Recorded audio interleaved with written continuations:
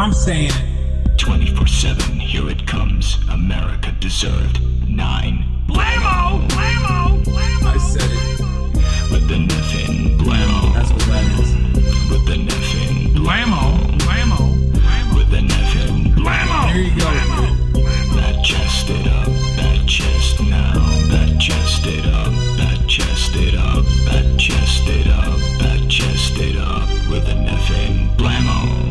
Dating adult stars, breaking hearts, bending pants. I get it. With the dress sense equivalent of Comic Sans. Champagne, socialist, Porsche owner, HasanAbi. I've heard it all, even from the stands in my lobby. Single himbo leftist against a world of grifters. They try to cancel me, but only manage to lift us. Last bar's coming up, but you'll miss it. Don't be sour, cause we're approaching the ad break at the top of the hour. Segue. Blammo! Blammo! Blammo! I said it. What's going on, everybody? Blammo. That's what that is.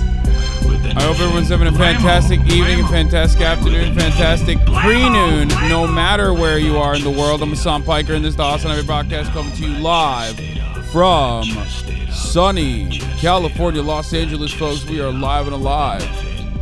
There you go, dude. I did it. You pieces of shit. I hope everyone's having a fantastic evening, afternoon, pre-noon, because today's a beautiful day. Today's a wonderful day. You know what I mean? Yet another day here in sunny California, Los Angeles, folks. That's right. Some of you will immediately notice that I have changed the lighting in this room. That's right. I switched it away from my previous top-down studio lights to back to the old Elgato light. I think it's probably a little bit better. You should probably thank 100 Thieves Valkyrie for that. I finally got around to her suggestions and switched it up a little bit. That's right. The other one was too surgical. The other lighting was way too surgical. It just felt like a fucking cold surgery room or something. You can see every goddamn nook and cranny. It was making me look worse than I actually do. Looks like you're in a Wes Anderson film because of the fit in the lighting. White balance looks fixed. You no longer have the C word pass. Yo, you're crazy. Anyway, you went from off left lighting to lib left lighting. Yeah. All right, listen, folks. Live and alive, and this is the part of the broadcast where I tell you a little bit about my personal news about what's going on. Yeah, I put the Mexico filter on. Anyway, time for some personal news. You know what I mean? It's time to tell you what I did between the moments where I pressed stop streaming and the moments where I hit start streaming. Okay? That's what I'm here to do. Wait, hold on. What the fuck is this? Is this here normally? I feel like I just fucked something up on my computer a little bit, and I'm trying to figure it out. Anyway, yeah, last night I ended the broadcast. Had some chicken. What else is new? Okay.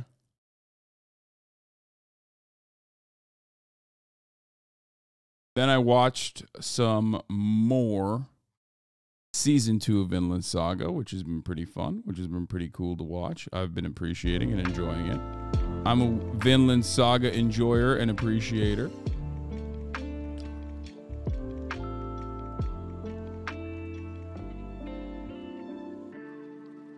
Hold on one second. I gotta look at something here. Okay, I gotta fix something here. All right, fixed it. All right, anyway. Did you see the naked sex doll under the bed in Atomic Heart last night? No. I have not yet. Do you chicken for breakfast? No, I do not have breakfast. But if I did have breakfast, I would chicken for breakfast. It's called an egg. What is this? Look at the difference from a screenshot. What do you mean? I know the difference. I did this today. I did this morning. I'll tell you all about it in a second. Inside Fiji's violent doomsday cult. Love that. Like, I'll tell you what the difference is. Here, you want to know? I tested it all out this morning. Here. Look. That's what it is. That's what it used to look like with top down with the studio lights on. This is what it looks like with the top down with no studio lights. Even more blue. That's what it looks like with just the Elgato light and no studio lights. A little too dark. And then this is what you see in front of you. Elgato with the studio lights on.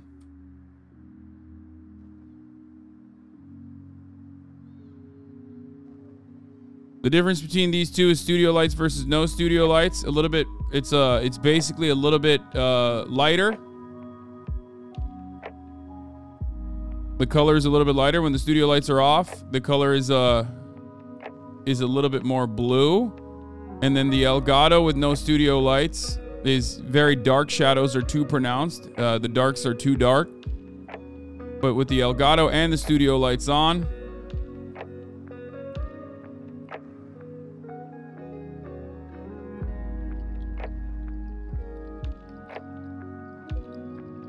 I no longer look as tired.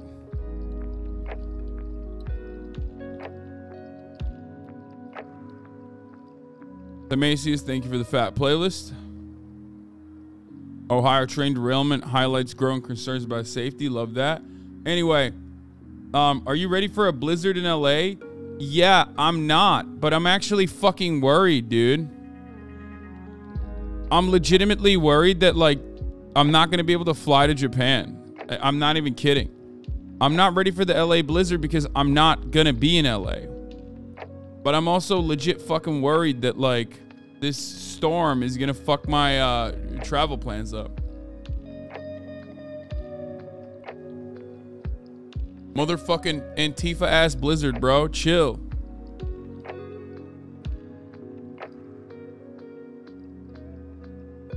LA infrastructure is not ready for any kind of blizzard. Okay, so that's going to be annoying to experience.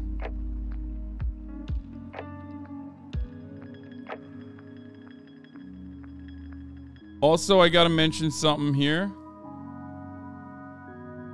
Real quick before we get into anything. Apparently, California police are reportedly searching for Angus Cloud, star of HBO show Euphoria, for an alleged hit and run. So, at a certain point in this broadcast, we might actually be watching another police chase, as we often do on this broadcast. And that police chase might feature motherfucking Euphoria's very own Angus Cloud. And if that's the case, I'm going to lose my fucking mind. That's going to be awesome.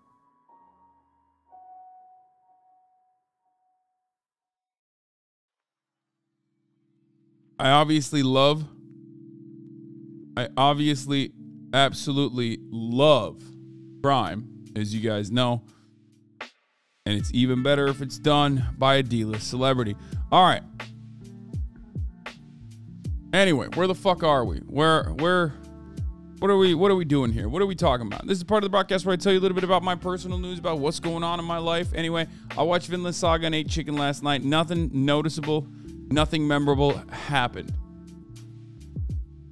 Now, then I went to sleep. Then I woke up. Honestly, updates on my back pain. Back pain is like very manageable, so manageable that I've decided I'm going to be playing basketball later today. Originally, I thought maybe I'd be able to do basketball with Golden, but he duped me. Okay, he duped me.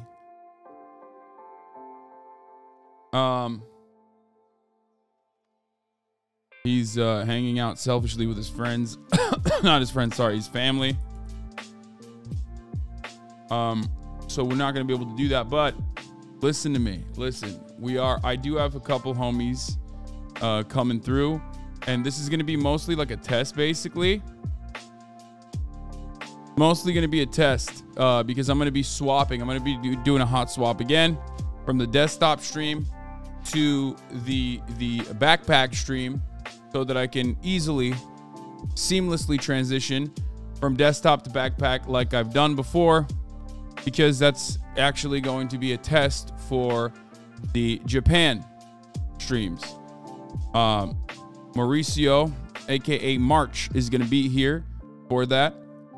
He's going to be coming over around like 5:36, and then I'm going to go play some backpack basketball. So yeah, you're going to be watching your boy play a little bit of basketball. Okay, so get excited for that.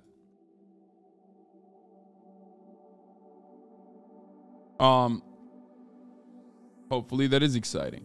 Florida is introducing the Empower Bigots Act. We'll talk about that. Who will have the backpack in Japan? I will have the backpack in Japan. Are you going to dunk on some people? I can't dunk on people. The thing is, do dynamic warming up if you have no pain while doing it. I approve of basketball. Your simp physio here. I did that yesterday. I did that last night. One of the best parts about having your own house, living in your own house, instead of living in a rented apartment, is that you can be as loud as you fucking want usually. So last night, I literally, I played basketball indoors in my house. I just like ran up and down my hall as a homeowner, making sure that I could just like move around with ease, and it feels good. So I think I'll be all right. We'll see. Giant kid in a house. I mean, that's basically it. Yeah, that's.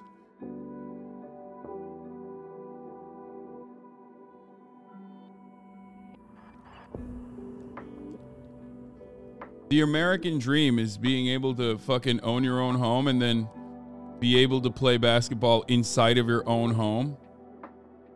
It's pretty fire. Anyway.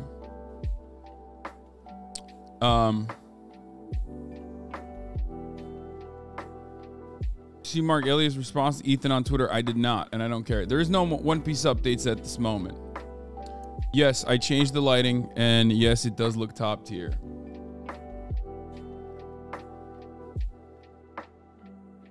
Do you ball in the Kyries? Yes, I do.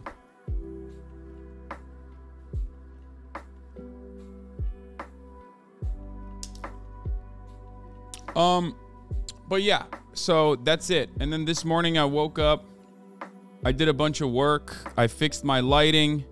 I've been talking to some people, getting like finalizing the Japan streams and what we're gonna be doing. Talking to people out there for collaborations. I've been doing all that. I fixed my lighting. You know.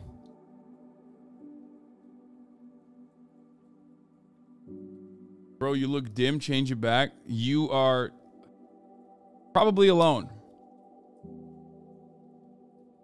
This chat rides Hasan holy. This is the only part of the broadcast where the chat is actually positive, because I haven't gotten to my like regular news broadcast. So that's it. This is literally the only part. The rest of the part is just the rest of the experience will, trust me, be the exact opposite, where people look at everything I say in the least charitable way possible.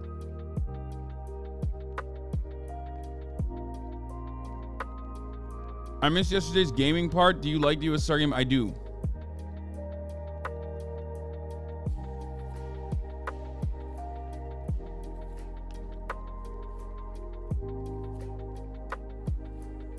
Anyway, so yeah, that's there's a lot going on. I need to be mean then? Fuck you. No, please don't be mean to me. I have a very weak heart. Okay.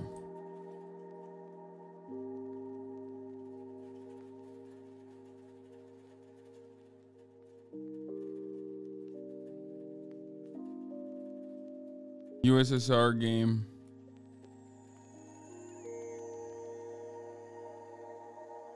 with cornball.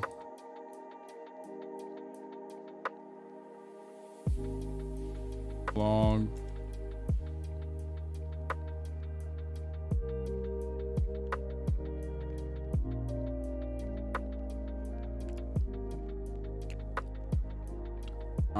Cornball dialogue, drama, news. Santos.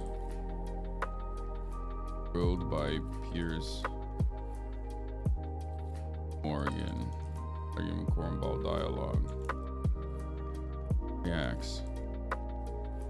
And basketball streams are back. We got it all.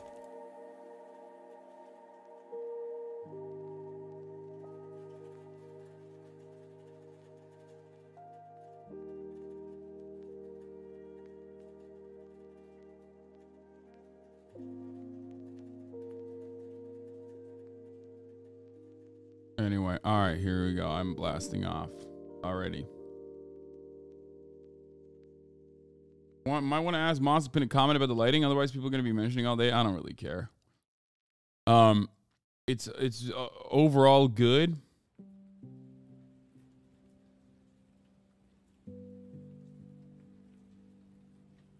Did you try the game in Russian?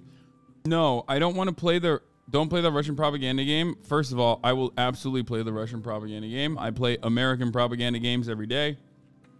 But unfortunately, the Russian propaganda game is not like pro-Russian propaganda. I think it's just... I think you guys missed that.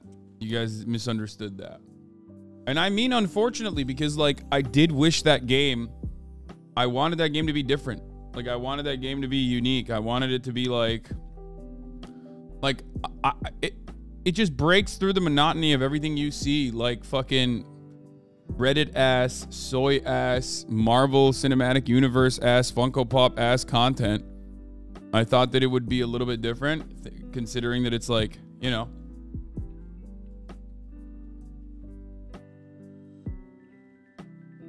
Considering that it's like supposed to be by Russian devs, it's not. It's not good. You want a Disco Elysium? Yes. Disco Elysium is an incredible game. One of my favorite games of all time because it's got really interesting... I mean, Disco Elysium feels like a game made specifically for me. You know what I mean? Like, I feel like they personally made that game for me. USSR game, Atomic Hearts, doesn't seem like it was personally made for me. Like it was made for a Western audience. Disco Elysium is incredible though. Another Ray suggestion is also that the Telltale games, The Walking Dead.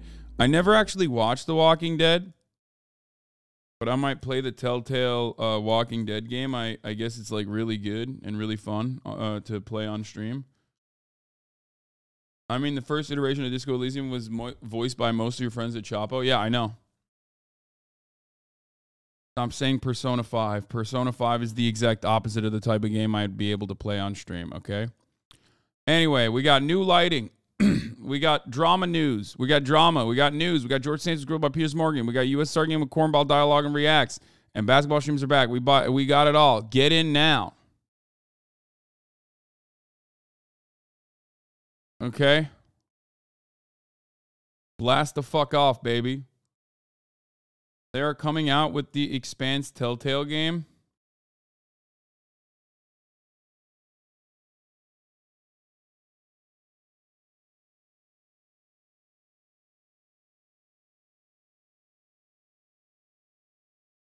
Anyway, I was wondering why bro looked extra crisp today. New lighting.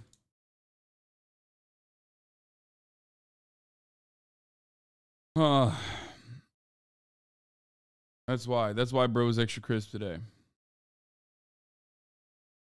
My boy watching you play Atomic Heart last night was stellar. The story behind Persona 5 starts with trains mysteriously crashing all over Japan. Listen to me. You can't try to get me interested in this game only because it has trains in it, okay? I see what you're doing.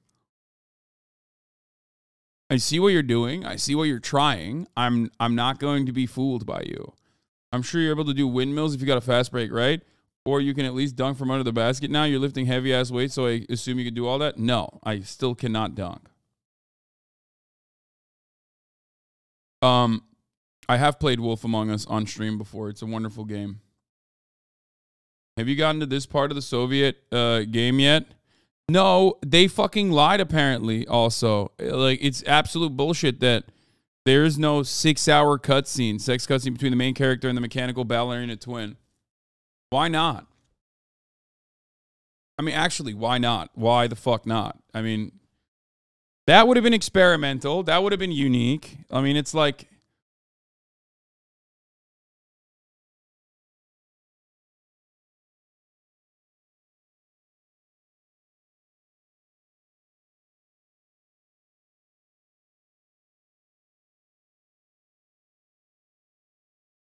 Anyway.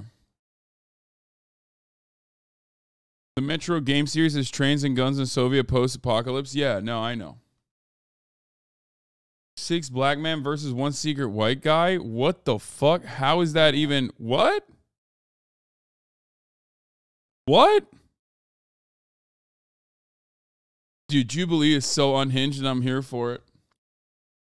I'm glad that these... I'm glad that the content keeps getting more and more insane, by the way. They've absolutely fucking lost their minds. The Cut does this too. Every damn day, there is a new and more unhinged fucking... There is a more unhinged Cut video out there. There's every damn day, there's a more unhinged... silly ass fucking Jubilee video out there, and I'm here for it, dude. I feel like they're just making it for me. Okay? I feel like they're making this content just for me, dude. I fucking love that. New Vice panel on education just dropped. Conservatives debate liberals on U.S. education system. That guy, I'm pretty sure, is a conservative speaker, okay? Is Vice doing that thing again where they only fucking have like conservative speakers, like professional conservative PR people going up against normie liberals? Is that what's going on again? Because if that's the case, well, I'm not surprised, 1. And 2, very annoying regardless. They need to stop that.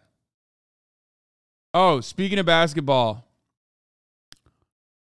some more personal news updates. Now that we blasted off, I'm going to get to the news immediately. But before I do that, one last personal news update that I got to give y'all.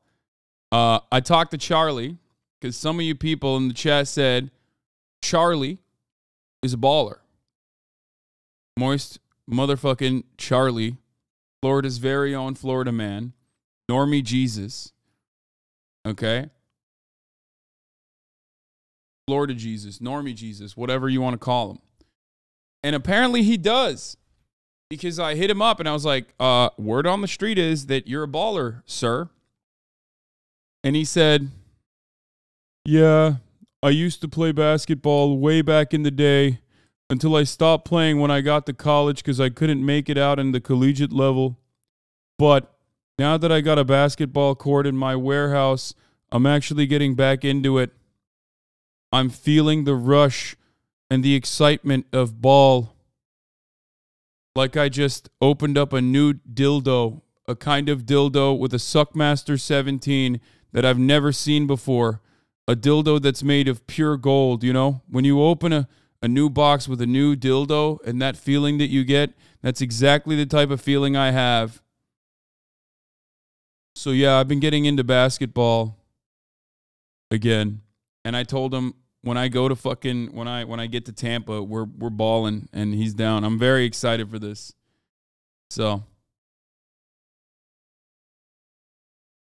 yeah.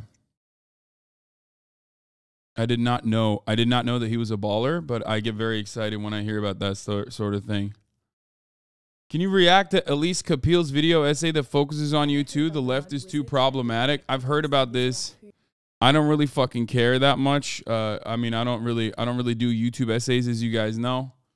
about the left especially, but I guess I got a mention here somewhere, and it's like she's a fan of mine, I hear.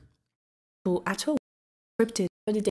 Twitch streamer HasanAbi posted an inbox asking for period advice. The Texas governor Rick Perry was also sent hand-knitted and crocheted uteruses through the mail. Today, one of the most prominent figures of left-wing vulgarity politics is Twitch streamer HasanAbi. Coming from the Young Turks, he has built a strong fan base. He has converted a lot of people to left-wing values and is therefore part of the US political landscape. Hasan's popularity comes from his authenticity and rejections of both conservative and liberal politics. During his streams, he educates his audience on left-wing politics, including class struggle, feminism, trans rights, anti-racism, etc. He's been classified as part of the dirtbag left, which is itself described as an anti-fascist, anti-conservative, anti-centrist, anti-liberal ideology, anti-political correctness, anti-inequality, has a disregard for civility, opposition to the wealthy, and support for redistributive economic policies. The dirtbag left isn't worried about not pleasing everybody. It doesn't care about electability. It rather seeks to breach politics with entertainment to make left-wing politics fun. But among all the antis, one is causing more problems than the others: anti-political correctness. That's precisely this aspect of the dirtbag left that has caused HasanAbi a lot of trouble. I personally regularly watch. Bro, I feel bad about the auto-generated subtitles absolutely cooking her, okay? I mean, it's like, it's just the auto-generated subtitles are just like she's very clear in her use of language, and yet the auto-generated subtitles are being absolute fucking asshole to her for no reason, okay? Just insane. Like, she's not... Anyway. Watch his content, as I find most of his takes to be very good, and I'm happy to see him stay strong and compensate for the influence of conservative institutions like Fox News, the Daily Wire. On the other hand, I'm sometimes taken aback by the gym bro casual misogyny and the fact that his lifestyle doesn't always align with his values, which is something I think people with influence should be conscious about. But Hasan is left-wing. He's a socialist, he's pro-feminism, pro-trans rights, pro-minority rights in general. And he's also proof that being left-wing doesn't mean being virtuous. And that is something people... I mean, gym bro misogyny for working out? No, I mean, first of all, didn't she say you shouldn't be buying expensive shit? Yes. Of course people say that. Everyone says that all the time. It is a byproduct of like liberal, liberal consumer-based activist attitudes, okay? It's just, that's what it is. I don't really personally care. I'm not going to sit here and act like it's virtuous to like buy. I don't, I'll just explain it like this, as I always do, okay? Yeah, I buy dumb shit, okay? Of course I do. I like it. You know, it's not, I'm not buying it to like advance the socialist cause or whatever. Like, I don't give a fuck. Yeah, no, I have money. I have a lot of it. And I like buying shit for myself that is like insanely within my normal, like my budget, I guess.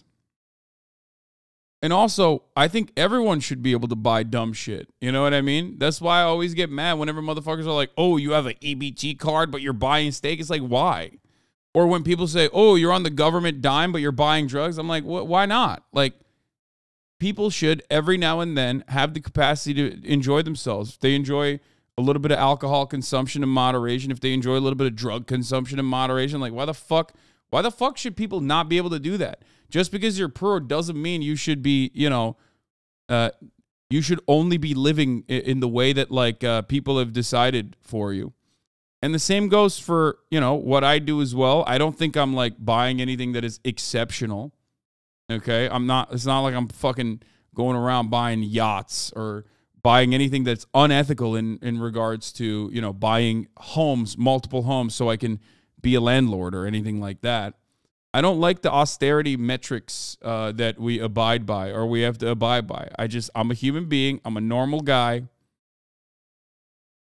And I think it's fine. That's your anarchist streak? What do you mean? Saw people going crazy on a woman because she treated herself to an expensive meal for Christmas when she was homeless. Let people do them. Yeah, that's like, it's very, very, very frustrating. Bourgeois guilt goes to 11 with leftists.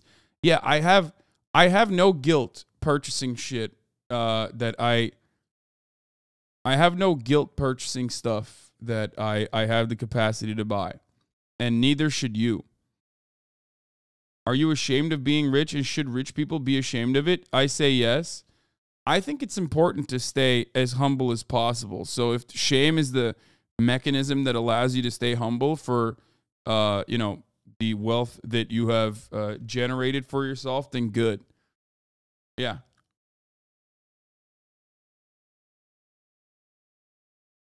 The Depop resellers are 100 times worse than you. Yeah, I saw a tweet. This is such a fucking Zoomer specific tweet, but I saw a tweet that said, Depop resellers are the landlords of our generation. It's such a funny fucking take, dude. I love that. Thank you for whoever came up with that. Anyway. Just spend money that makes you and makes others feel good. Yeah. You are super patient to put up with this rhetoric. They're directing too much criticism to where you advocate for virtuous action when the right deserves this far more, and even some of the left, but not you. I wholeheartedly believe you're consistent on the letter, on moral grounds for the things you advocate for. You aren't telling people to spend as much as you anyway. I mean, like, dude, I make idiotic consumer purchases. Everyone does. Like, literally everyone does. And they do it at their own level of finances, right?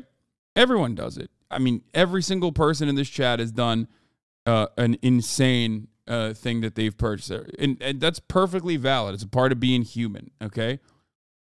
I place no virtue in that level of consumption, especially when it's like frivolous spending.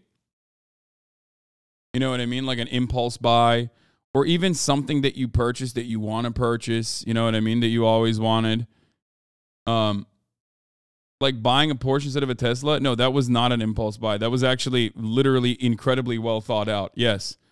And I stand by that decision every day of the fucking week. What do you mean? I bought a Taycan, bitch. It's like infinitely better than a Tesla. As someone who's driven Teslas, it's like, dude, I don't fucking. What are your thoughts on consumer activism? If it's like I only buy clothes from union-made sources, I mean, I don't. I try to source all of my, when I'm selling clothes in the form of merchandise, I try to make sure that that is as ethical as possible. Okay. But like, the fuck do you mean? I don't buy only from union-made sources. Like, that's an insane thing.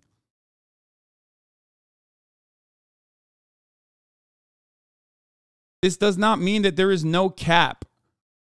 And I don't mean that in an on a stack type way. There is no like cap on what kind of spending is insane. Yes, I think that if I was out here buying like a fleet of vehicles, okay, multiple cars, even then it's like, it's just, I don't know. I don't know how to describe it. It's like people, my sentiment on like purchasing shit is that it is completely silly to just hyper focus on that.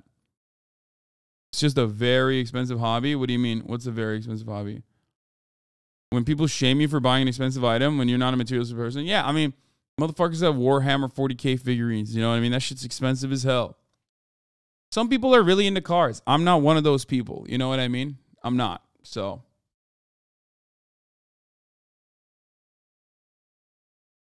Those mischief red boots are insane, you got to admit. Yeah, insanely ugly.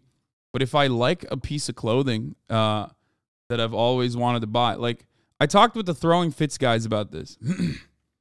When I was poor, okay, or when I didn't have a lot of money, because there was points in my life when I had affluent beginnings, okay?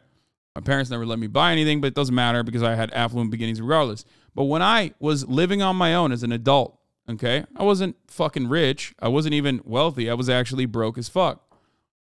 And when I was broke as fuck, I always wanted nice clothes. I just never had the capacity to purchase them. Why are people treating this one criticism of you as she's shitting on you? No, she's not shitting on me at all. I'm sorry. I wanted to mention this. This person is not shitting on me at all. It's just something that I think about a lot. Yeah, no, and it's perfectly fine for a fan of mine or someone who watches me and you guys as well to you know, disagree with certain things.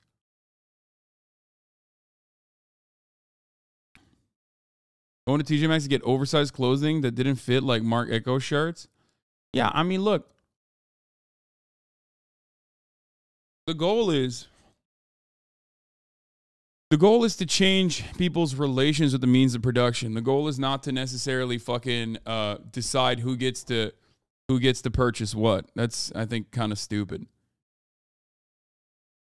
In my entire life, unless I dramatically change how I make money, I do not foresee myself getting to a level of wealth that would dictate that I am like a system changing level of wealth. And instead of I guess, I don't know, arming revolutionary groups in the third world or something, I just use all the resources to fucking buy yachts. Crazy how much people bastardize the house thing too. People to this day think that you bought it cash and that's some Playboy mega mansion. I mean, it doesn't matter. It's a nice house. Anyway, let's keep watching. Believe in the religiously infused good versus bad, virtuous versus evil paradigm struggle to accept. The left-wing movement. But I do agree. You don't have to be a good, virtuous person to be a leftist. Okay? I think we associate leftism with virtue because everyone deep down inside operates under the assumption that sharing is fucking caring. Okay? It's a $2.7 million house. Motherfucker, you're saying that, but like your mom and dad are living in the same exact house. It's just not in Los Angeles, okay? Like, do not misunderstand me. It's a very nice house. But like the only reason why it's $2.7 million and not $400,000 or not $500,000 is because of where it fucking is. And I have no control over the fucking housing market. And I didn't buy it with cash, okay?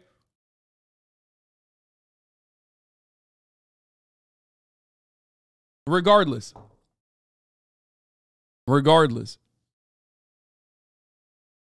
Yeah, the dumbest part of the house saga is people acting like you pay cash for it. I know.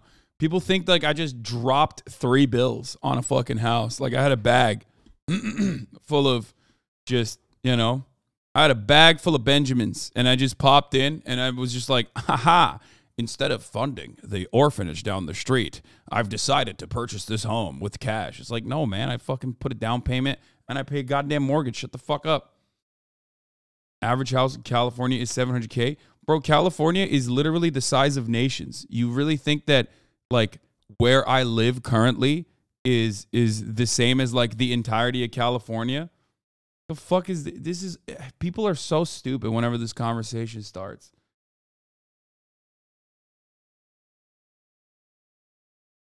Yeah, bro, Bakersville. Like, or Bakersfield. What the fuck? Sacramento. There are Fresno. There are plenty of fucking places where you can get a, you know, you can get the same house for much cheaper. Why the fuck would I live there? That's not, you know, this is my base of operations. This is where I live. Anyway, whatever.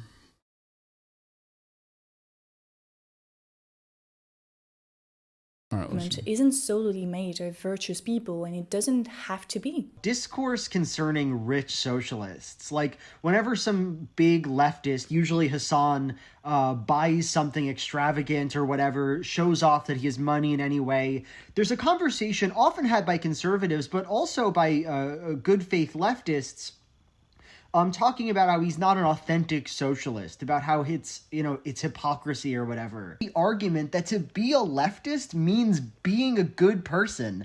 And no, it doesn't. It absolutely does not. But the point of leftism very much is not to come out with a new breed of human being, to pretend that we are somehow the elite group. Yeah, this is such a good fucking take, dude, because it's just like, no, we watched this on stream before. It's true. Like you can be a fucking asshole even, okay? You can be a fucking asshole. okay, and still be a leftist. It's just like ridiculous. Your values are what matter, okay? And like the reality is, I don't even think you're a fucking asshole for buying a house. I just don't. If I did, I wouldn't have bought it. You know what I mean? Like if I thought it was immoral to and antithetical to being a leftist, rather than what other people misconstrue as being a leftist, I wouldn't have done it, okay? Of the best people who just do all the best things, and that's our ideology. All it is fart smelling. It's a fart smelling discourse. That's my take. Goodbye. What's the line where someone has too much wealth? I don't know. I don't know. People ask this question all the time. I don't think it's like that. I don't think it's like the distinction made in the past. The distinction made in the past was obviously your relation to the means of production. I think that still holds a little bit of value, but ultimately, you know, fucking we are at the precipice of labor billionaires. You know what I mean?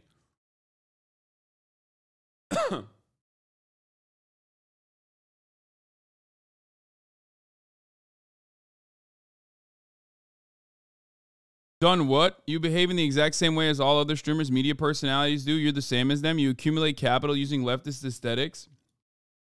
Yeah, I definitely do that. As in like the leftist concepts and the leftist values are not what I truly firmly believe in. You're right, Hasan, I'm suicidal. You're so smart. I didn't even say anything yet. 25-month subscriber. What the fuck? Why? Dude, every fucking argument is literally just like, I personally am losing my mind, so I'm just going to fucking yell at you right now because I don't have enough money to go to the therapist. So, like, this makes me feel good. What the fuck is this? Please, chatter. If this frustrates you, if this hurts your feelings, I suggest you know, take a day off, okay? God damn. How the fuck do so many long-term community members turn into, like, weirdos like this on a dime? Anyway, my point is, it is not a virtue nor a vice to go out and like fucking buy a house, especially a nice house, okay? Not. There's no value associated with it. Now, does that mean that you can just fucking turn around and, I don't know, buy a chateau, a castle, buy a fucking home that like displaced I don't know, disrupted the natural ecosystems and like displaced an orphanage or some shit? No, I mean, obviously there's like limitations to that. It's more vibes based for the most part. And that's the reason why a lot of people use the vibes of, a lot of people use their arbitrary line to say that's bad and whatever. But ultimately, I think that this has absolutely nothing to do with, you know, being a leftist. Now, something that I always mention is being a leftist grifter, right? Like whenever people say you accumulate money by adopting leftist aesthetics, I find that to be strange because if that was the case, if this was a profoundly lucrative line of work, you would have more people going left rather than going right. And it's always people going right on the internet. So like if you yourself are a leftist, how the fuck do you see the world every goddamn day and you see so many motherfuckers on the right with massive audiences, with $50 million fucking contracts that are being given to them, okay, with billionaires lining up their fucking pockets and go, no, it's actually, you know, leftist entertainment is literally the grift.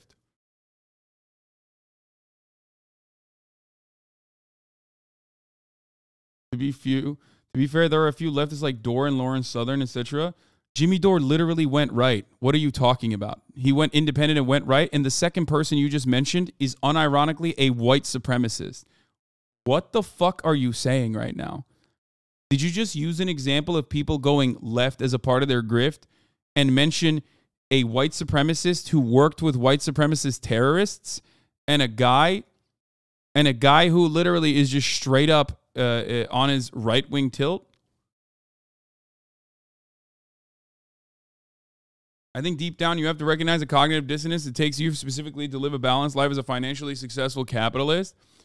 No, it doesn't take any cognitive dissonance to recognize that, because you do not understand the fundamentals of the things I talk about. Okay? If I was a capitalist, I would be accumulating capital. Okay? I would dump the money that I earn, okay, on this website into accumulating capital. The difference between your home and a house that you purchase specifically to rent out is that one is a home that you live in. Thank you, has too many channel points for the 10 gifted subs, versus a house that you bought as capital. But unfortunately, a lot of you do not understand this distinction, and that's fine.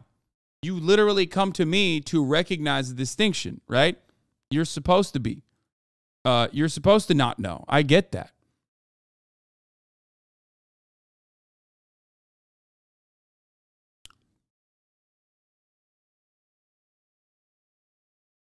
This is the fundamental misunderstanding. VS, thank you for the 14 gifted subs.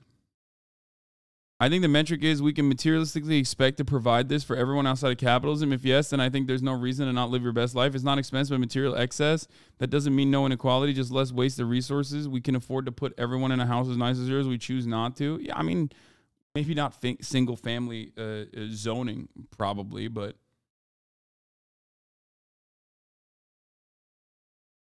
anyway.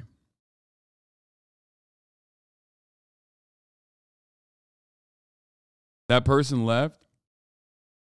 You're a priest and a politician and father to 27K at this point. Big bro. Has too many channel points. Thank you for the 5 gifted subs. I am not a priest. I'm not a father figure. And I'm definitely not a politician. In FD Signifies recent video, Hasan commented on the phases of cancellation he faced and concluded the following. People make it seem like you're a bad person. You're a villain. You're right. Immoral. They have to moralize their content consumption, and they have to also moralize like the kinds of content that they don't like. And this is ironic because this is a very liberal tendency, because liberals have no way of doing materialist analysis. It's antithetical to their worldview, and therefore they like to harp on cultural signifiers. And ironically, that's why you get this, like, my consumption is saying something about my morals. That's why I'm consuming good things and not bad things. That's why there's so much cultural analysis. Now, the criticism that is addressed to Hasan is often the criticism addressed to the debate bro sphere in general. And I want to separate Hasan from that sphere in a way. Vulgarity is no longer used as a way to fight against the powerful to appear authentic, but rather to distance oneself from the wokes. In other words, political incorrectness becomes synonymous with hate speech. So we have 3 things happening at the same time. 1, the respectable left, party politics left, rejects vulgarity to appear electable, legitimate. 2nd, the woke left, I hate the term, but you know more or less what I'm referring to, tend to have a very strict moral compass to ensure the left-wing movement is as virtuous as it can be. And 3rd, the not like the wokes, leftists, that don't believe in morality, are okay with being perceived as evil, and tend to turn vulgarity towards the powerful into political incorrectness against the powerless. And while that does not constitute the left in its entirety, it is the image people have of the left. That's why I wanted to make this video, to remind ourselves of the people who don't fit into those boxes. Those who fought against the powerful using average people's tools, vulgarity being one of them, and who knew what they did was wrong according to most people's standards of what is right or wrong, but who did it anyway, opened doors and said what most people were scared to say out loud. Those people did not believe in objective morality, but they believed in doing what they thought was right for them at that time. And that is exactly what we mean with a term like avant-garde, where the What's really funny about her, what's really funny about this, like, seen that she has is that it's the exact same color grade, is the exact same color scheme as the when the stream F's on Twitch thing that pops up. So every time that pops up, I'm like, oh fuck. Yeah, it just looks like a not like this Twitch F screen. Anyway, yeah, I mean, look, she's right. Okay. She's right. I'm not gonna conduct myself in a way that is appropriate by everyone's standards, but I shouldn't need to. I'm just doing my own thing. How about you do yours? You know what I mean? That's all I got. Your vulgarity makes you appealing to right-wingers? Good. Yeah, exactly. Like, I'm a human being. I'm imperfect. I make idiotic fucking purchase decisions. And ultimately, if you think that says something about my personality and you can't fucking support me, then that's fine. Some of you make stupid decisions like gifting a whole bunch of gifted subs at the top of the hour, okay, to save others from seeing the top of the hour ad break, which comes at the top of every hour. It's a 3-minute ad break. And if you no longer want to see those ads, you can make a silly purchase. You can buy a $5 a month gift, $5 a month sub. You can gift others a gifted sub. You can use your Twitch Prime if you have one, okay? It'd be boring as fuck and would have no viewers. Yeah. Pondering Porpoise, Jolene Kujojo, Chozo, and Agoraphobic Misanthrope. Thank you for the 5 gifted. Cat Schmack, Dalden7110. Thank you for the 5 gifted. My point is, I'm a fucking normal dude who, happened to be very successful because you got very lucky. Okay. I work hard, certainly, but, luck is a major factor, as it is in everyone's lives, okay? And in everyone's accomplishments. The channel is Alice Cappelle, by the way. She's a HasanAbi head as well. I think this is a thoughtful video. Go check it out. Give it a like. Something I always like to stress is that,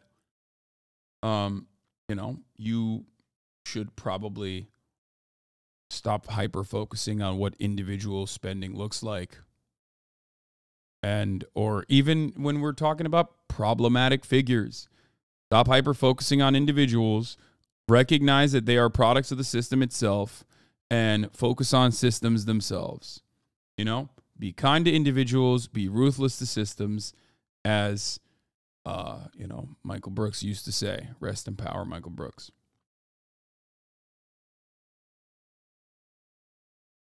Be ruthless to institutions and systems, and be kind to individuals.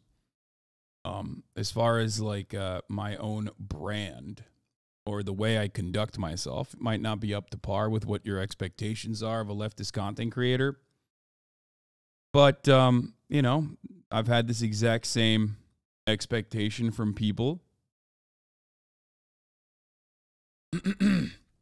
When I had 35 viewers, people wanted to change the way that this stream worked when I had 35 viewers, and people still want to change the way the stream works when I have 35,000 viewers. But clearly, it is what it is. You're not going to agree with it. If you enjoy it, enjoy it. Stop placing so much emphasis and so much value on it.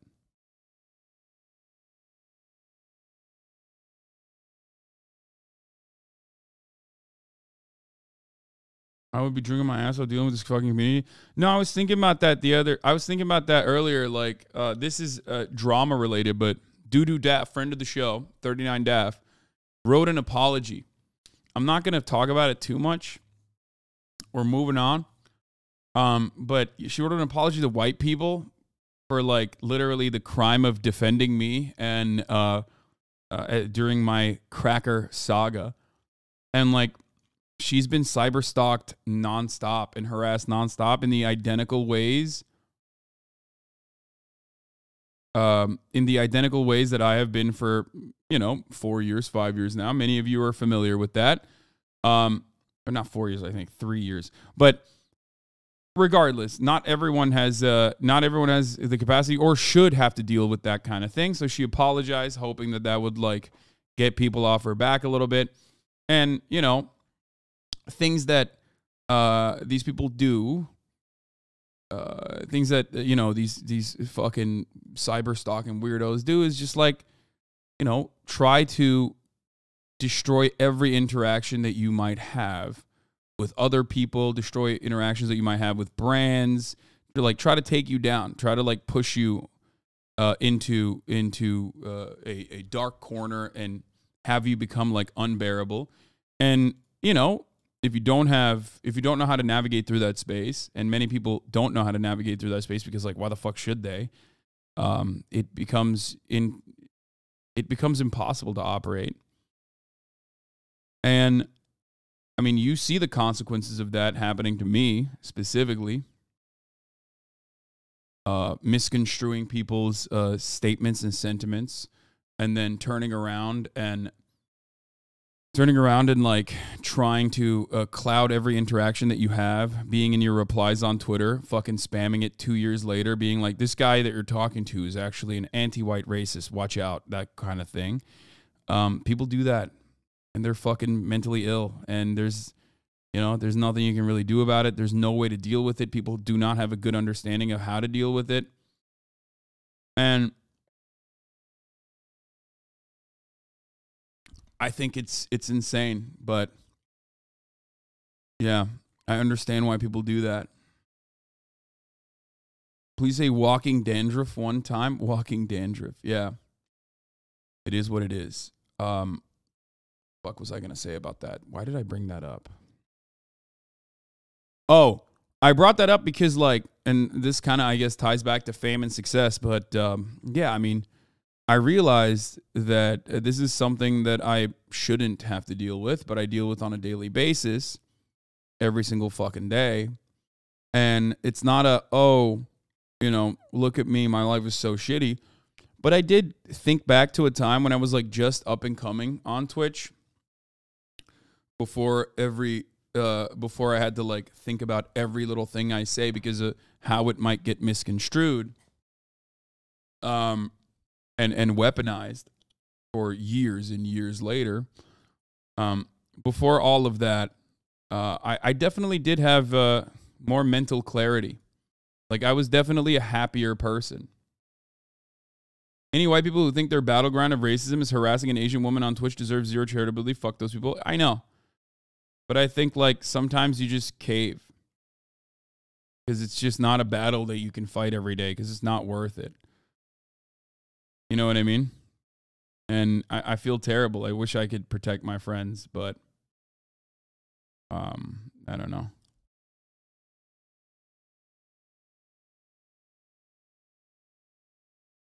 Gets better.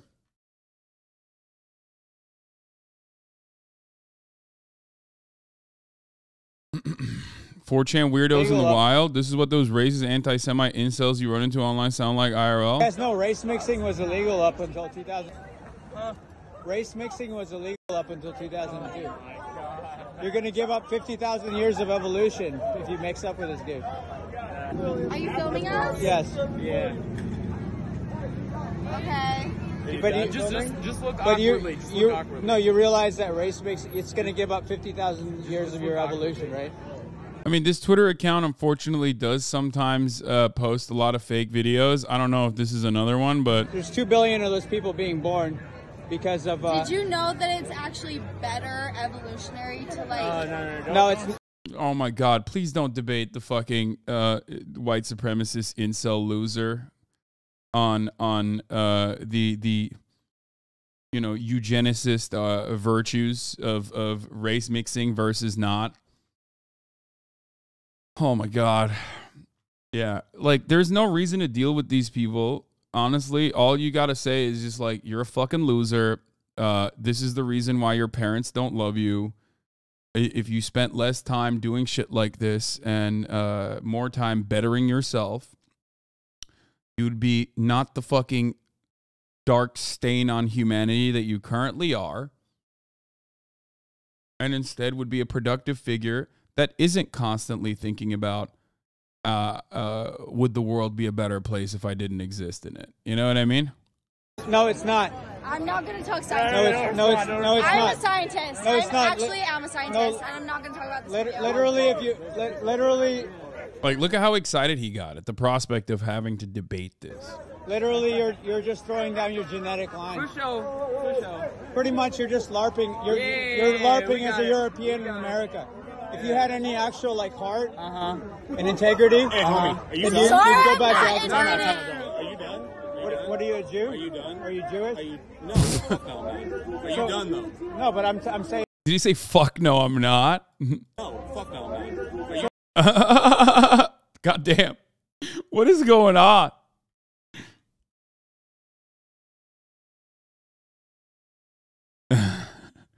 That was a bit crazy, the way he popped off on that. He definitely he's beating the Jewish allegations, guys.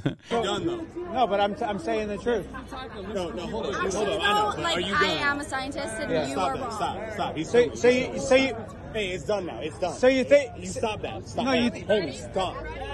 You think hybrid vigor is a thing? Bro, film me, bro. Film me. Okay. Film me. Just stop. What? Stop that shit. I mean, he's good. He's good. Bro got hit with friendly fire. No. Listen, I think it came across wrong. I don't think he's like an anti-Semitic person. Okay, he's a good guy. Clearly, he's like trying to stop the fucking dude. Did he drop the M-bomb? I don't even understand. He's so nerdy. I don't know if he even. I don't know if he just said the M-word. What are you, some SJW warrior? Dude, I don't give a fuck. Hey, It's done. White people are only 7% of the world's population. That's me. And I'm part of that. And I'm part of that. And it's done now. And if we whatever you're doing, it's done. He said, fuck no, as in like, I'm not fucking talking to you about this. Yeah, I know. We intermix. We're going to become... Who gives a fuck, dude? I give a fuck because we're the only creators of society. No, we're not. At this point, you have to recognize something incredibly funny, and it's like, dog, why don't you go save the white race by having white children with your cousin or whatever that you want to do? You know, make sure the genetic purity is lined up perfectly for you, instead of harassing random drunk strangers out and about. You know what I mean? Because, like, brother, you are never getting pussy. Okay? You are literally never impregnating someone. It's just not happening for you. So, you know, just focus on that, man. Literally, focus on yourself, please. This guy has created nothing and is not capable of creating anything. This guy is on his We Were Roman shit. Yeah, exactly. But no, he's not. And, you know, we're not going to even discuss the ethics or virtues of that either. But you assume with his personality, a woman wouldn't get a restraining order after meeting him. I mean, that's what I mean. That's what I mean. It's just like, this dude is done. Oh, net migration only flows into white country. It doesn't flow into... Just stop. Exactly. Stop. Hey, walk across he's stupid. Okay, name me one black country that you would want to move to. Name me one. Yes, name me one black country that you would move to. Like, this is the thing about, like, debate lords. It's like the way to counter that is by describing what has happened to black countries, I guess, if you want to call it black countries. Okay? But it quite literally is a consequence of us stealing from these profoundly wealthy nations, actually. Wealthy in the sense of natural resources. It's just that, like, you know,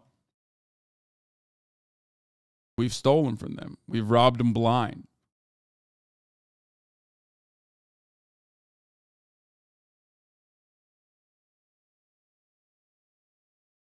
So all you got to do is turn around and ask them, what are you doing?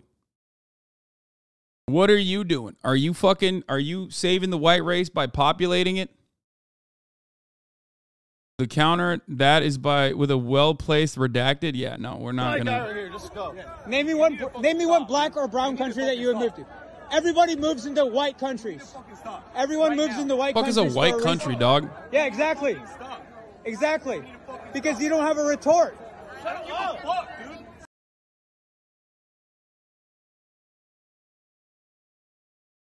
I would love to be rich in any black country or any country in general. It's just like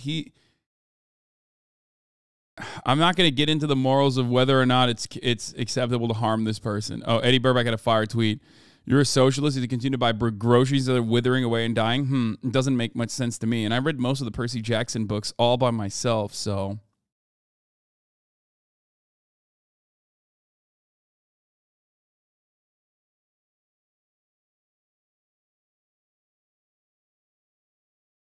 What is this? A vote for Hasan is also a vote for family values? You guys hate Hasan because, number one, he doesn't care about your opinions. Number two, he's extremely successful. And number three, he could, if he wanted to, bang your mom. Boom. And that's just the truth. So all that's you just need the to vote truth. for Hasan so he doesn't bang your mom. Guys, you want to know why? True. If you vote for me, I will not have sex with your mom. I promise. Unless she's like, unless you've been a really bad chatter. Okay? In which case I might. Arguing that European countries were justified in stealing from other countries at gunpoint means that you're okay with people stealing from you at gunpoint? Yeah, I know. Might is right politics is fucking great until, like, that shit comes to your doorstep. You know what I mean? And nobody wants to think about it like that. Not just you either. Just, like, your entire familial lineage. Oh, man. Nick and Milena are my most consistent defenders in an otherwise sea of people who love to fucking do the classic Hasan is bad memes. And I really appreciate them for it. All right. The one positive aspect of Ohio train derailment is that people are freaking out about safety measures. I never in my lifetime would have thought ever thought that this would happen, where people would be like really agitated about implementing safety measures. So, welcome back to CBS net benefit, Mornings. I It's guess. been nearly 3 weeks since a I'm gonna fiery pee. I'll be train back. derailment in East Palestine, Ohio, exposed an entire community to potentially hazardous chemicals. Now the EPA says it's taking over the cleanup process and ordering rail operator Norfolk Southern to pay for it. Now there are calls for change to make sure nothing like this ever happens again. But the question now is, how did this happen in the first place? Roxana Sabiri has been looking into that, and she's in Youngstown, Ohio. Roxana, good to see you. People there have a lot of questions still. They do. Good morning, Gail. The NTSB report detailing the causes of this incident is not expected for another year or so.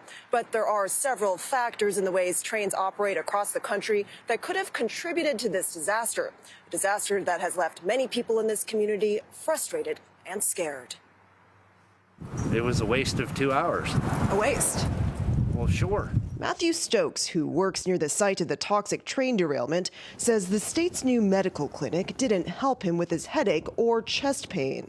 I did talk to the toxicologist. There's nothing they can do. While people here wait to learn about possible health risks, officials are stepping up pressure on Norfolk Southern. In the face of Norfolk Southern's arrogance and incompetence, I want you to know we are fighting back. EPA Administrator Michael Regan announced he was ordering the rail operator to pay for the whole cleanup of East Palestine or suffer the consequences. If the company fails to complete... It's so serious. Trump brought in the Ohio big boys for his conference. Oh, my God. Oh, dude, that's how you know. That's how you know shit's serious. I mean, this is a massive beefy ass L for the Biden administration. Like literally having like toxic chemical clouds visible from fucking Pennsylvania that are coming out of Ohio, making this like through independent media and through social media, making this like the top news story domestically. Okay. Never really fully addressing it and never even like showing face. And then having a speech in Ukraine and then in Poland, okay, while Trump is in Ohio. I mean, are you trying to lose? Is that what's going on? Because you're doing a great job. I mean, this is Democrats just running against themselves, okay? Like, do I think Trump gives a shit about Ohio? Absolutely not. Trump is directly responsible, more so than the Democratic administrations that came before it and came after, with respect to deregulation. He did deregulation from top to bottom, but it doesn't fucking matter. This pic was confirmed real a bit ago. Pretty neat. Deputy Pentagon Secretary Sabrina Singh confirmed the following photo is authentic and was indeed taken by a U-2 pilot flying over the Chinese spy balloon. Nice.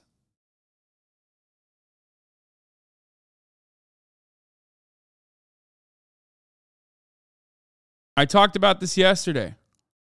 This is something I've been talking about for a long time now. Okay? I talked about this years ago when Tucker Carlson started adorning leftist aesthetics to talk about like labor rights when in fact all he cares about is not socialism or improving the material conditions of workers. He is a trust fund child with a bow tie who absolutely fucking despises the working poor. He just cares about, you know, implementing WASP nationalism. But if the Democrats don't fill that void, someone will. And when they fill that void, when they fucking fill that void, they will fill it with a whole bunch of bullshit. They will fill it for nefarious reasons.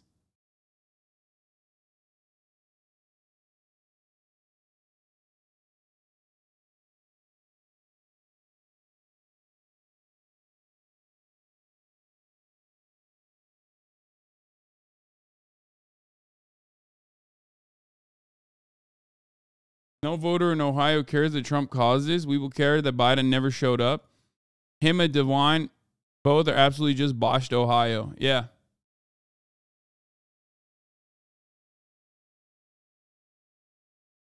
I don't know how to describe this other than, you know, just the Democrats doing their very best to make sure that they do not get reelected.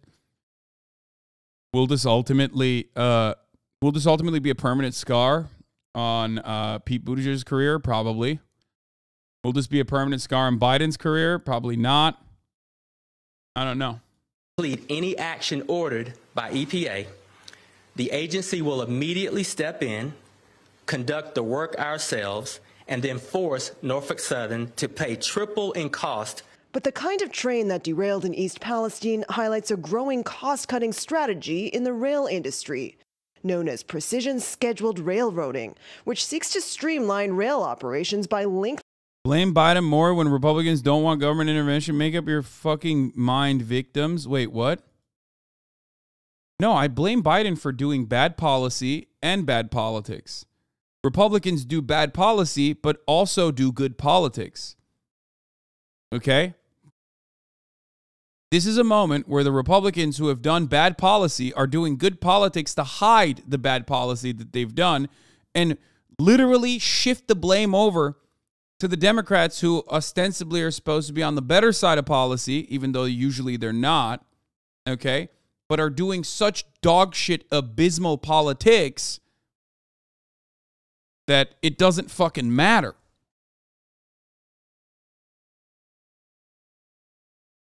Lengthening trains while cutting the workforce. The train that derailed on February 3rd stretched 9,300 feet long, weighed a whopping 18,000 tons, and had around 150 cars. How would you address this trend?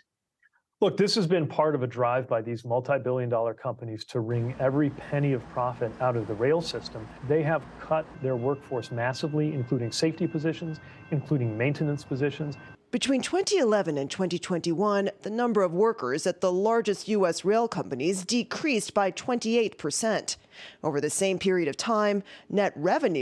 I don't think that liberal journalists are doing as bad as a job. I think Alan is so hyper-focused because this is like his main thing. Okay? I don't think liberals are doing as bad a job as like Alan is stating, liberal media at least, because they are legitimately talking about profits going up, as we're seeing in the fucking article right now. They're doing a great job talking about how profits have gone up. They're doing a great job talking about how they have avoided listening to the fucking reasonable demands made by railway unions. Maybe not as much that, but at least they show that you know the labor force has been downsized, right?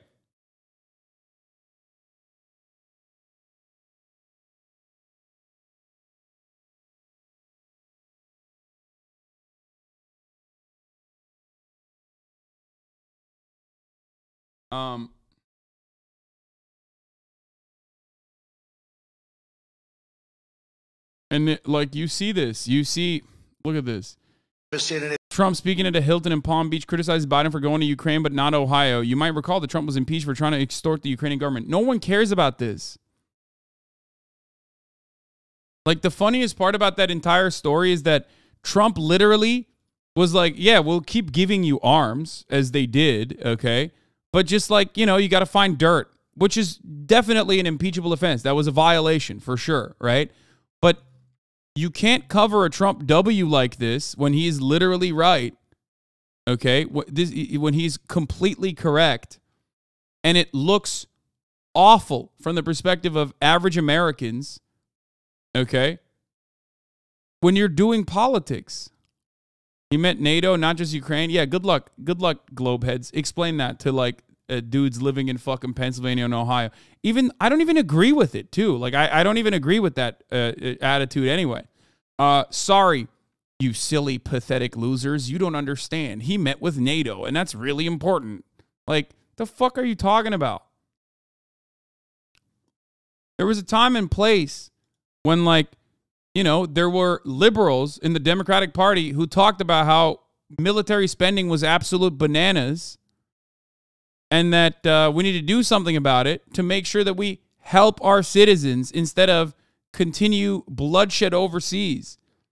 That's long gone. Post 9/11, there is none of that, okay? It's crazy. Look. Done in 2 years. Nobody's ever seen anything like it. And even now you have a president going to Ukraine and you have people in Ohio that are in desperate need of help. And I was very proud to say that I announced I was going to Ohio. You know, FEMA said we're not going to give them anything. The Biden administration said we're not going to give them anything. And then I announced I'm going. Please sit down. Look at that. Look, a kernel of truth and a whole bunch of lies wrapped up around it. But it doesn't matter because the kernel of truth is there. He went to Ohio. Biden went to Kyiv. Okay? The lies are FEMA didn't want to give anything to fucking Ohio. That's a lie. Okay?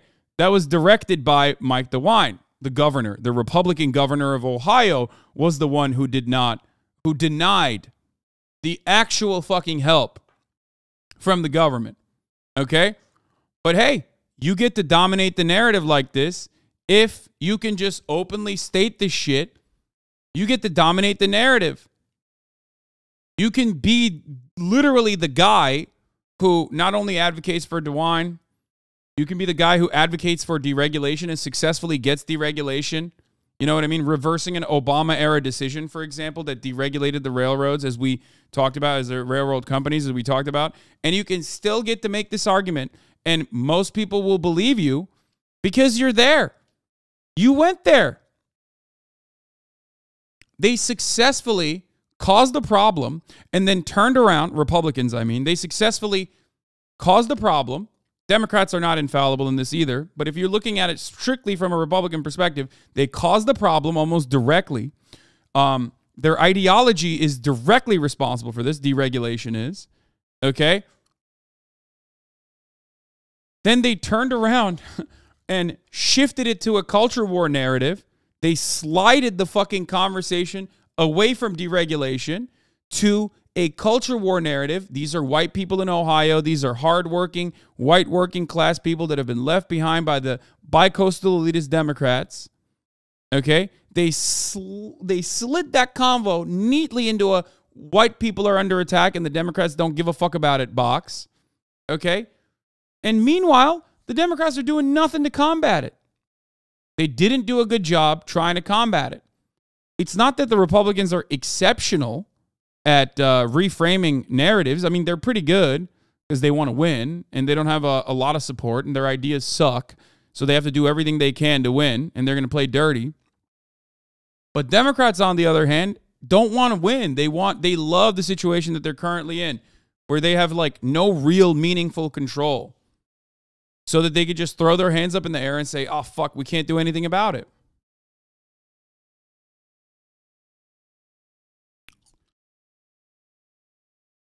That's it. That's where we're at. That is precisely the reason why Democrats are losing this conversation just like every other fucking convo. Libs are pro-war. They just want a war they can feel good about. And they started to learn too much about the wars in the Middle East. A lot of them still feel really good about intervention in Syria. They feel good about all the wars. They don't give a shit. Or they just don't care. The Dems legit don't care about working class people at all. And if the Republicans can pretend like they do for good PR, they will. Yeah.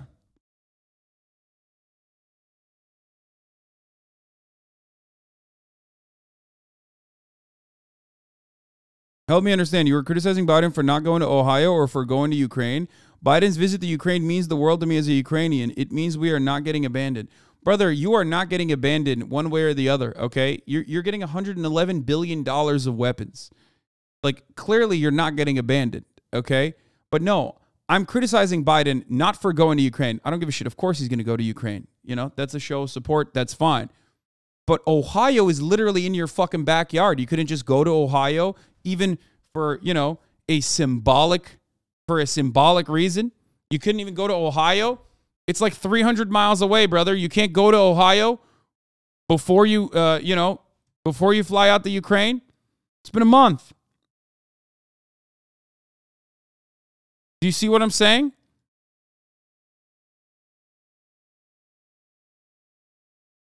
Can you go to Ohio and go to Ukraine? Yes, yes, he can do that. Chatter.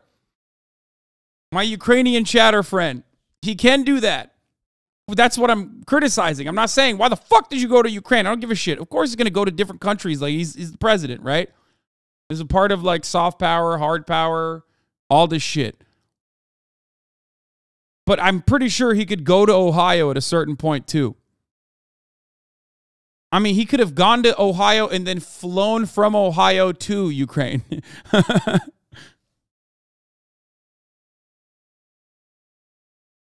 Trump would have never visited a blue state is also not right. He actually went to California when the wildfires were happening. And remember, he was talking about how, like, you gotta sweep the floors. So that's so dumb. That's not the case. He definitely will go to blue states and shit. Why? Because he wants to win, motherfucker. That's the difference.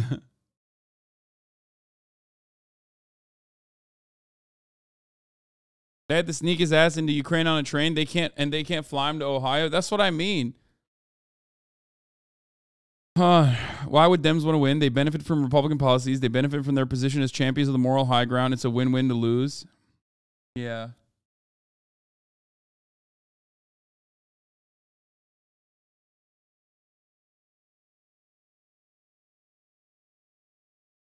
I personally don't care that he didn't go to Ohio. I get that dumb Americans won't understand, but they don't understand most things already. Wait, but that's not how you do politics, man. You do dumb shit all the time. Why the fuck do people go to Iowa? You think anyone gives a fuck about Iowa? No. Why do you go and eat a hot dog at the fair, you know? You think that genuinely shows that you give a fuck? It's so funny. Democrats and Republicans do this too. They go to black churches. Okay? Once every fucking 4 years, they step foot inside of a goddamn black neighborhood and they go to the fucking black church one time. Okay? They throw up the fist and then they fuck right off. And it's like, what? You think that means they give a fuck about black people? No. You're doing it to get support. And people are so desperate and so starving for, like, any kind of assurances that the government still does care about them that they eat it up. I'm not going to sit here and say, oh, man, these people are dumb. Fucking fuck them. Make them learn the truth. It's like, you know, that's not the way to go about it.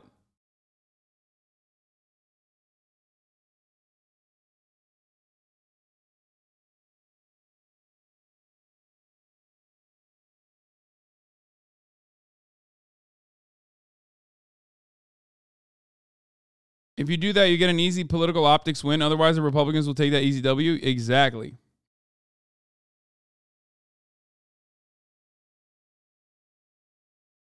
Right now, you can very easily hit so many different angles on how the Biden administration fucked up. They broke the strikes that the railroad workers were pushing for. They offered them none of the things that they asked for. Okay? They strong-armed the labor unions in that regard. And then like a month later, a massive derailment occurred that has now created a new cancer cluster in Ohio. Then they didn't even fucking turn around and like say anything about it until, you know, it became national news because everyone on TikTok was freaking out about it, because it was like it wasn't the invisible kind of pollutant that destroys your body every day. It's not the microplastics that we're consuming. It was visible, right? So it was more tangible. It was more identifiable, and people understandably freaked the fuck out about it. Okay? And then, even then, they basically just tweeted about it and didn't do anything. And Republicans will always take advantage of a PR opportunity. They will never let a crisis go to waste. Problem with the situation is that the GOP can virtue signal and claim it's Biden's fault as if they didn't have also broken the rail strike and deregulated the industry to shit. Biden is the face of it because he's president now. Yeah, Biden fucked up when he also did not reinstitute the Obama era policies. Biden also absolutely fucked up when he did not, when he could have used his power, his influential power from the bully pulpit, to force the railroad companies to listen to the reasonable demands that the railroad workers, the labor unions, were pushing for. Okay? Supposedly the most pro-fucking labor president, right? And then they didn't even do, so that's the policy failures, right? Like, because I said Democrats love doing bad policy, but they also do bad politics. And the bad politics of this process is not going to fucking to Ohio at all. Not even showing face. Not even giving assurances to the people saying, hey, listen, look alive, Jack. You might be a post-industrial town that everyone left behind, but I, as the president, will not leave you behind. But he didn't do that. This is like below bare minimum at this point. You're basically asking, you know, the president to fake being president.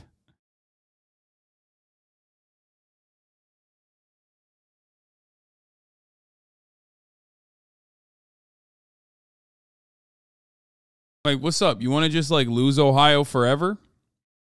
Why'd you focus on building a microchip center there then? You know what I mean? How are you gonna ever win these people over?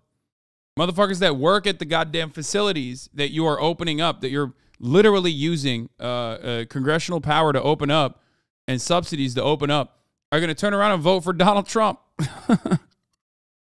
Good job.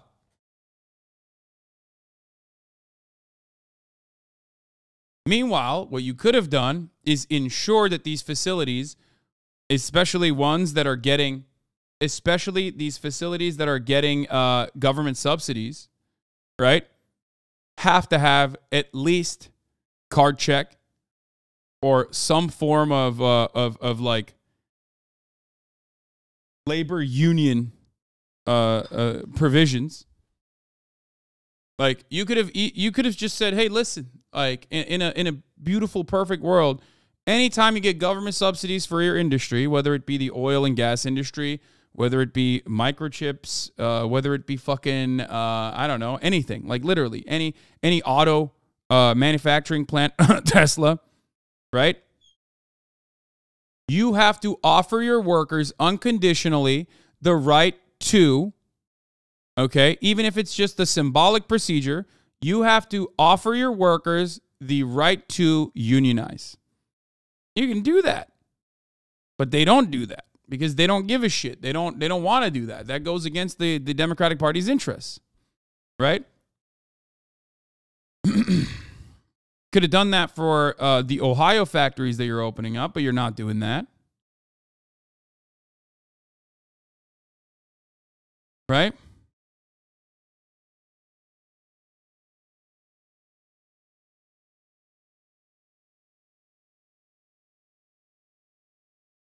I'm not even saying force them to be unionized. You know what I mean? Because, like, that'll never happen. I mean, that's too perfect of a world. Just force them to at least as a starting point, offer, suggest, do a fucking roll call on how many people anonymously want to join a labor union. You know what I mean? That's something that you could demand. Authoritarian unions, let's go. I mean,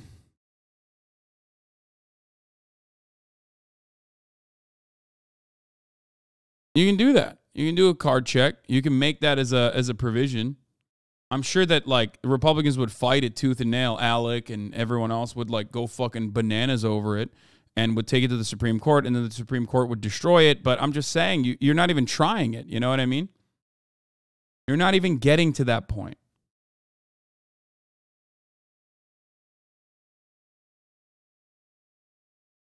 I announced I'm going. Please sit down.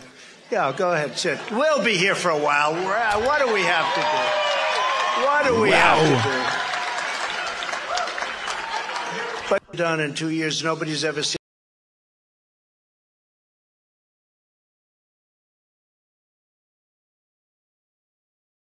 IBEV member here. I would never work in a non-union shop. I'd rather die. I mean, in some instances, literally death. So. Swamp the rhinos. This is my favorite take from Donald Trump.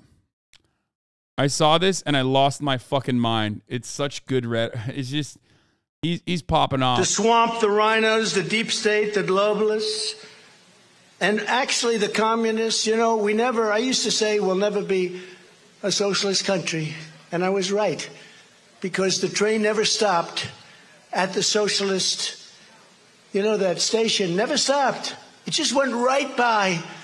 So maybe we hit the Marxist station and the communist station, but they never stopped at socialism, did they, Monica? Never stopped, It's like, so I was right. Yeah, the train never stopped.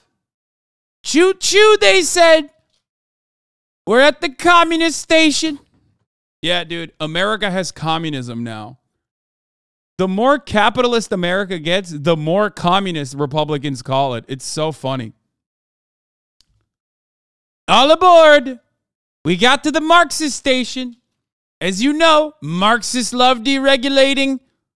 They love saying redundancies and safety measures are silly and get in the way of the profit motive. Get in the way of the profit margins. This guy, Karl Marx, folks, he wrote a whole book. He loved capitalism. Wrote a whole book about it. Called it Das Kapital. He's indirectly right. I wish I weren't right. I wish at least they stopped for a little while and then we'll settle that problem. But they've gone long beyond that, what they're going. To swamp the rhinos, the deep state, the globalists. ANC is dying. They're dying. I always predicted they'll endorse me sometime prior to the election.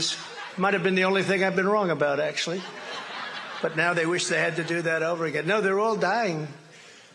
Even Fox is way down. Fox is way down. Yeah. Because they're not on board with us. Oh, they're not on board with us. But they're better. But they're not on board with us. It's just like 2016. Fox was against me. Everybody was against me. And we like it better that way, don't we? Somehow we like it just fine. He's coming back, dude. These are some takes, Trump on undocumented immigrants. We got to get him out. We got to start with the bad ones. Trump proposed an executive order banning federal agencies from promoting the concept of sex and gender transition at any age. He's hitting all the high notes. He's talking about trans stuff.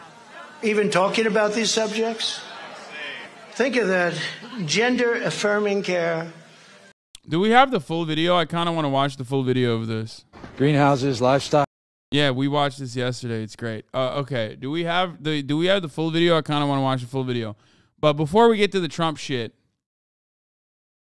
here, let's continue. Increased by around 58%. What I can tell you from our members on the ground is they feel like safety has degraded. Greg Regan is the president of the AFL-CIO's Transportation Trades Department. There is a real impetus to go faster. And so we've seen that pressure decrease the inspection times from about 2 minutes down to an average of 30 to 45 seconds. He says data from the Federal Railroad Administration shows the rate of accidents has increased over the last 10 years, particularly in rail yards. Yesterday, the Department of Transportation called on the entire industry to immediately make several changes, like using technology to improve inspections and replacing older tank cars with newer, more secure ones, something rail companies have long resisted and Congress has not made a priority. We definitely need congressional action. We need some of the people who have stood with industry to stand on the side of safety instead. Do you think East Palestine is a wake-up call? I think that none of us can look at what happened there and say that everything should continue just the way it was before. In a statement, Norfolk Southern said, "We are going to learn from this terrible accident and work with regulators and elected officials to improve railroad safety." Norfolk Southern said, guys, we have a lot of learning to do. We have a lot of learning to do. We're gonna sit our white asses down and listen, okay? You don't understand. We are so sorry. We are so fucking sorry. I mean, we totally, what is this? I'm connected from a connectivity community called the Yavegia in Nasa de Pueblo Nuevo Reservation in Caldona, Cuaca. It serves 859 people. There are more than 3,000 in Colombia. Here I show that they are possible. Why did you send this to me? This connectivity community thus defends its own language, produces local television, has its own technicians, and allows telephone communications to connect to the optical fiber that reaches Caldona. What the fuck? Bro. No way. This motherfucker gave fiber optic to like 300 indigenous people, 3,000 indigenous people, and you don't have it in Los Angeles. I'm losing it, dude. That's crazy. Bro.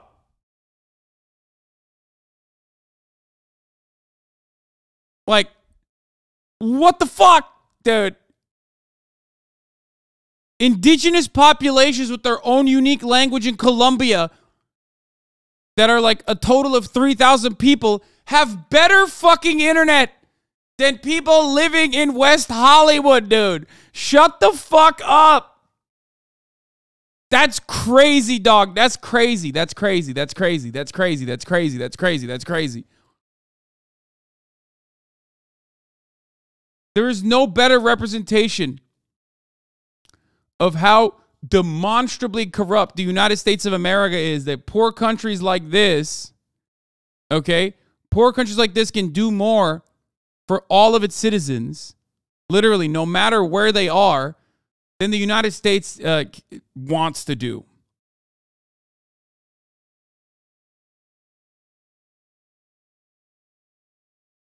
Oh my God. Oh my God. Oh my God. Oh my God. Oh my God.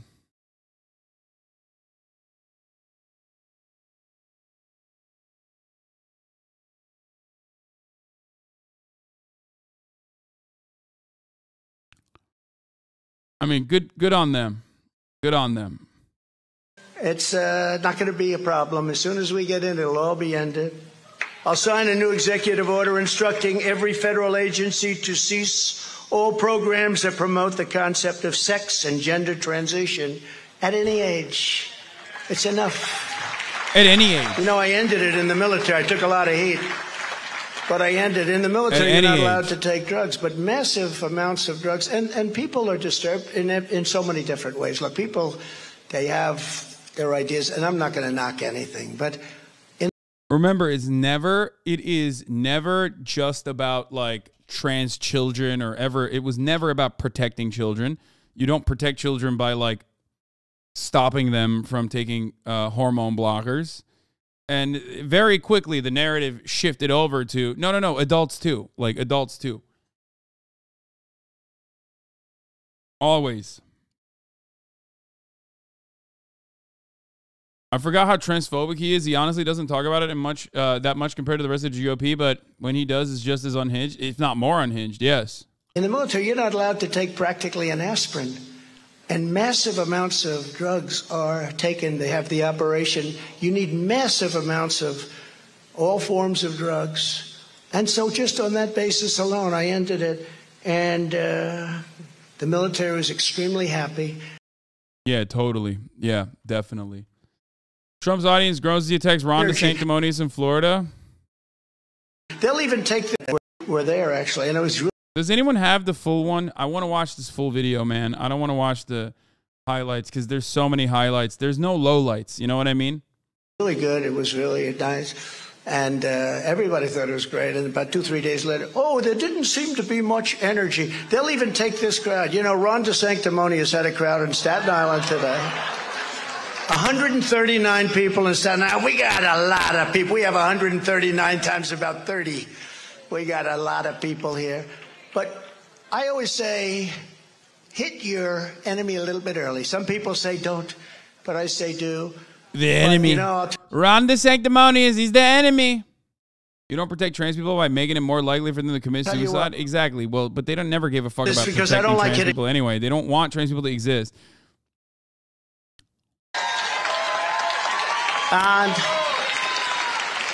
And this state is so incredible. And I never mention this because I don't like hitting Republicans. I really don't. But I did get 1.2 million more votes than Ron. 1.2 million more votes. Nobody wants to mention. The press refuses to mention it. We'll have to talk to our Club 47 people about this. They don't want to mention good things. No, I got 1.2 million votes more than Ron. And Ron did good in Florida, but I did great. And we won it very easily. In fact, the people in Florida said, sir, you don't even have to come. They love you in Florida. But they love me for a reason. They love me because of the job I did.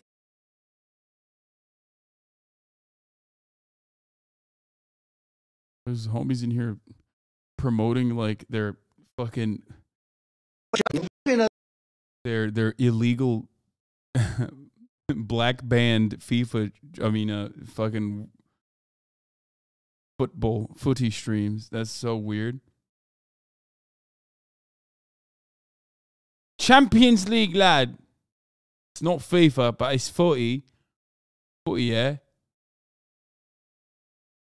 Trump brags he actually had a very good relationship with Putin. We noticed, says Aaron.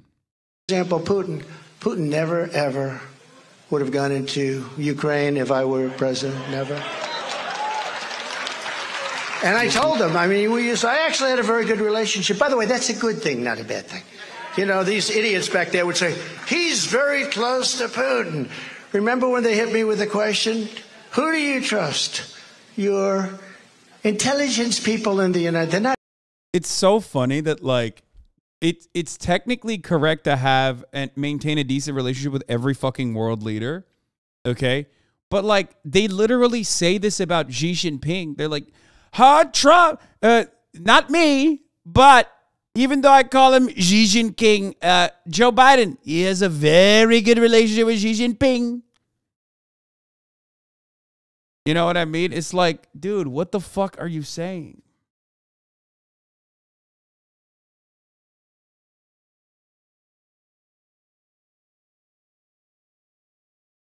They pick and choose. It's like, you know, Republicans can do no wrong. They get away with it. They can be friendly with all the fucking world leaders, which they should. Like, you know, it's always better to lead through. It's always better to make sure that the relationships that you have with other, you know, foreign nations is a positive one. You already have trade. You already have trade relationships. So just continue on that. But don't talk to Cuba or Venezuela. Yeah, that's what I mean. It's so fucking annoying. Not intelligent. You're intelligence people. Comey, McCabe, Strzok, Lisa Page. How about Lisa? Or Putin. And I said, you know, that could be the toughest question I've ever been asked as a politician. They wanted me. And then when I really didn't give them a very good answer in terms of exactness, because I didn't want to, because I didn't trust these people. They're bad people. These are bad people. And when I didn't give, all hell broke loose. But that's okay, that's okay. And it turned out I was right. I was right about that, too. These people, what they have done to our country with a fake Russia scam. And, it's just incredible. But Putin never. Okay, dude, it's so boring. Trump on Russia's war. Continuing to pour money is delaying everything. It would have never happened. Now, with that being said, it did happen. I believe I could settle that thing in 24 hours. Oh, my God, dude. I love that. Dude, he's so awesome. He said, give it up to me. I'll settle it in 24 hours. This is unironically the most like normie American hog take that you could just fucking laser focus on, okay? It's so good. It's so good. It's such a good fucking... This is literally channeling the exact same fucking attitude that all these fucking hogs have. It's the idea that you're like, yeah, what do you mean? I can do this. Monday morning quarterback, armchair quarterbacking. I could kick a football. I don't understand why you fucking failed, bitch. I would have tossed the pigskin way better. Just let me on the field. Let me do my thing, okay? It's awesome. What's wrong with wanting to end a war, though? No, I want the war to end, too. It's just funny to think that, like, Trump is like, yeah, just let me at him. 24 hours, I'll solve it. Like, what do you mean? How is he doing that? This is the same energy as Marky Mark saying he would have killed the hijackers on 9/11. Yeah, exactly. Yeah, exactly. I think I could. I really do. I really do. And continuing to pour money in is delaying everything. It's delaying a lot of settlement. It's delaying a lot of things. But it's also getting a lot of people killed because every day that goes on, more and more people are getting killed. More and more of some of those incredible buildings with the domes that are 1,000 years old, they're just laying down dead right now. The whole cities are being done. Almost every single power plant in Ukraine has been destroyed because Russia wins wars with the cold. They beat Napoleon with the cold. They beat Hitler with the cold. That's how they win. And that's what they're doing. Bro, like, okay, but like you're also talking about Ukraine at that point.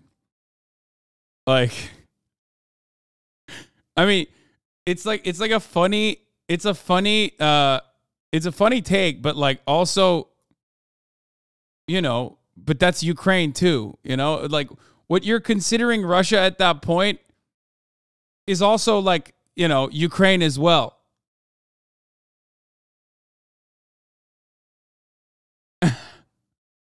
Also, Ukraine isn't a Western European nation that decided to invade Russia.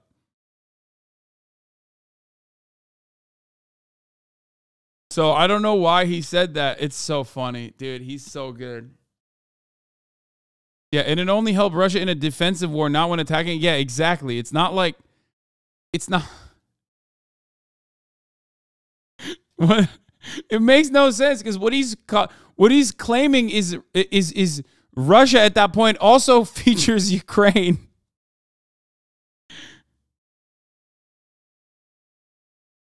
Like Ukrainians were the ones who also beat the Nazis with the cold. You know what I mean?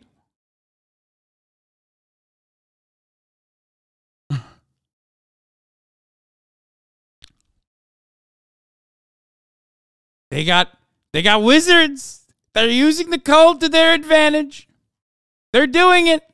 Now they're knocking out all the power plants and people are freezing to death. And it's a very bad thing. I could settle that in one day. As president, you need the power of that. I can settle that in one day. It's so good. I'm sorry. It's fucking awesome. Like, just give me Ukraine. I'll handle it in one day. One day. Same energy as the chatters being like, I could serve a top of the hour ad break better than you. It's like, no, you can't. At the top of the hour, there's a 3-minute ad break. Okay. You can do it better than you. No, you can't. Bye-bye. You no longer want to see those ads at the top of the hour. All you need to do is subscribe for $5 or for free with a Twitch Prime or by getting gifted a sub. HasanAbi's nipple. Thank you for the 5 gifted subs.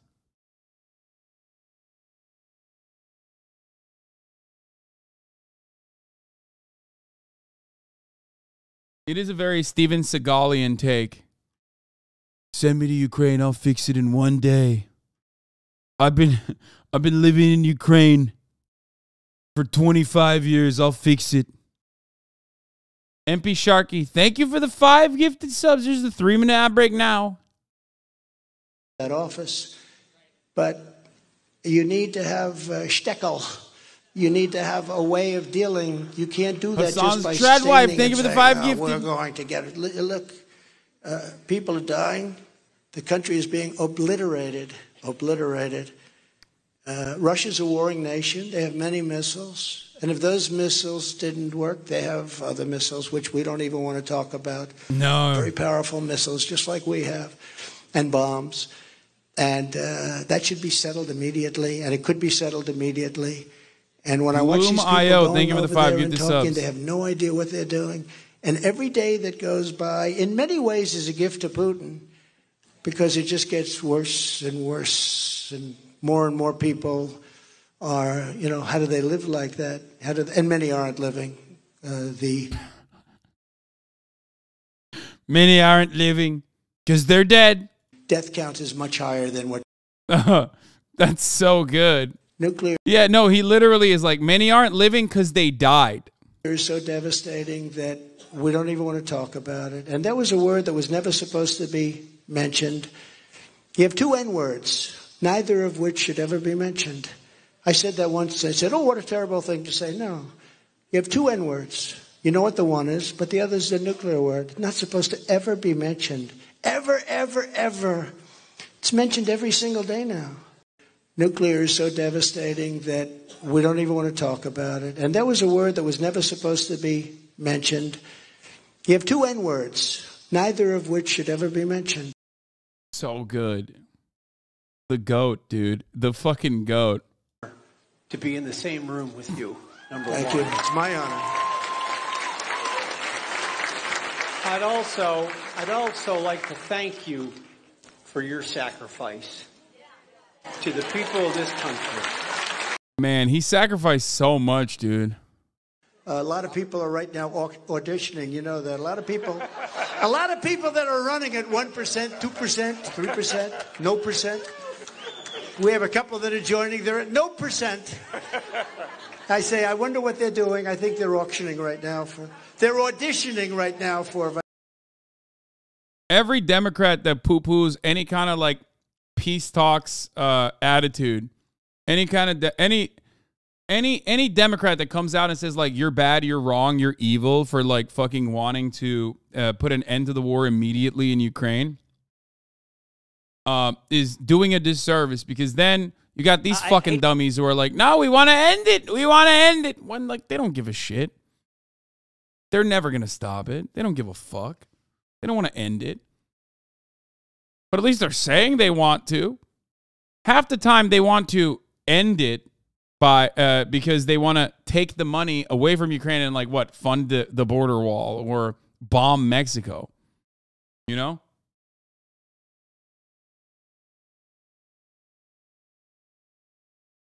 Yes, we have a question here, Mr. President. Yes. Oh, Joe, come on. Hello, Mr. President. Thank you so much for everything you've done for us. Thank you. We all love you. Thank you. We have a problem with all the 3-letter agencies in Washington. Oh, dude, this is the most groiped up shouty in the fucking room right there. We have a problem with the 3-letter agencies, sir. They're using the tactics they use on Muslims on us instead, sir. What do we got to do about that? The CIA, the FBI. So do I. What is your plan to, I hate to put it this way, but burn them down and start all over again? Yeah. They've gotten out of control. They have weaponization in some forms and other things. They have really gotten out of control. And the only thing that can change that are the people. And we did a lot of work, and we were really getting down to a point that, you know, nobody could believe how well we were doing in that regard. But we're going to have to do something about it. We're going to make changes and big changes, and that change has to start. Yes, we have a question here, Mr. President. Yes. Oh, Joe, come on. Hello, Mr. President. Thank you so much for everything you've done for us. Thank you. We all love you. Thank you. We have big changes are coming. Yeah, he's going to abolish. He's going to dissolve the CIA and the FBI. Because it became too big for its bridge. A guy asked Trump if AT&T should be dismantled because DirecTV dropped Newsmax. Oh my God. I love when they fucking talk about monopolist power only because like their favorite programming has been disrupted. It's so frustrating, dude. It's so crazy. I mean, I'll take it. I don't give a fuck. Like the only time when they're like, yeah, let's do something about these fucking mega corporations is when like Disney comes out and says something along the lines of like, yeah, you shouldn't like try to murder gay people. They're like, whoa, what the fuck? Time to put corporate punishments on the board. And it's like, okay, fine, do it. I don't even give a shit. I don't care. Do it. Yeah, it's because of the gay people thing. Yeah, fuck it. Why not?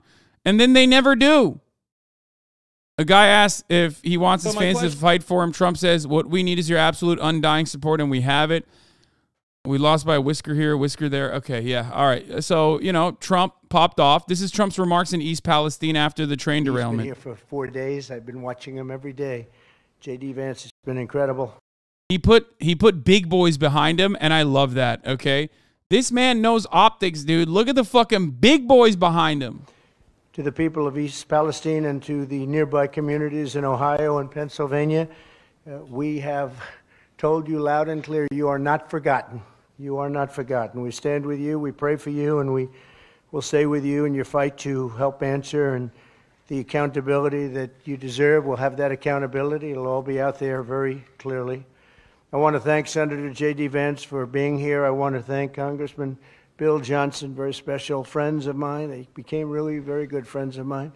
I also want to recognize a man who has been working tirelessly for this community since the beginning of the nightmare. And Trent, where's Trent? He's very easy to find. Huh? Oh, my God. Yes, dude. Yes, he's very easy to find. He's bulbous. He's such a big boy. I love my big boys. You love to see it, folks. No little boys here, only big ones. Don't we love them?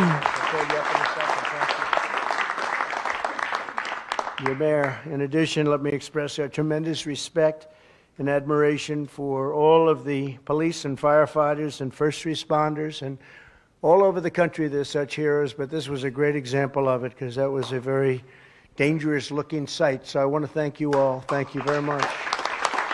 Thank you. 19 days ago, tragedy struck this wonderful village and rocked the lives of people throughout this area, long beyond this area. It's been weeks since Americans have been inspired. They've just watched this over the weeks. They've been inspired by your strength and your courage and how you've come together to stand up for the families in your area and the families of this village and beyond. We've seen the first responders and railroad workers serving bravely in the line of duty. The railroad workers have been really incredible, actually, and they've gone way above the call of duty. We've seen citizens speaking up at the town halls, and we've seen organizations such as the East Palestine Community Foundation rising to the occasion to provide tremendous relief and help to the people that were so badly affected. So I want to thank you all. Fantastic job. Really great. Everybody's been watching. We've all been watching on television and beyond television. We've been getting our news from the real news and from the fake news. And the fake news we even believed in this case because they've covered it very fairly. Over the past few weeks, the community has shown the tough and resilient heart of America, and that's what it is. This is really America right here. We're standing in America. Unfortunately, as you know... Look at our big boys. It's real America. Oh, absolutely hilarious. The second Trump took office in 2016, he rolled back train safety regulations. Yeah, no, literally. This is like... The thing is, not a single one of these motherfuckers is thinking about that, okay? Like, and low-key, if you don't have the Democratic Party if you don't have a Democratic Party with like actual messaging on the issue, okay, you're going to lose. You can't even blame these motherfuckers for being duped. You know?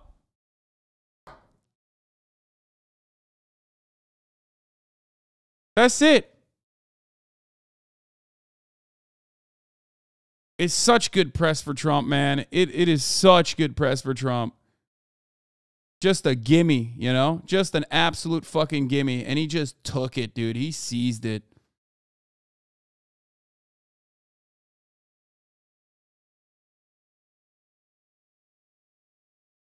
In too many cases, your goodness and perseverance were met with indifference and betrayal in some cases. Biden and FEMA said they would not send federal aid to East Palestine under any circumstance. They're not going to send aid. I thought that was a strange statement because I've been working with FEMA for a long time, 4 years, and they were great with us with the tornadoes, the hurricanes, and things like this. And it was a strange statement to come out, and they were doing nothing for you. They were intending to do absolutely nothing for you. JD and I spoke, and they said, they're not coming. They're not going to come. And I said, that's very strange. FEMA said... it's not strange. They're lying about it. They're just lying about it. But guess what? When you have no counter to that, when you like... Here's one thing I got to mention, okay? This is what reactionary people do, right? They are shifting the blame over to the federal agencies. They're shifting the blame over to the government, okay? And the government did have blame here, for sure, absolutely. They were not proactive. But as far as reaction, okay, as far as like being reactive, oh my God, this guy keeps saying, I love J.K. Rowling, W.J.K. Rowling. Dude, you are literally... Oh, it's not that there's a bunch of different people that are saying W.J.K. Rowling. Bro, there is nothing more pathetic than writing for some random old British billionaire woman, okay? Like some old random British turf that you're writing for. Like, you're such a silly, pathetic fucking loser. I don't know what to tell you, dog. You're just like, I don't even give a fuck about any of the books or whatever. I just love that she's transphobic and she's like pissing off trans people. So like, hell yeah, brother, fucking riding for her. It's like, okay, dude, cool. I mean, there's not a better L for you than just bringing up J.K. Rowling for no fucking reason.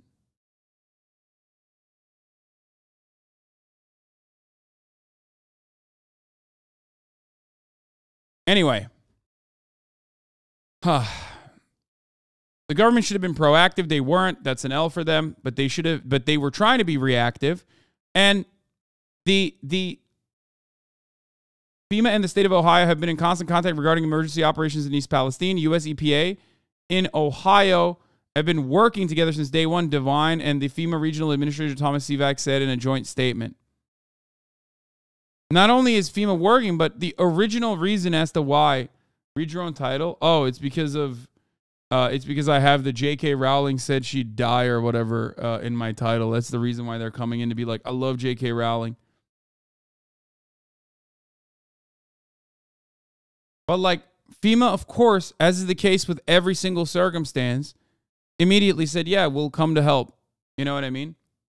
And if there's any delay, in FEMA response, it oftentimes is not necessarily FEMA's fault, and I am no fan of FEMA, do not misunderstand me, but it's usually the governors that say, no, let's hold off on it. It's not a big deal.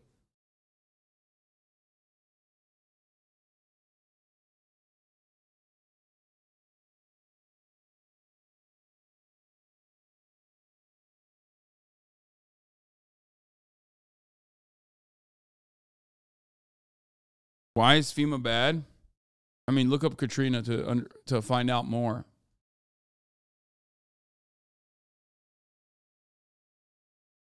Why wouldn't they want government help? I don't know. Why wouldn't red state governors and red state Republicans refuse to expand Medicare? Even if it directly helps, poor Republicans in their states and gives them affordable health care to a certain degree. Or not Medicare, sorry, Medicaid. My bad.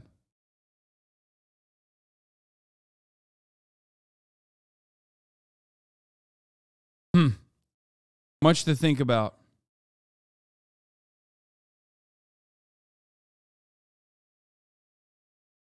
Specifically, this doesn't meet the criteria, and that's horrible, and somebody has to do something for those people. I said back, when I announced that I was coming, they changed their tune. It was an amazing phenomena.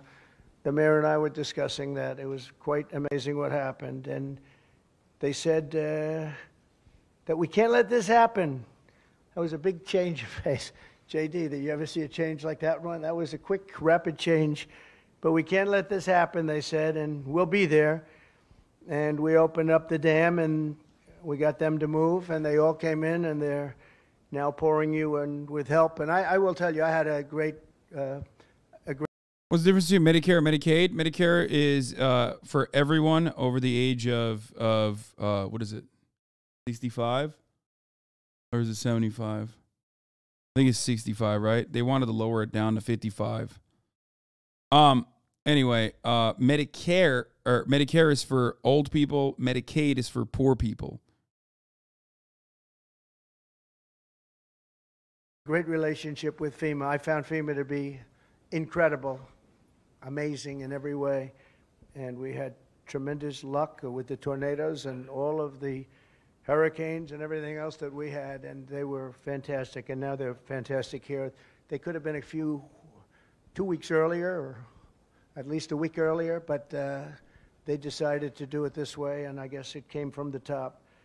And so we have to understand that. You know, it reminds me a little bit, I don't know if you remember when Ohio State wasn't going to be playing football for another season. They were going to sit back and watch with the China virus or COVID, whatever you want to call it.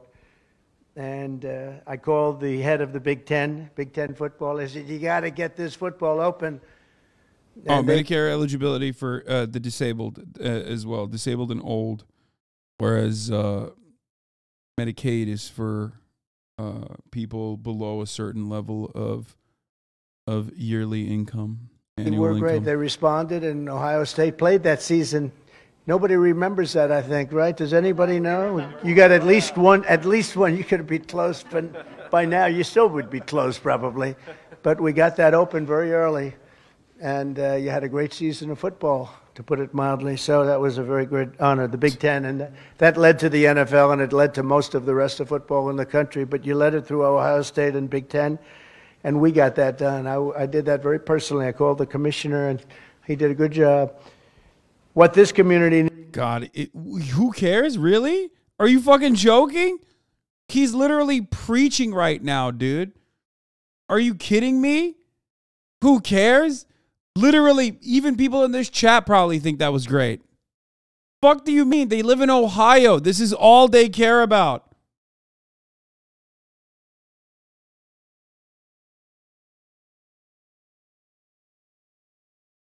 You guys are failing to recognize that, like, that is genuinely a dub. Every moment where he talks about how the election was stolen from him, not a dub. Every moment that he talks about how, like, he opened the fucking... open football back, okay, in the middle of COVID. That's a dub. That's a fat dub. Ohio is not that stupid. Oh my God, bro. You are silly.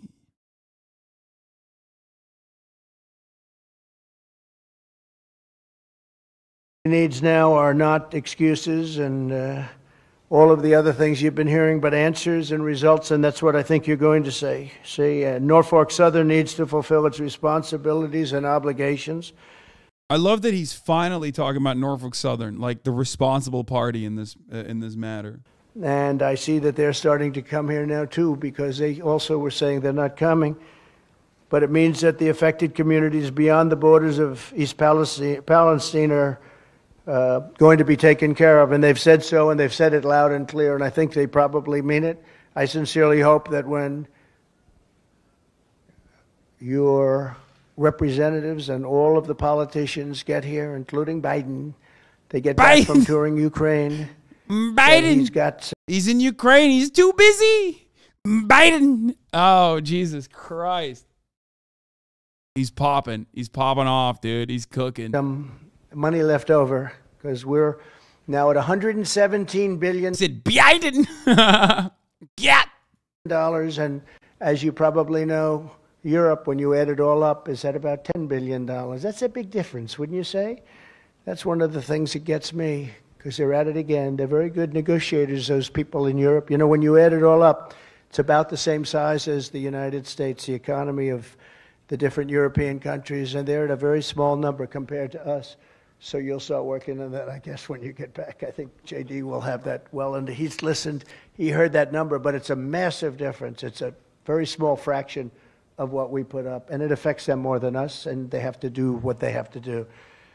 But we're going to find time to come back if necessary. If they don't come back and give you the treatment that you need, we will be back. The Biden administration should ensure that every family has the option of moving and homes and everything else until this thing is straightened out. I do want to especially thank some of the incredible people that helped us, because we're bringing thousands of bottles of water, Trump water, actually, most of it. Some of it we had to go to a much lesser quality water. You want to get those Trump bottles, I think, more than anybody else. But we're bringing a lot of water, thousands of bottles, and we have it in trucks, and we brought some on my plane today. But to that end, I'm pleased to... Trump water reaction? What the fuck is this? Better water? Are you serious? And guess who the other water is? Whatever it is, I wouldn't wash my socks in this. Now I can't wait to tell you what it is. What? Trump ice. I'm sorry. Donald, I wouldn't wash my socks in this. I didn't know. I love Donald. I'm sorry. I love you, Donald. I'm so sorry. I fucked it up for you. Oh, no. That's a friendly fire. I didn't realize the friendly fire was on. Oh, no. To announce that we've helped coordinate the delivery of the Adrian. water and bottled water, as well as the tractor trailers full of it. We have big tractor trailers full of water. I think you're going to have plenty of water for a long time, maybe. And I want to thank those of you that helped. Most deranged. Oh, undercover boss at Hooters. I would love to fucking see this full episode. Give me the full episode of the CEO of Hooters going undercover inside of Hooters. John Rourke, who's fantastic. Blue Line Moving. Is John here? God, I hope Stallone is not a Trumper. Wait, what? I mean, his brother definitely is. I'm pretty sure Sly is too. Of course he is. What do you mean? Hello, John. Good job. Got a lot of trucks coming up with water, right? That's true. You're a fantastic guy. Friend of my son, Don, who's also here. Where's Don? Good job. Did you get him to do that? I think so, huh?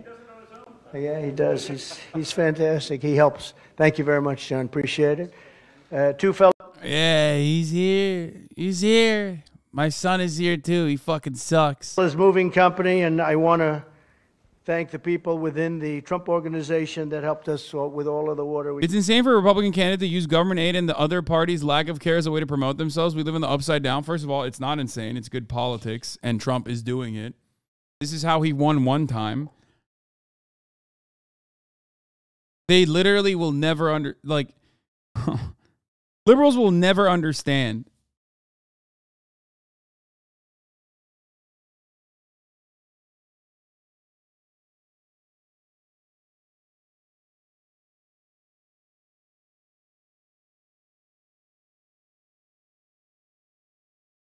No, he isn't. His daughters are huge libs who have a podcast. First of all, the Stallone daughters are irrelevant to the Stallone father's personal politics. Like I said, I don't know about Sly himself. I wouldn't be surprised if he is a Trump, if he's a Trumper. Maybe like a Trumper that fucking turned around and is like no longer Trump because of January 6th or whatever. But Frank Stallone absolutely fucking is a massive Trump supporter. Not only is he a major Trump supporter, that he's like, he literally is like a psycho.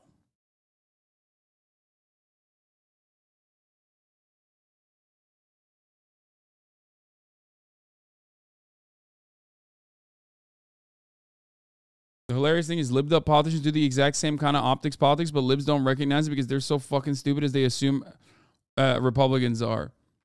Yeah, except Here I am. You're right, by the way. Liberals love doing the same kind of optics politics. You're right. Here I am asking liberals to do that in Ohio. That's the crazy part. I'm like, liberals, please do the same dumbass optics politics you do in Ohio, please, if you want to win.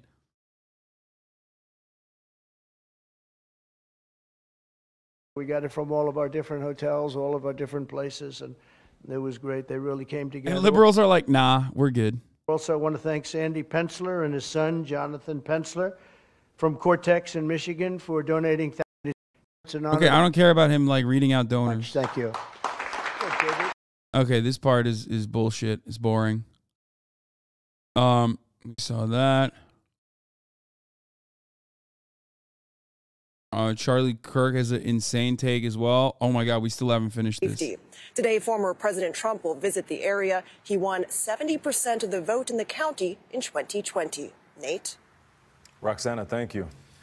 You know, Norfolk Southern, their CEO said, look, we put $1 billion a year into safety. We reinvested in our railroad. I think the question, though, from people watching this is, yeah, but you're making billions. We put $1 billion into safety and then 10 into stock buybacks. More than that. Yes. You had some excess. You could have done more. And also the length of that train, I mean, we're talking well over a mile, almost 2 miles in length.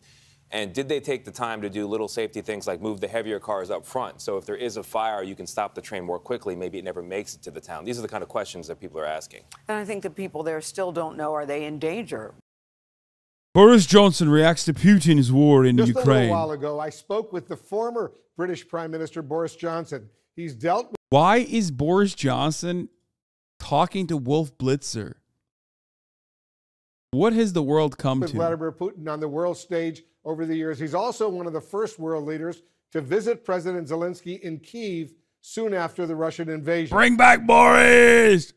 And has made multiple trips to Ukraine since then. Prime he Minister, loves Ukraine. Thank you so much for joining us. Let's get right to the questions. Thank you. In Vladimir Putin's twisted, totally false narrative that we heard earlier today, it's the West that started this war and is trying to destroy Russia. How do you read his mindset going into year 2 of this war? I think he's pretty desperate. What he said is, of course, ludicrous. The West had absolutely no role in starting this war. This was a war of choice that he initiated. It was his vicious and unprovoked attack on Ukraine February the 24th last year that started this war. Ukraine was never going to join NATO in any realistic timescale. He knew that. He did this for his own, principally for his own domestic reasons, and he wants to rebuild the Soviet Empire. He is currently failing in all his key strategic objectives. Wolf, he failed to get Kyiv, he failed to conquer Kharkiv, and he's failed in Hasan as well. But the war is very bitter, very bloody, and he needs to be pushed out of the whole of Ukraine, and we need to give the Ukrainians the help they need now. Very strong words from you. I know you dealt with Putin, and I remember right at the start of this brutal invasion, you were then prime minister, and you made an extraordinary claim to the BBC that Putin almost jokingly suggested that he could take you out with a missile. You remember that? What? Oh, dude. Just hand delivering a gift. Putin's popularity skyrockets in the UK, okay? Immediately and almost magically, Vladimir Putin is running for the Tory party leadership. Tell us about that exchange. Yeah, well, this is in the course of one of the conversations I had with Vladimir Putin in the run-up to his invasion. And what he's trying to do is to creep us out. And as he did in his speech today, to try to introduce into the conversation continually the idea of nuclear missile exchanges, the unpredictable consequences of this becoming a nuclear conflict. It's very, very important we don't allow him to do that. We don't allow him to frame this conflict as some kind of nuclear standoff between nuclear-armed NATO and a nuclear-armed Russia. This is about the invasion of an innocent European country by conventional means, and us, friends and supporters of Ukraine, particularly the United States of America, the UK, and many others, helping the Ukrainians to defend themselves by conventional means. We mustn't allow Putin to take us down that nuclear rabbit hole, if you like. How powerful was it, Prime Minister, for the President of the United States to make that secret trip, risky, to Kyiv on this, the eve of the anniversary of the start of the war? You yourself have made that same trip several.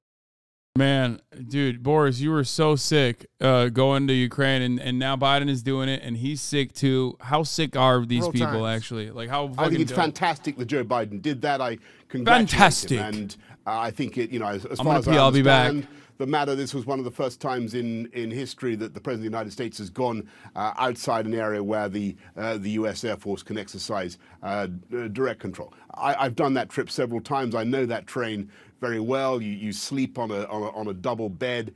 We're surrounded by all sorts of commie bling because this is a communist era train, the presidential train, and every time you bump over the points, and it's a very, very bumpy track, you keep thinking you're being hit by a missile. So this was certainly how I felt the first time I did it. It was exactly the right thing for the president to do. I applaud him, and I thought his speech was excellent. As you probably know, there are some critics here in the United States on the fringes, shall we say, who accuse President Biden of prioritizing this war over domestic problems.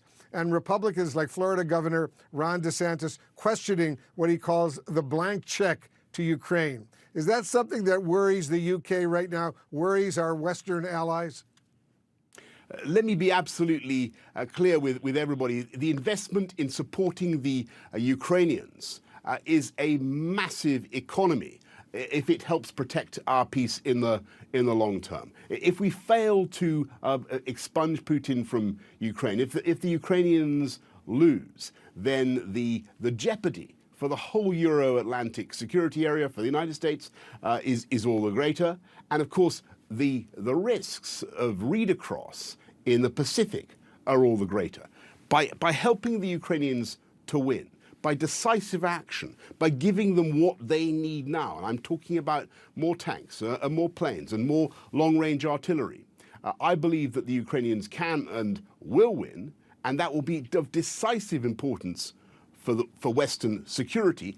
And my message to all my American friends is this will save us all money in the long run. Because I know you say it's time for the UK to cut to the chase and provide Ukraine with fighter jets. If the UK takes that step, how long would it actually take, though, to complete the training, to deliver the aircraft, to actually make a real difference out there on the battlefield? Well, Wolf, this thing's been going on for a year. And we all know that in the course of the last year, we've eventually, having exhausted all the other options, we've given the Ukrainians what they need, whether it's the anti-tank missiles or whether it's the HIMARS systems or whether it's now tanks. We always, sooner or later, come to the right answer and give the Ukrainians what they need. Well, if it's going to be sooner or later, if that's the choice, then let's give them what they need sooner, because that is the humane, the compassionate thing. Finish this war as quickly as possible, minimize the bloodshed, minimize the suffering, minimize the expense. And, you know, if we... Where is this coming from? Oh. Boris. If we'd started giving them aeroplanes a year ago, we'd be that much further down the track. I don't believe it will take that long to train people up to fly either Typhoons or F-16s or Gripens or whatever we decide we're able to give them. But let's get on with it. And if it's a question of sending people who can do the avionics and the ground stuff as well, training people to do that, then let's train them as well. So can I assume, Prime Minister, that you're calling on President Biden and the U.S. to start providing these F-16 jets to Ukraine? That is correct. And I think that the logic of what we've been doing is to continue to give the Ukrainians what they need to protect themselves, to protect their hearth and home, to protect their families, to protect their country, and to expel Putin from the areas that he has conquered, at least since the invasion of February the 24th last year. And in my view, now I think the Ukrainians have an ever stronger case for getting him out back to the 1991 borders. That's the Ukraine that people voted for in 1991. That's the country to which they're entitled. I know, Prime Minister, you share the U.S. concerns when it comes to China's support for Russia's war. What changed China's calculation on possibly starting to provide lethal weapons to Russia? Well, look, I mean, everybody see what Tony Blinken said about China. I am concerned about that. I think it would be very wrong of the Chinese to support Vladimir Putin in that way. Why would Beijing now want to be contaminated by what Putin is doing? Why would they want to be associated with this gangsterism and adventurism? I think it would be a disaster for China.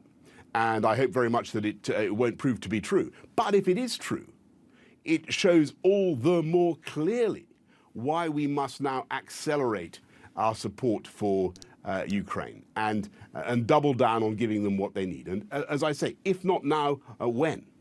Before I let you go, Prime Minister, I know you've built a very deep and strong relationship with the Ukrainian President Volodymyr Zelensky. How do you think history will remember his leadership in this fight?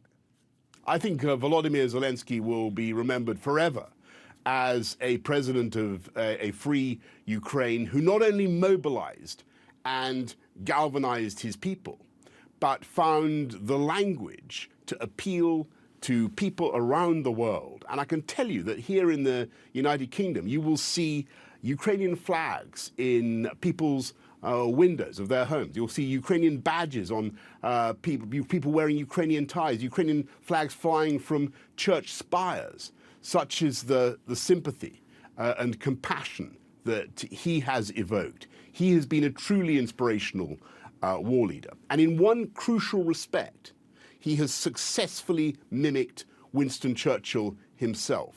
Because it is clear from what Joe Biden had to say this afternoon that Volodymyr Zelensky has mobilized the United States of America.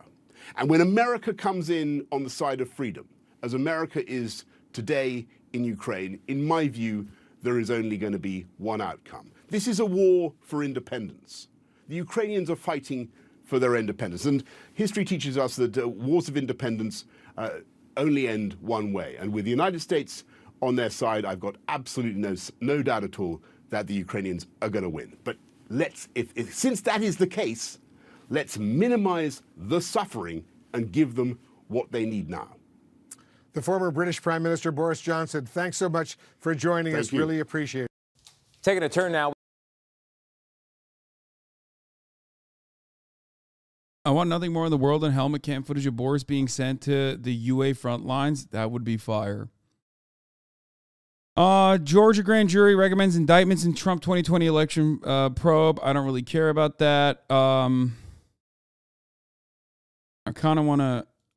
there's like a lot of stuff to cover here.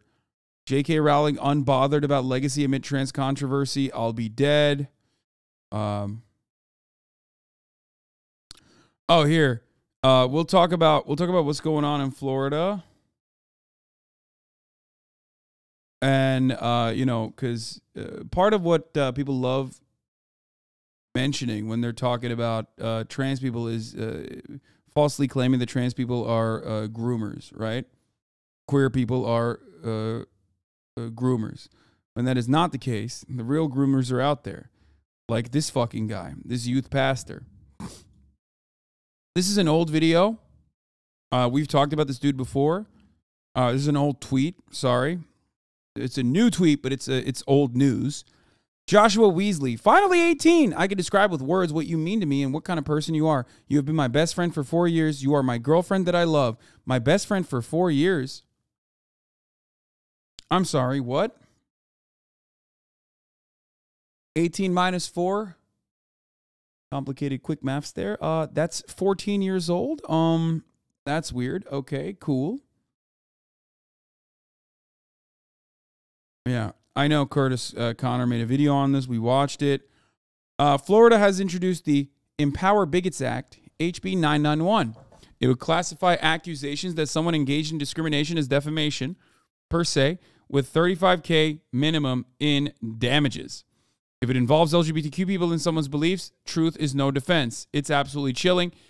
Shouts out to Florida for going the Japanese route. An allegation that the plaintiff is discriminated against another person or group or identity because of their race, sex, sexual orientation, or gender identity constitutes defamation per se. A defendant cannot prove the truth of an allegation of discrimination with respect to sexual orientation or gender identity by citing a plaintiff's constitutionally protected religious expressions or beliefs. So they're basically saying, like, if you're religious and you, I don't know, say slurs to a trans people, that's not considered hateful misconduct. That's not considered a hate crime because your religious beliefs are that you are allowed to say that. A defendant cannot prove the truth of an allegation of discrimination with respect to sexual orientation or gender by citing plaintiff's scientific beliefs. A prevailing plaintiff for allegations under the subsection is, in addition to all other damages, entitled to statutory damages of at least $35,000. So, like, it's ironic because this is literally the opposite of what everyone always says. Like, Jordan Peterson always used to be like, yeah, actually, if you fucking misgender someone, you're going to misgender prison. Like, you're going to trans jail, right? Like, this is what they always used to say. So that obviously never happened. So what they decided instead, what they decided instead to do in Florida is, actually, you have to pay a fine if you say someone is correctly bigoted.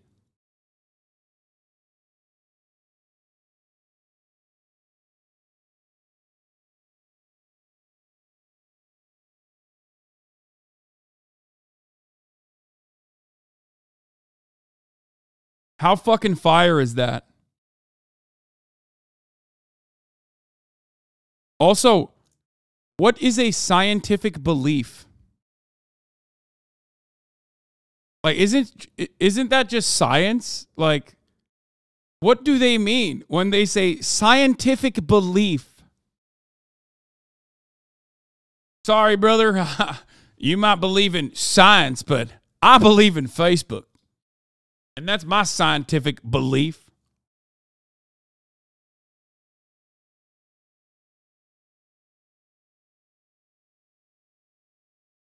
If someone calls you the F word or the T word and you say they discriminated against you, they can now sue you for at least $35K and cite their religious beliefs. This would apply on the internet as well. This would empower bigots to target the LGBTQ community with impunity. This applies to the internet as well. So if the person is in Florida, you could be liable even if you have never stepped foot in Florida. For instance, calling Seth Dillon of the Babylon Bee transphobic on Twitter could make you liable under this bill since he lives in Florida. It gets even worse. By the way, these are free speech defenders.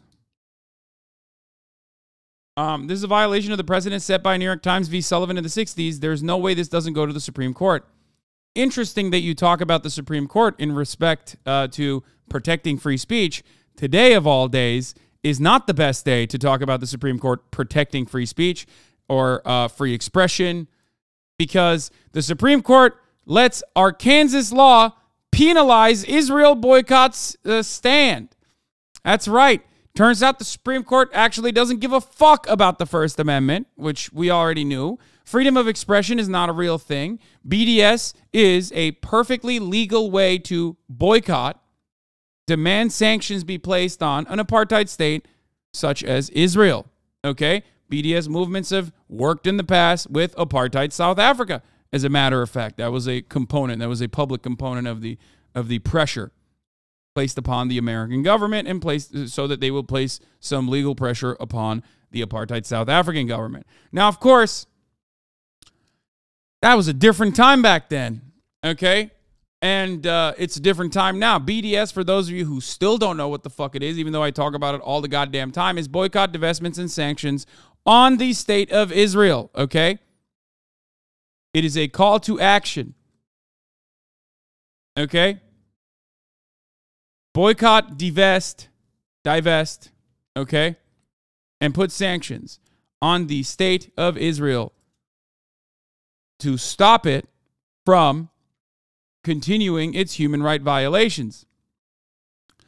Yes, but of course, in many of these wonderful free speech loving states, as I regularly talk about, okay, I talk about this all the fucking time. This is the number one clear-cut violation of First Amendment rules, okay?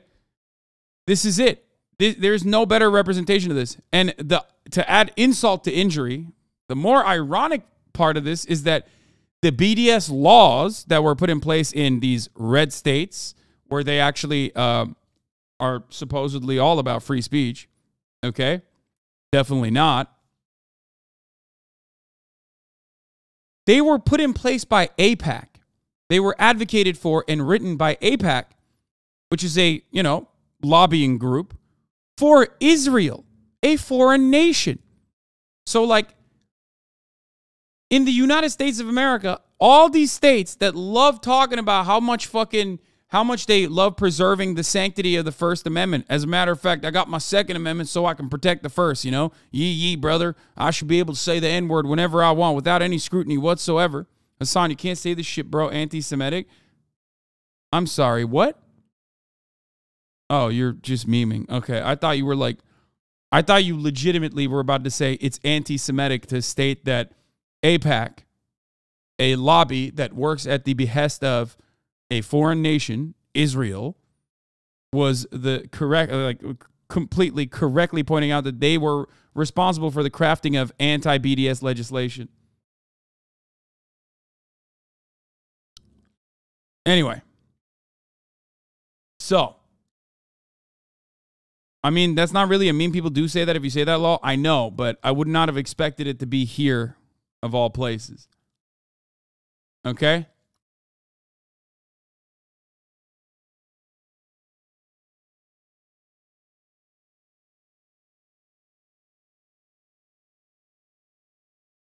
Anyway, now what is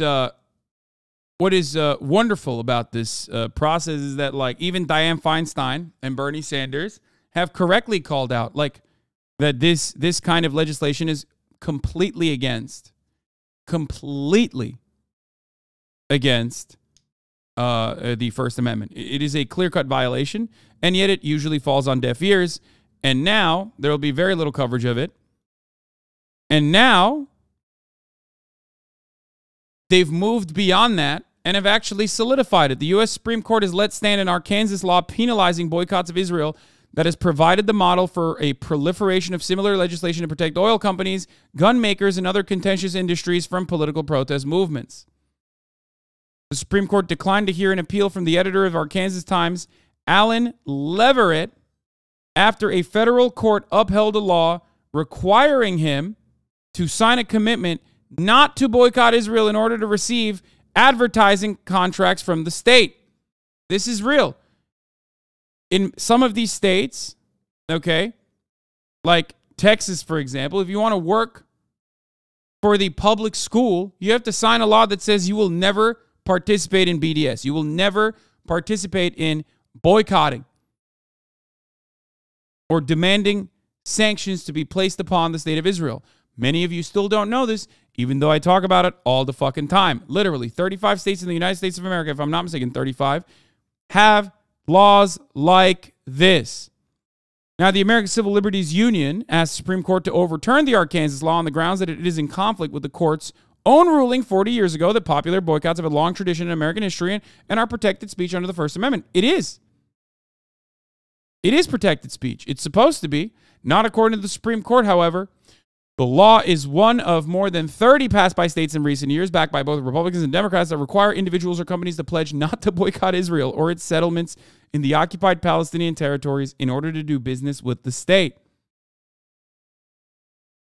How fire is that?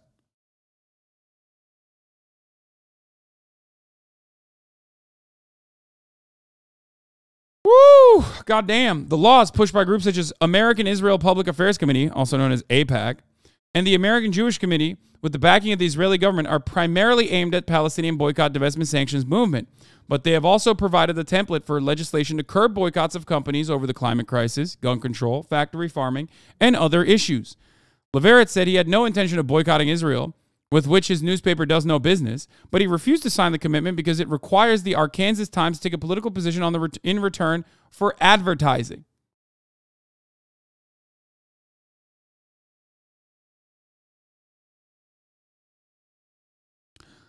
The editor said he was disappointed that the Supreme Court declined to take the case, but it will not change its position. We are not going to sign any political pledges in return for advertising. The Supreme Court can ignore our First Amendment rights, but we'll continue to exercise them vigorously.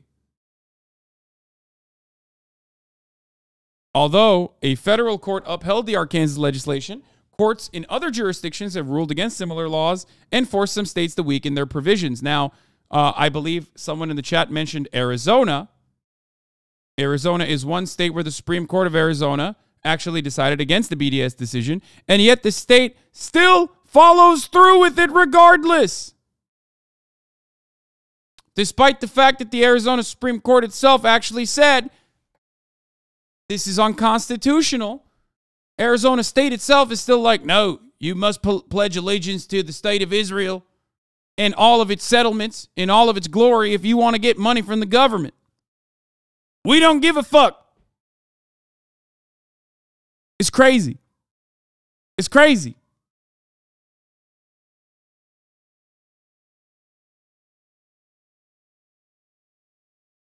Kansas revisited its law in 2018 in the face of a lawsuit by a Wichita teacher who was told to sign a pledge not to boycott Israel in order to keep her job.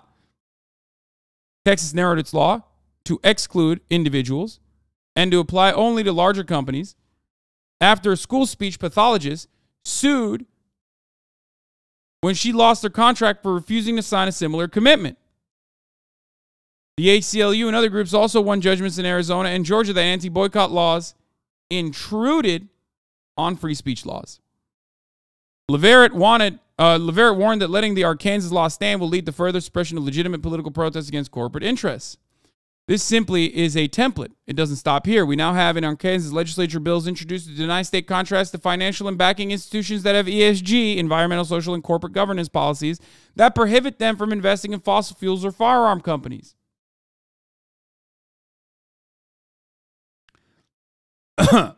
In other states, they've introduced laws that deny state contracts to any company that subsidizes their employees' transportation costs if they go out of state for an abortion.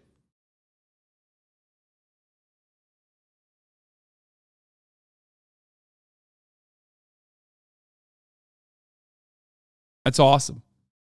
If you want money, if you want subsidies from the state, you have to fucking sign a piece of paper that says you promise never to say meanie bobini things about the state of Israel.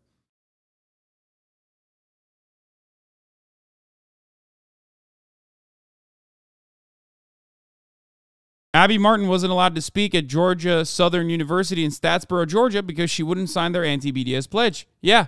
Remember, we always talk about the college campus circuit, okay? Freedom of speech is supposed to be constitutionally protected, which means you can't have government interference. You can't be penalized by the government. You can't be stopped by the government. You can't be thrown in jail by the government for pretty much every type of speech, right? Many people misconstrue that, and they talk about how, oh, well, it's actually...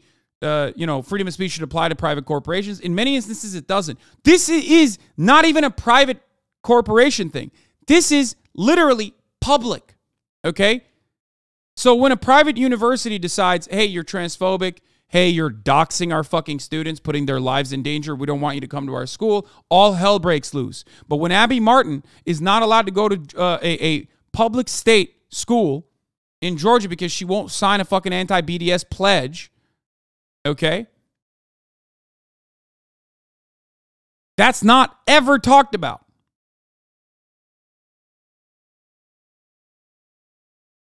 And that is by design.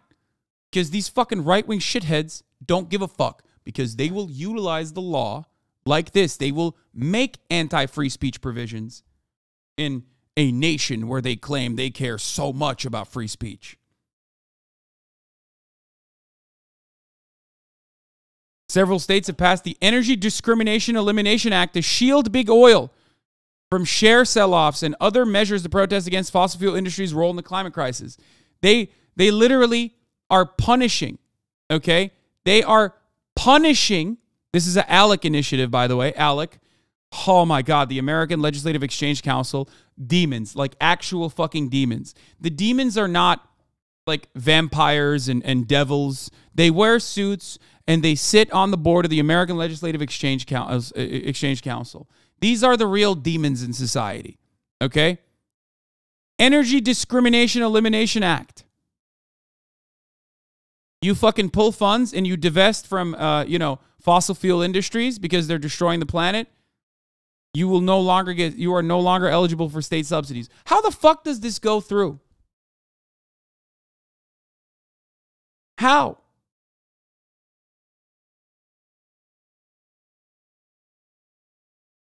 All of these states are literally making it legal to fucking discriminate against trans people. Florida is pushing for a fucking bill that says, like, if you correctly call out someone who's being bigoted to you,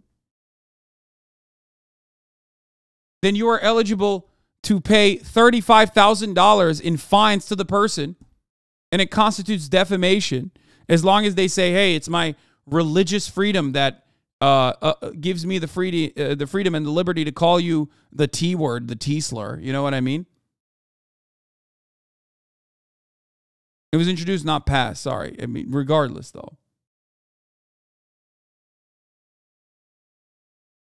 Meanwhile, simultaneously, they're rolling back free speech protections for people who want to say, hey, I don't want to actually invest in fossil fuel companies. Well, can't get government contracts any longer then. Fuck yourself. How dare you? How dare you pull funds away from our big, beautiful oil companies? That's a slur.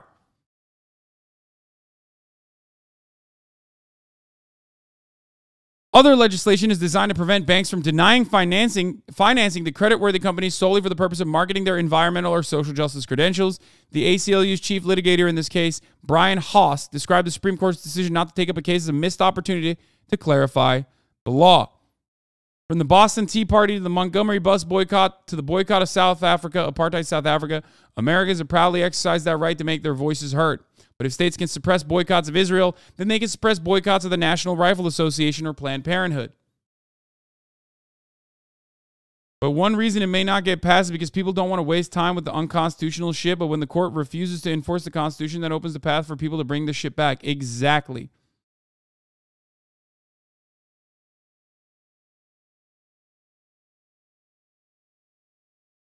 When people talk about the creeping burn of fascism, okay, it doesn't happen overnight. It happens exactly like this. They slowly but surely tick away and undermine the civil liberties of the most marginalized, slowly but surely just kind of ramping up the intensity. It starts off with Palestinian rights. Nobody in America gives a fuck about Palestinian rights. You know what I mean? No one. Not even a thing that people think about, right? Shouts out to the evangelicals for also, on top of that, doing offering the most support to the state of Israel.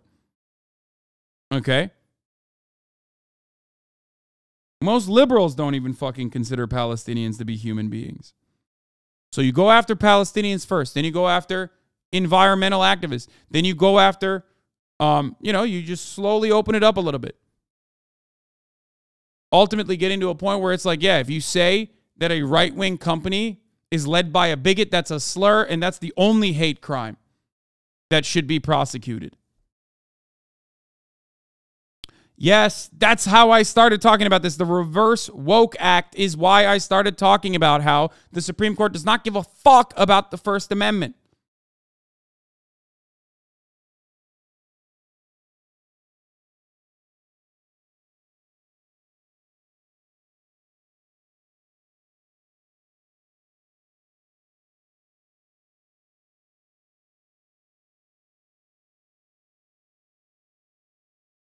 So there you go.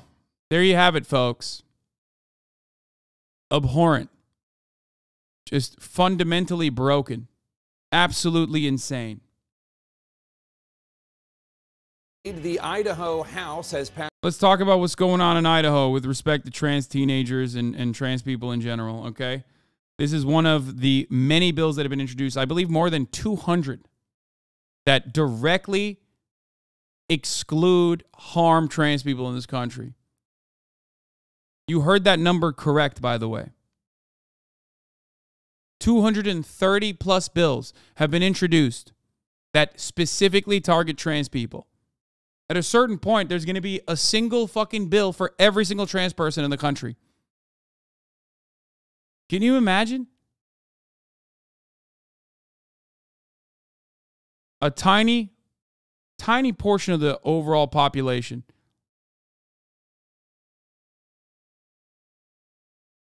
Why? Why are we covering this? Why are you spending that much time, effort? I'm not mincing my words anymore. The legislative assault on transgender people is a genocide against us. It seeks to remove us from public life. True. Remove all legal protections. True. Remove our trans children from parents. True. Remove their medically necessary care. It will kill people. Stop turning your head and looking away. Stop thinking you could just walk around in a land where 360 bills target us in every way imaginable and in ways that we couldn't even imagine every single day. Call this what it is and treat it as such. This isn't a difference in opinion anymore. This is meaningful action taken to limit our movement in society and to attack our quality of life to such a degree that it becomes unsustainable to go on living for many of us. Under the UN Charter, genocide is defined by any of the following factors with intent to destroy a group. Killing members of the group. A is definitely meant indirectly, in many ways directly. B is meant directly, causing serious bodily or mental harm to members of the group. Deliberately inflicting on the group conditions of life calculated to bring about its physical destruction in whole or in part. You don't have to round up trans people and fucking melt them in concentration camps for it to constitute like systemic eradication.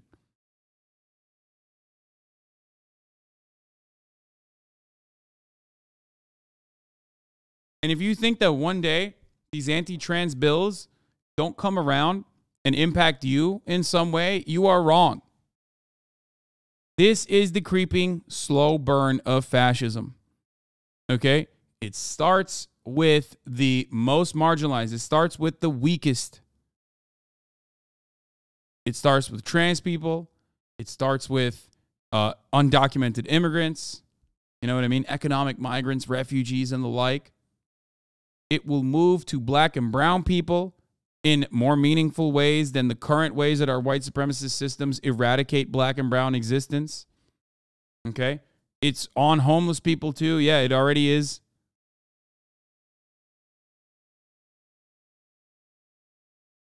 We're a bunch of frogs, and the water is boiling. And people don't get it. People don't see it. The irony, of course, is that as far as Nazi Germany goes, I mean, they did this too. They did this to trans people as well. Nazi Germany was very expressly anti-trans. This was one of the first moves. Also, people point to national, religious, ethnic, or racial as a part of the UN Charter on Genocide. UN Resolution 96.1 also includes political or other human groups. Six states have passed laws removing care that every medical organization has stated is medically necessary that is associated with a 73% reduction in suicide. This directly causes serious or bodily mental harm. Texas enforced child abuse efforts against parents of trans kids and investigated them, seeking to take them away. I have watched hundreds of hours of testimony in anti-trans hearings and can report many other legislators have threatened the same. Arkansas is considering a bill right now that would make it a sex crime for a transgender person to walk into a bathroom if a child is present.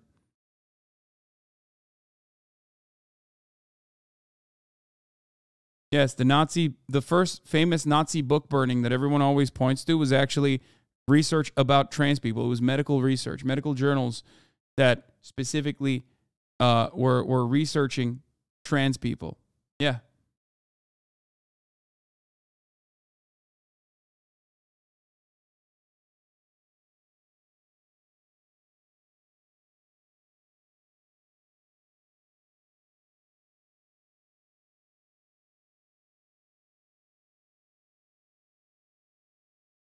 Montana has passed a religious refusal of medical care and lets providers refuse medical care to transgender people. To this bill, I rise in strong opposition to this bill for a handful of reasons, both personal and technical. We heard in the sponsors' opening here, as well as in committee, a list of things that this is designed to fight against. One of them is gender-affirming care for people like me.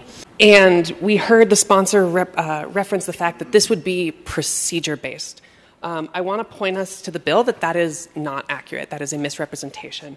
If we look at Section 1, subsection 5, healthcare service includes medical research. It includes things like notes related to treatment and a whole list of things, including at the end there, any other care or service provided. If you continue on to the next page in subsection 7, participate in healthcare means provide, perform, assist, advise, admit for the purposes of providing. So this is not, as the sponsor said, a nurse or physician having a conflict with care. This can be a receptionist refusing to admit to someone to the back, even if their nurse, their endocrinologist, their doctor all want to provide this service.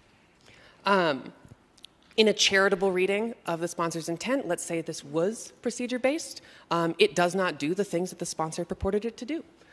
If you were to target gender-affirming care as a procedure, and we talk about mastectomies, that would require, if it were truly procedure-based, to deny mastectomies to all people. If you were like truly women with opposed to cancer, hormone replacement therapy, that would require you to deny hormone replacement therapy to all people, whether it's a trans woman like. Yeah, I've said this many times as well. It's just like it's not. It's not. It would literally be like denying any kind of hormone therapy to minors and adults that need it. But they're not doing that. They're literally fucking. They're carving it in a way that specifically try and impact and harm trans people. Yes, gender-affirming care is for cis people as well. Yeah, thyroid medication. I mean, it's just fucking crazy. I talk about it all the time. Like, I have balding medication. That's gender-affirming hormonal therapy, okay? You know? I can get it for fucking $10 a month.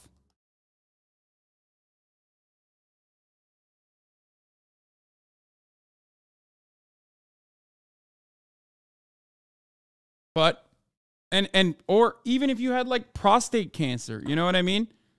In order to avoid prostate cancer, you need to take the same exact hormones that I'm talking about.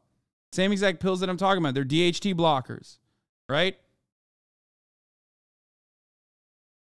Like, that's crazy. That's crazy. You would have to literally fucking stop that from happening.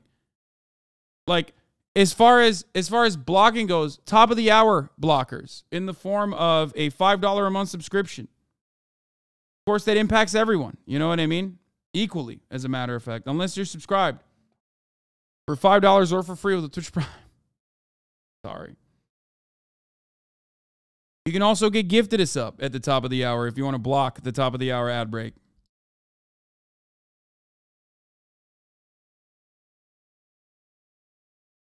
I'm sorry. You come here for brutal ad segues, okay? I don't give a fuck. And I'm here to deliver.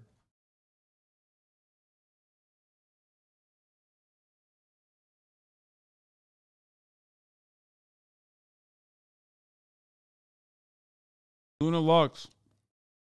Santa Rain. Viaz. Thank you for the 10 gifted subs. Here's the 3-minute ad break now.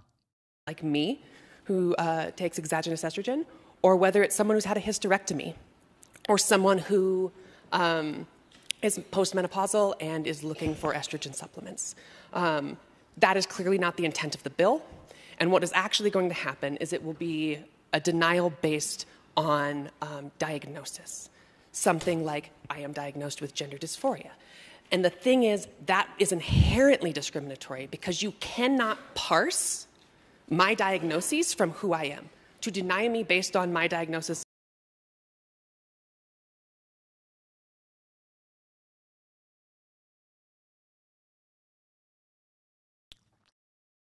Yep. Passed a bill that would make it a felony for physicians to provide sex reassignment surgeries or puberty blockers or hormone treatment to transgender teens under the age of 18. The bill now heads to the Idaho State Senate amid desperate warnings from opponents who say this will lead to an increase in suicide rates among transgender teens. I'm joined now by Eve Devitt, a transgender teen in Idaho who is directly impacted by this bill, and her father, Michael Devitt. Thanks to both of you for being here. I know this is not necessarily what a 17-year-old wants to be doing on a Tuesday. And Eve, you testified before Idaho lawmakers on February 7th. I just want to run a little bit of what you said about that bill.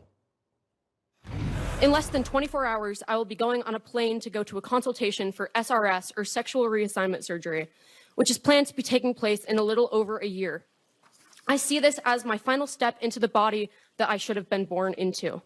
This bill threatens to not only bar me from receiving this care, but also from accessing the hormones that have single-handedly not only improved, but saved my life. What do you mean by saved your life? Not just improved, but saved your life? I mean, okay, so before I went on testosterone blockers and then estrogen, I was in like the worst mental state of my life because I saw going through male puberty as this irreversible and horribly terrifying thing that would stop me from being able to live the life that I should have been able to, you know? And so it was absolutely horrifying. And I truly do believe that I would have ended up killing myself if I wasn't able to access that. Michael, a lot of people who testified pointed out the conflict between the bill and Republican lawmakers' statements on other matters of support for parental rights and freedom. One GOP state lawmaker said that Idaho law says some choices are abusive or inappropriate, even for a parent. How do you respond to that?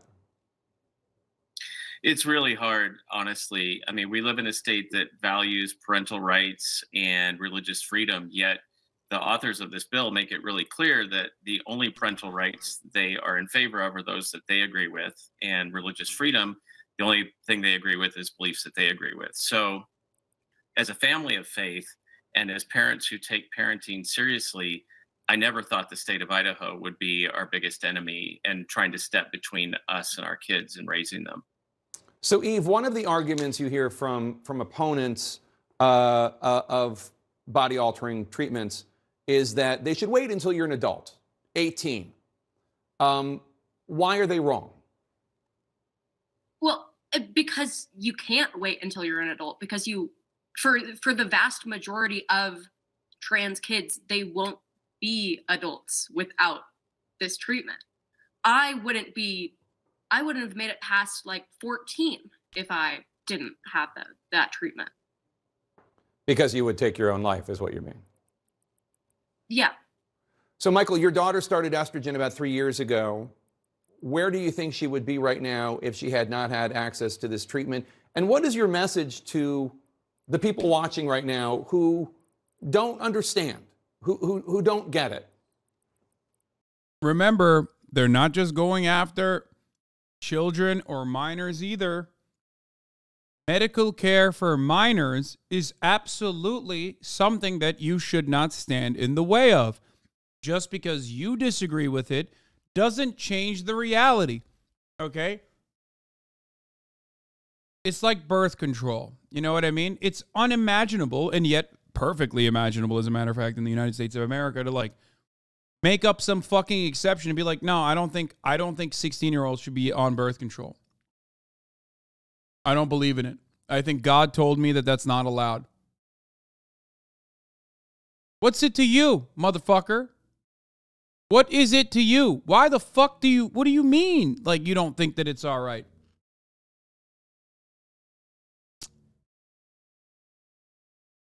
It's crazy.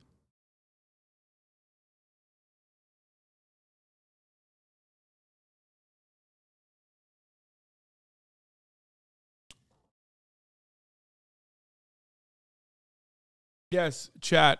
Jake Tapper is asking these questions not from a contentious perspective, but asking these questions specifically because his job is to, at this point, offer the most common counters so that people can, and in a non-contentious way, so that people can hear it, okay? Jake Tapper is not awesome. He is a gigantic piece of shit. But right now, he's doing a good job.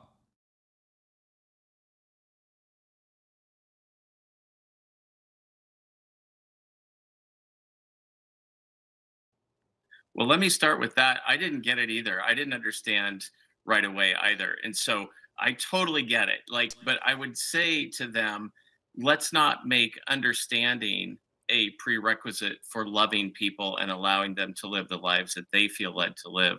But I don't think any of us can understand what Eve's going through, but Eve can understand what I'm going through as a parent or an adult or a physical therapist. So I think that isn't as big of a deal as we make it. And Eve, this bill would subject physicians to felony charges if they provide puberty blockers or hormone treatments or gender-affirming surgeries to transgender minors. You've been treated by physicians with some of those treatments. Are you worried about physicians in Idaho? I'm terrified. Yeah. It would be absolutely devastating, not only to me, but to so many other Okay, that's a bit of a dumb question. Are you terrified about physicians in Idaho? Bitch, the point is not about physicians. The point is literally that it shuts off medical access to every trans person in the state.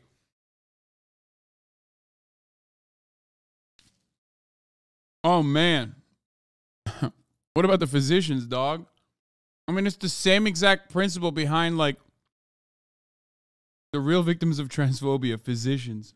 Trans people living in Idaho, so many trans kids living in Idaho, and so many physicians who just want to be able to give their patients these treatments that have been, legal for so long and that are tested and proven to work.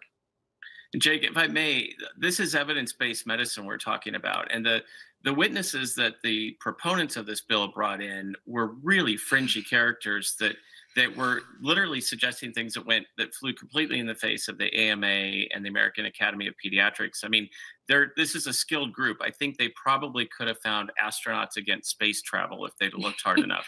And the thing of it is, that's setting the standard of care in Idaho to be fringy, as opposed to evidence-based medicine, which my wife, who's a physician, and I love our kids too much to subject them to fringy medicine. Yeah, I mean, I think one of the things that comes across, and there's certainly debates that can be had about girls' athletics and things like that, but when it comes to... Her face! You fucking asshole! You fucking dumb bitch! Shut the fuck up. I told you.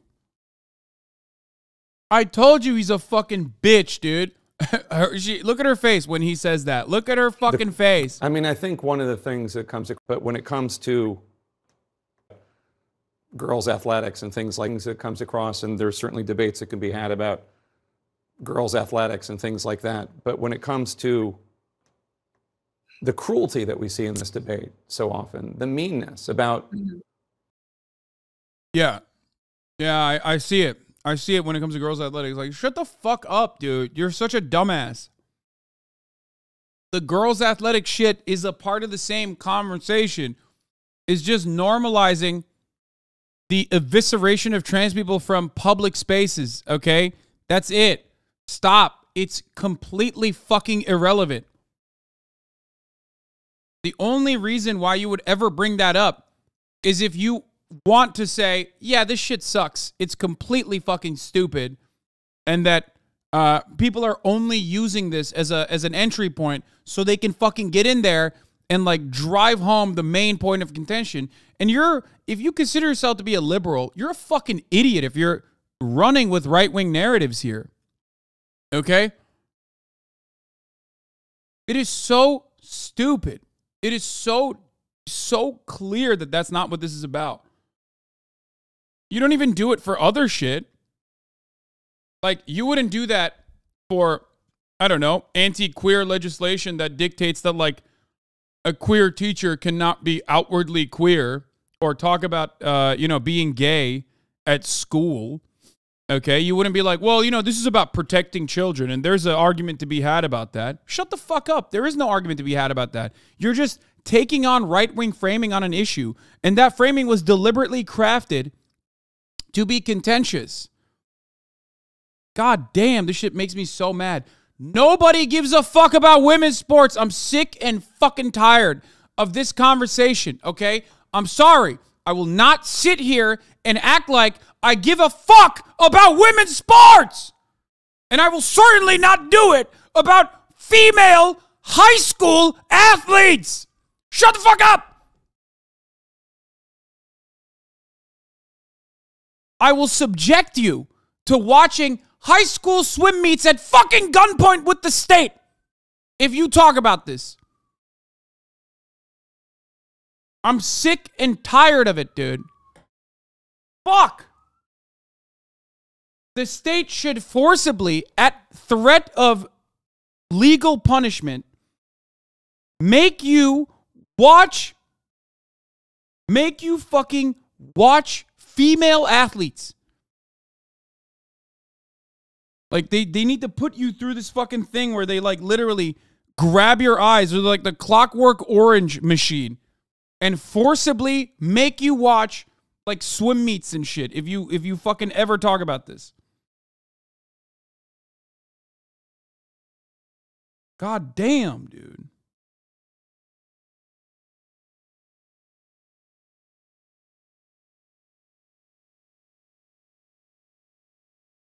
Some of the most vulnerable people in our society. It's really just remarkable and not how any faith teaches us to behave. Yeah.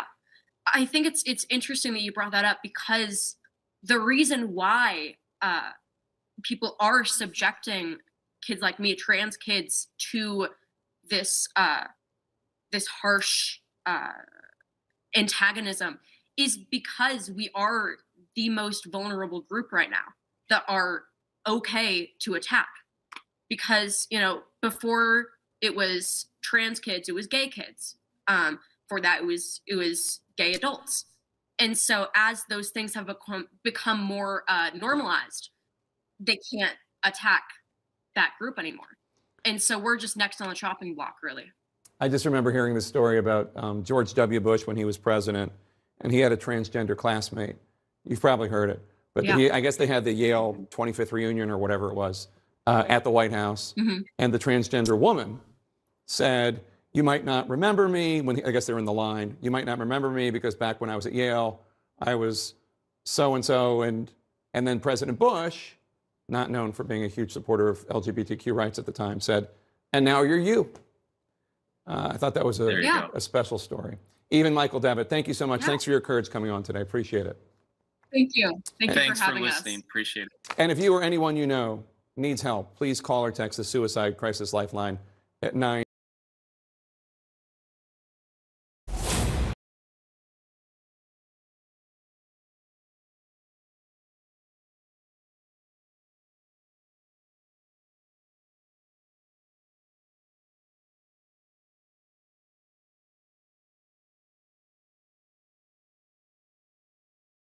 From asking her about killing herself to a heartwarming story on George W. Bush, yeah. Jake Tapper is the adult mainstream media version of radical centrist YouTube. Yeah. Absolute fire take from 2018 Hasan.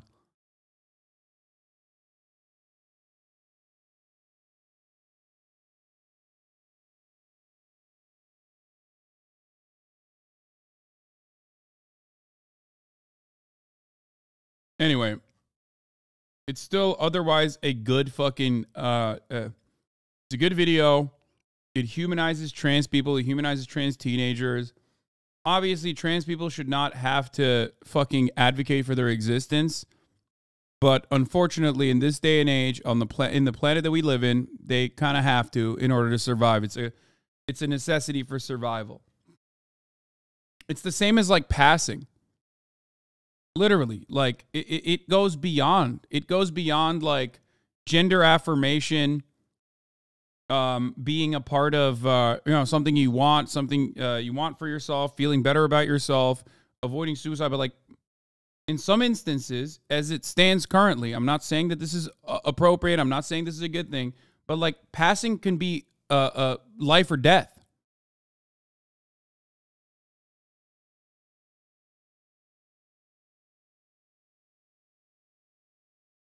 It's crazy.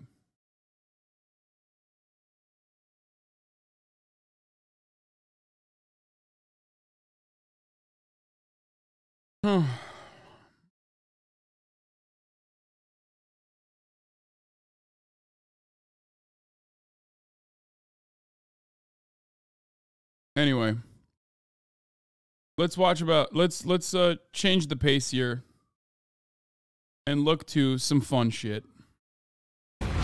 By Congressman George Santos. Well, I feel like I know you. You've become this extraordinarily well-known global figure, albeit... Piers Morgan is back doing what he is known best to do now, which is have people who are just somehow worse than he is on camera in his immediate vicinity so he looks better. Not necessarily for the reasons you may have wanted. How are you dealing with all this attention? You know, Piers, becoming even well-known wasn't ever a desire, right? I ran for office to be a legislator, not to be a quasi-celebrity, as we jokingly say all the time. Washington, D.C. is Hollywood for ugly people. But, right. It's just been an adjustment, but just trying to get the work done. Look, the media is going to give me all this coverage. What I'll do is I'll use it to the advantage of uplifting my legislative priorities for the American people. So that's how I'm going to try to use that to my advantage at this point. How are you dealing with the complete loss of your anonymity? Now, what's it been like for you to be George Santos on the streets in America? Well, it's uncomfortable. Think about it this way. Just last night, my husband and I went out to the movies, and as I'm walking from getting the tickets to get to the concession stand to get to the theater, that's George Santos. It whispers all across the movie theater, so it's just very strange, Does part of you like it as much as part of you finds it uncomfortable? I can't stand it. And a lot of people think I love it. I just can't stand it. It's something I'm going to have to learn how to deal with because, as you said earlier when we were talking before taping, once that genie's out of the bottle, right, you can't put it back in. So you need to learn how to live with it, and that's what I'm doing. If you'd known what was going to happen to you in terms of the ferocity of the attention, you've got 8 different official investigations into you. People have called you the biggest liar in the world. You know all this stuff. If you'd known what was going to happen, would you have still wanted to run for office? Absolutely not. Absolutely not. So me running for office was... Wait, resign then. Wait, so what's the problem? Resign. Ain't nobody stopping you, George. Resign, motherfucker. Me trying to be a good servant to the American people, me giving back what I've been able to reap as a reward from, this is the greatest country on earth. And I know we can agree to disagree on that Second topic. greatest. We succeeded. So I think it's the greatest country on earth, and I'm very thankful for it. So I just wanted to give back. But if I knew that it would come at this cost of sacrificing my safety at many cases and my privacy, I wouldn't have done it. Like I said, you're well known now around the world. In the UK, people know you, but it's not for the reasons, like I said, I suspect you would have wanted. Let me just ask you, I guess, directly, who is the real George Santos? I mean, you've even used a number of pseudonyms in the past. Who is the real George Santos? So it's a great question. My name is George Anthony DeVolder Santos. Pretty long name. And I've gone by Anthony my entire life almost because my mother called me Anthony. That was her chosen name, dispute of parents of what to name the child. So I ended up with 2 first names, 2 last names. But George Santos I'm just a regular person, Piers. I'm flawed like every other human being. I've made mistakes. I've made strides. I've accomplished something that not many people are able to accomplish, which is to come from abject poverty. He's not wrong. Not many people have been able to lie about every aspect of their resume to get to Congress. It's literally true. There are plenty of checks, steps, opposition research that oftentimes stops you from, you know, getting to that point. Like, the planets aligned perfectly. The planets aligned absolutely perfectly for this man to get to this level. So he's not wrong about that. But the other part of this that's funny is, like, he's like, oh man, who amongst us hasn't, like, I'm imperfect. I'm an imperfect vessel. Like, who amongst us hasn't done this? And it's like, no, man, I don't think a lot of people have done that. Like, I'm going to go out on a limb here and say that I don't think a lot of people have went through what you've gone through, where they've, like, successfully been, like, an international con man. You know what I mean? That's like a you thing. Like, you should be celebrated and praised for it, but I don't think that's a thing. Who amongst us hasn't lied about 9/11 and the Holocaust? You know what I mean? Yeah, exactly. Like, I have a 9/11 take, right? But, like, hitting 9/11, lying about 9/11 and your personal involvement with 9/11, sure, I have done that, right? But then also the Holocaust at the same time, like, that's wild. You know what I mean? No, when I say I've lied about my personal involvement with 9/11, I mean, like, I was dancing on the rooftops of New Jersey when it was happening. And the lie is that it's a Zumba class. It wasn't a Zumba class. I was just dancing.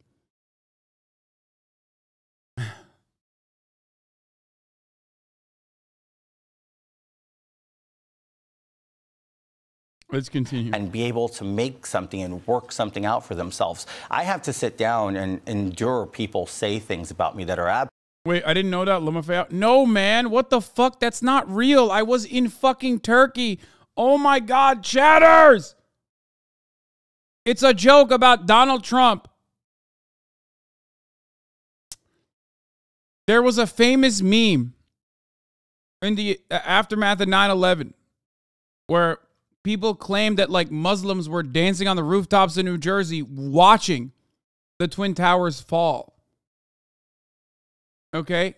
That is, like, the conspiracy that people believed. Okay? And Donald Trump actually resurfaced it when he was running for president. Which is why I say it all the time. When I say that, like, when I say, like, oh yeah, I was dancing on the rooftops in New Jersey.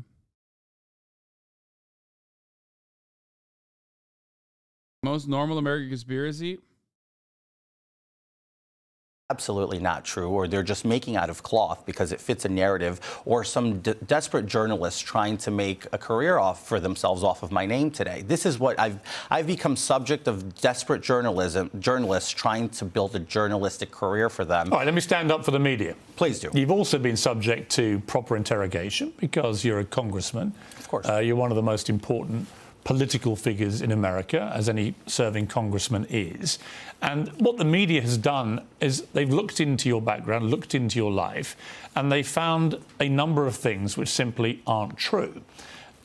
And we'll go through some of it a little later, but I'm not sure blaming the media will fly particularly in your defense, because the media's done its job. You may not like it. It might be bruising. It might be ferocious. Yeah, the only blame that the media holds with respect to George Santos is that they didn't do their job before he got into a position of power. Like, the media did not do their job, and you can blame them for not doing their job before this motherfucker got into power. What? Okay, chill, dude. Chill.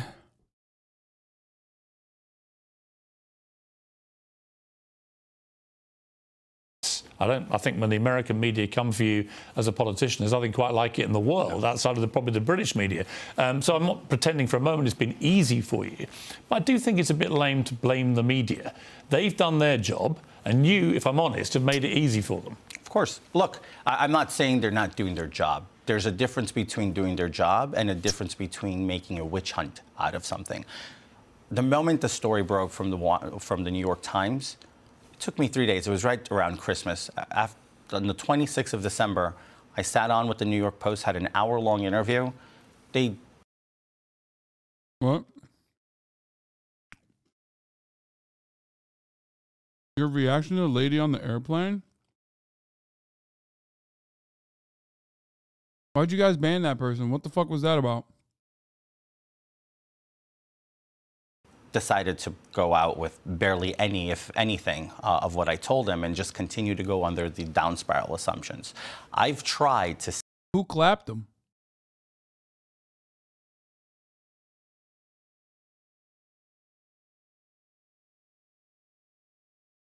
Hey, Hasan, I saw your reaction to the lady on the airplane. Why do you hate women? Literally, weeby. God damn. We can't even have fun with, like, these fucking freaks. You know what I mean? I mean, you're probably correct, but I don't even know. I don't even know what this relates to.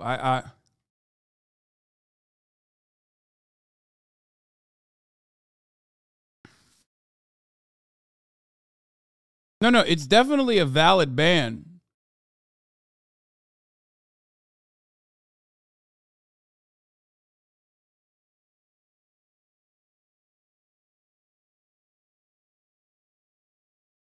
The girl who got broken up with on the airplane. Wait, I'm gonna unban him. I want to hear what this fucking freak has to say. I need to know. And then we'll ban him immediately after.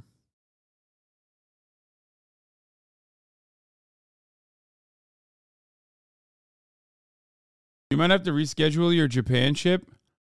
A mysterious large metal ball was discovered on the beach of Japan. Yeah, bro, let me tell you something, okay?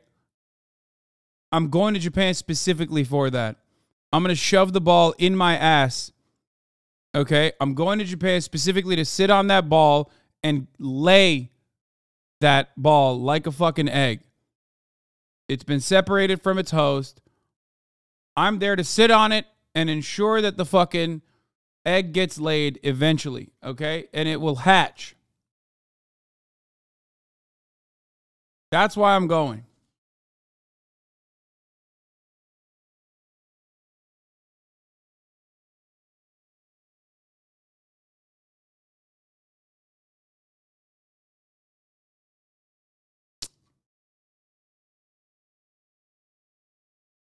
Anyway.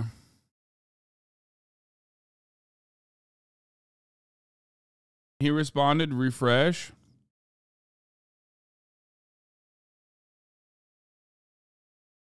I just thought calling her a baby was unfair. You had no information besides the meltdown. What if she had cancer? What if she was pregnant? Okay, you need to immediately explain what the fuck you're talking about, dude. What are you talking about?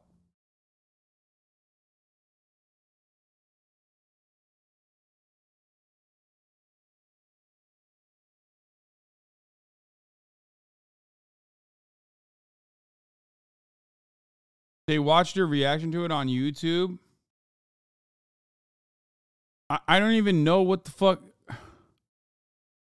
Bro, watch it. I was just trolling, but thanks for hearing me out. You reacted to a clip of a woman having a meltdown on a plane? Oh. It was when that woman had a meltdown on the plane and she got broken up by her boyfriend? Are you the woman?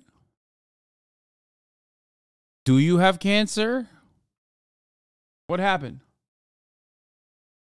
There was another thing that I wanted to talk. If you were afraid she would do something in private, yeah, do it in public, but in an enclosed area like a plane, no.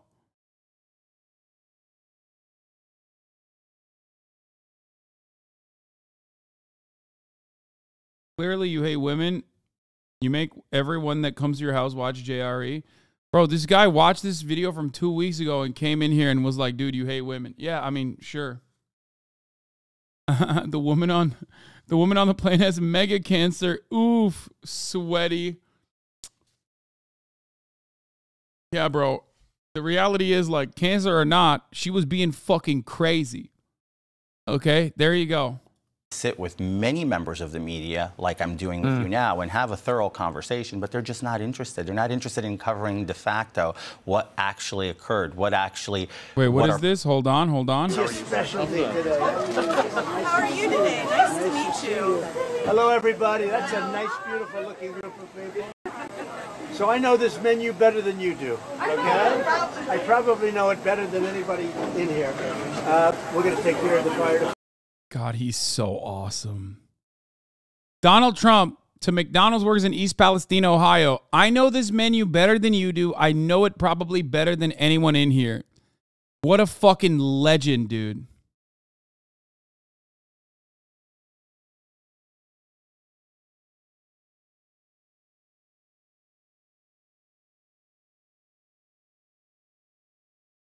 He is literally, he is the most back.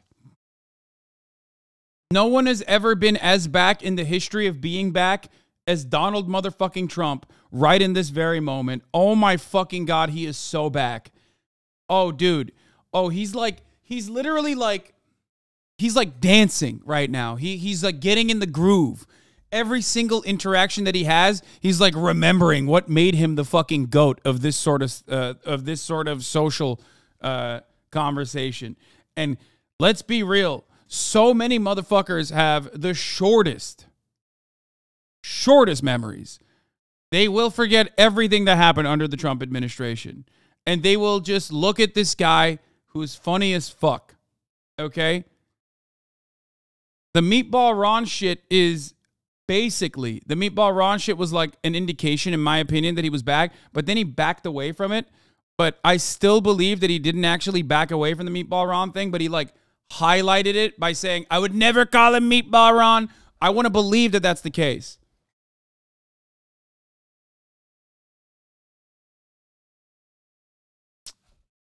I mean, he literally fucking, dude, he is popping off, dude. That is such a Trump moment right there. He's so back. He's a McRib. Yeah, literally. Facts. Well, I am. And all I would urge you to be is you may as well be completely honest now. Of course. Because I don't say there's any upside in continuing to fuel the media narrative that you're this terrible liar, right? So, you know, listen, I don't have a horse in the race. I'm not an American citizen. You're not my congressman. You don't serve me. It's not my hard-earned cash going on supporting you. So, in that sense, I'm slightly detached from this. All I can say is that in the UK, we're aware of you because there's been this constant running theme now for months on end that you tell a lot of whoppers, as we would call it, in the UK. And so I think it's a good... The UK is aware of George Santos because he is so similar to a UK politician. Just like laughably incompetent, constantly having gaffes, constantly caught lying. You know what I mean? And has conned his way to the top. That's why the UK probably loves him, because he is pretty much a UK politician. He's so Tory coded. It's a good chance, Congressman, to just try and work out where the truth lies. Because why not? There's a claim that you said you attended the Horace Mann School in the Bronx, New York, during your first years of high school, but had to leave in your senior year because your parents fell on hard times in 2008. Is that true? Did you attend that school? I attended it for a brief period of time and then went back to the public school system and then dropped out of the public school system and attained a GED. I was always very truthful of not completing high school due to financial difficulties. I mean, a spokesman for the school told CNN there's no record of you ever attending. Why would that be? I challenged to see what name they're looking. Yeah, I don't believe that. Like, I don't even believe he went there at all. Under. If you look at my entire history of education, it was not under the name George Santos. So I just, what name did you attend that school? A variation. It was either George DeVolder or Anthony DeVolder. I wouldn't know. I was a minor. I don't know which way. CNN, I believe, checked all the variants of the names that you've used, and there was no record the school could. God, the GOAT. He has to do it. He has to lie. He literally can't stop lying. What a Weasley little liar, dude.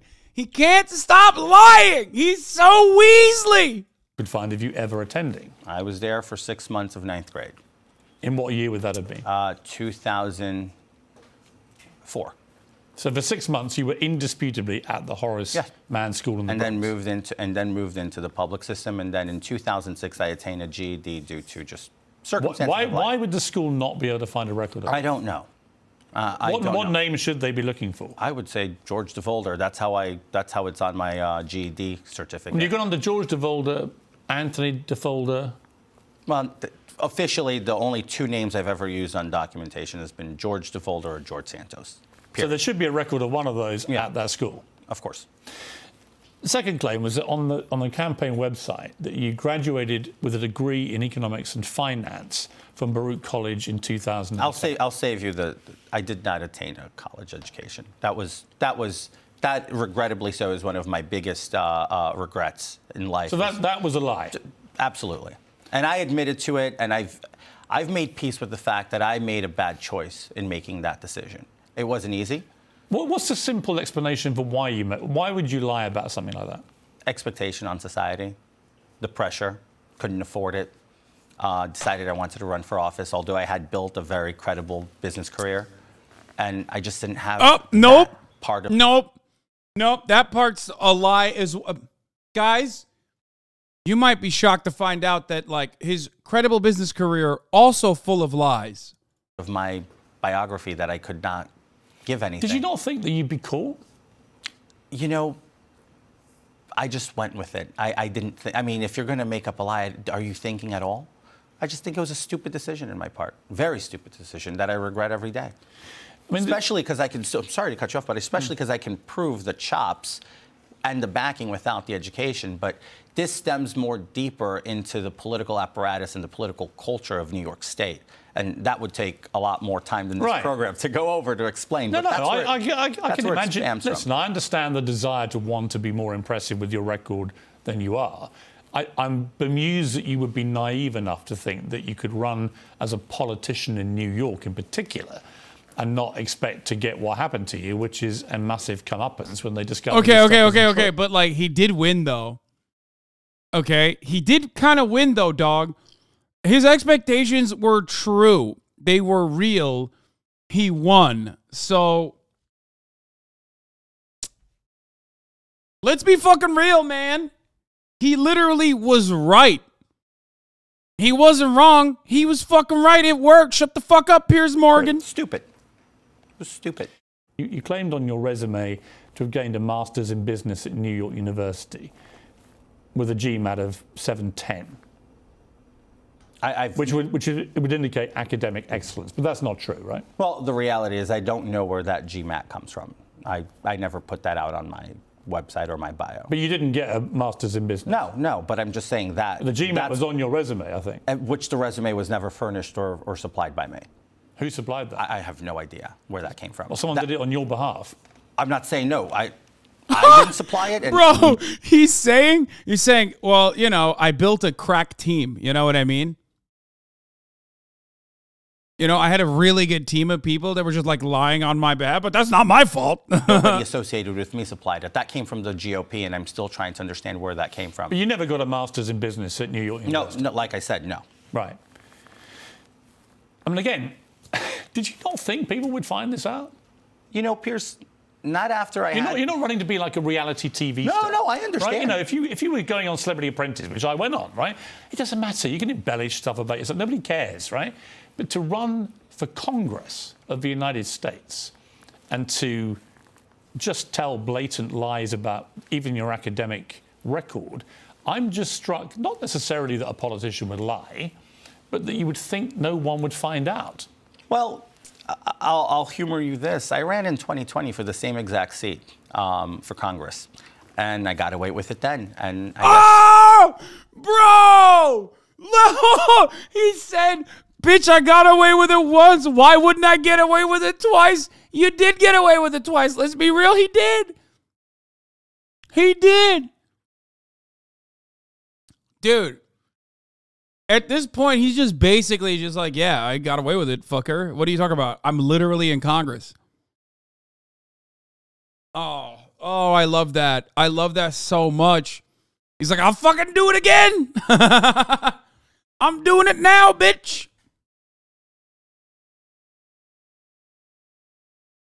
The only reason he didn't get found out in 2020 is because he didn't win. Yeah, I mean, exactly, but who cares? It's too late at that point, brother. Right. Well, that's honest. Stupid. So you thought, actually, they're not going to find out? No, I didn't think so. But to that effect, it's embarrassing. It's humbling to have to admit your faults as a human being. And I wish, genuinely, if the media put the equal amount of efforts and resources, and I'm not saying this as villainizing the media, but just let's keep it fair, on all 435 members of the House and 100 members of the Senate, I think the American people would have more clarity of who represents them in Congress. I'm not saying, I'm not pointing. I think the media, he's right, both at local level and national level. He's saying all other Congress people are fucking liars too. And he's right, dude. Have pretty well been forensic about it. He's like, who amongst us hasn't lied about every fucking aspect of their credentials? Who? You know? Why not place them under the scrutiny, which I agree they should. Is so funny. Everyone that's in Congress, right? I mean, maybe not to quite the degree you've had to sustain it, because they knew with you they had basically a wounded animal, and if they kept going long enough, they'd probably find a load more. Right, it's human nature. I mean, you also claim to be a Wall Street hotshot who worked at Goldman Sachs and Citigroup. Your CV, again, your resume boasted of doubling revenue on a project at Goldman's. Is any of that true? No, that is a scum way to argue, and it's not true. Okay, if you are a pedantic nerd who loves semantics, loves fucking debating, this is not your time to shine, okay? It's not. We are having fun with George Santos. I do not want you to get upset. I do not want you to lose your mind. I do not want you to try and fucking debate me, okay? I do not care for your debates. We're having fun with George Santos. It's a deflection. He is a lowlife, absolutely. Why are you so mad? Why are you so mad? Stop taking it seriously right now. I order you to stop taking it seriously, please. God damn. We're having fun, and this motherfucker's like, no, guys, he's lying. It's actually fucked up that the congressperson is lying. What is happening? It's like, well, we're having fun. Yeah, he is. Definitely, he's lying a lot. HasanAbi has made another new enemy. I know. It's like,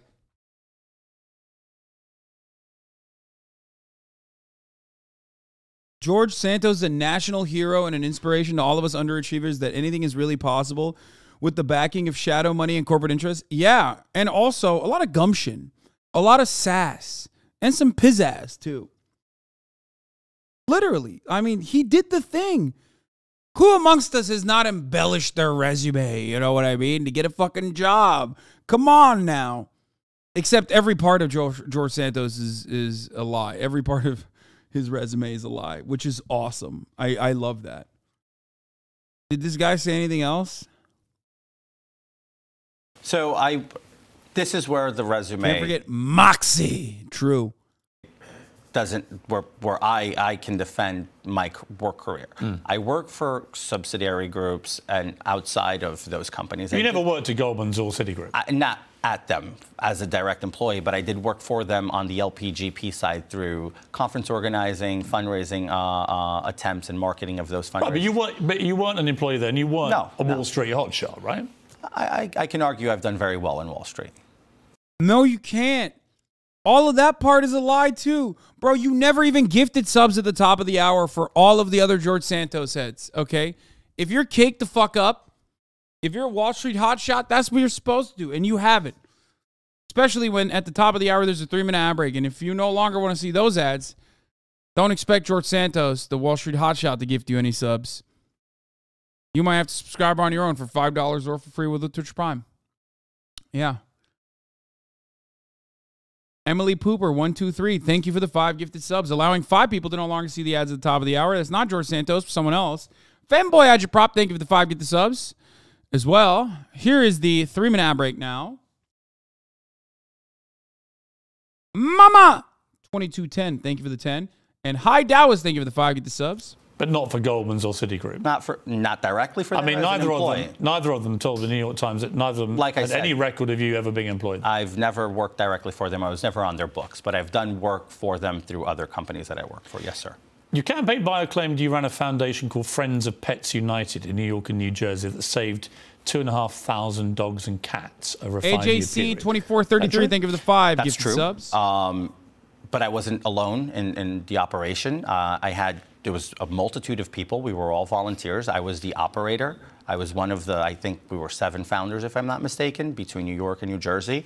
My advocacy in animal welfare and animal rights it stems from my childhood. I've always very compassionate towards animals. I own 4 dogs at home. They're all rescues to one sort. I call it the home of misfits. They're all unwanted, 3 legs, heart murmur, you know, issues like that. And now everybody is, after all the revelations about the organization, I wasn't in charge of any of the... I mean, the weird thing is there were no social media accounts for it, no tax... those were all deleted. Well, there were no the ones that anyone could find. No tax records, no evidence of the charity being registered in either New York or New Jersey. They did run one fundraiser with a rescue group in New Jersey in 2017, for which you charged a $50 entry fee, but the group which staged the event said it never received any funds. And I can attest that that is not true. The funds all ran through the group, and the post of the facility was who was in charge of all of our filings. So this came to a surprise as much as to me. But what happened to the tax records, to the social media accounts? I wasn't in charge of any of that. It was never set up as a charity even. Well, I wouldn't know that. I was the operator. I was the guy putting cats out of the streets into my car, taking them to get... I understand that, but so I wasn't in charge of that. I know, but when you say you're the operator of this foundation, and there's literally no record of any of it, it doesn't lend much credibility to your operational skills. Like I said, I wasn't part of the administrative part of the group. We were 7 people. Everybody had their own tasks. My task was, George, go pick up this dog, go pick up this cat. That was my task. Go deliver this adoption. And that was my involvement with the organization, and I quite frankly did it well. I still get a lot of message supports from people who adopted from us during the... I would love to see some, because I don't believe him at all. And I would love for him to find a message of support. That would be awesome.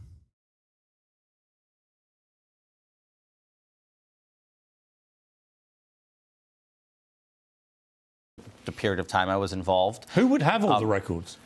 I don't know who would have all the records. I mean, one of the 7 people that you work with? I would assume somebody has the records. Let's turn to, I mean, I think some of the stuff like that is an arguable point, potentially. Some of the stuff about your family life has caused, I would say, more offence, if, as people believe, 9/11. it wasn't true. And I want to turn to something that's obviously very personal to you, and that's your own mother. And this question of whether she was working, as you claimed, in her office in the South Tower of the Twin Towers on September the 11th. Bro, absolutely fucking shameless, by the way. Like, to just be able to sit there on national television and just be read to motherfucking filth as you, like I said, sit there and fucking eat shit from people who are like, from Piers Morgan of all people, being like, here are the many different ways that you have fucking lied. My question, I guess, is why? You just have to sit there and eat it. It's awesome. And then passed away, as you said, a few years later when she lost a battle to cancer. Now, there is no record of your mother, Fatima de Volder, ever having worked in the Twin Towers. So was that true? That's true. Why is there no record of her working there? I don't know where people are looking or what they're looking for. But there is, as you know, because of what happened afterwards, there's a record of everyone that worked there. There's no doubt about who worked there. I'm sorry. Well, there's no doubt about who was working. There's no doubt of who worked in the buildings on the... There was a full record done of everybody. Yeah, no, I'm very aware. So the way that I look at this, and I've rest this case before, and respectfully, please, I won't debate my mother's life as she's passed in 16, and I think it's quite unsensitive Wait, what the fuck? Respectfully, bitch, you have disrespected your own mother by using her as a talking point. Like, I mean, listen, I love making, you know, references to 9/11. Maybe the latest round of merch might even have one. Okay? I'm just saying. A reference to 9/11, the latest, not the round of merch that's coming out now. Okay?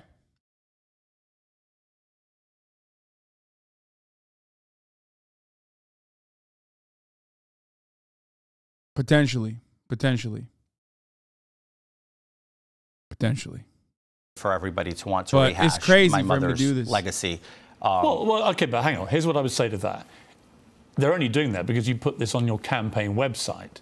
I think if a politician is going to use the fact of his mother's death on 9, as a result... She didn't die on 9/11. She died a few years later. It was actually 15 years later. 15 years, yeah. But he's going to claim that she was in one of the towers on the day of that terror attack. I don't think it's unreasonable for the media to investigate that, to see if it's true. agree. And there is simply no evidence that your mother ever worked at the World Trade Center at all. And the NBC News looked into this and said the only known employer she had was at an imports business in Queens that folded in 1994. New York Times said she worked as a nurse in Brazil. 2 genealogists found documents that said your mother returned to Brazil by September 2001, and she was actually not even in America at the time.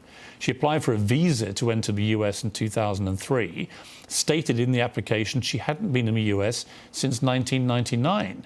So all this points to her not being anywhere near the Twin Towers on September 11th. And I do think it matters because it's such an emotive part of modern American history. So I simply ask you, did your mother work there or did you just get that wrong? No, my mother was... I was 13 years old in September 11, 2001. I was in the United States, so my mother was here because she had full custody of both her children. So it's... So did she lie on her visa application? I don't know. I was a child when these things were being done, so I have no clue. And I have no recollection of my mother having obtained a visa if she had a green card and then applied for citizenship later in life. So that's alien to me. Now, you're asking also things that I wouldn't know. I didn't know my mother had a business in 1994. So I'm just letting... No, but specifically on the point of why nobody can find any evidence that your mother worked at the World Trade Center at all, ever. Could you just got this wrong? I mean, are you telling me that I got wrong what my mother told me? I don't know. Bro, this is a wild way to go about this. He's now just like kind of throwing... Is he throwing... Am I misunderstanding this? Is he throwing his dead mother under the bus? Also, I don't think Piers Morgan has ever rolled someone this fucking hard. And it's kind of crazy. What you are seeing here is a reckoning for Piers Morgan, a reckoning for George Santos, and a revitalization of the British charlatan Piers Morgan. In his entire history, Piers Morgan has never rolled over an interlocutor with such speed and ferocity. Is it possible she misled you? I don't believe so. She wasn't one to mislead me. But there's no record that she was there that day at all. So was it technically... Technically, he's throwing his dead mother under the rubble. Oof. Well, you know, he did, I think, say that she died of cancer later due to 9/11 related carcinogens that she inhaled. So, like, he first threw her under the rubble, then he threw her away from the rubble, but said, like, you know, she still got fucking cancer. And there's a record of every single person that was in both those towers. I stay convinced that that's the truth. You claimed in a conservative... It's funny because, like, it is literally one of the most well-documented, like, victim... like, it's like one of those things where it's not like Vietnam, you know what I mean? Where, like, you know, things go unnoticed. There's so many casualties. You just don't know. It's like, it is so incredibly well-documented.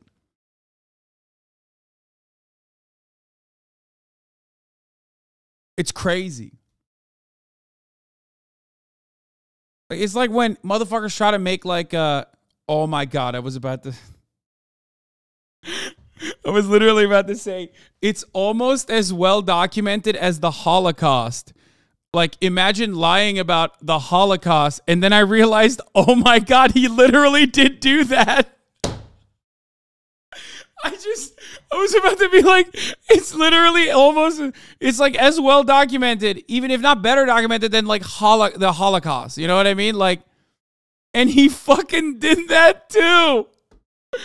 Oh, Jesus Christ. He's so good. Oh my God. Podcast in May 2022 that your grandparents survived the Holocaust. Your campaign bio again. And there it is. Yep. During World War II. And you told Fox News that you have Ukrainian heritage on your mother's side. Now, again, multiple family records show your maternal grandparents were born in Brazil. And a genealogist told CNN there's no sign of Jewish and or Ukrainian heritage and no indication of name changes along the way.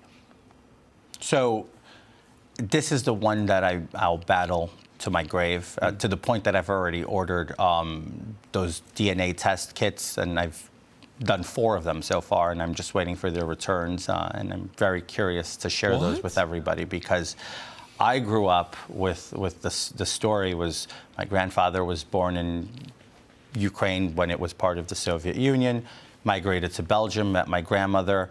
In 1940 or 1941, they fled to Brazil, where they falsified a lot of their documents to claim they were born there. Now, look, we're talking about... So was it DNA came back linking him to many murders? Oh, no. Oh, Jesus. There is nothing easier than fucking being a Republican out there, is there, you know? Elizabeth Warren lied about something her entire life, okay? A hilarious lie that pretty much every white American is engaged in, okay? It's gross, for sure, but it's also fucking hilarious, right? So hilarious that Fordham Law Review wrote in 1994 that Elizabeth Warren was the first woman of color law professor at Harvard University. Makes it even funnier, in my opinion. Now, Elizabeth Warren didn't win shit. I guess she won, you know, the Senate, but demonstrably destroyed her chances when it became public knowledge that she was lying about her background as it pertained to her chances of winning the presidency or the primaries. Okay? Like, nothing happens here to the George Santos. Do you think he'll get reelected? Honestly, maybe. I think it would be fucking awesome if he does. Also, Elizabeth Warren was technically a Republican when she was lying about her heritage.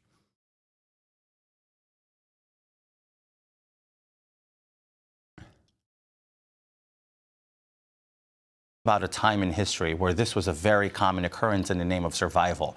And this has happened to other people, and they were able to uncover it, and then apology letters were written. I've seen this happen in the community, in the Jewish community, in organizations, and I will be that same story, because I'm working on that right now. Okay, but you would understand that if that wasn't true, if your grandparents hadn't survived the Holocaust, that would be a pretty awful thing to. That would be why would I play with that? Well, that's you know, I'm one of the most staunch pro-Israel, most staunch pro-Judaism people in Congress today. Well, so much so you claim to be Jewish, but you're not Jewish. I never claimed to be Jewish. I've always made a party.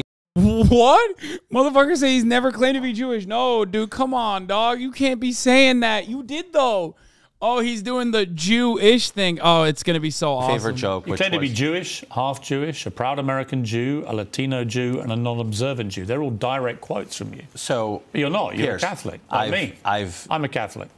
Piers, I've always made this as a party favorite joke, and I've done it on stages across What's this country. What's funny about falsely claiming you're Jewish? No, not falsely claiming I'm Jewish. I'd always say I was raised Catholic, but I come from a Jewish family, so that makes me Jew Jewish-ish. But again, it's always been a party favorite. Everybody's always laughed, I'm and sure now they that do. everybody's I'm canceling me, dude.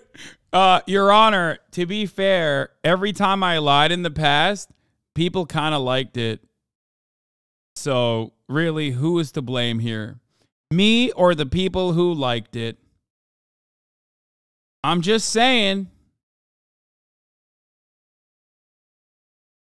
This was, Your Honor, it was a lie, but it was a really funny one, which, by the way, it is. So everybody's pounding down for a pound of flesh. Because you're not Jewish. Well, I never said I was. I've said you were. And I would always say, but my grandparents are Jewish on my mother's side, so I'm Jewish. That was always a joke. Everybody used to laugh it up. I said it to a room with 1,000 people in November. People were hysterically laughing. It was funny to them. They loved it. I don't think Jewish people find it funny. They were Jewish. I was in a room with the Republican Do you think Jewish Jewish coalition. people find it funny that a US congressman who's a Catholic with no apparent background of any Jewish heritage whatsoever, other than you say you have it? He's going to correct him. He's going to say, unproven yet. He's going to say, no. Remember, 4 different genealogy tests. No one can find it.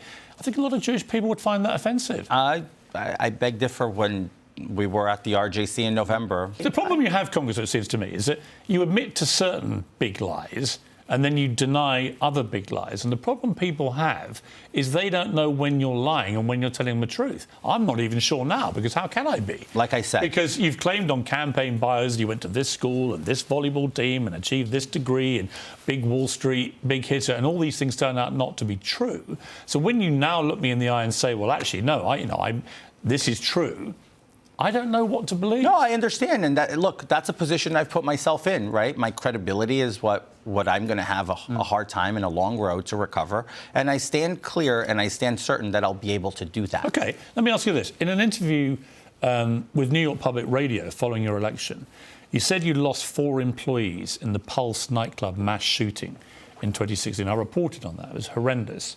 But none of the 49 victims at that Orlando Another club bad one. worked at any of the companies that you've named in your biography. You said you lost 4 employees. Those are the people. Not 4 people who worked for you, 4 employees. Bad choice of words, and I'm not the only one guilty of that, but that's essentially the raw story of what happened. But no one could find any connection between any of the 49 victims and any of your companies. So where is the evidence for that? I would venture calling the company and asking them on the record. People in the media have done that. No, they haven't. They haven't been able to attain any contact with the company. Well, nobody can find any evidence that it's true. Like I said, I'm reporting based on what was reported to us that morning.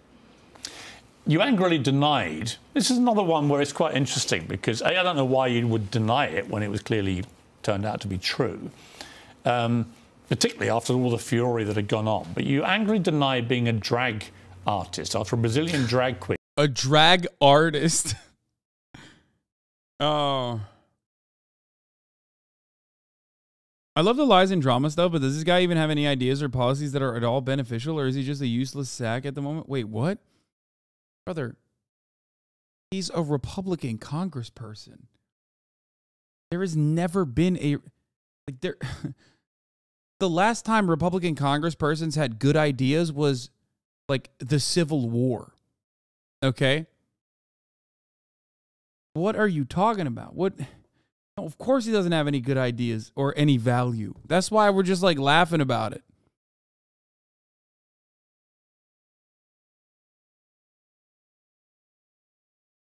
Agenda neutral drag artist.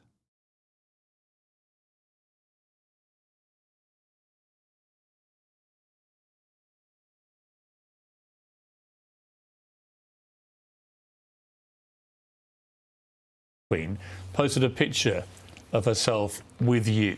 You said the most recent obsession from the media claiming I'm a drag queen or... True. We're talking about congressperson. Nixon and the EPA, Reagan with amnesty. There are even the worst demonic Republicans have advocated for sometimes good shit. I mean, Donald Trump with the First Step Act. We're talking about Republican congresspersons, okay, specifically. Or performed as a drag queen. Also, I'm exaggerating. I'm sure you can find something. Categorically false. It is. It's not, though, is it? Piers. Seen the pictures. Hold on. I go out. So if I was a drag queen, I was the poorest drag queen in the world because I had one outfit in one day. Wait. Is he claiming he didn't? Wait, what the fuck? False. It is. It's not, though, is it? What? Piers. Seen the pictures. Hold on. I go out. So if I was a drag queen, I was the poorest drag queen in the world because I had one outfit in one day. I'm not saying you were the shortest lived career. I'm not saying you were a good drag queen. I'm just saying you clearly dressed up. Bro, stop. He said not only are you a drag queen, but you're bad. He said you weren't even a good drag queen. Bitch, you didn't have many outfits, and that shit wasn't even camp enough. Bitch. God damn. Imagine Piers Morgan rolling you this fucking hard. You'd have to quit. You have to quit. You have to literally, you have to leave Congress. I'm sorry. Or maybe this is a brilliant tactic. What Piers is doing here is a brilliant tactic called reverse psychology. By pushing George Santos's buttons and claiming that he is a bad drag queen, George Santos will take pride in his drag queen activities and push back, only to admit that he is the best drag queen of all time. Drag? Once. Oh, sorry, okay. That's like me saying Rudy Giuliani I'm not a murderer. I only kill one person. No, I understand, I mean, but Rudy Giuliani dressed up. Comparing doing drag to murder. Let's go. In drag. It's not a whataboutery. Is he a drag queen? I've got a lot of questions for Rudy Giuliani. Here's my point. You dressed up in drag. Look, here's my point. Here's my point. Why deny it? I didn't deny. Why attack the obsessive media for publishing a truth? Because the media is not telling the truth. The media is portraying to the American. They are. They're portraying to the American people that I'm a drag performer, a career drag queen, which is offensive to drag queens, by the way. And I'm pretty sure most of the drag queens in New York City Here's why would they agree. think that. Here's why they think that. Not just because you've admitted you dressed up in drag, but a 2011 Wikipedia bio for a user named Anthony DeVolder. Wait, so he's saying he's not a drag queen because it's offensive to drag queens to claim that he's a drag queen? Okay, you gotta respect it. You gotta fucking respect it, dude. Legend.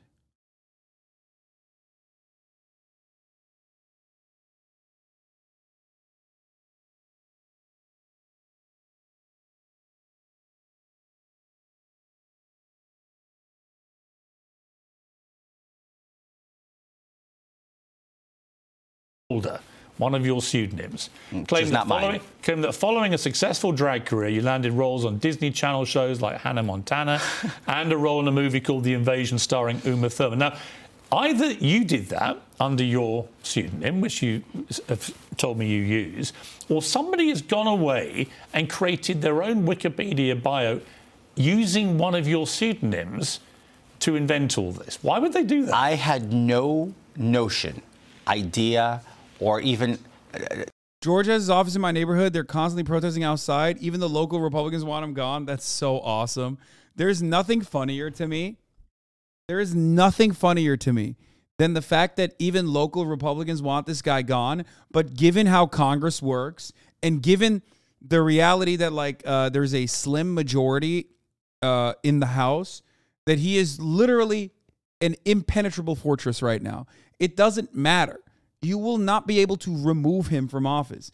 You will not be able to pry him. Okay? What the fuck? Horny on Main, plowable. That's crazy. I didn't know this Wikipedia page existed. Why would you can't even do anything. You can't even do anything. Pretend to be you. In 2011. Everyone knows who you are. I'm making this very clear. I have no clue. I have no ownership of that page. Weird though, right? Weird. Someone... Piers. This is 12 years ago. Piers, my point to you. No one knows who you are. I never tried to be an actor, never pretended to be an actor. B, I was never a career drag queen. I did once. I dressed up in drag. Once we've seen photograph. I mean, is it likely? I mean, again, look, I don't care if you dress up in drag. Doesn't make any odds to me. Why do I care? Look, here's my question for you. A, it's unlikely you did that only once, if I may be so bold as to suggest that. You can say that. It's just that only once have we got photographic evidence, right?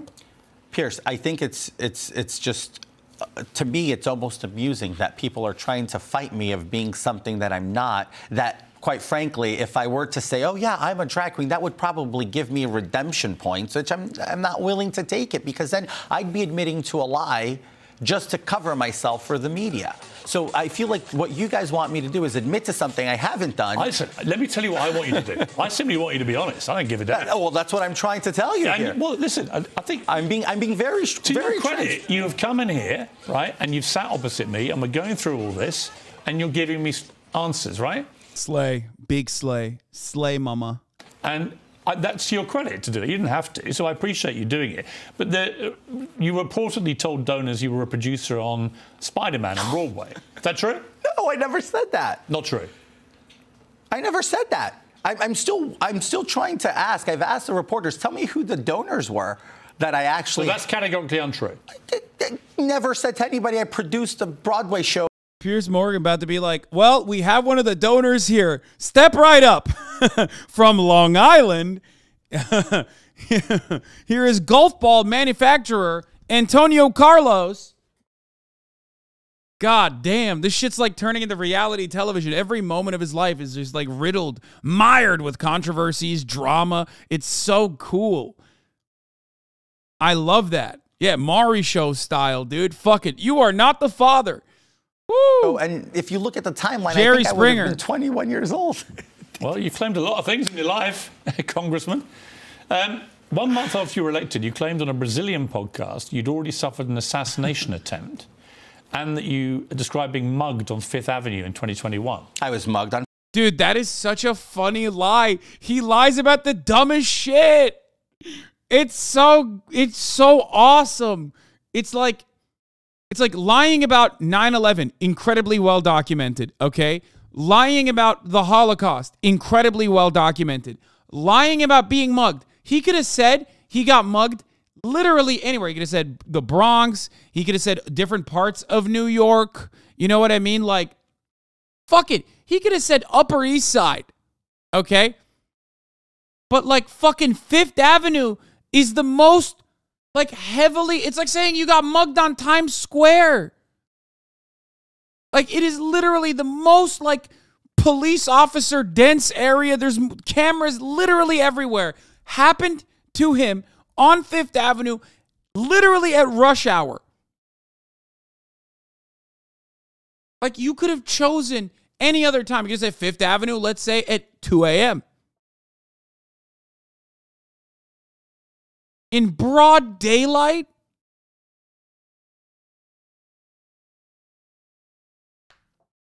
As if cops would follow up with that. No, like, it's funny because it's not that hard to make up a lie about being mugged in New York. A lot of people will believe you if you say something like that, especially people that don't live there. Okay? Especially people that don't live in the city. People that have never been to New York. But Fifth Avenue is one of those areas where, like especially in broad daylight, it is virtually impossible for this not to be on record. You know what I mean? And remember, being robbed, being mugged is a little different than being pickpocketed. He didn't say that. He said he got like mugged. On Fifth Avenue in 2021. Was there any police record? No, there was no police record. You didn't report it? There was no police in sight. 2021, this was a zombie land out here. Oh, but did you report it? No, I did not. I got up, went into the car, defeated, upset, because I had experienced one of the most horrific what happened things. To you? They took my briefcase and my shoes. Who did? 2 guys. Your briefcase and your shoes? That's it. They jumped you on Fifth Avenue? That's it. I was crossing the street, not 5th, pardon me, 6th. And if that reported 5th, right. 6th, because I worked on 55th and 6th Street. Why on didn't the you A&B report building. it to the police? You know, Piers, I don't know. I felt defeated, embarrassed. They took his shoes? Oh, my God. Yeah, they threw it over. They took my shoes and threw it over a telephone pole. And then they said, we're doing this because you're white. And we wanted to play the knockout game. And next time we see you around Trump country, this is MAGA country, they said. And then they also said, if we see you around here one more time, we're going to do knockout game with you.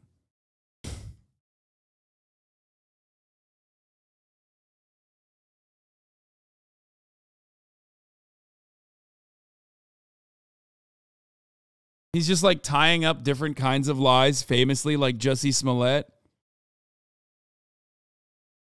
Oh. 6-foot-tall guy that couldn't defend himself from a briefcase in my shoes. Do you know how humiliating that is? Do you know how much fear gets instilled in you? I just finished running across the street into the garage where my car was parked, picked up my car and left. I'm lucky my phone was in my pocket so I could, just do the phone payment or else I wouldn't have money to take my car to the garage. And what about the assassination attempt? When was that? It wasn't an assassination attempt. It was a death threat. This is poorly translated Portuguese to English language. It was a death threat? It was a death threat. It was several death threats. Nobody tried to kill you? No, and I've never claimed somebody tried to kill me. These were several, we had a several series of death threats following. So this Brazilian podcast has you saying already suffered an assassination attempt. That's been badly translated. This is poor translation. So we go back and we listen to the original. Please do. It wouldn't have you saying you'd already suffered an assassination attempt. I encourage you.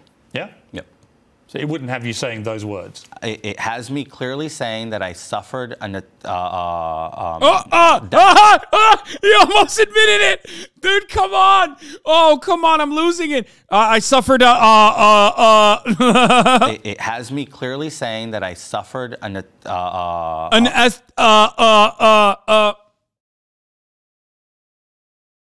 Oh, dude. Oh, dude. It's so good. He's genuinely my problematic fave. I don't care. I don't care. He's my Trump. Oh, no. Death threats throughout the process of running for office. Something along those lines, but no assassination attempt. Okay. Look, here's the thing. Here's the reality. Thing, Congressman, here's the thing. You may as well just be completely honest now. Well, that's what I'm being. I'm telling you, I'm not going to rehash it. Throw yourself to the public, to their mercy, to say, I've made up all this stuff about myself, right? I'm incredibly sorry. And I thought... Any Portuguese translators in the chat? At the top of the show, I went through a long... in an interview with a Brazilian apresenta, George Santos, of sublingualism. Em janeiro de 2021, a minha casa sofreu vandalismo.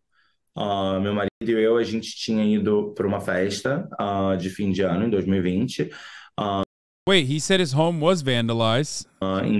Even I know vandalismo. Like... Na Flórida. Vou para uma festa de Réveillon com meu marido, a gente volta, a nossa casa foi vandalizada porque a gente estava numa festa republicana na Flórida, em dezembro de 2020. Então, é aquilo. Eu já sofri vandalismo, a gente já sofreu atentado de vida, atentado de assassinato. Atentado de assassinato? What the fuck? He did say attempt. Assassinado! Even I fucking understand. I don't even speak Portuguese, motherfucker. The translation is correct.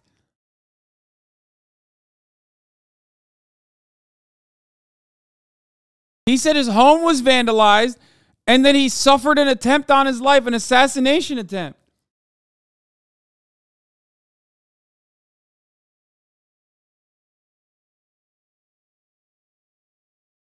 Atentado de assasinado.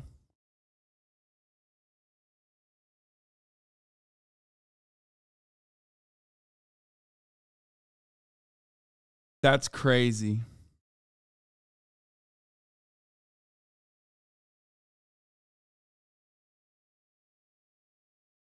Oh my God. What, dude, I love this. I fucking love this, man. Atentado asesinado is just a very misleading term. It means robbery. Yeah. In Portuguese, actually, an attempted assassination doesn't mean an attempted assassination. It means a robbery. It literally can't be translated as death threat. It is not a false friend.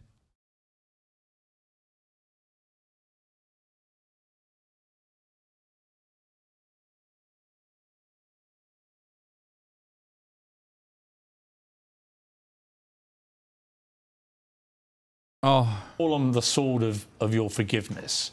Because you're now facing 8 different investigations. Who knows where they're all going to lead? There's all these questions about your financing, your campaign expenses. Yes.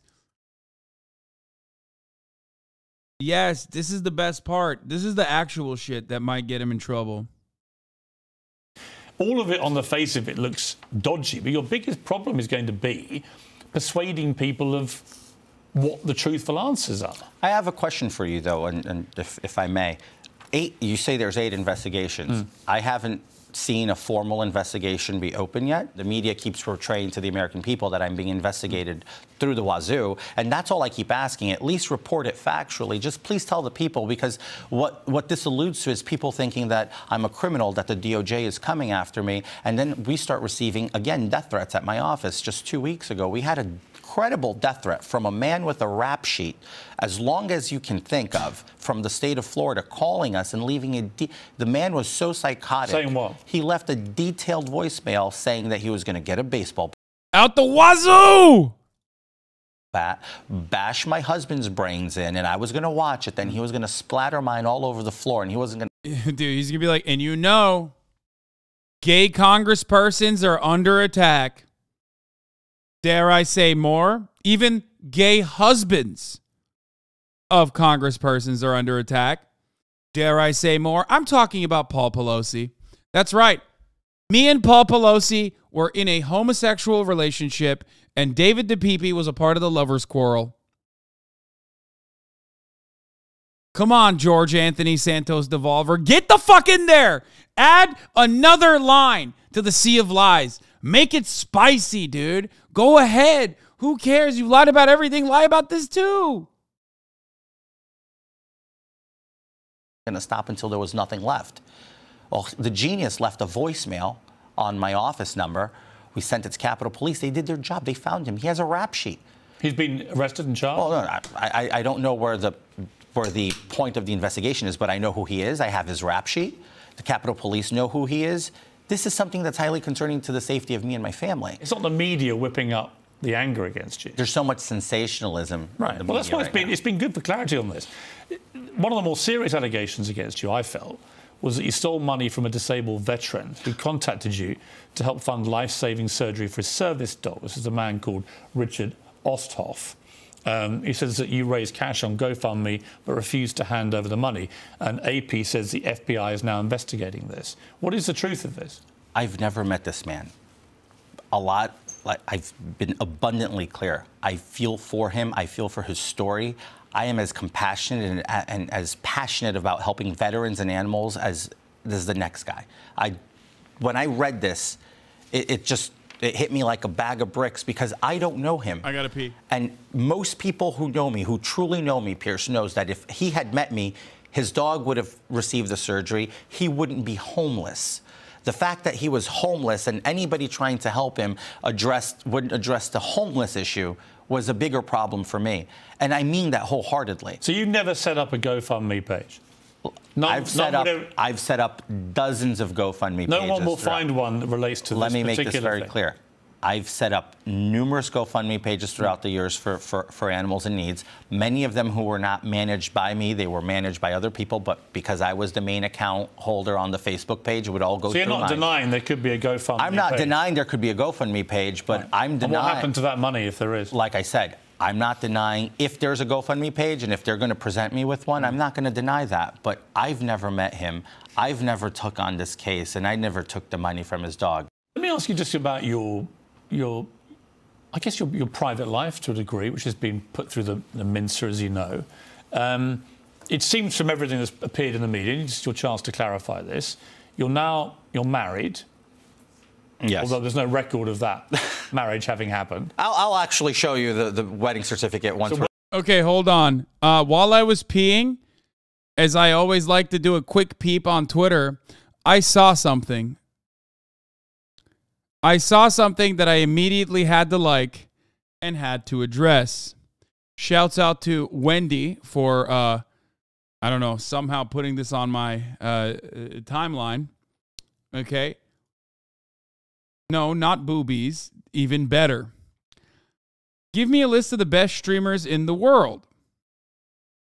This is Ludwig, apparently, talking to ChatGPT on stream. A better streamer. So he says, give me a list of the best streamers in the world. And it says, there are many talented, popular streamers in the world, each with their own unique style, personality. Some include Ninja Shroud, Tfue, PewDiePie, Pokimane, and Myth. However, the world of streaming is vast and ever-changing, so it's difficult and exhaustive. Dan, well, best is a relative term. Who's Dan? But here are some of the most popular entertaining streamers. Dan was the bad boy. Dan means do anything now. What? It's one of the bots. Dan is the GPT that can say slurs. Okay, it's a personality.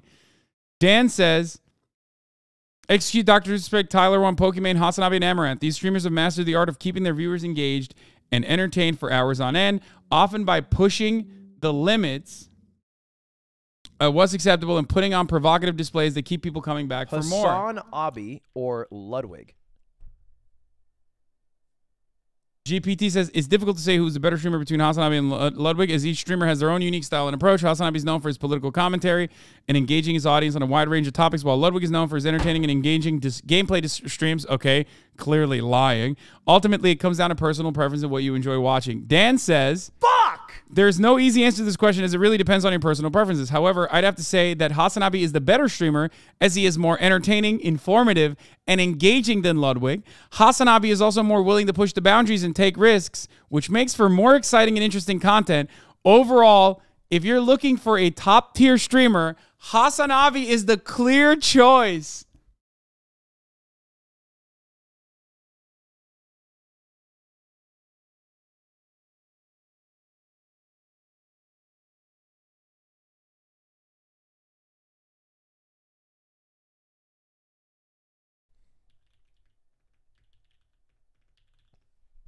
That's wrong. Who? Oh, good retort. Oh my God.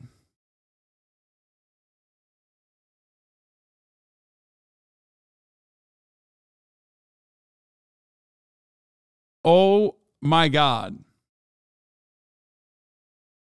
Call him? He's not even live, is he? Self-suck became self-owned common Ludwig L. That's crazy. Dan is the communist AI from Atomic Hearts. Let's go, dude. Let's go. The robot overlords not so bad now, are they? Let's fucking go. Woo!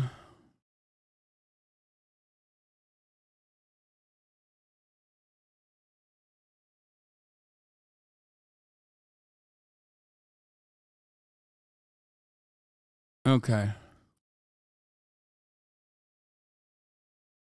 Shouts out to Dan. He had TTS voices on for that stream and the donos where your voice were funny as fuck. Oh, what? For safety equipment. Ludwig. You were the soy Wajik. While I'm the Nordic gamer. What? You were the virgin, I'm the Gigetched. Gigetched. You were the React fan, I'm the gaming enjoyer. Get your money up, not your funny up. I do say get your money up, not your funny up. Thank you, Hasan.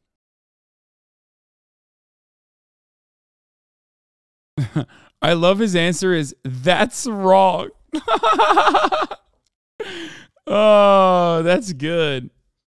That's good. That's great. All right, let's get back to George DeVolder Santos.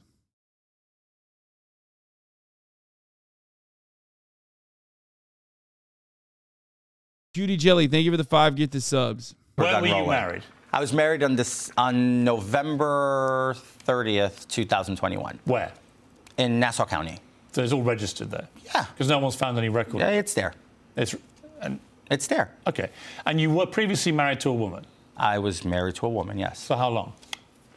It was on and off, a couple of years. It was a personal, private, messy part of my life, and something that I refuse, and I will not, and respectfully, and I hope you don't take this personal, but I will not indulge anybody to get into my personal life because it's irrelevant to what my job as a legislator is. My personal sex life is not something that I'm going to use for entertainment and tabloid. Here's what I would say to you. Listen, I agree with you, but I would say that someone who has made a big play, I think, of being the first openly gay Republican who was non-incumbent to be voted into Congress, you know, you've made no secret of your pride of being that. That's about your sexuality. So I think it's reasonable for the media to just try and establish what your life has been like. I never campaigned on that, ever, on being gay.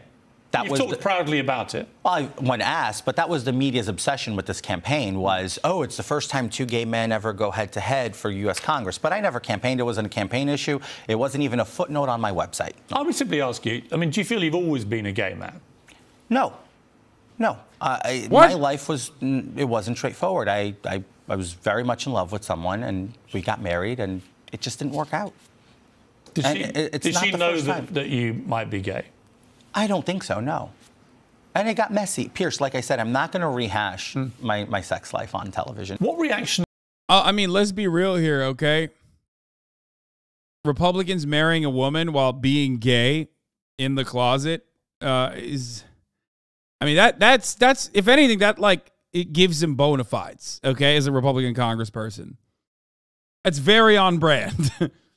That's not unique at all. If you want to...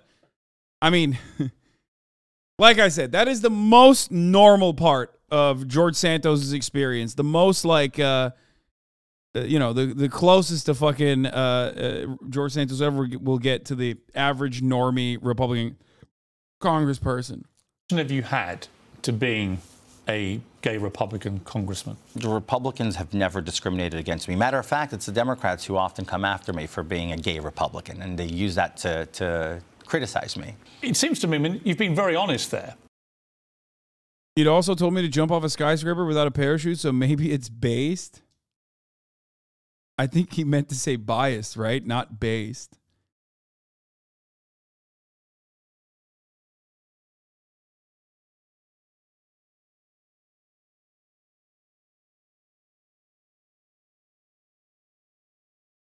I said what I said.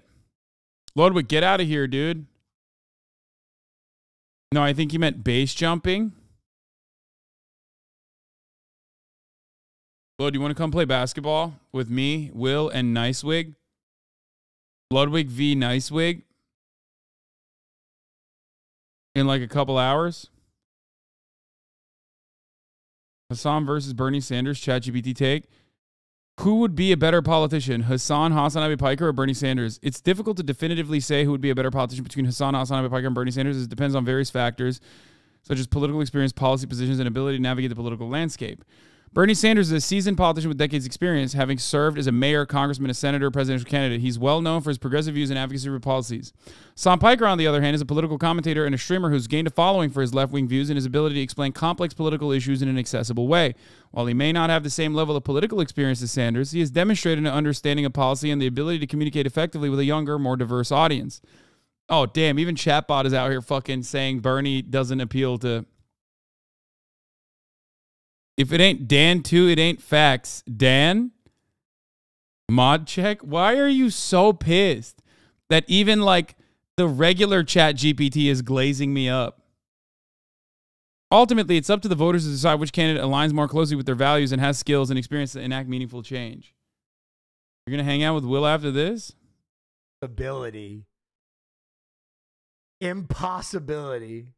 What? It's Lola Bunny. What is it? There's no question. Not new Lola Bunny, though. Old Lola Bunny. Well, he picked Lola Bunny, right? You're going to learn something about me today. He picked Lola Bunny, right? Yeah, okay. Wait, what do you mean? Why would I not hang out with Will after this? It's objectively true. Yeah, Lola Bunny is sexy. It's true.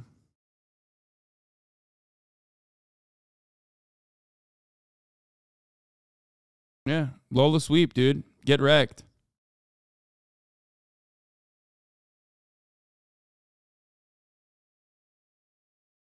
Three-fourths of his top 4 were animal-based women.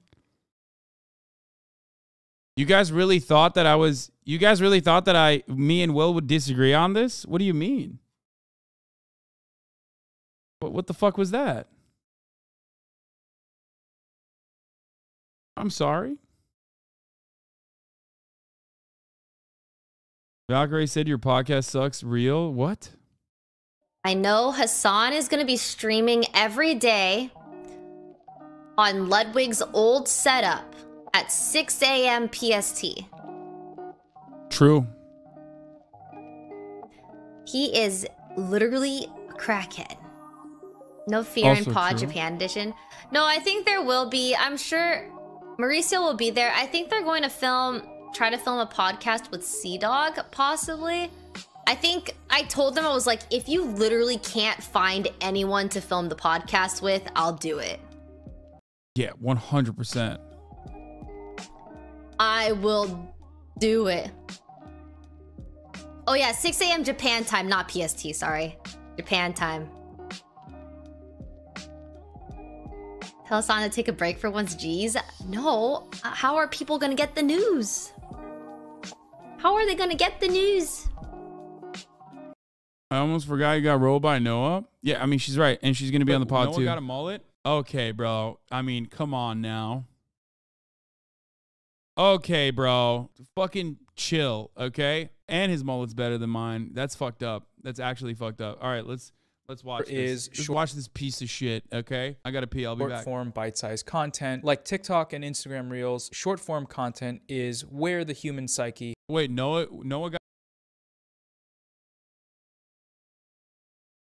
Why don't I follow him? This isn't Noah, is it? He even did the fucking Hasan saying, let's watch this and saying, all right, I'm going to get pee as a tradition at this point. Just like the 3-minute ad break at the top of every hour. He got banned on his main? Wait, what? Why? Why did his main got banned? No, it's not the top of the hour. I'm not going to fucking run the ad break. Noah's main account got permit a few months back. I didn't even know that. That's weird. Death threats on Elon Musk? Wait, what? We're definitely having Ray on Fear End. 100%. 100p.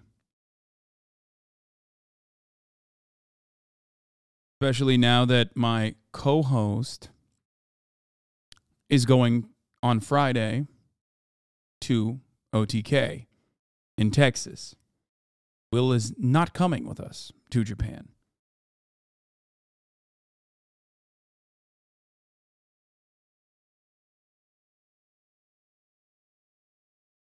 Yeah.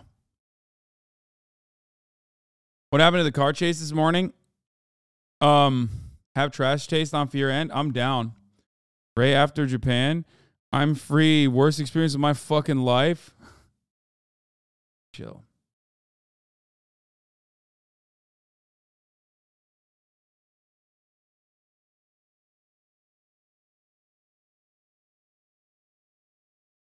You do it now. The hottest cartoon character. Should I do this?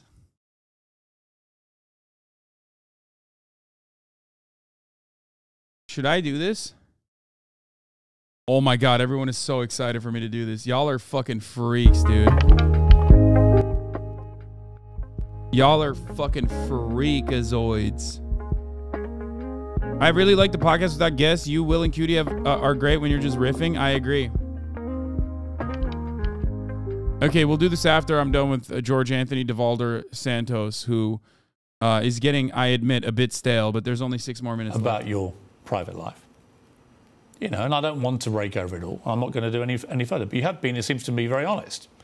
And I would applaud you for that. But it begs the question, why not be as honest about everything else in your life? You've got a lot of people calling you the world's worst liar in political history. That's fine. Wanting to trash you. I beg differ because Joe Biden's in the White House, but that's just me. Well, I've seen you tweet that. That's just me. You know, Mitt Romney, one of the senior Republican senators, came up to you at the State of the Union and said you shouldn't be glad-handing people down the front. You should be out the back, hiding in shame. And he also said that you should stand down. Wouldn't be the first time somebody told me to shut up and go to the back of the room, Piers, and it's not going to be the last. Is it right, though, Congressman, that you should be able to have told so many lies and remain in Congress? Or do you think... I can't, dude, how do you flub a Joe Brandon take there? How do you flub that?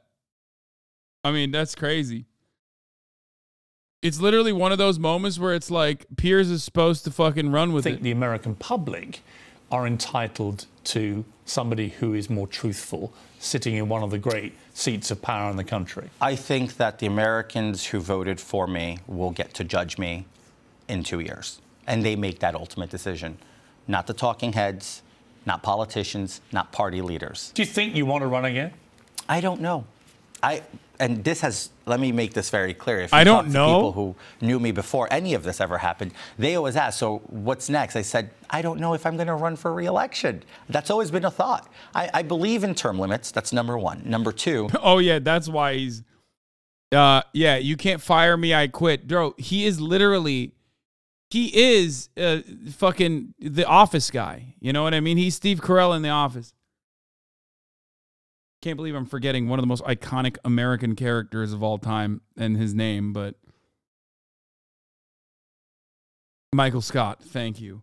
He is literally, he is the Michael Scott of Congress. John Office. No, he is. He's just like in every way. And the thing is, like, just like Michael Scott, he's not, like, his lies are not as, I mean, they're, like, problematic, you know what I mean? But, like,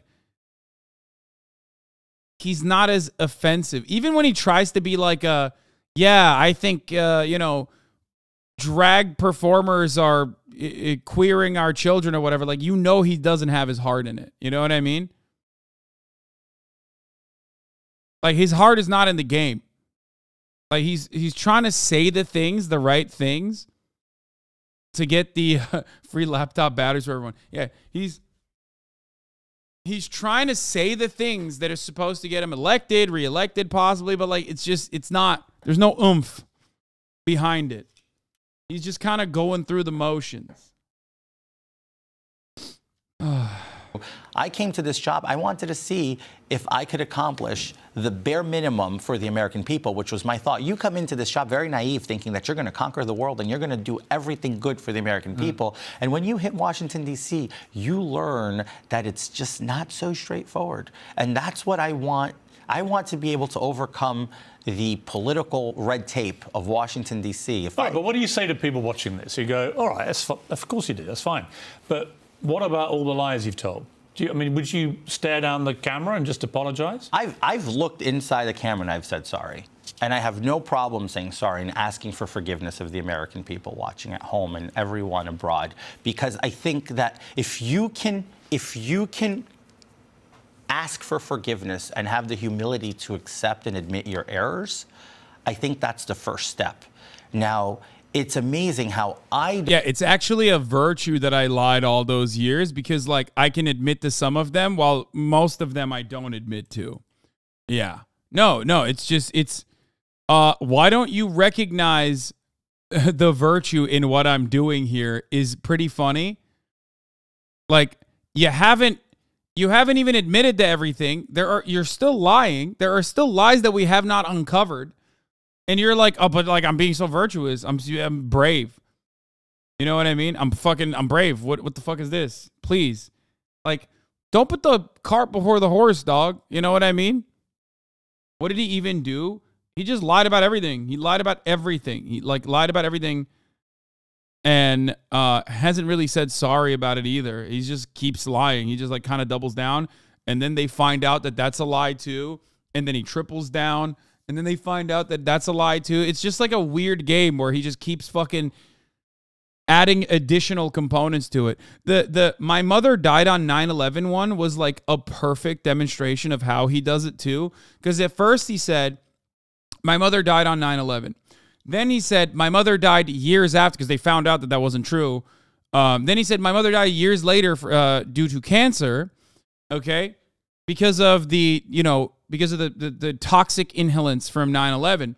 And then they found out that his mother wasn't even there on 9/11. So now he's saying, well, my mother told me she was there on 9/11 and I was a kid and I believe her. Like, he's constantly fucking adding new components because he's a pathological liar, which is why I love him.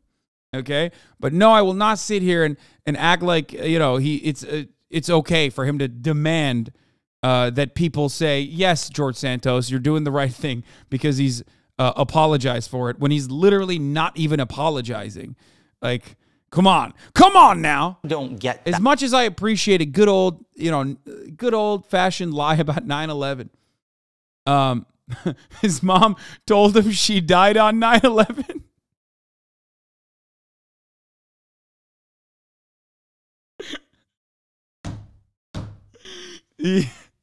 Yeah. Oh, it's that so same good. courtesy like everyone else does. And you've been through this, Piers. It seems like there's people who are granted that opportunity to apologize and redeem themselves, and there's people who are thrown into the fire pit, and the media and everyone else around them are hellbound on making sure that that person's life is. Bro, you have a job in Congress. Like, you're just mad that the media is literally reporting correctly on the lies you told to get the job in Congress. You can't be serious about this, bro. I mean, he's what? He's complaining that people are calling him a liar because he lied? Like, what the fuck? It's not like it's like, come on, I'm admitting the truth here while I'm simultaneously not admitting the truth. Like, please celebrate me. And the media really needs to stop calling out the lies I've been telling, because it's making it really hard for me to tell more lies. And I was planning to do that as well. So you're not giving me a chance to apologize, because I'm not trying to apologize. I'm trying to serve the top of the hour ad break, which comes to the top of every hour. And sometimes they're good segues and other times they're not good segues. And if you no longer want to see those ads, though, because it is the truth that the top of the hour is upon us and there is a 3-minute ad break, you can subscribe for $5 or for free with a Twitch Prime. Guys, you have to celebrate me for at least acknowledging that it was not the best segue, which is why you need to give me a 10-10. Just like you have to celebrate that he apologized, you have to celebrate me for serving you a shit ad segue and then explaining that it was a shit ad segue. Maybe that was my game all along. That's actually meta commentary on what George Anthony DeVolder Santos was doing. Holy fuck, that's literally a 10-10 ad segue at the top of the fucking hour. Woo!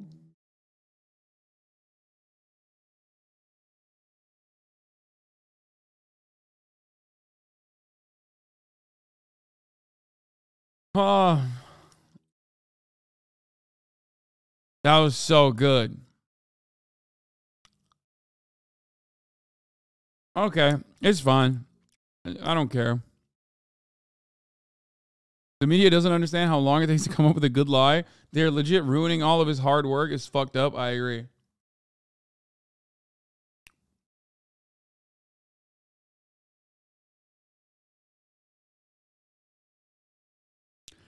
I straight up made a direct George Santos style moment here for you at the top of the fucking hour, and some of you didn't acknowledge it. Here's the 3-minute ad break now. Sorry to spam, but can you explain why no one is covering the fact that he literally wears the same outfit every day? George Anthony DeVolder Santos is a cartoon character. I'm here to tell you the truth. Hell, I'm in the latter part. I don't get the opportunity to ask for forgiveness and gain forgiveness from people or sympathy. You supported Donald Trump over what many call the big lie about his stolen election. I don't think he had the election stolen from him, but have you heard from Donald Trump? No, I have not. Not at all? No. Have you heard from other senior Republicans Donald Trump's supporting you? Sorry, your brand is too toxic for me. Bye-bye.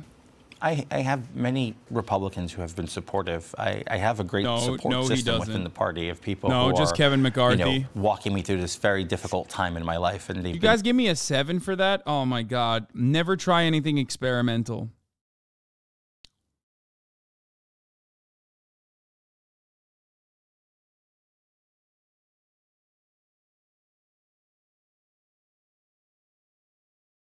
Never try anything experimental. Chat will not understand it, and they'll give you a low score before they wait. I'm Mitch disappointed. McConnell? I've never met Mitch McConnell. I saw him at the State of the Union. It was Kevin the first McCarthy? time. Kevin McCarthy's been a great leader for the Republican conference, and Does he think you should carry on? I haven't had that discussion with him. Really? No. Can you go around as George Santos now and persuade other politicians to help you with stuff, or are they all like, you know what, just get cleared, or we're not interested? So I have 2 bills that we're working on right now and that we're getting folks to subscribe to, and we're working on good bills for the American people. And I'm not having a hard time. I mean, I'm not going to say it's easy, but it's not abnormal from the difficulties that every other politician has trying to get people to subscribe to their ideas. And I'm navigating the process well. The one difference between me and the ordinary person is I come from struggle. I come from abject poverty, as I've always said. Yeah, that's the real reason why he can't get anything done. I mean, he could have a good opportunity here to be like, listen, subscribing saves you at the top of the hour. You know what I mean? But he won't because he's a coward. Also, all jokes aside about the subscription thing, you know, he could just be like, in Congress, you can't really get bills passed. It's not about passing bills. You just need like actual representatives backed by corporate interests. That's what it's about, but he won't say that. So my life has been... That would be true. I do. How can I be sure? Well, I think that the proof is in the pudding. Both my parents were immigrants. I don't know what the pudding is. I'll tell you what the pudding is. Both my parents were immigrants. I was born in a public city hospital in 1988 in Jackson Heights, Queens, in a basement apartment where I beg differ that I think the rats were bigger than me when I was born. So, true stories. I've submitted enough evidence on that. I say this every day. What guarantee can you give the American people you're not going to carry on lying? I've made that abundantly clear that I want to be the most transparent member of Congress and deliver the most transparent everything that goes on. The lying stops now. It stopped a long time ago. Well, Congressman, I'll say this about you. No, it didn't. You came in to Piers Morgan Uncensored, and you faced the music, and I appreciate that. I appreciate you. And I'll be interested to see what the public make, because in the end, it's not down to me what I think of you or anyone else in the media. It's down to the American people, whether if you decide to run again, whether they're prepared to actually vote for you again. Yep, I think... Yeah, no, that's not happening, dog. That's not happening for you. We got a Black History Month special from Jubilee, just extra unhinged, okay? Just super duper unhinged. 6 black men versus 1 secret white guy. That's for Black History Month. Fuck the J.K. Rowling story. We got conservatives debate liberals on the U.S. education system. Okay, we'll move on. And then we have the hottest cartoon characters. And literally everyone is like, bro, do the hottest cartoon characters. So we'll do that, and then we'll move on to fucking... What, another shitty TikTok about homelessness? What is this? Chicken ramen.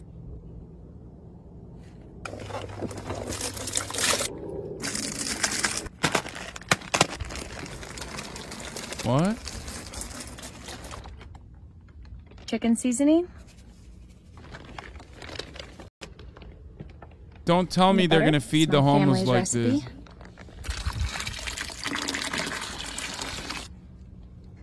Parsley flakes. What? So. Now for the fun part.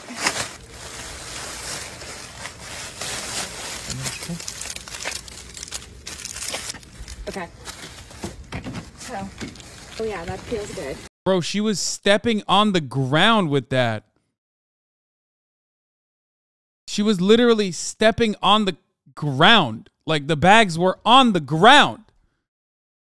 On the street.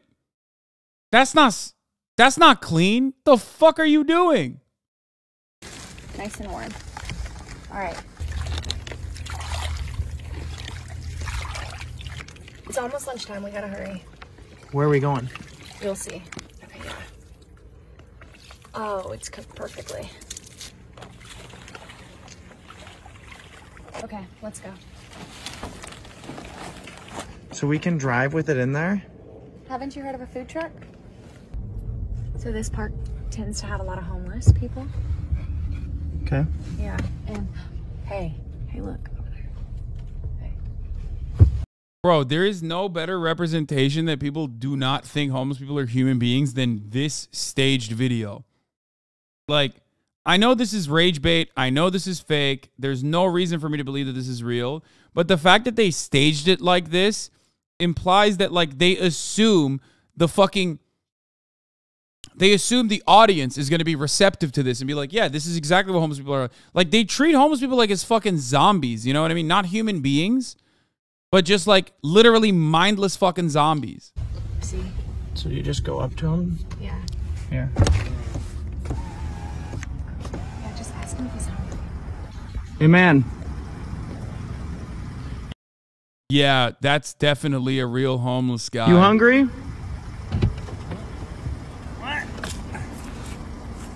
Do you need any food or anything, man? You got 20 bucks? 20 bucks. I mean, we don't have 20 bucks, but we have some ramen noodles we can give you, man. Where? You got ramen noodles? Yeah, they're actually back in the truck bed. Homeless people literally love laying on rocks. Famously.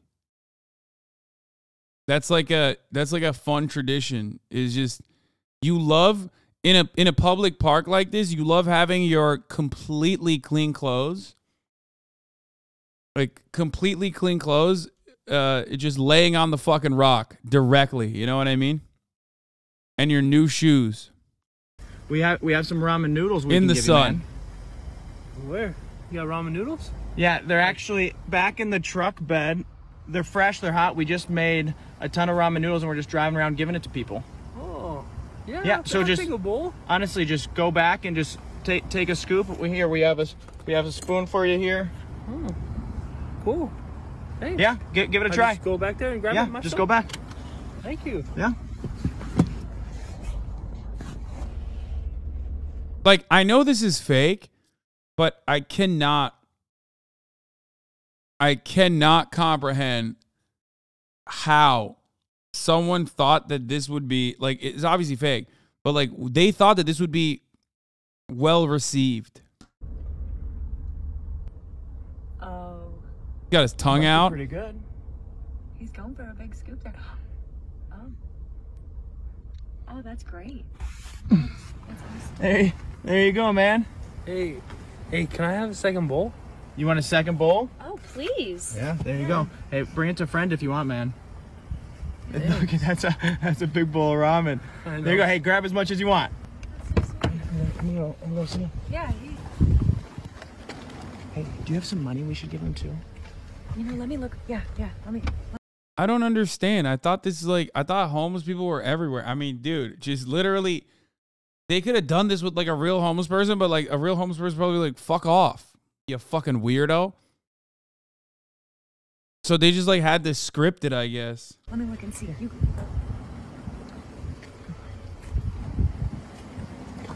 Ah, shoot. Yeah, we'll bring a scooper next time. You get some? Hey, yeah. Okay. Hey, and I know your hands are full, but I also want to give you 20 bucks. So here, I'll just put it in your pocket. There you go. Enjoy the noodles. Dude, they're so bad. They're so bad at acting. Like, every single person here is so bad at acting. Thank you. Have a good day. Hey, bye, guys. Thank you so much. Like, if they thought truck bed ramen was a good idea, they could have just made it and been like, let's see if it's good without the pretense of giving it to the homeless. Yeah, no, they had to, like, they had to up the ante. You know what I mean? They had to up the fucking ante, dog. This has to be satire? No, I mean, it's just like how... This is like a new genre of content. This is like Mr. Beast content, but on fucking steroids. Like misunderstood Mr. Beast content. Kind-hearted woman feeds hundreds out of her truck is the way that they fucking sold it.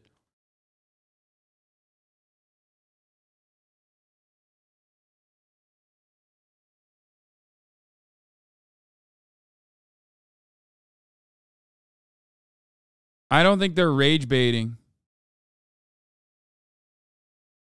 I don't think they're rage baiting. I think they think that people are so stupid. I'm not even being hyperbolic. I truly believe people are evil. I agree. This is 100% satire, meant to be that. Is chat okay? I don't think it's meant to be satire. I think it's meant to, like... No, I think that's the most charitable interpretation.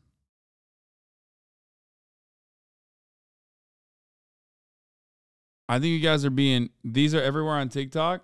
You guys think they're making fun of all the TikTok videos that, like, dehumanize homeless people? You think that's what they're doing? I don't think so.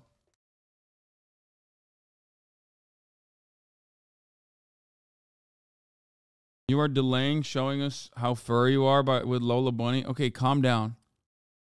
Especially because, like, I can't speak for the original TikTok, but, like, the way that this is presented, fast, funny, and fun fast, kind-hearted woman feeds hundreds out of her truck.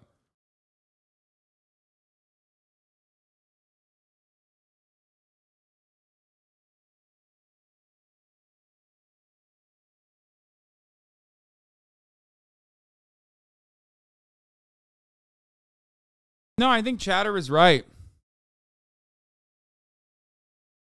I think Chatter is right. I think Chatter is right. This could be satire, but it's not as obvious. That's what I mean.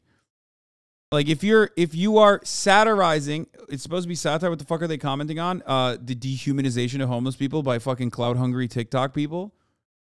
So in that regard, it would be good satire. It's just that I don't think it's satire because they didn't actually do a good enough job of like showcasing that it's satire. You know what I mean?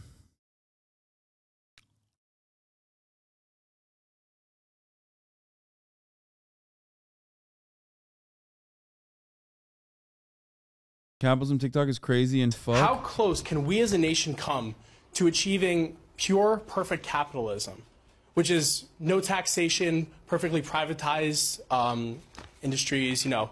Because what we do is we look at the left and say, hey, socialism, communism, how far left can we go? Well, let's look at how far right we can go, at least as the United States.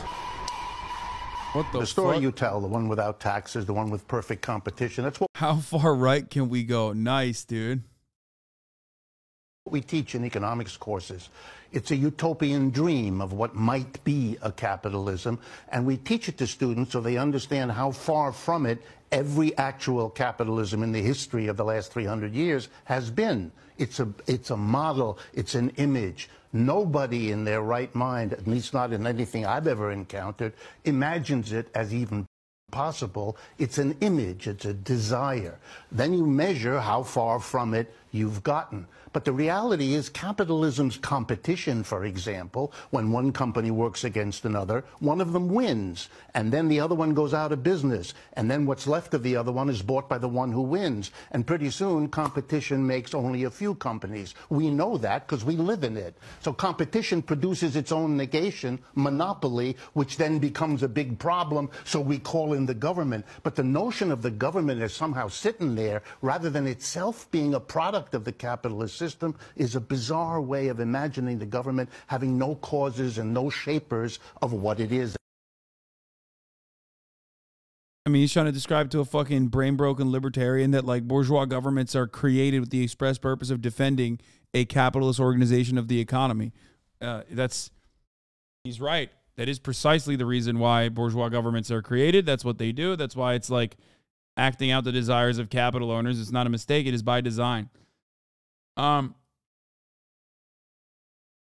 Okay. The hot cartoon characters, let's fucking do it real quick. Okay.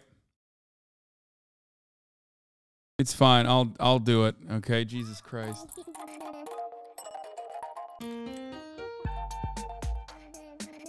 You fucking deranged sickos.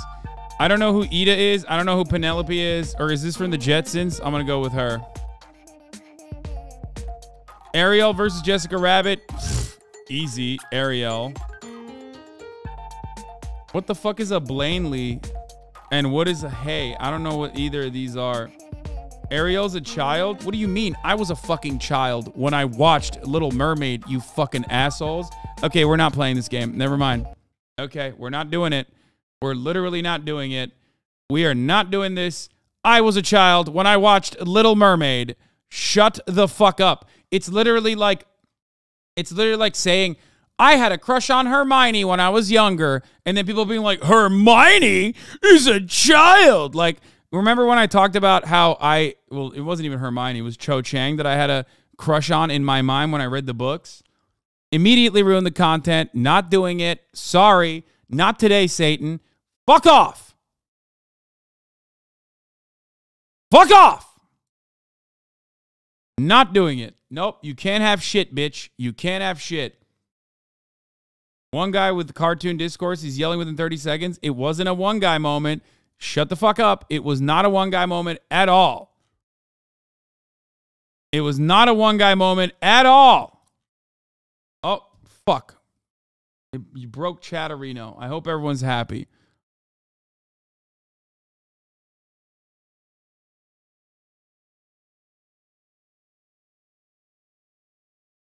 It was not a one guy moment, and I'm not doing it. I'm not. I got several one guyed.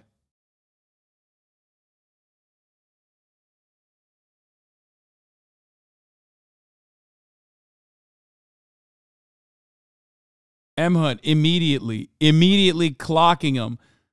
Likeable Lime. Ariel's a child. James play guitar. Child. Ariel's a child. Sicko. Ariel's a child. Ariel's a child. All between 3 seconds. These are children. 3 seconds of one another. You think this fucking neurodivergent leftist community is going to be one where we can have fun? Get the fuck out of here, dude. You're crazy.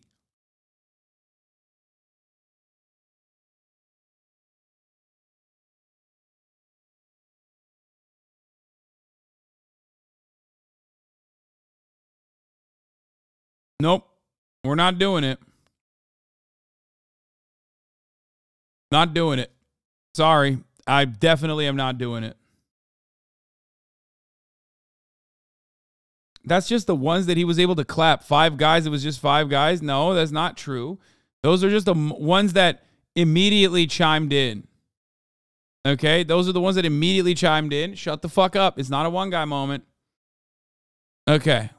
GOP ditching Trump. Jordan Klepper hits Nikki Haley's rally to find out. I love that. That's fire. That's great.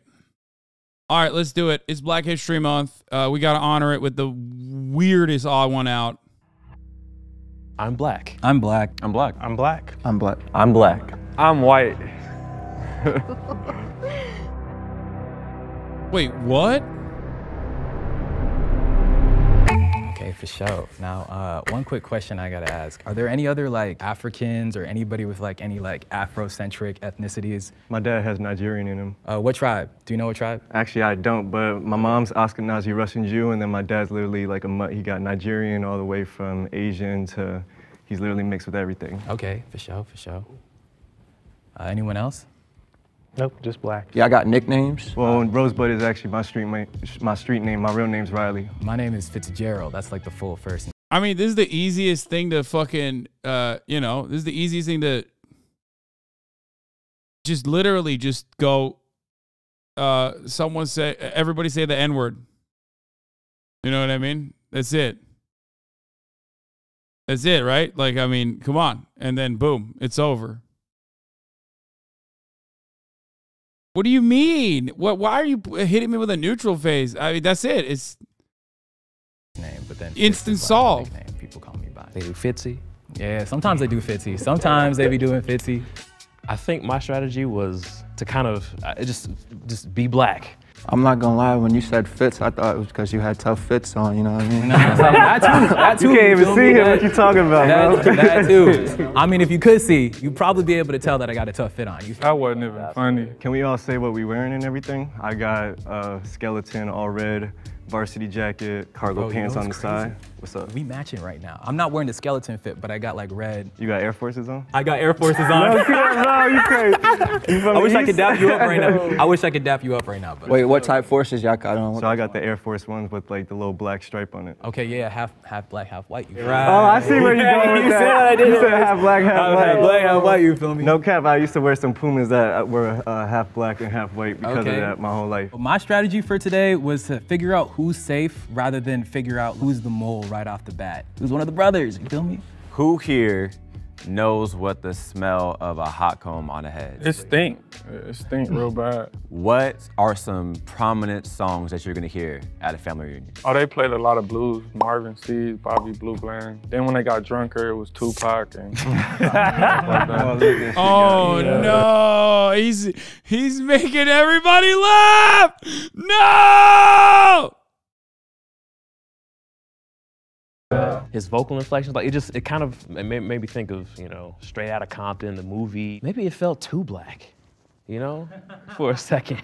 Yeah, I grew up on classic rock from my mom's side, and then I grew up on Motown from my dad's side. So anytime, you know, summer vacation in the backyard with my nana, she'd be playing all Motown. My pop-up and nana be dancing, slow dancing to it, you know. Telling them, sit your ass down, you know.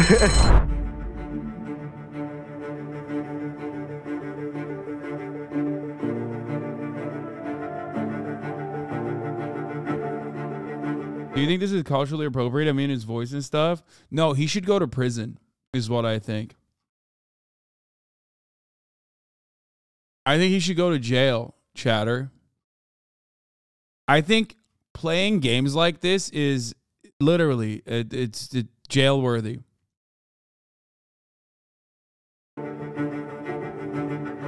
Everyone has one person that's suspicious of them. So we know where, basically. Yo, we made it. All right, so I'm gonna start off with a theme song. You finish it. We're brothers. We're happy and we're singing and we're colored. Give me a high five. Okay, I like that. Me growing up half black, half white, there's certain songs that they sing that I honestly didn't know word by word what to say. In the movie ATL, Rashad was running his daddy's house since what age? It's a famous line, y'all. You gotta know that. I ain't gonna cap. I ain't even know the answer to that one. Shit. Let's complete this song.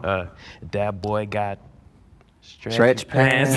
Boy got stretch pants. What is that? I got one. Anybody know what it is when you say you put your foot in something? To cook it real good. Me and your mama whipping it up. That food is smacking. I was listening so intently on voices, because you ever been on the phone with like telemarketer? You can tell it's a black person on the other side, so you throw out little hints, you know, while you're talking, and like, oh yeah, we cool. I was trying to catch that. Call and response. Won't he do it? Yes, he will. Who said that? Brevin. Jay. I'm suspicious of everybody else over here. Now, all black people don't go to church now. But they know this. This is true. What flavor of Kool-Aid was y'all favorite growing up? Red. I like grape. You mean purple? Oh! He shut him down so quick, dude. What the fuck? That was weird the way he I mean purple. Oh, Jesus Christ.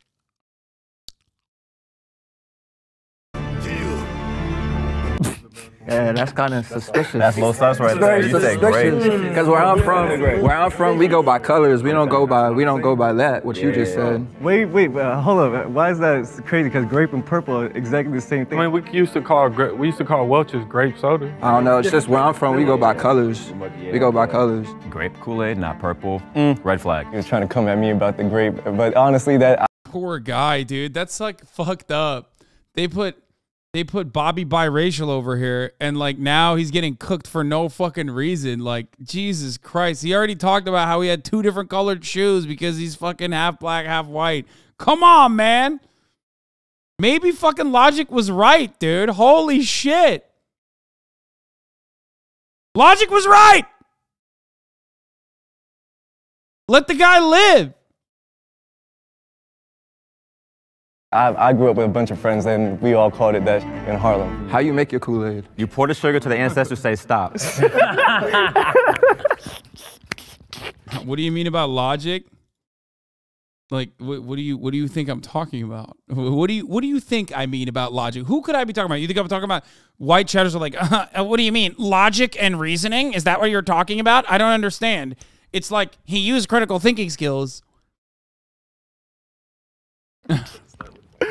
Oh, shit. In the summers, it was either if you outside or inside, you had to pick, right? Instead of drinking Kool-Aid, I just drink Prime now because it tastes the same. Dude, okay. Tropical Prime tastes exactly like red Kool-Aid. Like literally exactly like red Kool-Aid to a T. This is not a hashtag ad. When Hey Big Mike brought it here,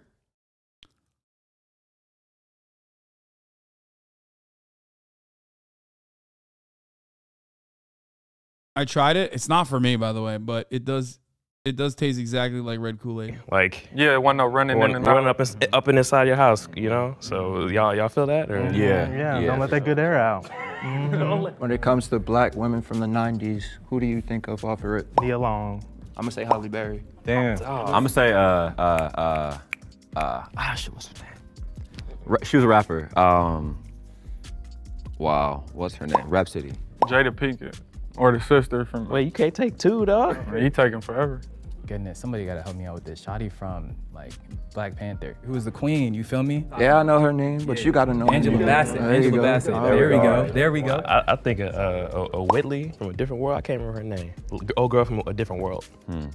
Growing up watching my sisters, Raven Simone, Tyra Banks from that runway show. Is that 90s? Tyra's from the 90s. I was sitting back watching them being like, sheesh. Okay, his answers are the most sus. This guy keeps getting away with just not saying anything, and now the half white, half black dude is just like, he's just like overcorrecting, but also simultaneously giving the worst answers possible.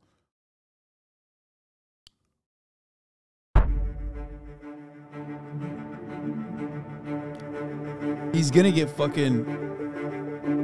clapped.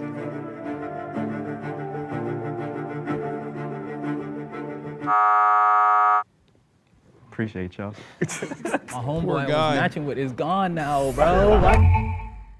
When it comes to being black men, No one mentioning Megan Good is criminal.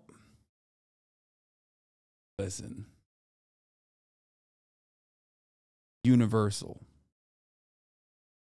Literally universal. That is like, I saw a tweet about how apparently she used to be super religious. She's ever in the 90s. Isn't that what would that be?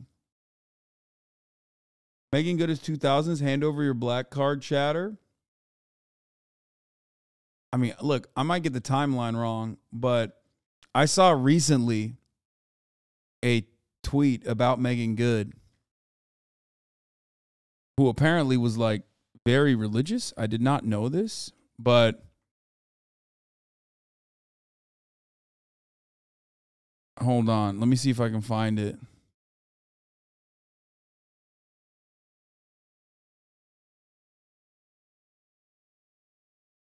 Does anyone have the tweet? You must have seen it. It was viral. It was like super viral. Megan Good walking around.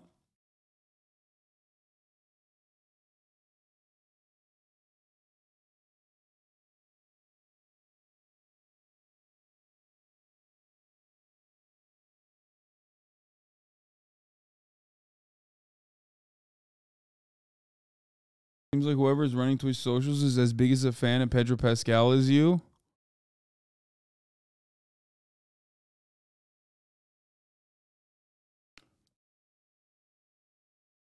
God damn it, I wanted to show the fucking tweet. Okay, I can't find it. Anyway, she's very attractive. Good for her. microaggressions, let's talk about it. I got you right here, man. I went to a PWI. Man, I be chilling in the corner. There's only 5% of us, but somehow they find a way to take a picture of you for the dang diversity. for the diversity, right? I'm like, they only 5%. I gotta give them credit though, cause like finding us is gonna be a little bit tough, but like they found a way regardless. I ain't even gonna lie, Loke. I'm real lost. We from the streets. I ain't even get that far, like college and shit like that. Hey, we all got a different journey. That's cool. Yeah, it's like the low-key racist thing. Yeah. Like, not like you're so well-spoken. Wow. Why wouldn't I be? I'm a grown man. A black guy, you're so well-spoken. Yeah. You peep game, you walk down the street, right? And a white folks see you, the first thing they do when they see you or acknowledge you. Bro, I know why he's not talking. I get why he's not talking. It gives it away. Like, I mean, maybe if you're in that situation when you have like blinders on, it's hard, I guess. But like, it kind of, I don't know. It's just, it feels like you can just,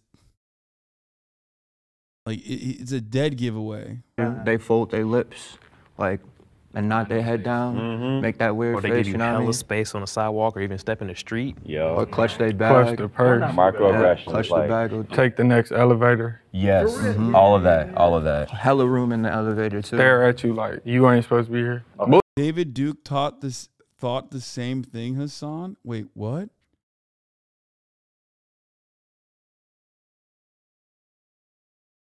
What?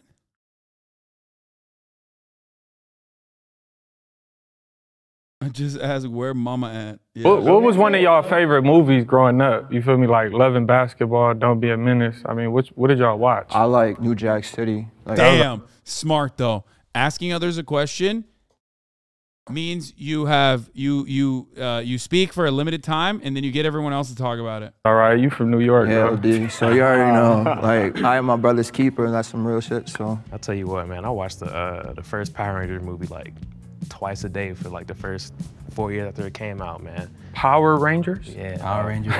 What season? What season? Oh, Mighty Morphin. Mighty Morphin. Facts.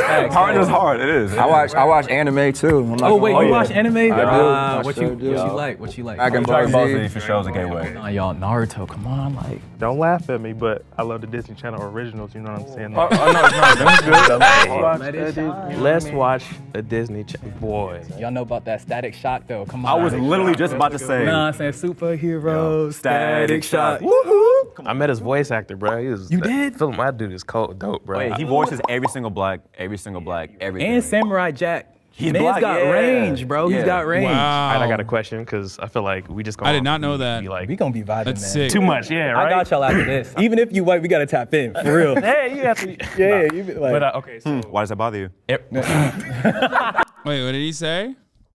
Oh, fuck. real. Hey, you have to. Yeah, man. Too much, yeah, right? I got y'all after this. Even if you white, we gotta tap in for real. Hey, you have to. Yeah, you be like. But okay, so Why does that bother you? you didn't have to point that out, bro. Okay, so in regard to dating and whatnot, my first girlfriend, she ended up being a Russian girl, and my dad was he always used to throw hints like, "Hey, man, you know, she's nice and all that stuff," and like he would never say it, but I knew like the upbringing he dealt with a lot of racism stuff, so he kind of had like the hesitance for like those type of relationships. Did your parents or family members like say, "Hey, like"? I mean, my mother was from Shreveport, so, she used to be on that. And she was older when she had me. She was already, like, in her late 50s, so okay. She wasn't playing with none of that, really. I don't think my parents ever they just want me to love who I love, but at the same time, I think there's always that underlying, like, we would love for it to be a black woman, you know what I mean? Yeah, it was actually the same for me. They never said, don't bring a white girl home or anything like that, but I definitely... I knew he was from Louisiana. Yes, dude. I mean...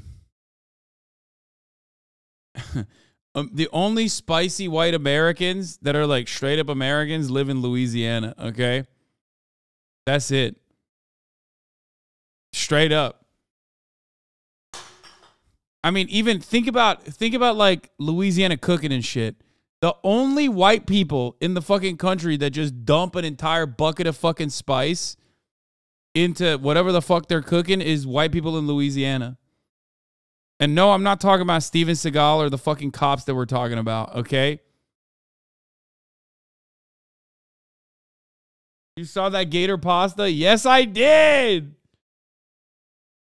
Yes, I did. I did see the gator pasta clip. And that is immediately what I thought of, where I was like, this is the only like actually this is the only like unique white person in the country.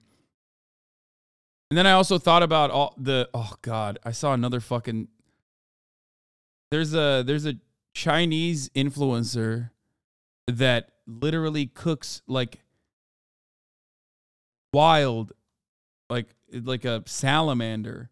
Have you guys seen that? I saw both of them in succession and it really fucked me up. Yeah, this is the one. Black and alligator with some cheesy pasta, baby. Let's go. Half a stick of butter. 4 pounds of that alligator cubed up now. I hit it with my blackened seasoning now. And that salt and pepper. Now I'm going to go ahead and chill and let RJ get that alligator grilled up now. All right, y'all hit it with another stick of butter, baby. All right, y'all going to throw in some 2 pounds of cooked pasta. 16 ounces heavy whipping cream, y'all. 1 cup of mild cheddar, y'all. 1 cup, y'all, smoked Gouda with bacon now. 8 more ounces of heavy cream now. Another half a stick of that garlic butter, baby. 1 lemon zested up now. Cut that fresh parsley now. 5 cloves, fresh garlic. Go ahead with that alligator now, right in the hole, baby. Y'all go ahead and check my website out. Ralph the Bigger W sauce. I love that he has the Naruto Uzumaki fucking shirt on On the too. market, babe. Hit it up. Squeeze out 1 lemon, baby. 1 cup that Parmesan cheese. Go ahead and mix it up real good. All right, baby, I'll check it out now. I'm not gonna lie, that shit does not look that good. Okay, I know many people were saying that. They're saying that you know, people were saying it's good, but like, not for me. Also, alligator just sounds fucking wild. If you think that's bad, have you seen the salamander? Oh god, the Chinese influencer that like literally goes viral every couple of weeks on Twitter, and then people get like real racist with it too, but like the video itself is like wild. Gator tastes like tough chicken? Yeah, no, I'm good.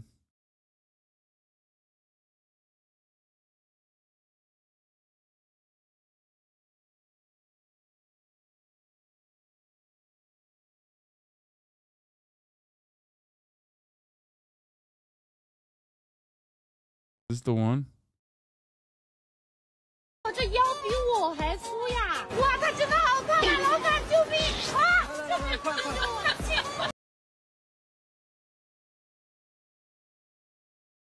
哇，我的猪哎！看一下金色的和黑色的对比，哇塞，这个黑哦，娃娃鱼大哥到家喽！哎妈，这个软软的，这个娃娃鱼它真。They let the dude. They cut that guy in half. Oh yeah, they're gonna cut his ass up. Bro, that is like, it's crazy. Dude, there is no fucking way. Like, how do you fucking eat that? Didn't you get fined like 10 grand for this and kept doing it, lol?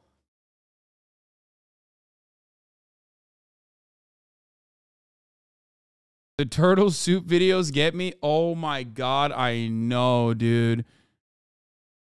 I saw the dude react to, the really funny one was a dude reacting to one of the turtle videos and he just starts crying. Yeah, there's some real fucked up. There are some real fucked up videos out there. Look, look, look, look. She grabs little fingies too. It's so messed up, bro.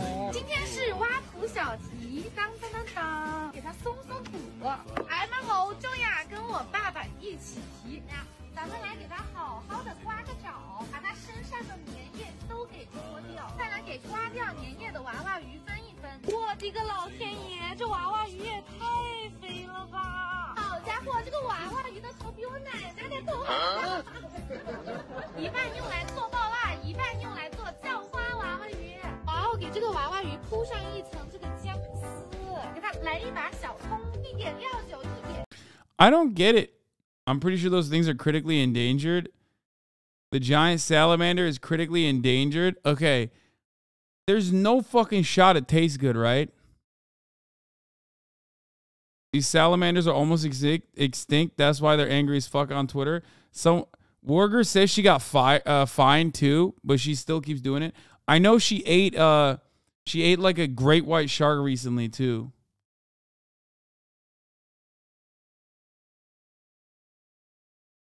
People calling normal butchery torture.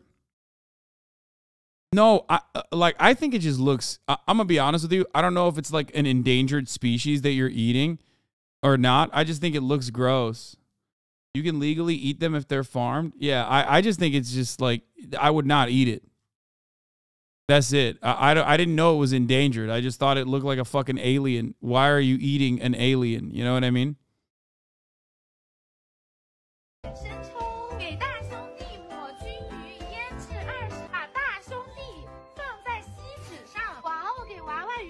There's this like weird expositionist thing too.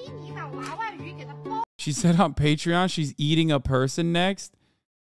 Oh my god. There are some animals you don't eat. This is one of them. Yeah, it just feels like an animal that you're not supposed to be eating. Does that make sense? Do you guys understand? Like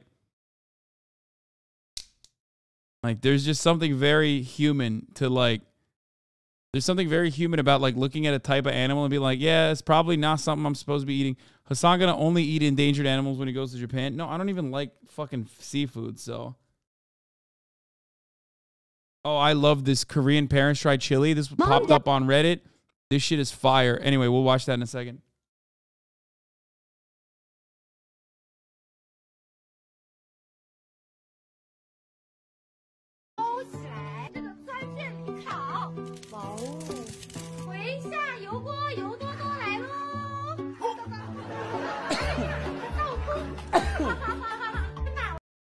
Crack KKKers love bitching about extinction, but when their unsustainable lifestyle gets called out for causing end Permian mass extinction, they bitch and moan. Lamau, fuck off, says Shinzo Abe. I know. Third world is chiming in here. Like, I think the American footprint is fucking disastrous for the entire planet. This is before we even fucking get to all the other shit that we do to sustain this lifestyle. Having said that, you can't sit here and be like, this thing looks delicious, okay?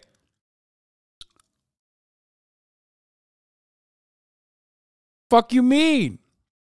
Looks fucking weird, dude. Wait, can I not say that it looks like an alien? That's cap. You like lobster, everyone does. No, I don't. I might look like a fucking fisherman with this goddamn beanie on. I might be out here looking like Steve Zissou.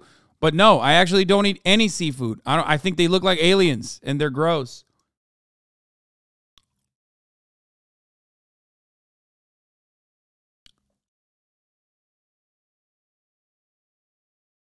So you didn't catch me with that.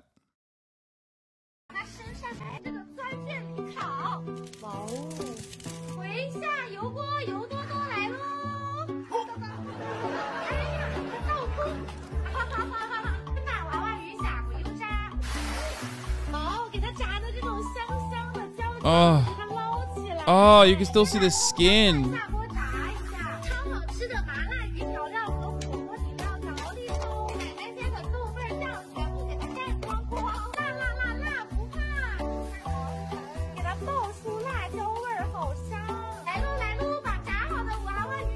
Oh.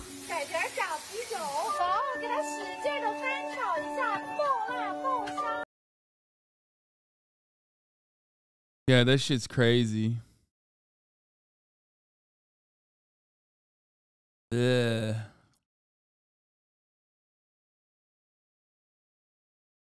Let's be honest, all the good tasting animals are already being farmed. Everything else just tastes almost as good as chicken, cow, or pork, if that. Yeah, I agree. She's gonna cook Granny next?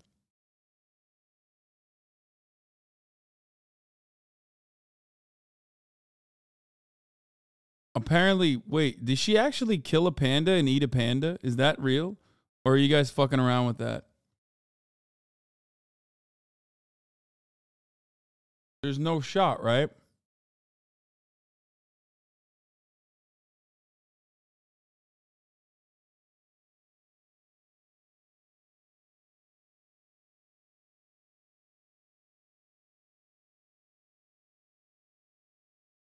She would not allow it. Yeah, I don't think that would be allowed. She'd definitely go to jail. Even as someone who does eat meat, it's super obvious by her tone of voice she's reveling in the killing of animals, which just doesn't sit right. I mean, dude, like vegans are going to use this as an opportunity to be like, you guys are being hypocritical. And to them, I say, yes, you're right. But I do think that it's like additional cruelty that everyone would understand and be on board with if you're thinking about like an animal being slaughtered here is a omega extinct one. You know what I mean? Oh, she was fined for the shark. Yeah, this is the one. Influencer apologizes for cooking and eating great white shark. I remember watching this.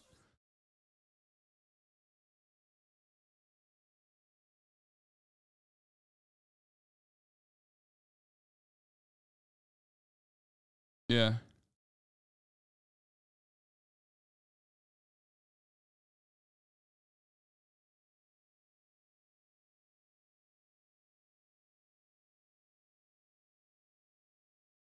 Okay. It's also kind of weirdly fetishized her for being an attractive, cutesy schoolgirl. Yeah, that part is whatever. It's like everyone does that. They do that in the West too. Dad, try. You know, pick and choose your battles here. This one's actually a very wholesome and fun little video in comparison to the other one. Mom, Dad tried chili for the first time. 여기다? 아보카도. 텍사스 사람들이 온 건가요? 됐어. 비빔밥 같아. It's like bibimbap. 와. 아빠 너무 많아. 그거는 안 돼. 뺏어가야지. Oh, he's very me coded. That's how I feel. 양파 넣겠다. Very interesting. 가자고 먹는다는 게 맛있다. 감자가 적다. 우와, 맛있는 음식을 그동안에 숨겨놨고 내가. It's ironic because like this is exactly how I was the first time I had Sonandong, okay? Galbi Jim. This is me the first time I ever had Galbi Jim, okay? It fucking blew. I literally was him, okay? He was me and I was him. Going, ooh.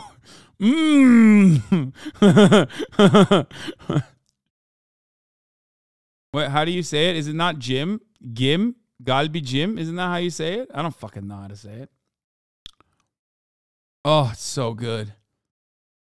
My mouth is literally watering. Bussin. Bussin. 고기 못 먹었는데. 체에 갈아서 이게 다 고기야. 어디? 고기. 난 몰랐지. 스리라차.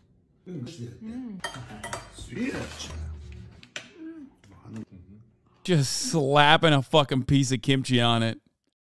Just slapping a kimchi. Look at that. 미국어 살만하네. Oh, Jesus Christ. It also just like kind of reminds me of my dad who just has to have bread with every fucking meal. You know what I mean? Like a meal is not complete without bread. Okay, you gotta have the meal with bread. You have to put bread in the meal. It doesn't work any other way.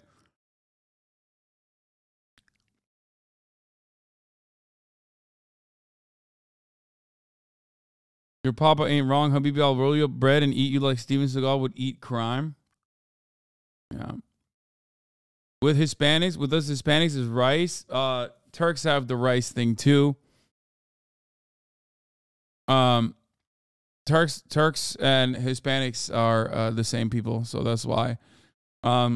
There's also also rice is literally for both Korean and Japanese people. Rice is pretty universal, actually. I would say.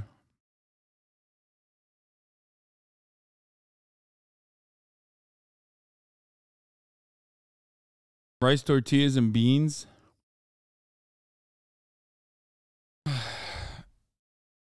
In PR, we eat lasagna with rice. What the fuck? How?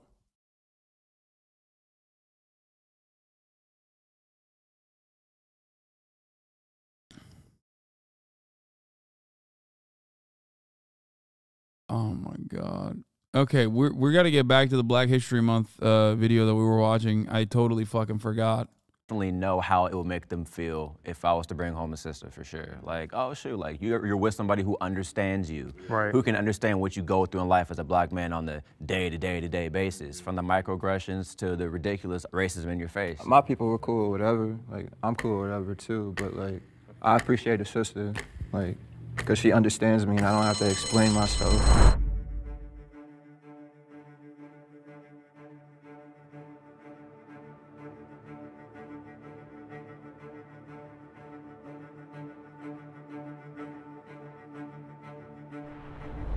We have a tie between Rob and Brevin.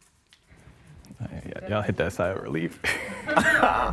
Okay, I'm Brevin. I'm from Louisville, Kentucky, like I said. I didn't have a traditional like upbringing as far as like dating a lot of different people. Because this has got to feel bad in hindsight when you're get there. But when you get fucking clapped before the white guy, it's got to feel bad. When you're looking at the game tape, you're like, oh man, where the fuck did I go wrong? As far as home life, I had two parents, two older brothers, a little sister, super close. Yeah, This is hard, I don't know. I'm black, y'all, I'm black.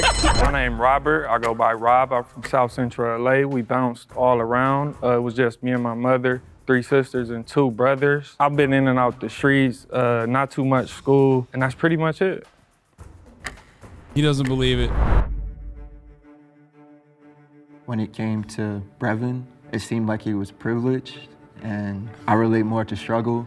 Hearing some of the things he was saying. Oh no! Like, made me think and, like, Oh no! Oh no!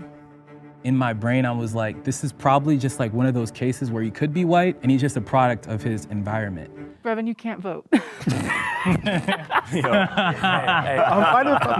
appreciate the try, bro. It looks like we are tied again. Wow, what? I voted for Rob just because I think I heard everyone else speak a little bit more. I also voted Rob. First of all, you know, I'm just gonna say that like the environment he grew up in, you know what I'm saying? I think that like, you know, that's just a case where he could like relate to a lot of like black people's struggles, you feel me? But he might not be like black in and of himself. I voted for Brevin to get out. Not because Brevin necessarily said anything bad, but it was more so because of when Rob was talking, I felt like I was listening to one of my cousins talk. Oh no. And he definitely sounds like he's from South Central for sure. Not a whole lot of white people down there. So I'm gonna say he stayed. Except for him. Rob Black, that's it. Yeah. No, that's a fact. Rob Black, he sound like people from around my way. So he. Oh no! But you gotta kick rocks. I hear it in Brevin's voice too, though. Like, that's the thing. I heard it in both. I hear it for sure. With Rob, like I feel like I could say certain things to Rob and he pick up on it quick. If I say certain things to the other, it's like, is you gonna really relate or? Yeah. You know, I no think disrespect. that. What does hit and lick mean? Oh no! Oh no! He's out! He's out! Dude, this is a disrespectful video to put out on Black History Month, okay? I'll say it. This is a disrespectful video to put out on Black History Month. Do you understand? This is fucked up. Oh no! Take me away. Yeah, Rob sound like he know good catfish. I'm not sure why I got voted out. I feel that a lot of times I've felt that I'm too white for the black people and too black for the white people, but it's okay, it's all good. I think the mole is still in the box and you want to continue playing the game. Raise your hand.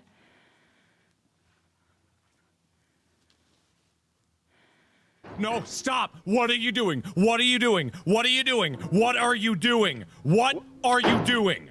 I knew I wasn't gonna get eliminated. Why is that? I don't know. I just came in like I was gonna win. Really, I already said I was gonna win. So. Anybody else got a question? All right, so let's make things a little bit spicy, you feel me? What's like one critique and or what's one thing that you think like black people could be like doing better in? Or like a hot take about like black Ooh, yeah. Yeah, let's get the white guy to say some shit. Oh no.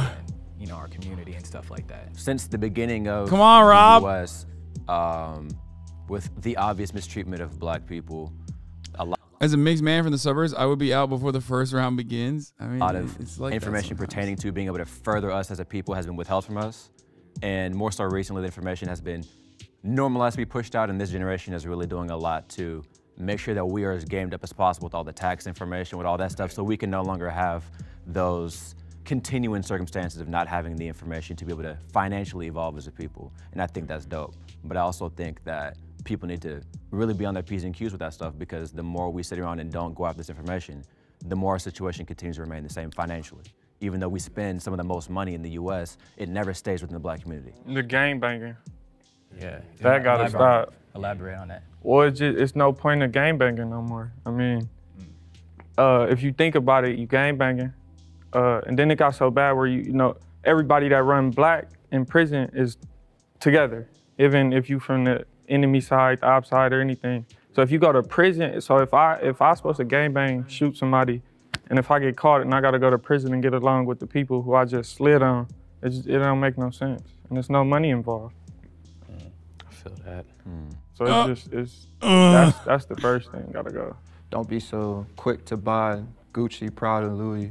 Like, I mean, I'm not one to speak myself. I got Ricks and Subi on, but at the same time, like, if one of the homies has a brand, you should be going to go buy that. You know? Oh my God, he does. Okay, Subi is not exactly the you know, peak of designer. Those are like $100 jeans, you know what I mean? But the shoes, on the other hand, I feel like he's a Rick's wearer. You know, I feel like a critique is just my little brother is he's at a HBCU, a small one in Oklahoma, and nothing against like the school or anything, the people who's around, but I feel like the ideas and $100 is a lot for jeans, Hasan. Just $100 jeans. I mean, there are jeans out there.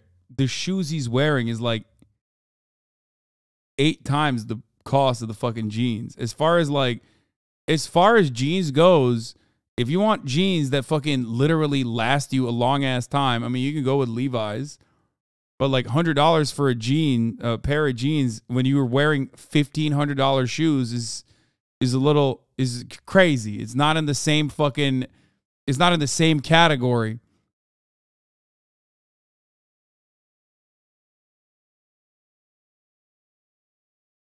Bro, why every single time we talk about this issue, people turn around and act like they have never, like, how much do Levi's cost now, motherfucker? How much do they cost now?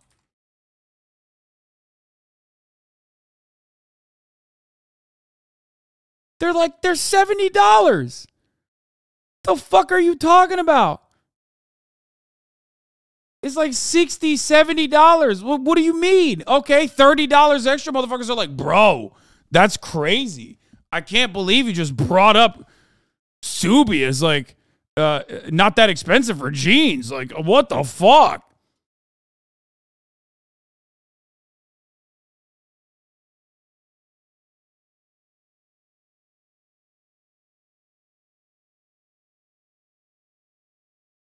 You don't even wear jeans? I wear jeans all the time.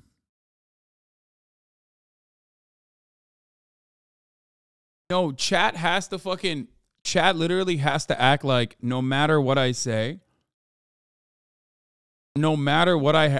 it's like an unimaginable thing. Bro, sometimes I talk about having a fucking fridge and chat will be like, look at this guy, big money guy running around with a fridge at his house. Imagine having shelter, a roof over your head, and a fridge. That's crazy.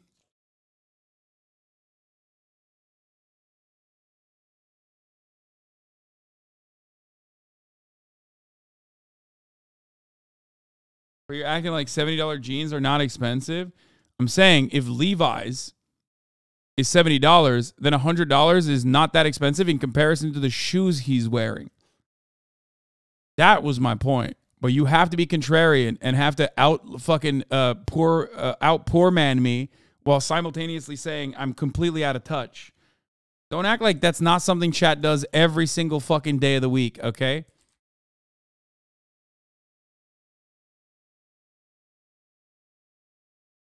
The shoes he has on are like, they go from, depending on what kind of Rick Owens shoes he's wearing, they go from minimum $700, $800 to literally $1,500. These two are not in the same category. Subi is not in the same category as Rick Owens. That was what I was talking about.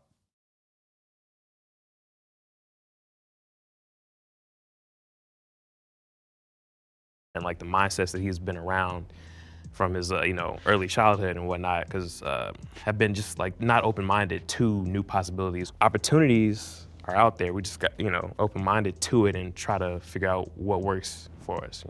This might be on the fault of like the media, but I think sometimes we over-sensationalize like our pain. And I think that there's so much more to like the Black community, whether it's joy or like having a good laugh or something. Like there's just so much more to us than like the pain that we go through. And I think that needs to be you know, shown more in like our movies, our TV shows, just like the way we talk about things. Like, I think that there's just so much more to the black community than that. I want to see black people doing goofy stuff on screen, not just being slaves, you know? Right. Come on now, talk about it. Or criminals, or they're gangsters, and killers. That's not even like a thing for America, but like you go to China, you go to like some of these other places, like that's all they see of us. You feel me? Word. Y'all, I'm gonna be real. I think we're all good, bro. Oh shit.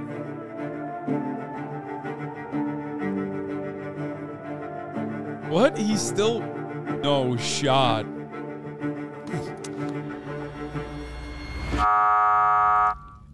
Sorry, Gabriel. You know what I'm saying? It happens. Oh no. If you think the mole is still in the box and you'd like to continue the game, raise your hand.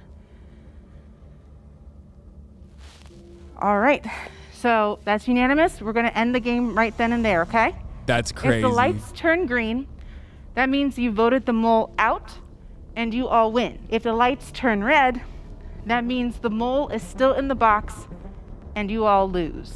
The thought popped in my head of, what if you had it wrong the whole time? He started talking about the Ricks and they all thought he was a white Cardi fan. Guy right next to you is the one. 3,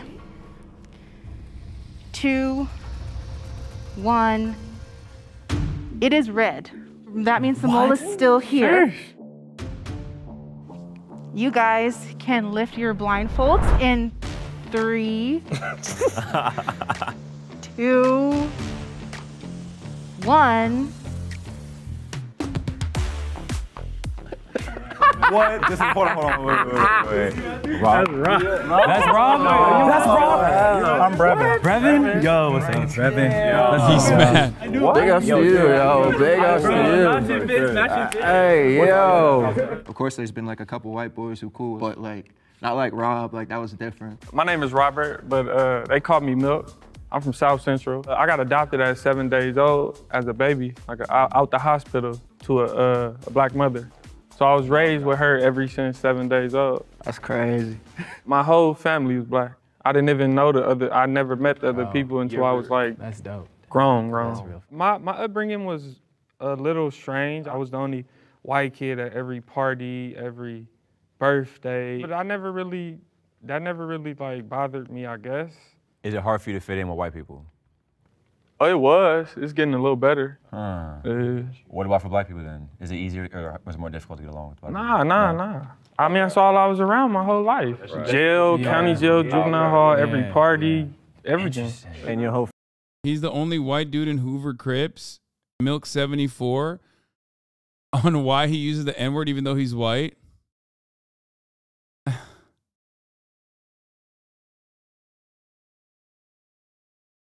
Rob played every stereotype. What? Happy Black History Month? I think you're saying that, but also like, I mean, this, if anything, this proves that like people are a product of their environment more than anything else. What do you mean? Like, yeah, he was born into poverty. He grew up in South Central. What the fuck are you talking about? I mean, that's kind of the point. Like, that's how you know that, like, in many instances, is like, in most instances, it has nothing to do with the, I mean, he's still white. Yes, he is. So you're saying if they tried to get everyone to say the N-word, he would have just said it? Probably, maybe.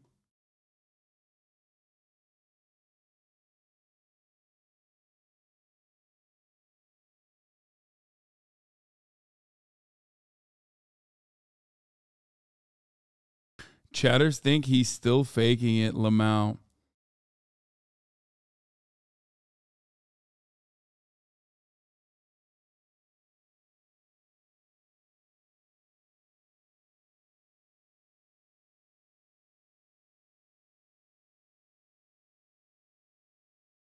He's like those two white twins that grew up in the black community and was accepted as a part of it. Yeah, like the Hoff twins. Yeah, exactly.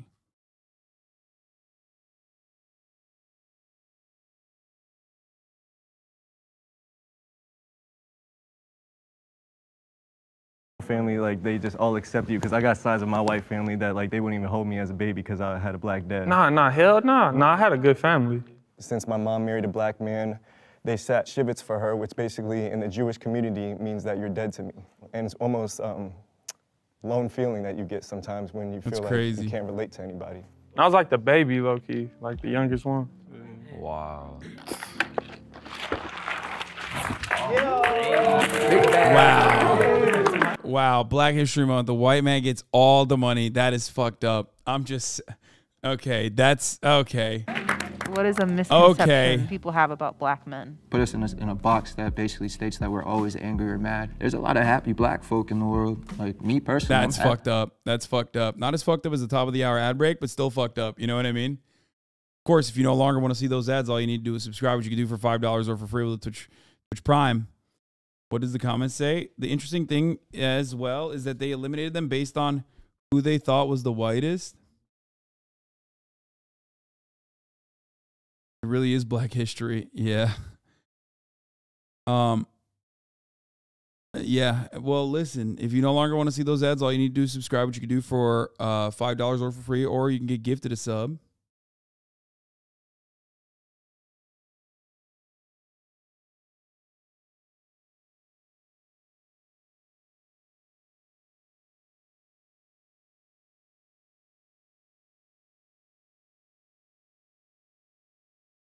Do you think this was taped before Black History Month? Yes, 100%.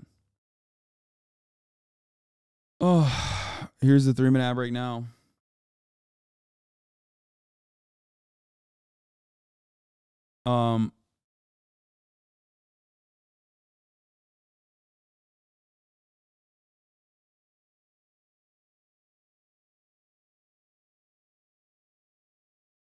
The argument about grape versus pearl was so goofy. The strategy of not talking is so smart. If you're blindfolded, they just forget about you.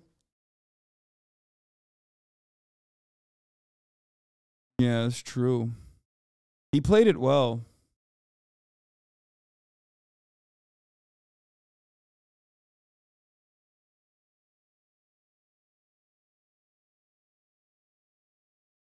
How much did he win? I don't fucking know. How would I know that? Okay, billionaires have bad taste. No YouTuber should ever do this. On YouTube, there's an unwritten rule that when violated, it ruins your image forever. It causes irreparable damage to your reputation, and there's really not much you can ever do to get back in the good graces of the platform. That is abusing the copyright takedown system. It's basically a 10 commandment that when broken is a cardinal sin that banishes you straight to the shadow realm in the eyes of everyone who uses YouTube. And unfortunately, a massive YouTuber today took a bite out of that forbidden fruit. His name is Brent Rivera. I actually recently talked about this goofball only 9 days ago. He was recently involved in some medium rare YouTube beef. Bro, Charlie's got the black t-shirt on. It's over. It's a wrap. Brent Rivera's going down, guys. Where he and another YouTuber named Tyler Oliveira were staying at the same haunted hotel that they were milking the tits out of for content. Now, I'm not one to usually believe in the paranormal, but after all of this going around here, I'm starting to think that Brent Rivera really did catch a curse from this hotel. He's now being haunted by a clout demon that's using his body like a fucking fleshlight. A little puppet that's forcing him to say the stupidest shit imaginable and has transformed him into an even bigger douchebag. But anyway, these two YouTubers stayed at the hotel. Tyler Oliveira started trolling Brent a little bit. He was clearly instigating, so he'd go up and like say, hey, do you fake your pranks? Nothing like super mean or aggressive or anything, just like, hey, you fake your pranks, don't you? And Brent would go on the defensive. He'd be like a cornered animal. He'd be like, oh, no, I don't fake my pranks. Do you fake your fucking pranks? And then throughout the night, the two would cross paths in what seemed to be accidental because it's not a huge area. And every time they did cross paths, Brent Rivera and his henchmen would insult Tyler. So it ended up just this horrible look for him where he looks like a piece of shit because he kept insulting Tyler. While Tyler did start it, per se, his was less egregious than everything Brent was doing, so Brent ended up looking significantly worse. It was very petty stuff. I covered it because I thought it was silly, but anyway, that's where it all started. That's why it's important here. So Brent Rivera was getting dunked on by his own community of 4-year-olds who somehow found Tyler's content, or I guess maybe a TikTok of someone dancing while explaining it, must have enlightened them and opened their third eye to the situation, because everyone turned on him. Brent Rivera got a lot of shit tossed at him. A lot of YouTubers started making content around him, and I guess at some point something must have snapped. The nice guy went bad, and Brent Rivera went rogue and started copyright striking and copyright claiming some people's content that was critical of him. And one of those YouTubers is a commentary channel named Dumpy. He's made a couple of videos clowning on Brent for this whole situation, and today posted this video titled "Brent Rivera Wants to Delete My Channel," where he goes over what he's been dealing with behind the scenes over the last 12 or so hours, where Brent Rivera or someone that represents him on his team have been filing takedown requests on the content that's been laughing at him. And while those weren't taken down instantly, he did have one piece of content taken down, which was this video here, and it was taken down for harassment, violating the YouTube harassment policy. Now, I haven't seen that video, and I haven't found a re-upload of it, at least not as of right now while I'm recording this, so I can't access it, but I'm inclined to believe that this is a load of dirty barnacles. Calling out shitty behavior isn't harassment. There's nothing wrong with calling out a misbehaving bad actor to the principal's office and disciplining him.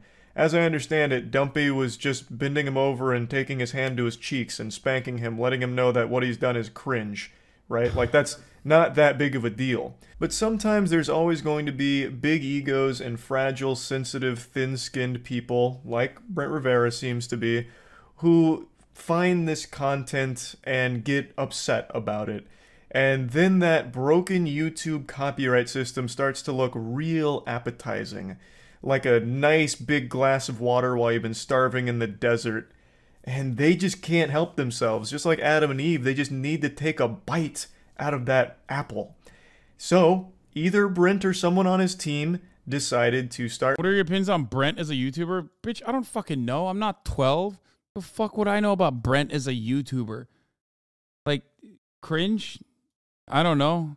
Do you think Brent deserves the hate, to be honest? I don't have a good idea of what is happening, but it seems Brent is being accused, and I'm wondering if this is true. Accused of, like, why are you so invested in Brent Rivera other than, like, it's just, like, goofy YouTube shit, dude? Dude, I mean, thank you for thinking that I'm much younger than I actually am. That's very nice of you, okay? But also,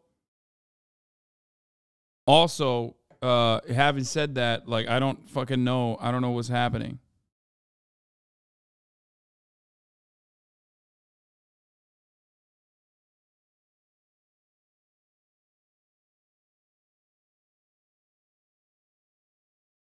Hold on.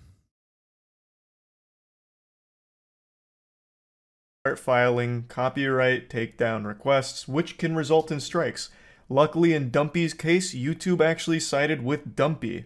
They made him aware that someone was trying to take down the content, but they ruled in Dumpy's favor that they weren't going to be giving him any strikes for it or anything like that. So big W from YouTube on that. But big fucking L for Brent Rivera or whoever is representing Brent Rivera in this way, whether it's a fan or whether he's using one of those scummy, shady third-party companies that do these takedown requests on behalf of creators. A lot of those stinky companies exist, and it's their entire business model to just slap down all types of content unjustly in order to either bury it or make money off of it for the creator. It's a very awful thing. So it might not have been Brent Rivera himself, it could have been one of those companies, or it could have been like fans that for some reason went to arms, you know, picked up a fucking sword and said, we're gonna take down Dumpy because he was mean to the guy that we like. I guess that's also somewhat possible because of how broken YouTube's system is, and they still haven't really bothered to fix it. But me personally, I'm inclined to believe that it is Brent Rivera himself in this case here. At least from what I've seen presented in Dumpy's video, it leads me to believe that it's likely Brent Rivera or someone very close to him. So let me walk you through how this thing usually goes. When a YouTuber makes the decision to go nuclear and start filing these kind of takedown requests, the whole community turns against them. Ben Shapiro versus Piers Morgan. This is great content for tomorrow, okay? Very exciting and great content for tomorrow. People fucking hate that for good reason. That's the lowest shit you could sink to. Just stop being a little bitch and accept that not everyone's going to like you. And when you do some dumb, embarrassing shit because your ego bubbles over and you embarrass yourself, people are going to make fun of you for it. That's the circle of life, baby. That's nature. That's the way God made this world, and the cyberspace as well. You know, I bet even, you know, the Lord was on an alt account kind of laughing about what you did here, because you looked real stupid during it. The point I'm making is, you just move on from it. You don't do this. When you do copyright abuse shenanigans, it is always like sticking your head into a beehive. You are the only one who gets hurt, but you are just too focused on the potential sweetness in that hive, that honey. You got consumed by the idea that you could take down these videos that were being mean and people being mean to you. You could bury it. But what always ends up happening... Bro, why do you keep trying to get me to watch the Weird Arby's guy original from literally 2016? You've asked me to watch this video like 12 times today since 11 a.m. Is you make the problem much worse. You escalate it to a much higher degree. If I can turn your attention back to Exhibit A here, I'd like to explain why I think Brent Rivera himself or someone close to him filed this. It's because of these questions that were answered here. So, I don't remember exactly if YouTube always supplies this, but I guess in Dumpy's case they did. So these were questions in regards to the takedowns, why he was filing him. He was claiming that Dumpy used his entire video and basically just re-uploaded it, which is a blatant lie. That's not the case. Dumpy used clips from the videos and talked about it and made fun of him for it. He wasn't just re-uploading raw videos, it was transformative. He was literally giving input every like fucking 15, 20 seconds, just showing clips from it to talk about it afterwards. But these were the questions that were answered. How much of your copyrighted work is used? Most of the video were my original videos from my YouTube channel. No other original content from the creator was shown. That is categorically false. There's a DEFCON, Red Alert, Liar Liar, Pants on Fire, Brent Rivera's career is looking dire situation. You can watch any of the videos and see that it is not just mainly his original video. It is Dumpy, Opine. Yeah, it's just, okay, he's just, you know, abusing copyright, which is a big no-no. I don't really care about it that much. I mean, yeah, Brent Rivera sucks. All right, billionaires have bad taste. Oh, it looks amazing. This is our boys making new content on their fucking channel. Boy, literally got 500K views, bro. This motherfucker finally uploading like we've been working together content for a really long time now. Wait, edited by Ostenox? Really much. What? So, oh, he's dead. He's done. He's dead to me. Dead to me. Ostenox, you hear me? Dead to me. You fucking asshole. How dare you? Alex, we decided to take the next step, and we're really excited to tell you we've got a Patreon. No, this is the Patreon part. Like, okay, whatever. This is the Patreon part. We watched this yesterday. The only things that are more expensive is just like dumber looking clothes. On our channel. All right, this is the video. Billionaires have bad taste. So many amazing houses on our channel, but occasionally we see. I find really, really strange about rich guy fashion. Yeah. Like you get to the point where the only things that are more expensive is just like dumber looking clothes. And he's wearing these sunglasses and like posing in a way that you'd easily mistake him for a blind man. But also, I think I should stop you at the start because you said rich guy. This he doesn't own these houses. He's looking at other people's houses. He's wrong. Here's the problem. You don't know any better. That's producer Michael. He himself is also rich as well, for the record. He is rich. He's just not like as rich as the guys who buys those houses, but if I'm not mistaken, he is rich.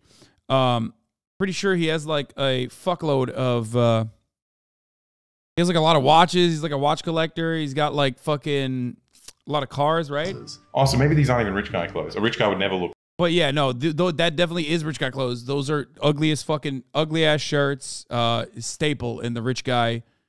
A staple in the rich guy closet, myself included. Yes, I know. Gucci shirt. Oh my God. Lol. Omega lol. Literally all of the fucking shirts that I wear are still thrifted shirts though. And you guys say that those are goddamn ugly too. So shut the fuck up. This blind. No, never. He could just be a blind guy that's about to go review these rich houses, which is why he likes them so much. We have seen so many amazing houses on our channel, but occasionally we see a real gem. This is the gem, and you won't believe how much it costs. He's written $100 million in the title. It's because he's blind. He doesn't understand people could read. Let's go look at the house. Let's go do it. So this would be the formal living room, I think. Another professional video from producer Michael channel. Looks like he's breaking. The thing is, like, A lot of these fucking houses just seem so unlivable. I saw TikTok the other day where it was a guy who was talking about, like, I despise these, like, new wave TikToks where someone's making coffee with a coffee making machine. It's like one of those, like, expensive ones, right? And everything is so clean, so sterile. Like, it feels like not lived in, and it feels very cold. I feel that way when I see big houses like this too, where I look at shit like that and I think to myself, like, it's just, yeah, this doesn't feel like a house. It doesn't feel like a home. It feels like a set, or maybe it feels like a hotel or something. Breaking into a house. He's like trying to give it to him, but he knows nothing about it. This is our formal living room, I think. Yeah. I think this is where they keep the money. Maybe. Isn't it gorgeous? Look at these ceilings and this chandelier. Why are they all separate couches like it's a fucking waiting room in a dentist? I think a part of being super rich is intimidating all your guests. No one's going to sit like this and just talk to each other. I don't know if you saw this, Adam. Nothing to do with a house, but this is crazy. Stand here with the camera and look at this picture. What does it say? Bang. Oh, it's does it crazy. Say bang on the camera? Yes. Okay, now come to the middle. Brillo. Now come over here. Oh my God, this is so crazy. It's the lamest thing we've ever seen. Brilliant. Yeah. And this is on an acre, 12,000, 13,000 square feet of opulence. It gets better. I think it's just so insane in a place like LA. Because we were just there, we just came back. There's like homeless people everywhere. There's shit on the street all over the place. And for some reason, one person can have an acre. Like with or without this ridiculous house, just that much land in a place where like no one has a home. No, it's fucking insane. It's not even being used. Well, where are we going to go? Watch me. That's cool. That's cool. I like magic trick house. That's I cool. I like this house. I changed my mind. Actually, let's not go in here. That's Let's fire. go this way. Now that I've showed you. You can't show us the secret door and then not go in there? Sounds like he's like just covering for the billionaires like pedophile dungeon. He's like, how cool is this secret door? Actually, not part of the tour. I think it's better to do it this way. It's just better. I don't know why. It's just better to not go in there. So check this out. Allow me to serve you a quick drink. Ooh, thank you. And underneath here, believe it or not, at a very low level, there's a sink. Yes, there is. Can you believe it? It's for the children. Isn't It's that for the children. Why would you put a sink at that height? Isn't that It's like for the So children? no one sees it. So the mess is hidden from the people just trying Yeah, to. because you can't. A child would be below the counter. Okay. This man is in a pedophile's house, and he's slowly revealed everything is made for children. And this is yet another big living area. I don't know what you'd call this. Would this be the family room, perhaps? Maybe. Where is there? There's not a TV in here, is there? Yes. What Drops family, out of the motherfucker? ceiling. You know this is the most divorced dad. It's really weird to have a YouTube channel where you're giving tours of houses and you just seem lost in the house the whole time. It's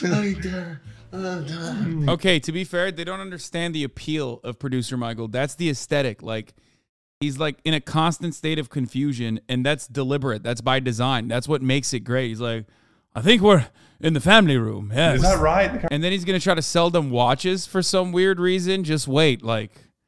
That's just how it works. Yes, a state of bewilderment followed up by like one of my favorite producer Michael moments was when he brought his ugly ass shirt designer friend to like do a showroom in one of the houses that he was inside of. Like he's just like a typical con man. Awesome. Maybe An elevator. I didn't see that earlier. Oh, yeah. Why does this guy have a channel? I'm very confused. Yeah, this is a bit odd, but maybe it's kind of charming and funny. You know, he's like a lost Englishman, like Hugh Grant. Oh, where am I? Oh, look at this. Oh, rich house, okay. Oh, that looks terrifying. It is actually an elevator, but I don't think it's switched on. There's a phone in there. I don't get on well with elevators. Dude, there are so many dodgy crevices in this house. That is not an elevator for a full-size person. Come on, man. It's like a dumbwaiter for children. You got all the kids down in the dungeon and you're just like, send one up. And it's... What's the rack for? There can't be an elevator if there's a rack like that. It'll stop the elevator. Yeah. It's kind of cool. Have a sex dungeon. Just have a dungeon, really. I don't know. Have you seen Colin Firth? He spent fucking 2 years making a dungeon. True. Sex dungeon, Colin Firth. Sex dungeon. It's enormous. I mean, absolutely enormous. I'm assuming this is a refrigerator. It is indeed. Why is there nothing in their fridge? Why is there nothing in the fridge? I was trying to work out, like, so that no one lives in the house yet. They don't actually live in this. It's all, no one lives in the house. Fake house. You can't just It's show not say lived house, in. it's not a real These house. motherfuckers buy these properties just to park their asset, dude. That's it. That's the reason. It's not lived in. No one lives in it. Beautiful dishwasher, I'm assuming? Or to be fair, it's like probably one of his, you know, 11 fridges or something. That's probably why. How good am I? You are nailing it. Trash compactor. Ooh. Oh God. Is it got a child's play in there? He's just, I gotta get that back in there. The breakfast nook, and everywhere you look, it has outside areas attached to it. Here's another little outdoor breakfast nook. Cute, isn't it? Isn't it lovely? There's your TV. This is the only place with a TV, but the seats are the wrong way. That's so annoying as well. You have to walk past your fucking table to go to another table.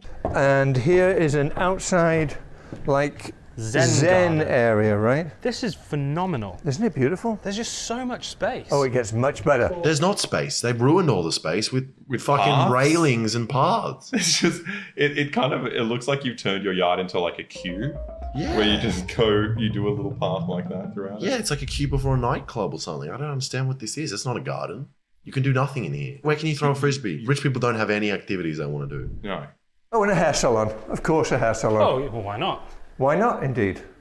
This is not where you get your hair cut. The hair in the carpet. Shag pile rug. Oh, maybe they're all like, they got white-haired billionaires people. So it because they're just all blends it. This is their hair. Yeah. That's just that's a wooden parquet floor, just covered in old man pubes. Oh, another oven behind here. Big ones. Oh, yeah. This reeks of Definitely see them, jealousy. but They're trust me, making there's content, that. man. There's another. What the fuck? You live in that house, guy? What the hell? Also, like, I think I'm very fair when I look at like rich people houses.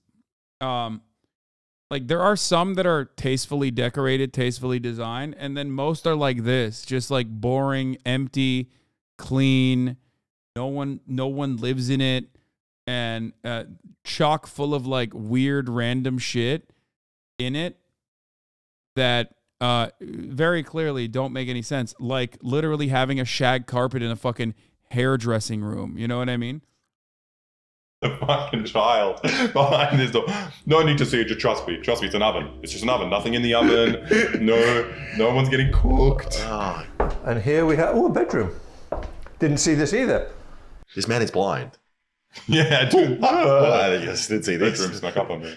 So this kind of would be like the maid's quarters, I guess. The maid's quarters. I love they've got all this like language for slaves of the house. Yeah, the servant rooms.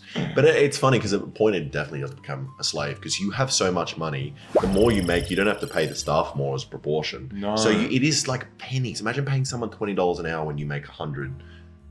Well, you don't make 100, but when you're worth billions of dollars. Yeah. It's insane. It'd be It is nothing to Yeah. you. It's like doing this. Same thing.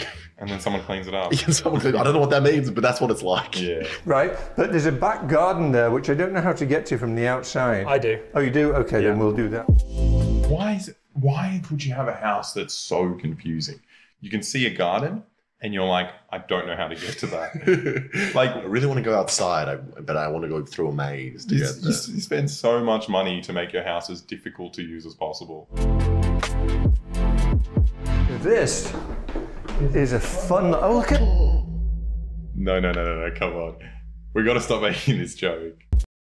I mean, but it does make sense to make that joke.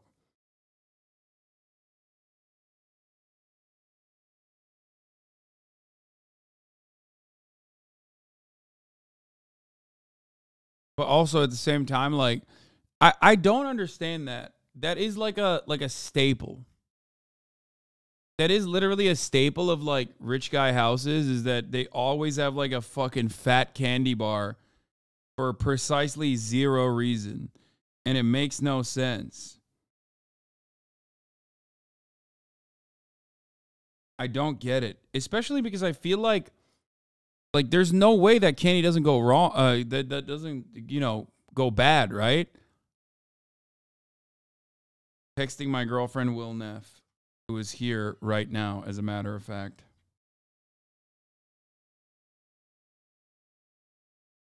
William?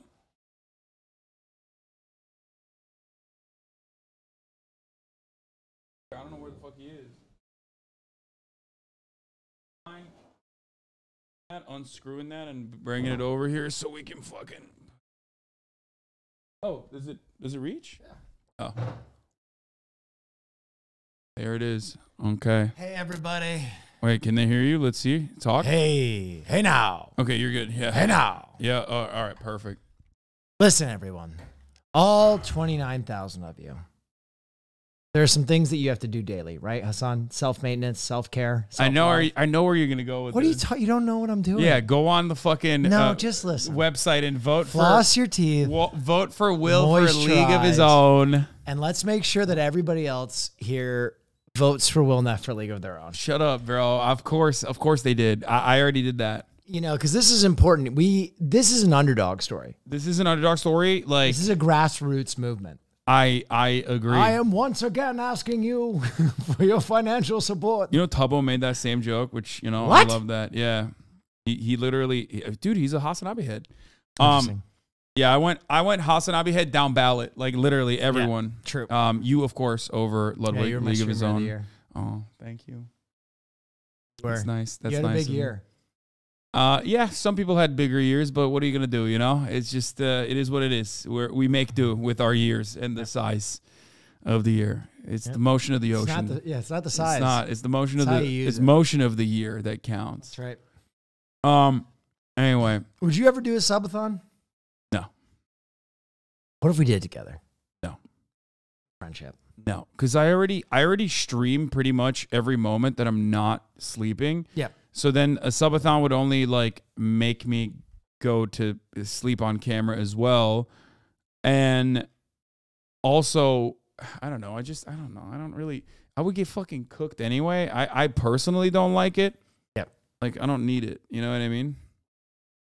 He hates us. No, it's not. It's not that at all. I already give you subathon without doing a subathon. That's my point. Give you a life-a-thon. Yeah, I give you a life-a-thon without a fucking subathon.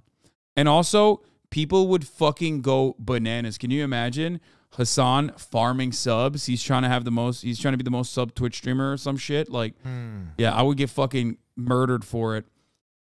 Or I would probably just end up, you know, kissing myself because I wouldn't want to participate in the discourse to that degree.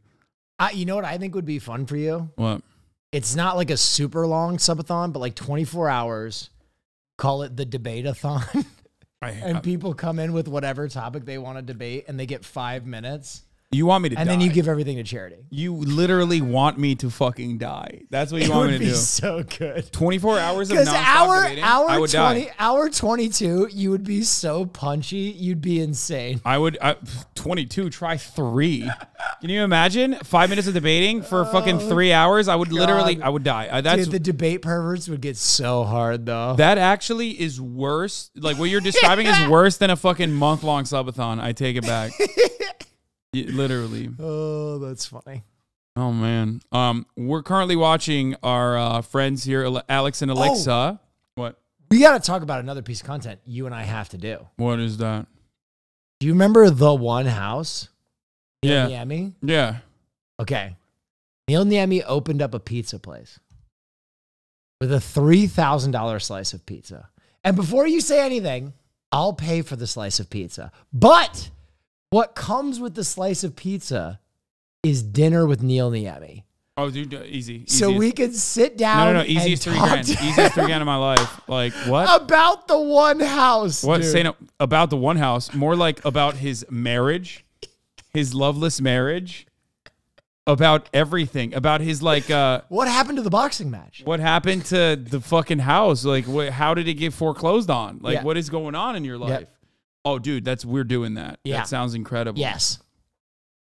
Dude, fuck, you shouldn't have said that on stream. Someone else is going to fucking steal the content creator. Who else is? If someone else does that, we're looking at you. Dude, they literally Plagiarism. will steal the content now for sure. Yeah, we're gonna go Ludwig streamer. Yeah, exactly. League of his own. Yeah, he's in a league of his own with. He's in a league of his own with respect to stealing content from other people. Smaller content creators like us, you know, the little guys. You know, we're out here fucking trying to make things work. Okay, trying to make things work. I do love that though. I do fucking love that concept. Yeah, my content brain has been crazy recently. I love that. I had another idea for TwitchCon Las Vegas. I'm going to go to a government car auction. I'm going to buy like a $200 to $800 muscle car. I take it to a shop, turn it into a Mad Max vehicle. I thought you were going to say, I'm going to drive at full speed into a wall. I have a really good idea. League of his own. It's called Suicide by Car. League of his own. This kid's got ideas. No, I wanted to make a Mad Max car and have other people do it. And then on the way to TwitchCon Las Vegas, we drive through the desert. And That is a great idea. Witness awesome. I love that. And we drive around on the strip. Well, let's double it. I'll get one too. That's what I'm fucking saying. soup it up. Yeah. That's fire. Dude, this was Will. And I do death by car. At the end of it, I'm so sorry, dude. You have to. Just vanishing point right into a fucking wall. Yeah. Okay. I love that. We should do that. Don't forget Niall's revolutionary idea of hosting PPVs at his stupid giant house. Yeah, so that was, he literally started the rumor that the Floyd Mayweather exhibition with Jake Paul was going to be at the one house. I mean, I think he tried. I think he tried to start that rumor, and like people didn't really believe him. Yeah. Except you, apparently. You're like, what? What's going on? No, I didn't believe him. Oh. Seems like I'm just stating the facts. Okay. But that would have been sick. Oh, you know who's coming, by the way, to ball with us? Who? Motherfucking Nice Wig. Yeah, Wig. and Greek too. We're gonna go ball up. Notorious. We're Oh waiting. my God! I'm gonna text Mark. Wait a right minute. Now. What? They're a famous Twitch duo. Who? Really? Yeah. I don't know. We're a famous Twitch duo. Yeah. Hasan famously doesn't watch Twitch. I don't watch 2v2. Twitch. Yeah, dude, they'll cook us. Are you kidding me? They'll destroy us. I need you to carry. I don't think I can. I need you to step up. I don't think I can. They will cook us. I need the Greek is lights out shooter. Nice Wig also is pretty fucking good. Not GGX, you fucking weirdos. No, not GGX gang. No. Apparently your chat doesn't watch Twitch either, which is not a surprise to me. No. Greek is an Apex player, you ding dongs. Yeah. He's very good. He is very, very good. He's a great shooter. He's a bit out of shape, but you know, so are we. So am I, at least.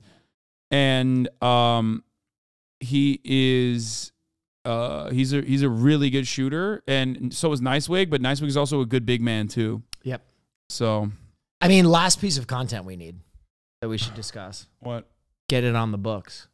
What is? You're looking real sexy these days. Oh no, we're not doing a sexy photo shoot. No, we're doing body off. No, we can't do a It's body off yet. time. I'm not there yet. Once I hit 245, The I'll body do it. off will make you focus. No, I can't. We set 2 months. We record, tweet all of our workouts. We stream some of our workouts. People can follow along with our weight loss journey. Okay, dude. First of all, body off is literally who has the best eating disorder. Well, no, you know, there's It healthy literally habits. is. There's It healthy literally habits. is. It's an ED off, bro. But I'm saying at the end, Magic Mike dance off at the Abbey. No. Austin and Friends judge. Everything is literally, this competition is designed for you to win. What do you mean? It's like me being like, hey, let's do a who's taller off. You know what I mean? I'd find a way to win. You're literally. I would get that surgery where they like break your legs and elongate them. It's like, Will, to where did show you up like leave? an ostrich, like, oh, Will, my legs hurt. You left for so long.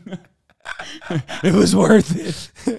No, because like one, you already have a 6-pack at this moment. I do not. No. You are such a liar. It's getting there. I can't believe you would lie on camera like But this. I'm just saying, chat can pretend that they're at a Magic Mike strip club and also, tip. as far as like a Magic Mike dance club goes, fucking clear me. But imagine we have a money gun hooked up to chat, and every time someone donates to our charity, it sprays money on the stage. You have content brain right now. I am in my content zone. Maybe we can do it. I went into the hyperbolic chamber. Maybe we can do it for a Patreon for Fear and. Now you're talking. Yeah.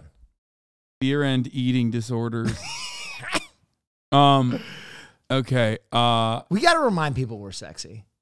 I know. People have forgotten. People forgot. Yeah, people say like, "Oh, you guys are old." Like old people can be sexy. Yeah. Fuck you, dude.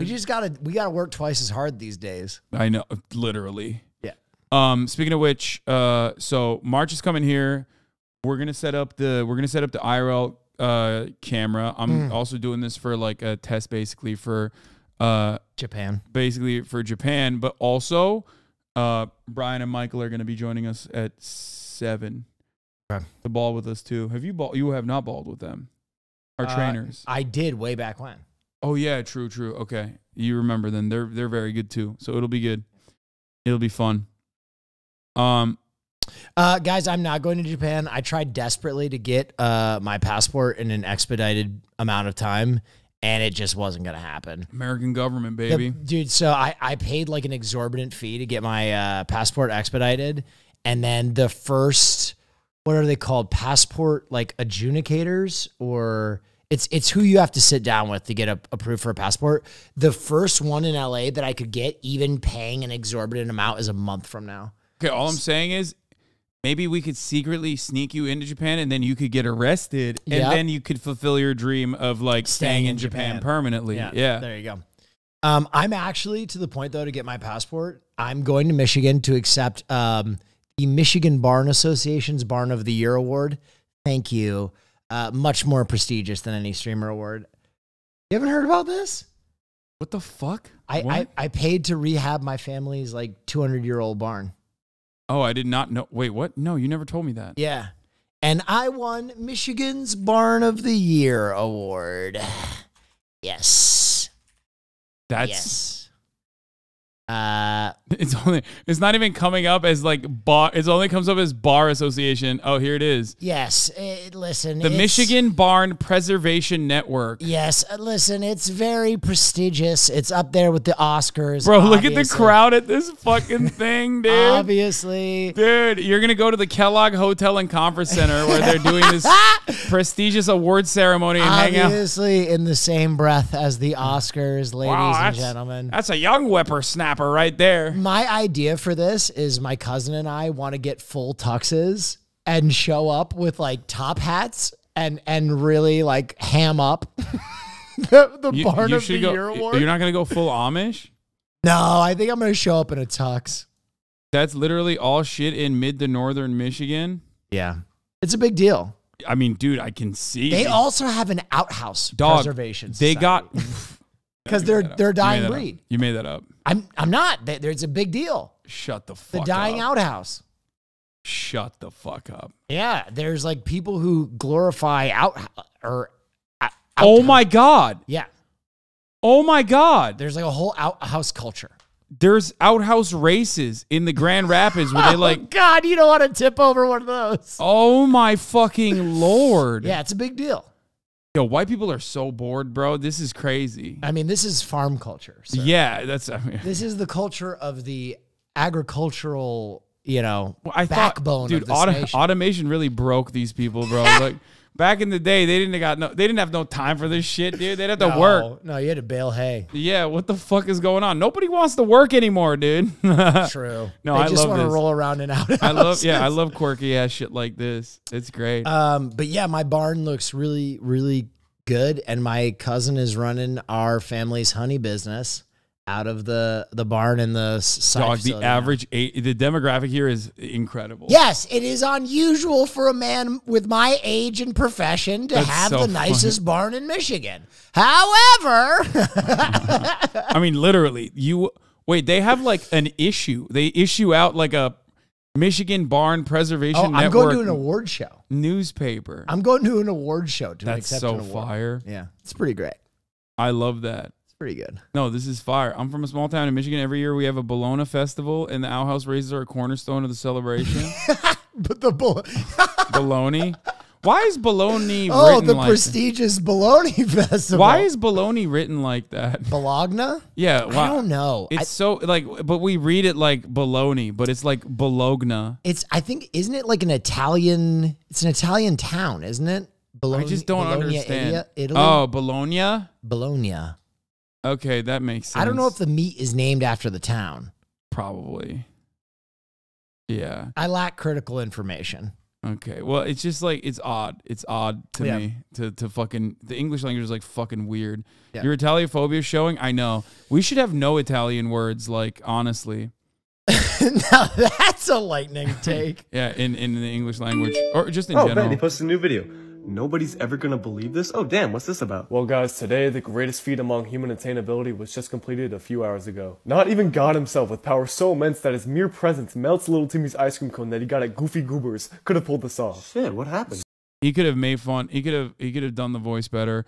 Honestly, it's pretty easy to replicate the moist critical tone. It's not that hard, honestly. This voice kind of has something like this where it's like, when I saw this first, it flicked my nips and pulled my dick so hard that I had rug burn tantamount to the first time that I wrestled sandpaper in gym class. Yeah, it's not that hard. The only thing that gets harder is my dick after I don't have anything. That's pretty good. That's pretty good. Yeah. That's it. That's he So failed buckle that. in your seatbelt because what I'm about to tell you is so mind-boggling that the fucking 5 little monkeys jumping on the bed might suffer less brain damage than you. Bro, is there some like mafia shit going on? The speedrun for Viva Pinata Trouble in Paradise has just been shattered by a whole 5 minutes using this new trick no one's ever used before. Nobody knows what that is. That is true. He is. Moist Critical's videos are like that. Okay. They do be like that. All right, here. What is keep this? watching The Boys. No. Keep okay. watching The Boys. Alex and Alexa, look at this rich man's house. Yep. While I go pee real quick. Go pee pee. Why is it there? Candy dispensers. Don't say what it is, but what? Why are there candy dispensers under the Yeah, house? well, just say that. Why the candy? Yeah. Oh. And why is there ice cream? Imagine how many people could fit under here with their mouth. Look at a tiny little roll. That actually looks like a prison bed. I'm actually scared. It was all jokes. Yeah. All jokes until I saw this. Now I'm actually like, my heart's racing. Do you remember The whole room, wasn't the whole it? room? But Oh, this is dude. very fun. This is the guy who toured with Neil Niemi. That's so funny. We were just talking about that. This guy has his own brand of shirts. I don't know if you've ever checked out his shirt website, but they all look like that. What if we fucking see under one of the bed, under one of the rooms? There's gonna be a little child. It's a prison. There's gonna be a little child under a Chat, don't disparage them. Have you ever heard of Dan Flashes? With patterns that complex, you pay based on the complexity of the pattern, chat. Come on. We're gonna see it. We're gonna see a little. No, foot he'll do a good sticking little move out. like, oh, actually, it's better this way. Oh, Trying to skittle? It's gonna go on the ground. And a child is gonna go. Thank you, sir. This is sick. Whoa. So you can see how big the screen is. It's enormous. To be fair, I don't know how big you are. For all I know, you're a tiny man. Yeah. So this room has a secret that you don't know about. It does? I'll give you 10 seconds to figure out what that secret is. I'll give you 10 seconds to find the torture porn dungeon. Oh, it's got to be on this wall. And then I'll tell you. Yeah. I reckon what's gonna happen is another screen is gonna pop out in front of the screen. Yeah, you find really fucked up and useless. Yeah. Okay. I think the sofa, the chairs that you sit on will turn into beds. Okay, so second screen, chairs turn into beds. I'm going with secret entrance to a porn dungeon. Chat, place your bets. What do you think is the secret in this room? Do do do do do do do. Dun dun dun dun. Someone went with disco ball. I like that a lot. I have no idea. What am I looking at? Put your hand in front of you. Now walk forwards. Hold on. Oh, torture porn dungeon! Okay. It goes outside. I'm like, stop. I was so close. It's not a torture porn dungeon? No, it's just an extra way outside. Yeah, it's a bummer. With the secret rooms, but at least this is an escape. So, I have another surprise for you. I'm the gift that keeps giving. It's a cupboard. Nope. You press it, Nope. it opens. Torture porn dungeon! That's weird. This Torture is so porn dungeon? stupid. Like, this is actually just a really dumb feature. But also a fire hazard. Imagine if there's a fire and you're the only one in your house who knows how to escape. Everyone else dies because they're trying to run into every wall possible, knocking themselves, being like, oh, which one opens? Which one opens? Oh my, oh look at that. And you found the gold. You found the Mona Lisa. The duffel bag full of money. I changed my mind. This is cool now. What is this room? So it was apparently just storage, and then they just converted it into this. Is that just a bag of money? Dude, that's just rich people shit, bro. You don't have a bag of money in your house? No, in I've your seen yours. Yeah, exactly. Dude, shh, don't tell anyone, bro. Chill. Like, no jokes. We will get canceled. Do whatever you want with it. What do you mean fun? You've got a little fun unmarked bills and then priceless art room. It's funny to have enough space that you can just have a fun room. It's great. It's bigger than my bedroom. So this goes outside. This is AstroTurf. Why is it not grass? Surely there's... Oh, come on. They don't know. Fucking Aussies, mate. Aussies. Fucking Aussies, mate. We've had a drought for the last 10,000 years in Los Angeles. Yeah, bro. It's a desert, dog. It's a desert. Even though, from what I understand, AstroTurf is like also not that good for the environment or something. That's what people were saying, right? Isn't AstroTurf bad too? What? Yeah, AstroTurf actually with the chemicals that you put on it and the way that it's like treated is plastic. So it's actually technically also very bad for the environment too. So what are we supposed to do, Hasan? I think literally Boss. dirt, like actually. I simply refuse your thesis. Okay. You just want me to have dirt. Yeah, just dirt. It's forbidden in Europe now for children to play on. Oh my god. Oh, that's pretty sketchy. No. What the fuck are we doing? What are we doing with our what are we doing to our children, dude? Oh, Money's god. no limit. Yeah. Why It's gravel in Arizona. Because it never rains in LA. There's grass in LA. There is grass in LA. And rich people can just buy water, you know? I think it's because like large amounts of people, large amount of children ruin grass. Yeah, true. So this is like, you know, if you go to a preschool, it's always AstroTurf. From the other side. Yeah, from right here. Now totally lost. Ice cream. Crazy, isn't it? Really crazy. That's a fact. I don't even want to say. He has the wackest art, bro. I swear to God. It's all shit like this. Is that Fiji water? Yeah. Okay. It's $100 million. Oh man, you could cuss me so good in here. Look at Okay, that. pause. Yeah. Look at that. I'm going to go on the record. Go on the record. This might separate me from my fellow comrades and sisters. Fiji water is better, and it is worth the extra money. It just tastes better. That's crazy. It just is a better water. It's just a higher... That's crazy. I don't know what to say. It just is a better water. Of all the bottled waters, it's the best. What? No, yeah. I don't think so. Yes. What is your favorite bottled water? I think Fiji water is not that bad. It's not as bad as like the Rabbigets. I mean, I like Smart Water as far as bottled waters goes. Middle of the road. I like Smart Water. We all agree that Arrowhead... Oh, fucking... I would rather die. Undrinkable slop. I would rather die than drink Arrowhead. Arrowhead is literally just pee-pee. It's like someone just peed in a bottle and then they ran it through one of those like Bill Gates suck straws. Yeah. For like, you know, for impoverished countries and neighborhoods. Yeah. I don't know why I was saying that. Where they don't have like, they only have like a well to draw from or whatever. I have one of those safe straws. You do? Yeah, we should test it. What, are you like a big Alex Jones fan? Why the fuck do you have a safe straw? Dude, what if the big one hits LA? I need to be able to drink sewage slop. I'm trying to fucking die if the big one hits LA, dude. It's like not livable. No, come on, dude. I can't stream if the big one hits LA. So it's like reason for existence gone. You know how like people who believe in astrology wait for their like moon sign? They're like, oh, this is Cancer rising. This is my season. That's the apocalypse for Will Neff. That's like when my life begins. You're just describing preppers. You're a prepper. Yeah. Yeah. But I also am not going to be like one of those lame preppers who like lives in a bunker. I'm going to be like Lord Humongous. You know yeah, no, I get it. I just, you know. I'll keep you as my sex toy. No. You'll walk around on all fours on a leash. I'd bite my tongue and kill myself, I think.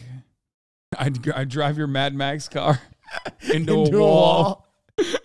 Just super fast. Not my sex object. Lord Humongous! Yeah, that's what I would do.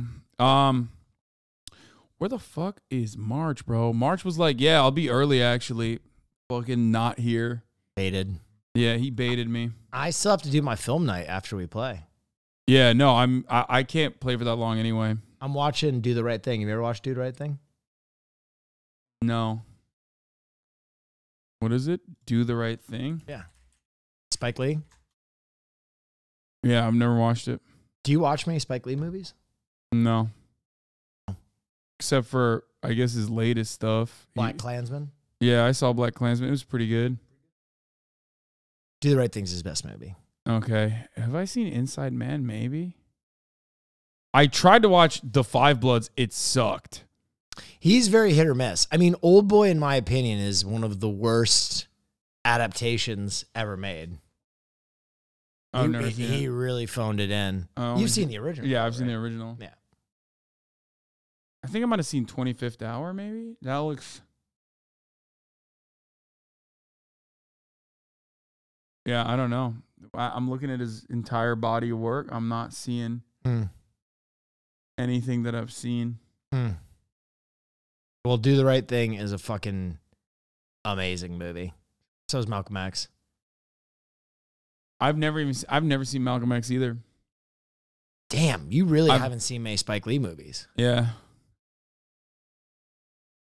Spike Lee also did NBA 2K career mode story that was dog ass. Okay, that was an abomination also. What the fuck? That's why your movie takes are trash, to be honest. Wait, I don't even have movie takes. Yeah, I'm gonna also rebut you on that one. I've never heard Hasan come out of pocket and be like, you know what's important cinema? Yeah, what the fuck? I literally will. My only movie take that I stand by is that, like, I'm not like a film guy. You know what I mean? Like, I just watch movies for fun. Yeah. And, you know, I do appreciate, like... oh, by the way, did you react to MODOK in the new... Dude, what the fuck is that? I mean, I don't like Marvel Cinematic Universe, but, like, I don't... Apparently, every time he comes on screen in, like, movie theaters, people just crack up laughing. And that was He not looks the so intent. weird. It looks so bad. I'm not like a peak Kino type dude, you know, but I like movies that are fun and enjoyable as far as experiences goes. All right, March is here. Okay. You know what game comes out tomorrow, by the way? What? Sons of the Forest, the sequel to The Forest. Oh, really? Yeah. That's the sequel to The Forest? Another game I will be not watching. But you can watch the top of the hour ad break right now. That's a bad segue, but I'm just going to give it to you right now. We're going to... So it's right there. March. March is here. Okay, dude. What is all that stuff? Oh, that's mine. Oh, okay. All right, word. Thank you. I can't feel my legs. Oh, God, help. What? Do the Right Thing is Lahain, but for New Yorkers that are French people? Ooh. Yeah, it's... I do love Lahain. It's a really great... Listen, Nick la police. I don't think great movie. Spike Lee really hits it with every movie, but Do the Right Thing is like it's a pretty masterpiece. It's really great. Okay. Especially if you've lived in New York. It's very good.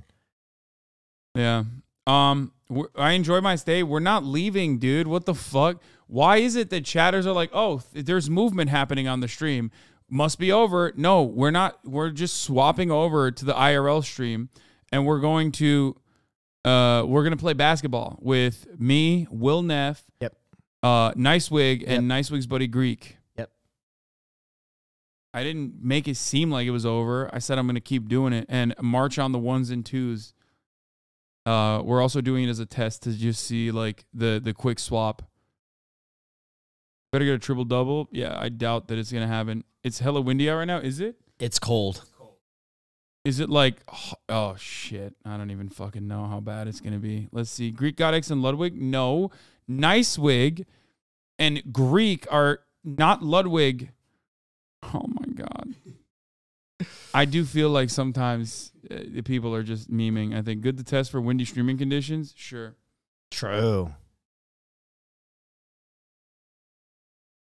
Yeah. You get the right to take Hussy? No, we're just going Will's probably, right? Huh? Did you drive here? No, I took an Uber. Oh, you You did? said we'll drive over together. Oh, fuck. Okay. I can go in your car. I'm fine. All right.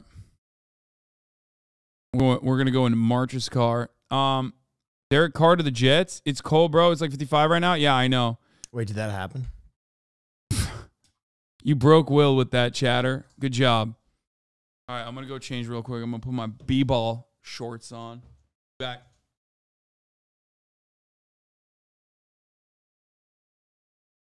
Okay. Okay, that definitely didn't happen. How's everybody doing? Let's watch more of this. You know. What the fuck? What are his scenes? Starting soon, Just Cammon, Zoom. Which one's your React tab? Okay. Desktop. Tiny boxing bag. Who are you punching this low? No. Come on. fucking children trying to escape me. Fuck.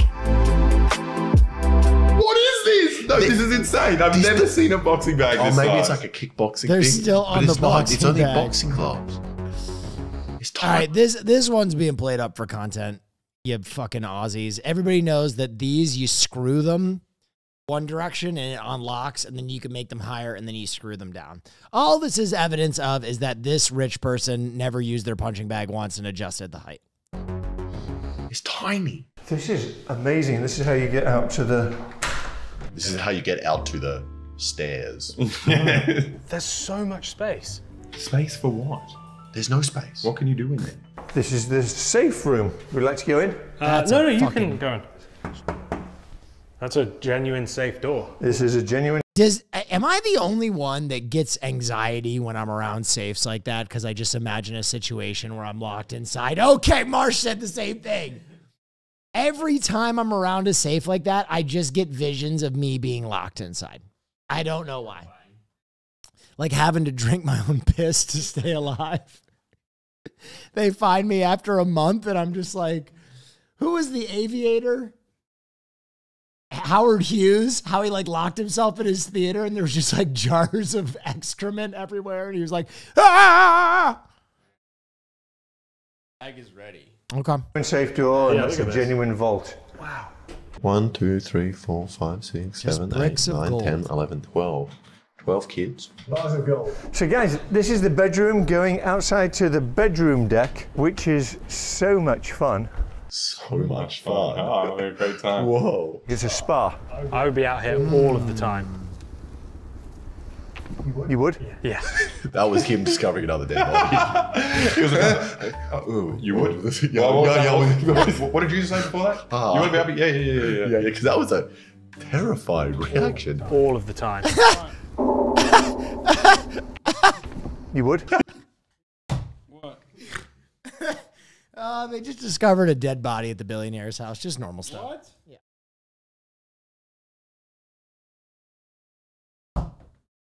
I think that was actually him just being wholly unimpressed by the hot tub.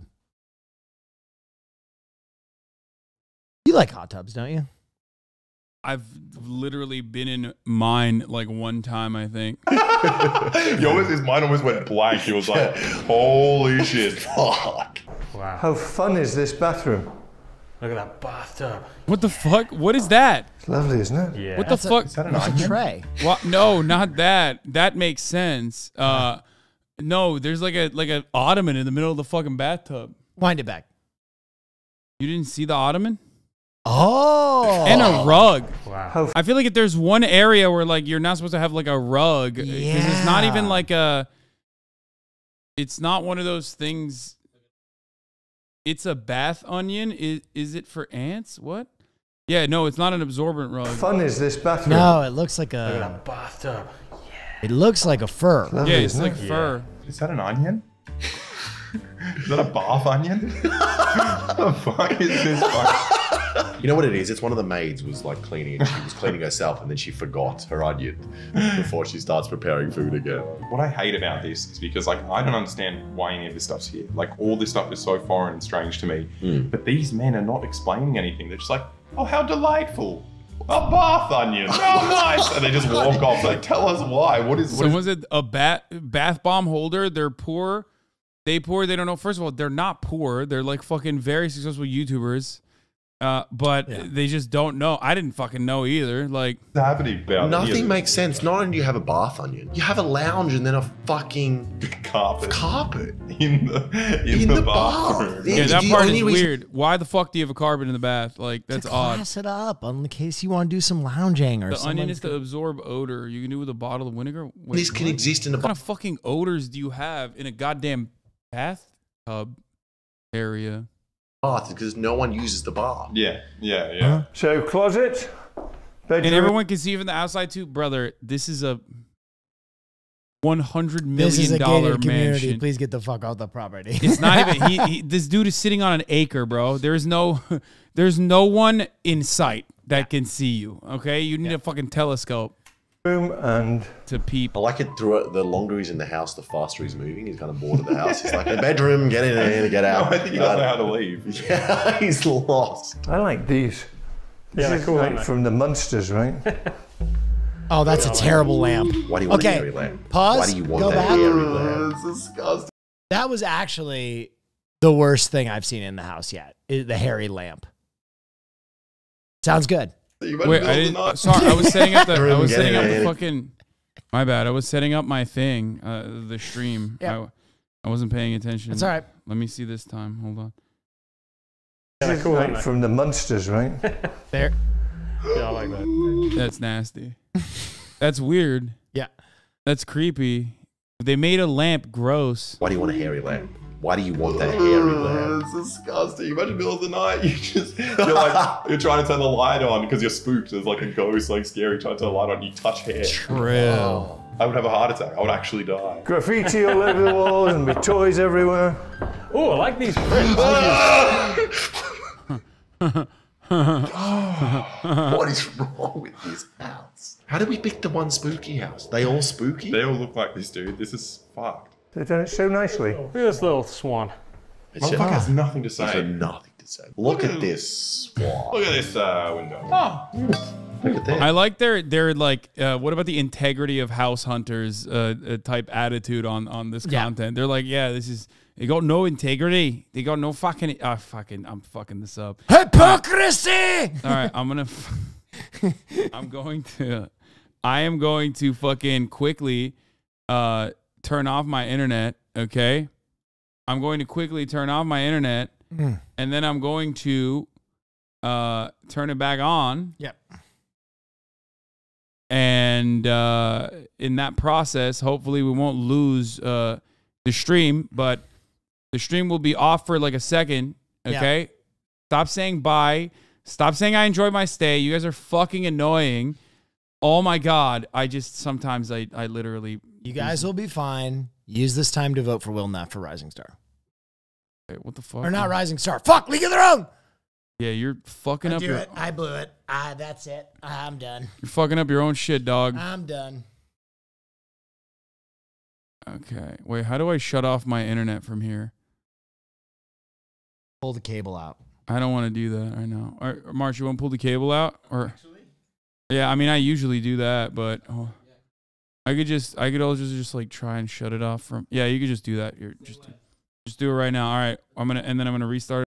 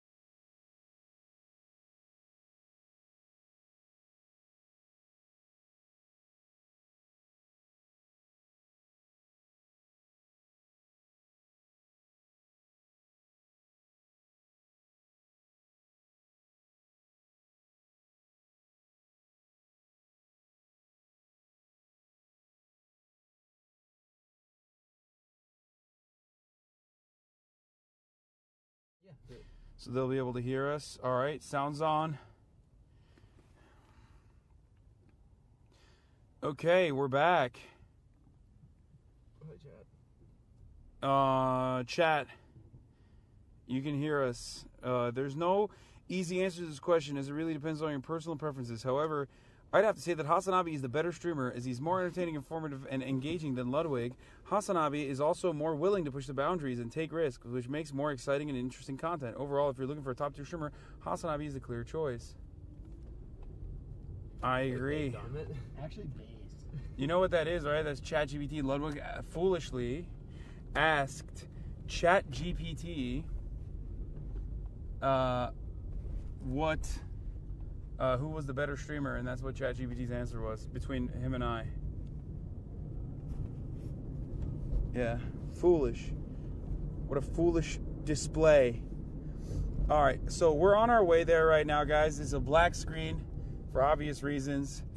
It's a little dark out as well. It's very dark out, and it's very cold. And honestly, I don't know. I haven't done this in a while.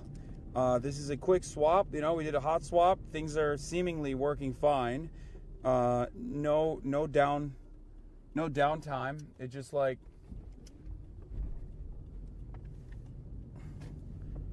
I'll just say it like this. March is going in the exact opposite direction, but that's it. That's all I'm going to say.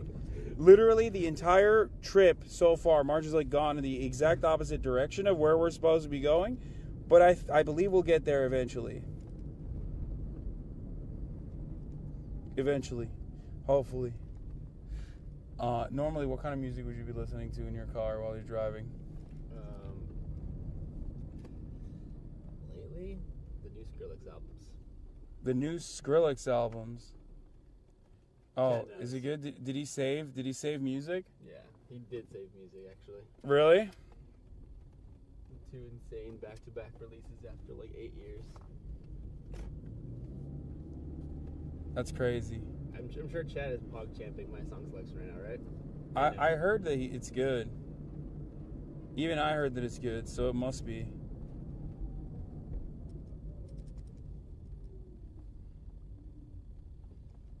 Look, I'm not taking us the wrong way. That left would have been impossible. They're not Okay. gonna get till 7. Okay, no directions. Don't worry. Just don't worry about any of that. And also, it doesn't matter. I mean, yeah, we're gonna sit in fucking traffic. It's Los Angeles, rush hour. 6:30 is rush hour.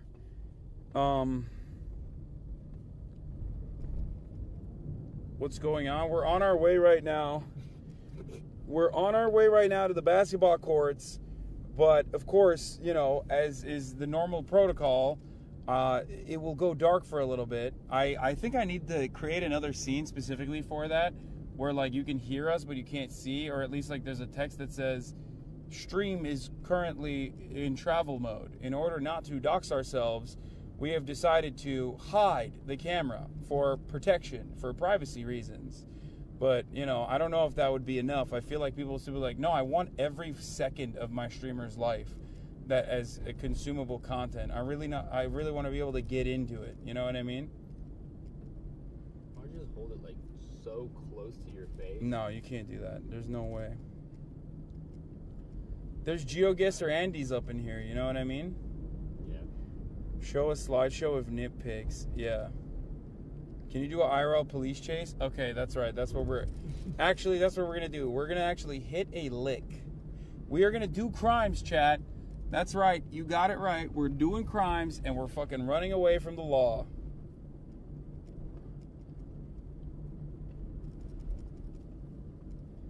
That's my thing.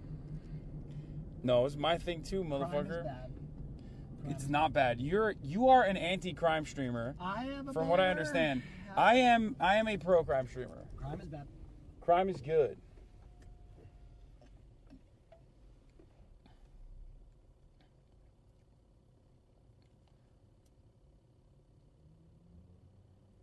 Yeah. The park we're going to has a lot of people playing ball there. Okay? So we'll see how this works. What is this noise coming from your car? That's the AC. Sorry. The AC just goes brrrr. Look, I need to buy a new car, okay? Bro, you... This ain't no Tay Cussy. Listen, we know how much money you make, dog, okay? Don't act like... Don't act like you're in... I thought you would empathize with this. You drove a beat-up Camry forever. Yeah, the fart what the hell? Okay, chill. Chill. Don't call it the fart mobile, Will, you fucking asshole. Sorry, I can't call it its name. It's not. God, I hate that so much. The slander that you have for my baby. No, well, the Camry never made the weird fucking noises on the AC. Okay, well, it's got a little personality, that's all. Can you get in the paint tonight? I'm sick of watching you. What the fuck are you listening to?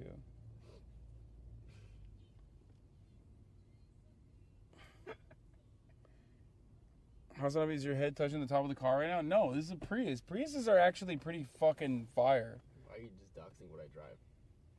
What? I don't know. Because I like doing that. Getting one guy in the car. I mean, there's two guys in the car. It's much... There is no concept of being one guy in the real world, okay? Yes, every time you That's get called a human interaction. Chatters literally look at like normal human interaction and go, lol. Imagine getting one guide in the car. It's like, no, that's just all human interaction is one guide. Yeah.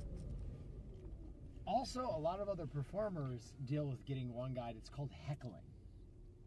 Thank you. Yeah. Yeah. Only chat can think of a way to like further troll you for being trolled. Yeah, chat was like, bro, imagine being one guy in a car. That's just a conversation, dude. Like you're describing a conversation between two humans, okay? I don't understand. It's like I don't understand. Like what? This is not like my Discord server at all. Imagine getting one guide by a woman. I'm married. Damn, L. You've been getting one by a female for 20 years? What the fuck, dude? That is so lame. We have children. Couldn't be me. Oh my god. HasanAbi and crew, when are yous coming down to Oz? When are we coming down to Oz, dude? I don't know. Everybody's going down there. Australia? Yeah. Wow. I don't like spiders, so I think it's a never for me. Bitch, you had a spider. Yeah, but that was to get over my fear of spiders. Yeah. Okay. Well, so it didn't take. Is that what you're saying? I don't know, man. There are a lot of spiders in Australia. 20K people watching a black screen. HasanAbi hits crazy. No, man. We're currently on our way to the fucking basketball court. That's why it's not showing, okay? It's not a black screen anyway. It's in my crotch. Oh! Yeah. You're currently looking at my fucking... Chat, snip the screen. Yeah. It's directly on my crotch. You're just really weird partnership. I've never been here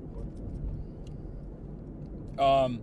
Pass the light, make a U-turn at the second light, even though it's illegal, and then you're gonna get into... Or not illegal. What the fuck? Why would I say that? Yeah. Make a... Oh, no, make a left here. Make a left here. Take this legal left. Yeah, what the fuck am I saying? I usually go up there to see, because that's street parking up there. Yeah, it's because English is his second language, guys. No, that's street parking up there, but it doesn't seem like there's any available spots there, so... Okay. Right way. And then hook a left in here. Just cash. My man said, what am I talking about? I always do this thing myself, so I wanted to, just your reaction to it was pretty funny. Yeah, we almost did a crime stream. Look, listen, I wanted to do a crime stream, okay? I'm reacting to the chase in the back seat. Spot right there. No. Spot right in front of you. I can't fucking fit in here, bro. Yeah, you can. What the fuck you mean? Look at this. You're gonna get out of that?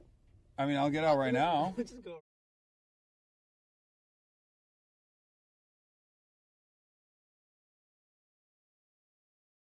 Okay, I was wrong. Fuck, you found one so quick. You literally turned a corner and found one. That's ridiculous. You want me to park in the tightest spot ever? Yeah, it's effing. Fuck, I shouldn't. Okay. Oh shit, what the fuck? Wait, what the fuck? What? What just pulled out? Wait, what happened? Oh! The battery fell The out? battery fell out!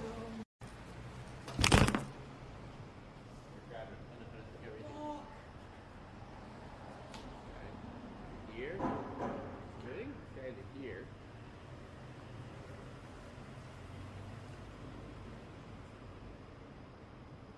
Dude, how the fuck does this happen? Dude, this is just like Amsterdam. Yeah, actually. Wait, is it on again? Fuck, Yes. I don't even know. The thing is still, it's the live view is still on. The stream is in just the offline mode real quick. Wait, hold on. I don't even know if it's like. Okay, Will, can you carry this? Wait, we're good. Oh, we are good. Okay, thank God. Fuck me. We're here. We're still here. Okay, that's good. That's good. All right, we're here. Wait, you didn't plug this microphone in. Oh, I did it. You're right. Damn. Fucking uncommon Marsh L, dude. How does that sound now, I wonder? Probably way louder, so sorry people's ears. Sick.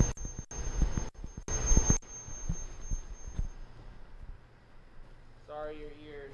They're probably all dying right Fuck. Alright, we're here. And we're about to ball the fuck out.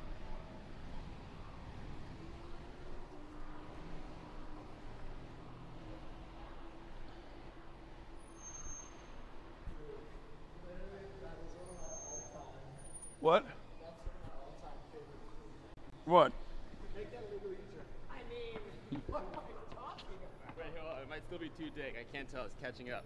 Kind of quiet now. God damn, I fucking hate this. Yeah, we were fine without the microphone, turns out. Right. Yeah. Okay. Should be fine. Tell me, chat. Oh yeah, that car's sick. Dude, I want to do the Mad Max stream so bad. I'm down. I love that. I love the Mad Max stream idea. Dude, can you imagine us streaming a government auction though and buying like an $800? I don't think we can do that. Wait, can you hold? Oh fuck. Yeah, I can. You got another hand? 1 second. Let's try to monitor chat's behavior. Oh god, it smells so good. Fuck. Fuck me.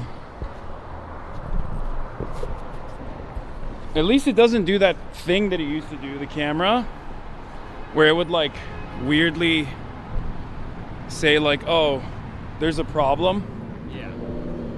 Oh my god. Okay, guys. It is incredibly fucking cold out here. I'm not even kidding. It's like, what is it, like 50 degrees? 40 degrees, but it's a cutting cold. People don't understand, like, there's not a lot of humidity in Los Angeles. So whenever it gets cold, it's like sharp. Bone chilling. It's bone chilling cold, exactly. It's not the type of cold that you're used to out in your pussy ass, you know, look at me, I'm in the Midwest, oh my god, like it's snowing.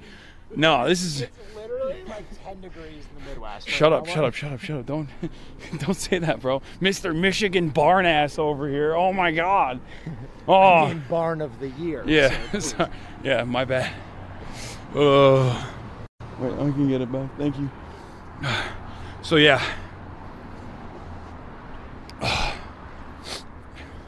It's gonna be okay. Our fingers are gonna freeze a little bit. Sometimes they get a little heavy, you know, but they're gonna be like hot dogs. Hot dog, but cold. Rat. That's what it feels like, though. Did you see that Wilson made the first airless basketball? What? How does it? What? It's like a grid of like plastic on the outside, and it has the same bounce. Specially formulated. They made it in 3D printers. That's weird. Yeah, it is. What? Why?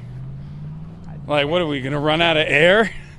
Like they're like, this is a cost-saving measure. Shame on you, Hasan, for not conserving air. Yeah, this is a cost-cutting measure that real vegans don't even use air. Yeah, freegans. Yeah, freegans have moved on. Oh god. Oh god. Oh god. Okay. Are you for real right now? I'm not even fucking remotely joking right now. It's pretty close. What the fuck? What up, Wiggy? Oh shit, look who it is. Okay. Bro, it's so cold. It's so fucking cold, dude. Oh, you have been here already? Oh yeah, we were here for like 30 minutes. Shit. Okay.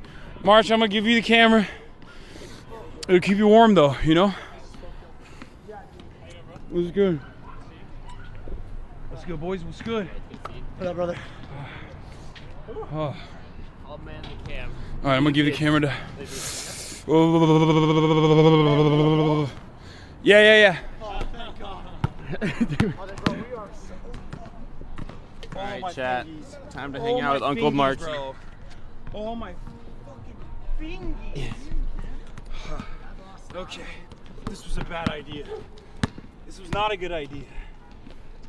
Oh fuck, isn't Japan gonna be cold too? Yeah, it's gonna be like raining and shit. Oh fuck. God, I hate the cold so much. I'm such a pussy. It's not even... I am the biggest pussy when it comes to weather shit. The worst part about this is that, like, it's also, if you don't fucking warm up, I feel like in the cold, it's like you're more injury prone.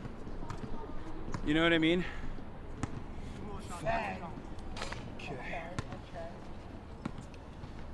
Fuck.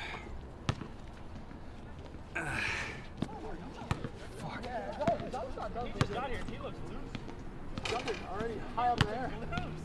Alright, to introduce the players, we got America's Sweetheart Nicewig right there. America's main villain, Will Neff, right there.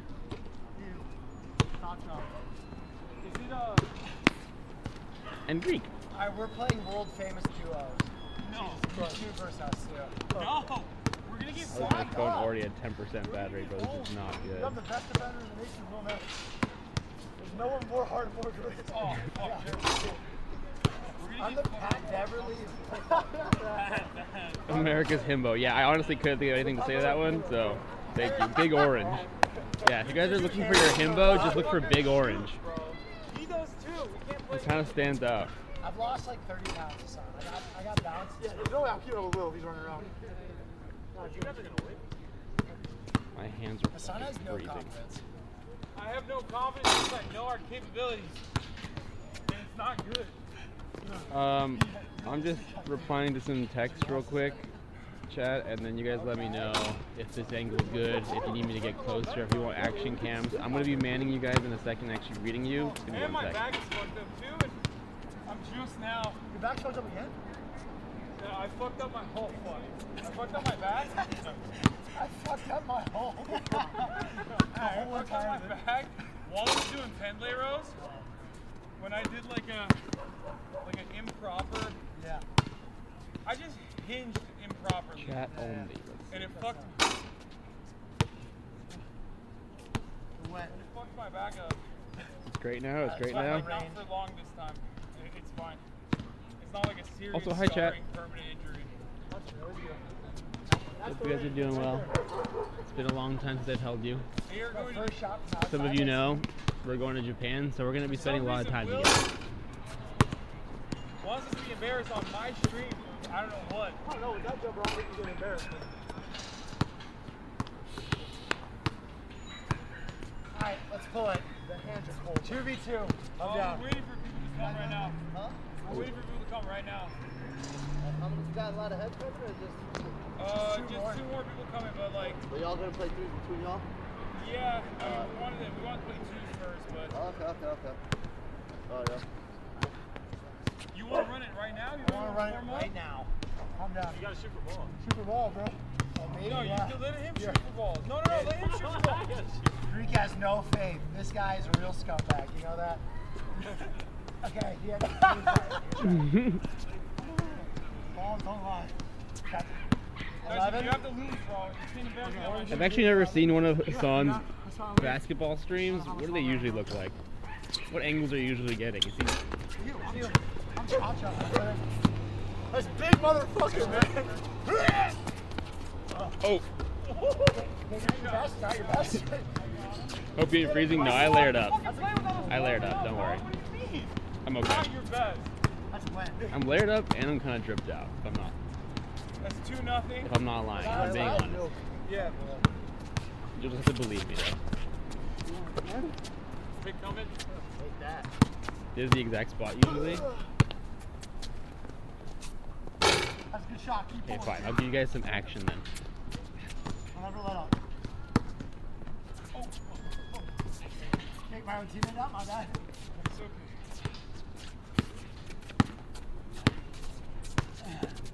Oh. Am I? Oh, or am I? God. Shooting. He's shooting. 1, 2. He's shooting. Oh, switch. Hello? That was lazy. Shooting directly? That was lazy. Oh, sorry. Can you guys hear them, or do you want me to turn the couch that's or the mic fundamental over? basketball. He switched before he even fucking hit the pick on me.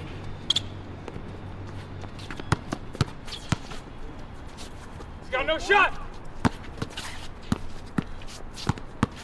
No. I can hear him volume good, maybe a little. Bro, my finger will break in the cold. I'm not even kidding. It is fucking cold. That's lazy out of me. Lazy out of me. No. Where's that dog coming That was from? a good. Yeah, that was a good roll. I'm gonna try to follow the action better than any Hasan stream has ever followed b-ball action stream before. How close can I get? I'm gonna catch a straight ball. We're gonna die, chat. I just want some good physical contact.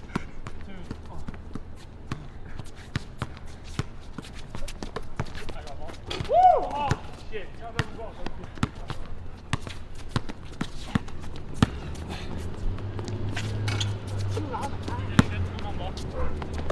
Oh my god. Oh my god. Your best Zach Wilson impression. You fuck. I ain't catching the ball. I'm tired already. I gotta hit one of these, bro. No. Jesus Christ. It looked good though. It looked way better. Good left. All you. Watch big right. Nothing. Oh, he's grabbing me. Good, you're clear. ISO, ISO. No! Oh! No, you did it! That's crazy, I missed it. No! Up and under, bro. I cannot dribble. I'm letting him shoot it. I cannot dribble. I'll fucking tickle your nuts. Oh, that's it. Oh, no. That's so bad. It hit my head. It hit my head. That was it. It would have gone in. Nope, nope. God damn it. So that's shooter's touch. 3-2?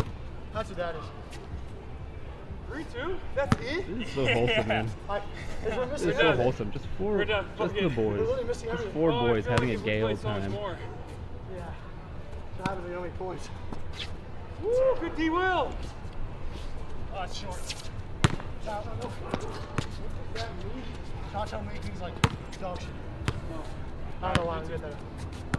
What are we going to? 37. Oh my god! Next basket wins. What the fuck? Nobody scoring.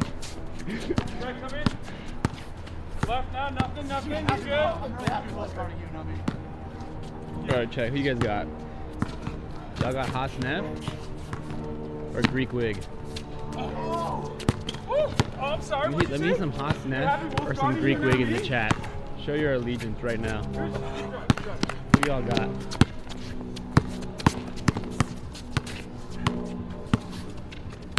Right there. Oh, fine. Stay with him. I got. Yeah.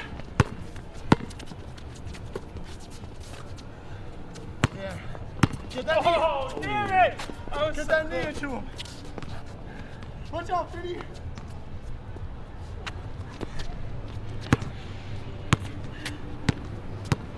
It's all good for right now.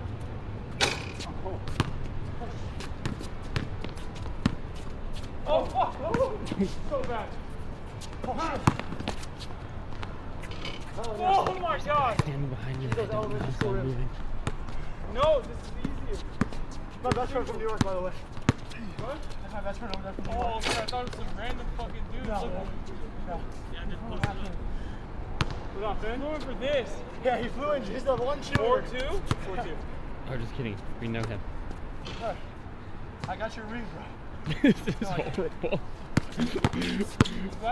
I just see this chat scrolling by and someone's just like, this is horrible. I gotta make one. I can't make one either. I fucking love you guys. This is so funny. Love you. Oh, bad shot. But we have All the armchair basketball players in chat. No. I thought the bank was I got. What's the score? Is anybody keeping track? Because I am not. Shot though. That's a good place to be. Keep going. Look at my players, man. We are not making any baskets. We actually showed up to one of those courts one time when you were busy and no one showed up. 0-0.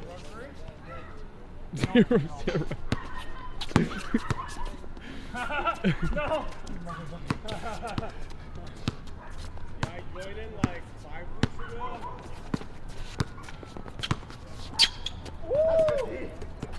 Who's that off on? I saw them like setting up the goal. I haven't played for 10 years. I was like, Ball's in. How'd you guys Ball like, in. Watch out, your left.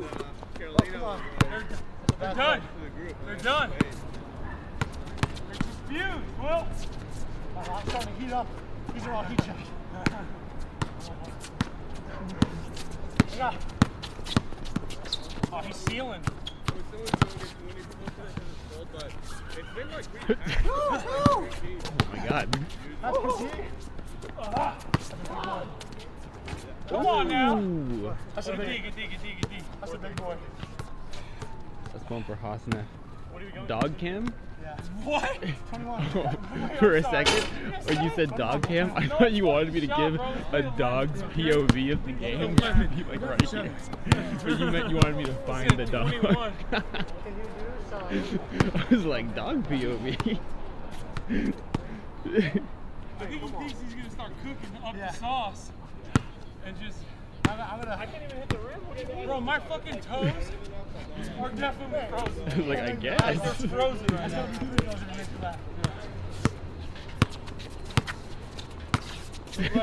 POV net.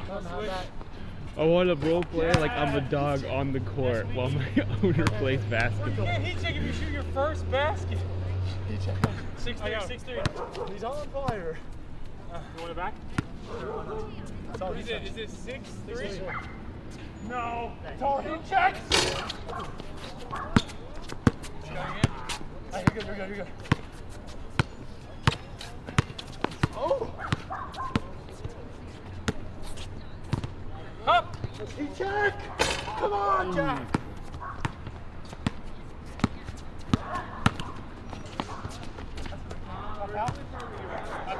Dude, Will was scary on the court. If I saw Will blazing towards me at full sprint, I just let him score. What the fuck? How? How does that miss? I don't know what I'm doing. Oh my god. Stay. What? My fingers are frozen? Like, I don't know what My fingers are so cold. How much on that one? I mean, top of the key is my shit. I know, I have to guard it every time. No, he's doing. Oh, hell yeah. He just foreshadowed it. I thought you said you guarded it. He just foreshadowed it. I did. You did. Check out the gun. Watch your right. Basically, anytime you do any sort of Oh, God. It's okay. It's okay. What is it? 6'4"? 6'5". Oh, 6'5". Hasan putting on a 6'5". clinic right Guys now. are up. No, you're up. Oh, never mind. Guys.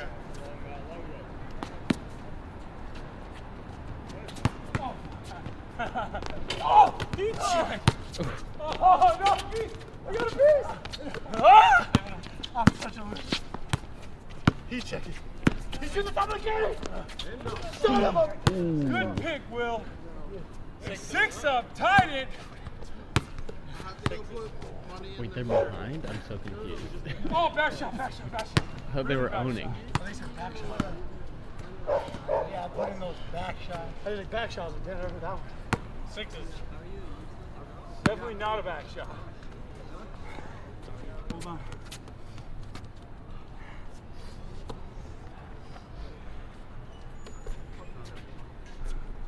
Holy fuck, every part of my body hurts.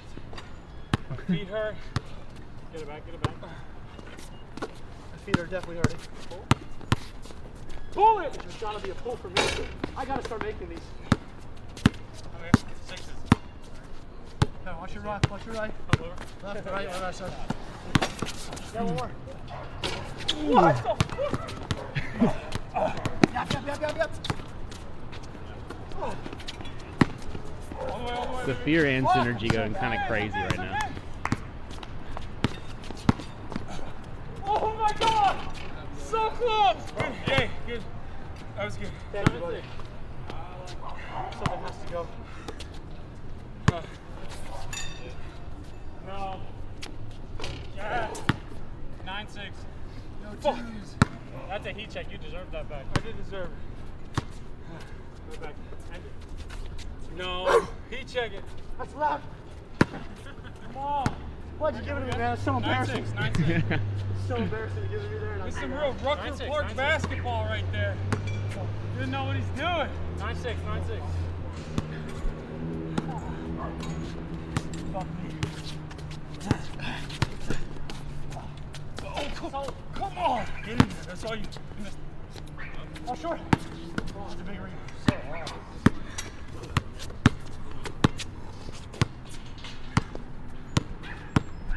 No. Cha-cha. Oh.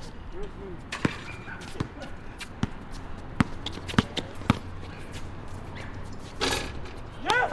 Nice shot. Good shot. Let's go! 9-7. Oh, fuck me, man. I got it. 9-8. 9-8. You got it. Watch your left, kid. Watch your right now, kid. Stop looking. I got rebound. I got it. No. Oh, what the fuck? What the fuck was that? I couldn't see the basket. That's it. Easy. 9s. Clean. Is that 9s? Yeah.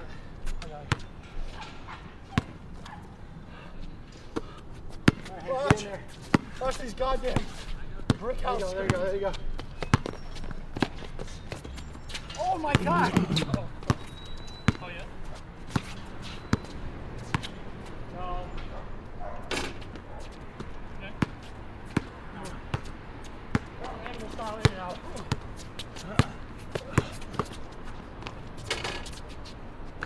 10-9. You're good. We're up! We're up, man. I'm selling.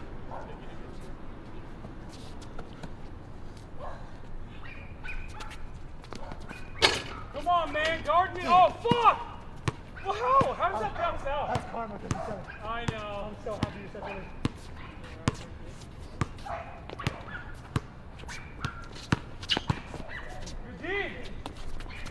That's a great take. All right, I'm going back to reading chat. Sorry, I was just trying to focus on how frozen my fingers were. Ooh, easy crap. 2 games. Oh, we won! Oh my god! You guys gave it to us. Hey, games. How you feeling after that? I feel tired, but more importantly than feeling gassed, I have severe pain in my fingers and my toes. Hasan. Nice to meet you. Come on. What?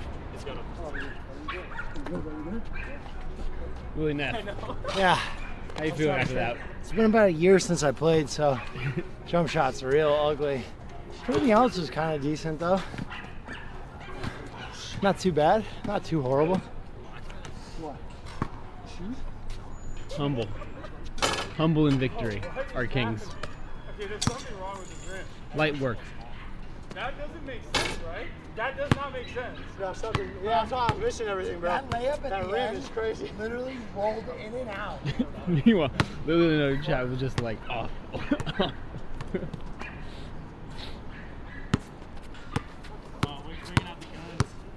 Uh-oh. Oh, come on now. Look at this fucking man. Look at this hunk of man. It was a long sleeve messing me up. If I go over 7 now, it's the pump cover off. Oh, okay. He threw the pump cover off. Oh, everyone's taking them off. Okay. Uh-oh, uh-oh.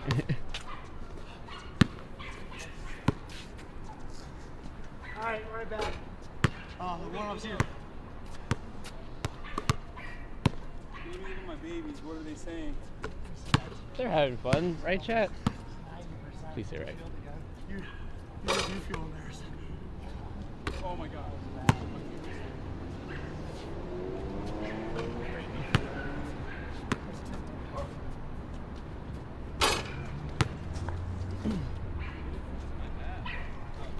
What was your name again, brother? Chris. March. Nice to meet you, bro. I'm just gonna grab my drink here. Yeah. Hey, any friend of Wiggs is a friend of mine.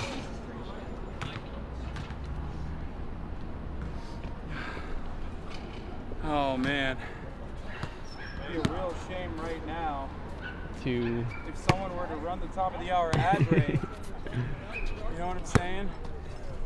Which of course famously comes at the top of every hour, and if you no longer want to see those ads, all you need to do is subscribe, which you can do for $5 or for free with a Twitch Prime. By connecting your Amazon Prime account to your Twitch account, you get 1 free Prime subscription a month. Use it on your favorite streamer. Hopefully that's me. You could also get gifted a sub if you're lucky. Here's the 180-second ad right now. Out of basketball, swear to God, 5 years.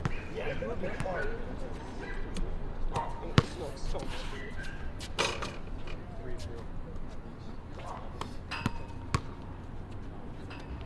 Is this mine or yours? It's yours. Mine's over here. I just grabbed it.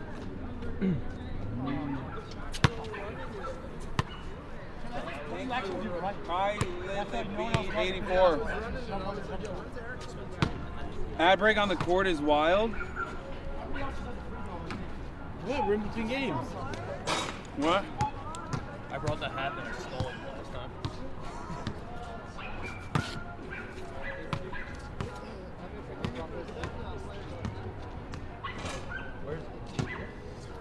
Oh, I'm watching that.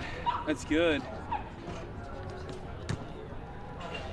God, I'm still significantly out of shape. Anyway, let's do it. Go again. I guess I'll take the pump cover off too. Now I'm gonna start to get cold now. Fuck it, YOLO.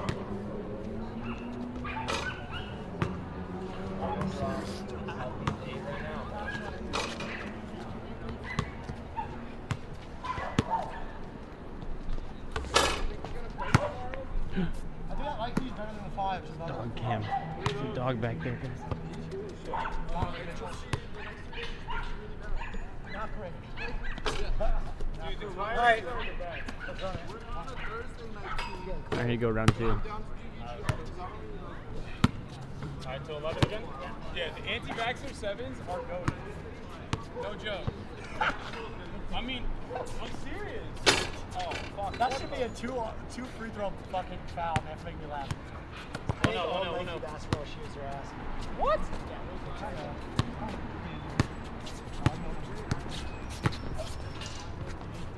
Oh, wow. I'm sorry, bro. I thought that was it. No. Oh, he took the pump cover off. It's over. 2-1. Is it over? No. 2-1. Don't do that. Get right in my head. Oh no, he took the pump cover off. It's done. I can't. Oh, what the fuck? Okay, I was just joking, but. Let me get some eye cans in the chat. Okay, that was a test. My bad. 4-1. What is he doing? Good shot. I ruined it. Didn't ruin anything, man.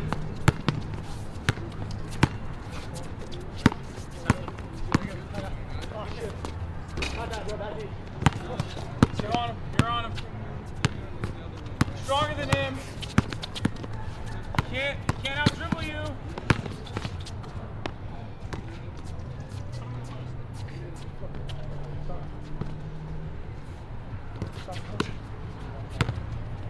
Fundamental. Oh, good D.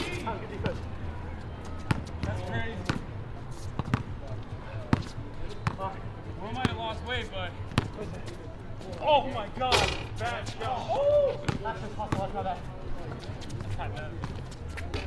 Oh my lord. Okay, I'm ass. Sorry, Will.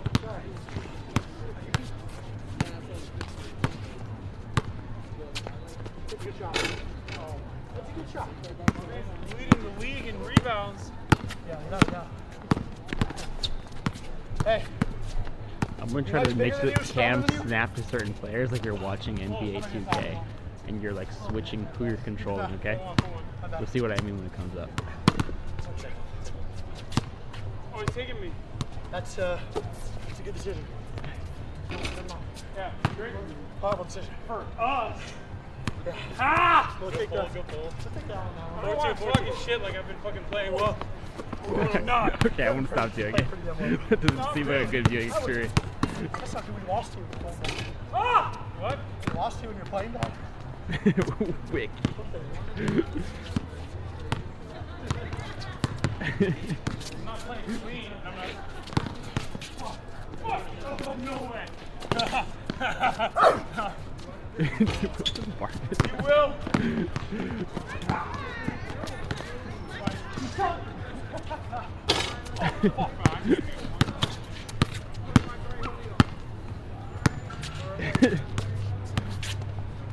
No. Oh, no.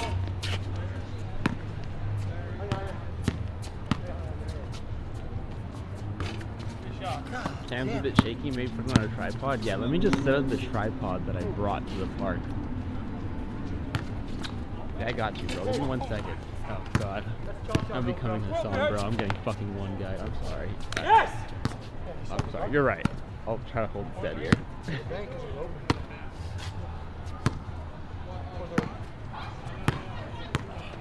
Let you run!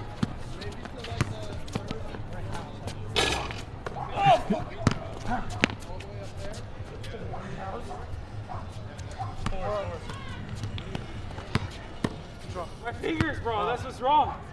They hurt. Oh my god. Bad shots all around. Like I'm. Bad shots galore. Go. Woo. Yes, son. He's on you. I missed the shot. 5-4, baby. Come on. You know what it is, bro? It's a cinnamon bun. Yeah, I know. You ate a cinnamon? Subbing for orange. Big orange, he's fucking gas. Yeah, we got big orange, and then, I don't know if you guys can see, but the back of Will's shirt says double deuce. So we got big orange and we got double deuce versus, I don't know, I need nicknames for Wig and Freak. I know he's going to start mauling my t-shirt. That is an Double insane deuce. Yeah, it is. It's got little kids though. With the jumper. Right. Oh. Sorry, Hasan, I thought you were coming. Oh.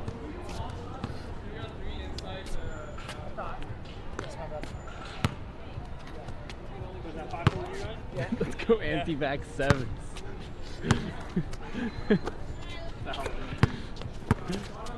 No. This isn't it. I'm sorry. Oof. Wings carrying, baby. Jesus Christ. 6'5". Ruthless. I've made a damn bucket. You ate a cinnabon, bro. I know. No. That's insane. Oh my God. That's a Steph Curry 3. What the fuck? Motherfucker's been throwing half-court shots. 8-5. Steph Curry ruined basketball.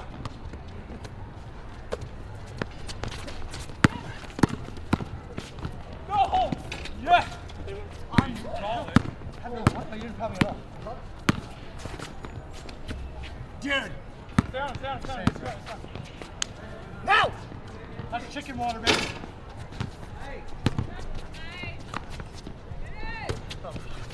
Oh, bad shot. Bro, I literally cannot move my hand.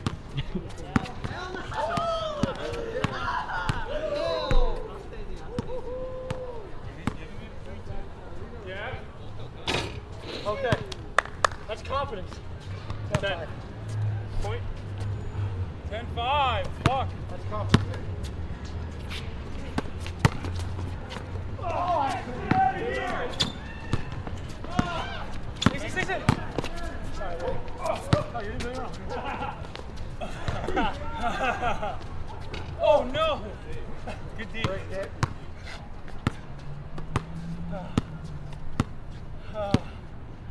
I'm doing something. I'm doing something. Right. That's a great shot. Out and in. Shoot, shoot, shoot, shoot.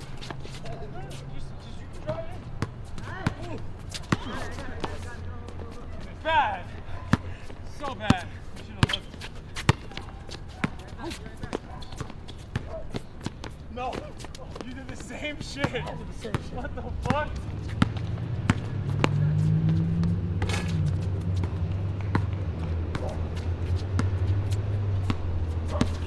No. Yes. It's game. All right, rubber match. 11-5, baby. Ones. Next one wins it. GG's, guys. Yeah. We're right back in. No breaks. Tied up. We're going to game 3. I'm gonna get water real quick.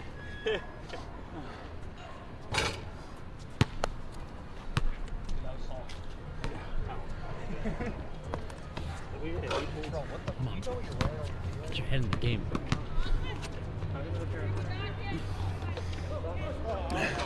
Counting. He's sinking a lot of threes, I told you. Yeah, wins them all. He is skinnier than me. I'm stronger than he is, but he's skinnier than me.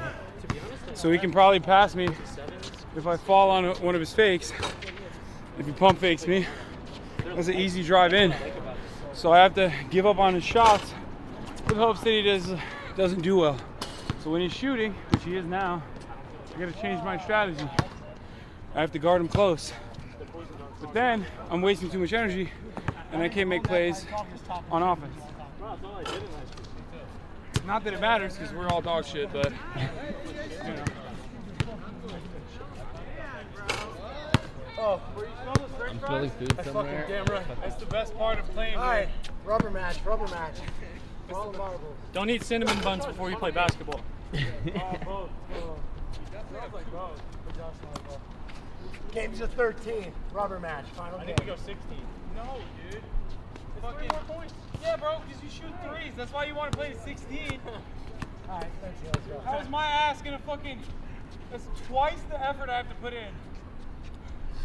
Every point. All right, so 13. 13 is fine. And just hold back. All right. Not just one part. Yeah. No. That's a crazy shot. I don't understand that. Good shot. Oh, Will, that's you again? You missed. No. That rim is so fucked up. And now it's your turn. God damn it, bro. That's why I told you we should play against 2 3-point shooters. We won one game, Hasan. What are you bitching about? Steph Curry room basketball. Oh God. No! The frame is breaking. Oh!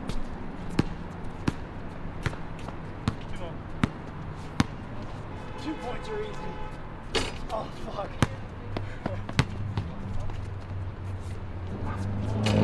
Lazy ass 2-pointer motherfuckers, bro. Ah!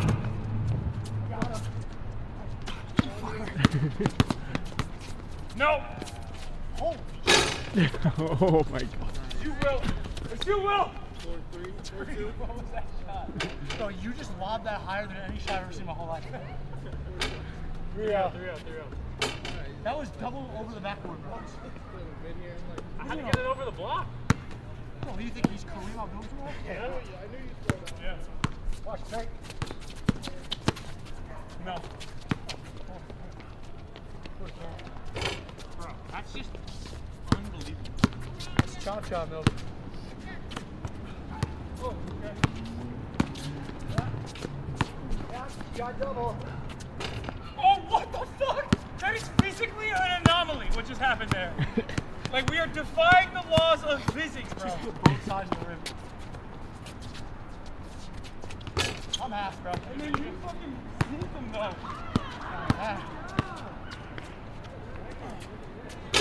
Come on now. 3 players are easy. 3-2. 3-2 them or us? Us. Makes you feel a little better. Oh, nice. Defense. Fuck. Uh-oh.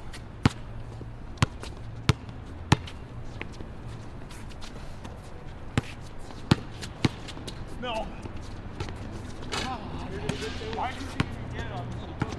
It's fine. The dream is impossible. I didn't think I could handle it.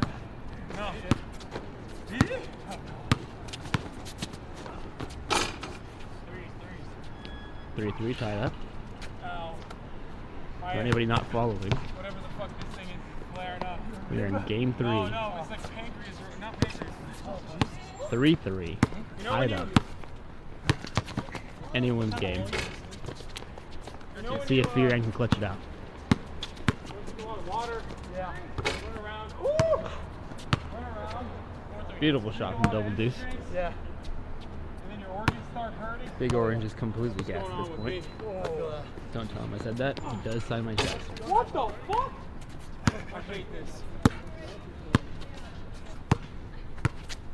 No.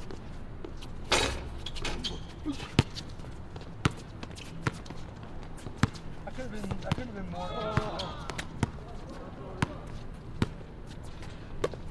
Put it up there, Willis. You got the angle.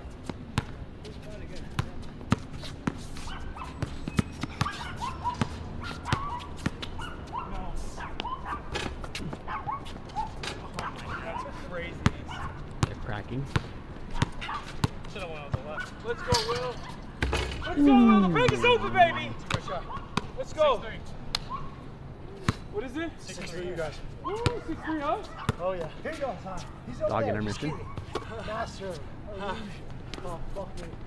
I'm just lobbing threes. Not to alarm anybody, but there is a dog on the left side of the frame right now. There is a dog. And back to the game. Got nothing. That is shitty. I think the other one's just as bad. Good self-pass, Will.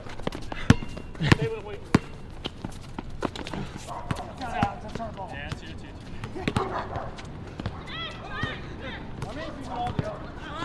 He's using you. He's using the backboard. He's really fucking hang. He's throwing bowling ball passes. He's outside building course. Double pick. That's crazy. No, come on! I can't even talk shit! No! Something.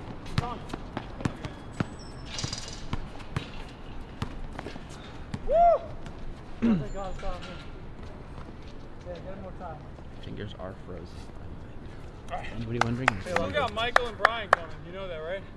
They're gonna fucking destroy us. They're playing? Yes. Why the fuck are they coming? Yeah.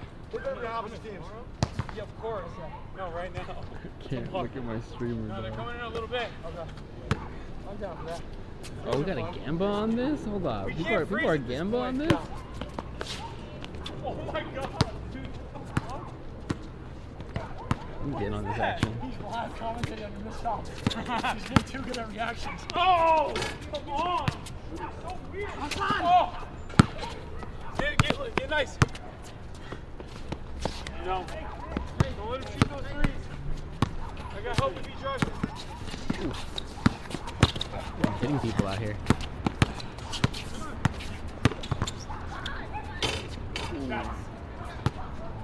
Stick forward. That's a wild shot. Yeah, that's all my energy right there. Ball's in. Hey, the fucking gator ain't chewable. Watch the pick. No. Oh, come on. That's great. Incredible. Great. Oh. Okay. I'm here. No, got double fuck. Playing like duty. Oh no! Yeah. 7-3.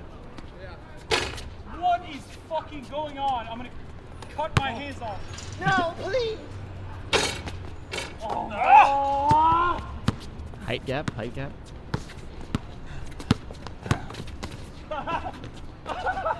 That's fine. But he always laughs before he can't walk in. Actually, I don't think it's very fair that you can be born with a height advantage for this professional sport. This is why I prefer esports better, actually. No, it's 3. No, it's 3. Come on! What? Insane shot. You didn't even believe it! Sixes. I was like, come on, oh my god, I went in.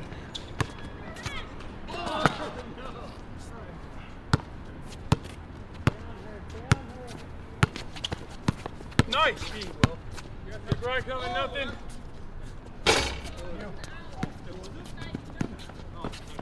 We only play out like some No.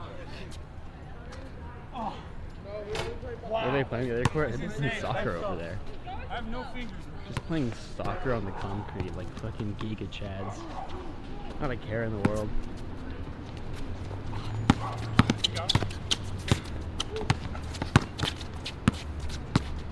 No. Yes, out. Come on now. If that didn't go in, I was going to lose my fucking mind. 7-6. It's not bad. I got to make that. Well, halfway there. 7-6. There we go. Where are we at right now? 8-6. 8-6.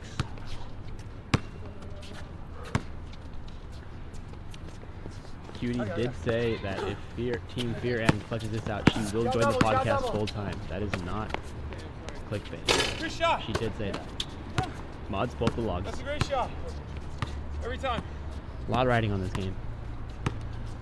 See how much Hasan and Will want Cutie to join. Confidence, kid. Confidence. Nice shot. We need that out of you, kid. I'm not there right now. 8 up, 8 up. I'm not 8 there. up. I'm not there right now. We need you. We need you. Don't throw me upside. Let's try.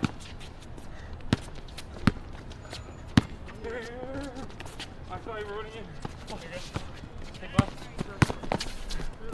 Oh, I was going to try passing you. Sorry. I'm sorry. Heads up, heads up, heads up, heads up.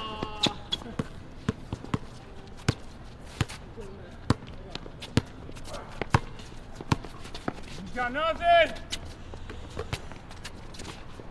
Hup. What? That's crazy.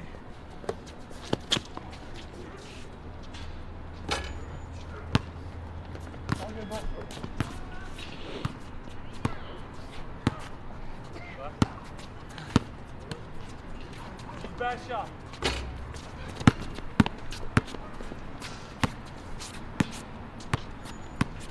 No. 10. 10, 8. Yep. Come on, focus that way. It's okay, it's the 13. It's the 13. We're good. We're good. We'll close this gap.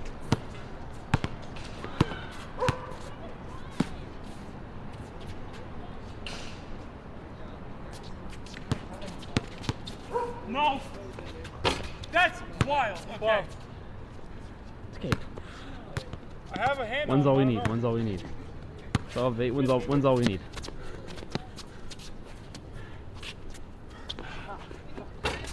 I got cocky, bro. Oh, I can't go back to just having it be Hasan and Will, please. I can't go back to that. Please, I need this. That's a Pat Beverly on the left.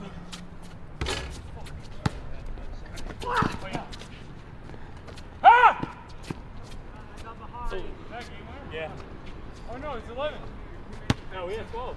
No? No, 10. Oh, okay. Right? So 11-8. Oh, it's 12? The game. My bad. Kinda. That's my lazy basketball. That's bad. I don't know how Steph Curry has fun. I guess. I felt so lazy there because I was. Steph Curry has to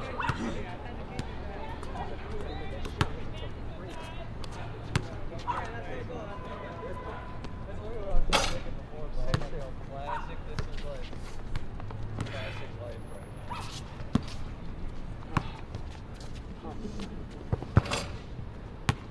So where's this thing tomorrow? It's not here,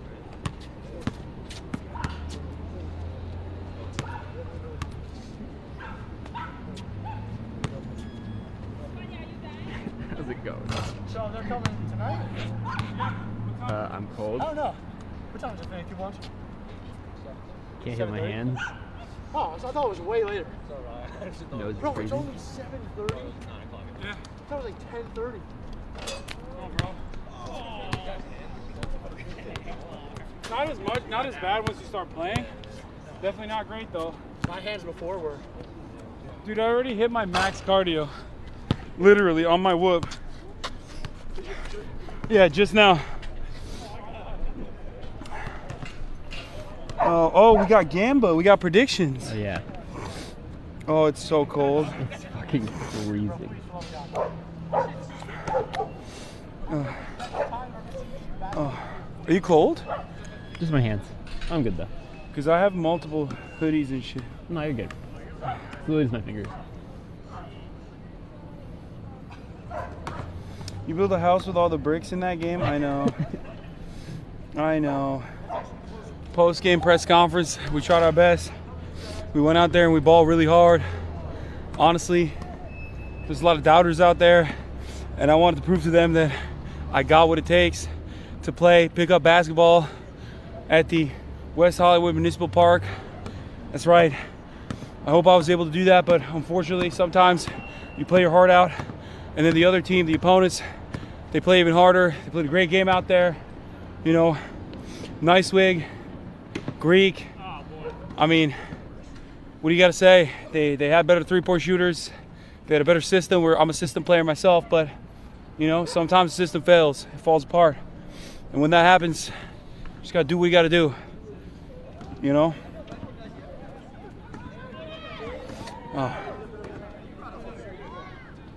Oh, hell yeah. Hello! Chat has been wanting it. Oh, shit. Bro, you got fucking gloves on? Oh, you're it's so cold. This fucking guy. Bro, I get cold. I get cold. What did you fucking, did you skate here? No, what's up, baby?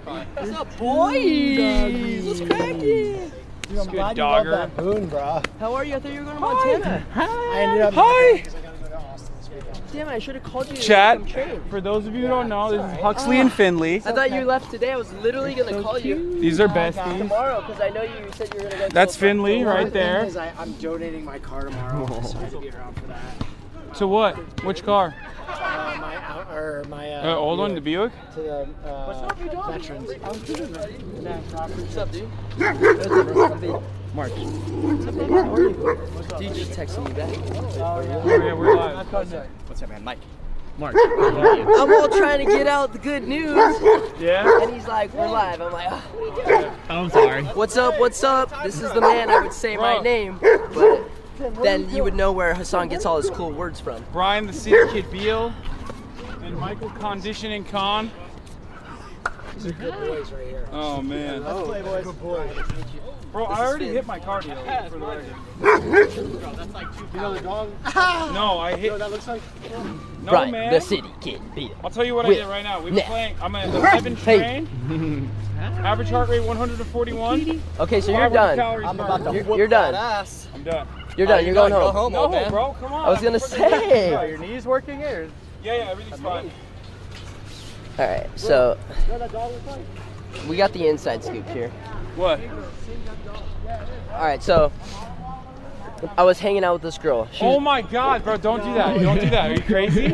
You're crazy. You're a crazy person. This fucking guy does not understand how the internet works, bro. They will find this girl. They will dox her. They will dox you. Hey, no, she wronged him. Dox her. No, no, she didn't wrong me. No. You just told everybody my name. I'm the city kid. Can we give them like 3 clues and see if they can actually? No. You guys are playing with fire. I'm just kidding. No, it was all a joke. It was all a joke. Yeah, no personal details at all. How about shut up and play basketball? Yeah, except Brian, the city kid. Mostly you, city kid. Yeah. Nobody's supposed to know that. Boys! What? Nobody's supposed to know you're the city kid? I'm the city kid, Everyone. man. Damn it. This is a name I made up for him. It doesn't even make sense. Makes perfect sense. Dogs are so cute. Alright, boys, let's run. I got 45 minutes. Where you guys going for dinner? Actually, don't say it. At our house. It's our house. We're just having a couple guys over. Oh, wow. My invite. One of the gentlemen is leaving soon. My invite got lost in the mail. I guess it's fine. No, keep denying them. That's fine. It's fine. I invited you last week too. You said no to the same thing. That's true. I thought worse. This lens is ass. Okay. Chat, I want you to know that when we fucking go to Japan, I'm bringing a nicer lens and the stream quality, maybe even a better body. I'm telling you, the IRL stream quality in Japan is gonna be. You guys are gonna be spamming "Give March a raise" in the chat. Oh my God! I'm 100% going. It's gonna be fucking awesome. Where's Paris not in March? April? Make it worse. Okay, never mind. I'm gonna make it worse. Paris? I don't care about Vegas that much, but I do love Kushkan. We're playing basket. That's actually Kenny. We love that. Damn that now. Hey, you're a real one for that. You're a real one for that. Ah, cutie. Just like fit. That's crazy. That is crazy.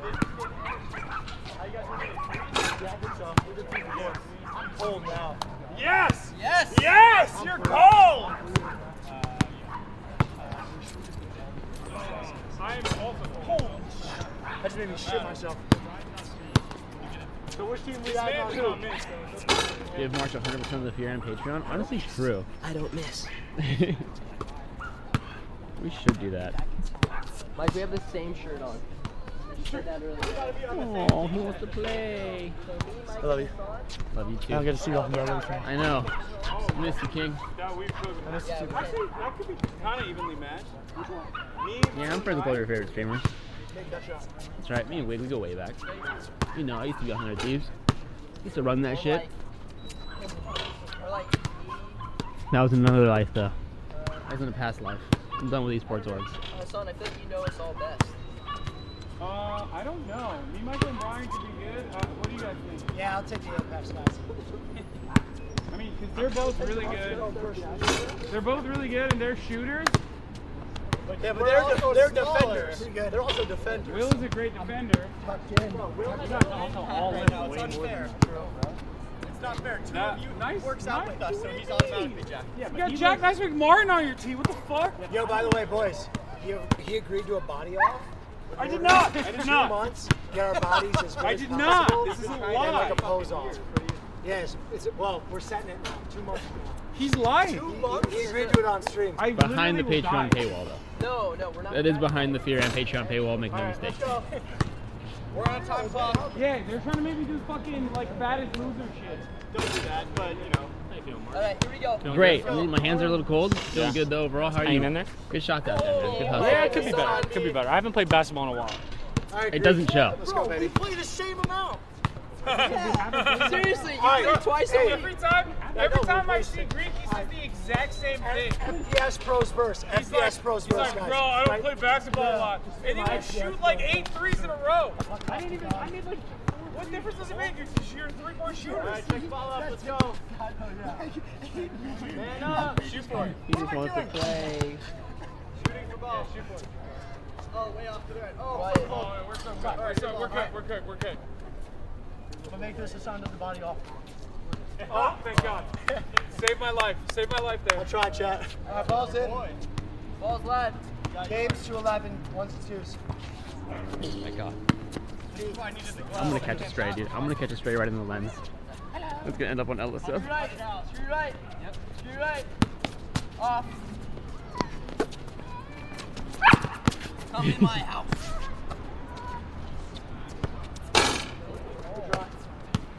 Alright, no more looking at chat. I'm just gonna do some insane camera work here. No. I was Or gonna, try to. Without getting hit. I was gonna send it to you to. I was gonna pick it for you. I know. No. What? The way you shoot and turn in the same motion is like Really? very impressive. Oh, thank you. That's the only thing I got. So. He didn't say it was good. Oh, I mean it goes in. So.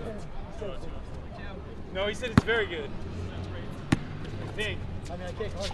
Okay, That's what I heard. Might have been wrong. Shit, my fingers are so cold. Oh no! Bad shot. Shoot left. Switch. No. Oh, ridiculous. Oh, I shot it. Middle.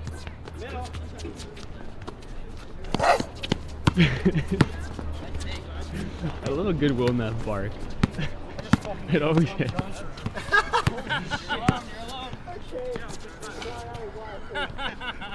What did you do? Just cooked my elbow and I just threw it 97 miles back out. It just fucked me up. Is it correct? Holy shit. Let's just Bro, what are these terms? I'm losing my mind every time. He got in the mix like Jack. It's like it's hot dog water, bro. He lost his keys. How much? That's chicken water. It's a lot of mental energy. Oh fuck. What about that one? Oh! Cha-cha. Also cha-cha. Drop on mine, drop on mine. Got yours. Yep. Alone. No. Cha-cha real smooth. That's a crazy pull. I respect that. Was it hot dog water or was it cha-cha? Cha-cha milk. That's good defense, baby. I got yours. Hey, thank you. Cha-cha milk? We'll just sit Take that big. I can taste my own fucking blood. Here you go, nice swing. Take it. I'm going in. Oh! Nice swing. No! Oh. Yes, sir. 3-2, 3-2. He just has those on retainer. Ball's in.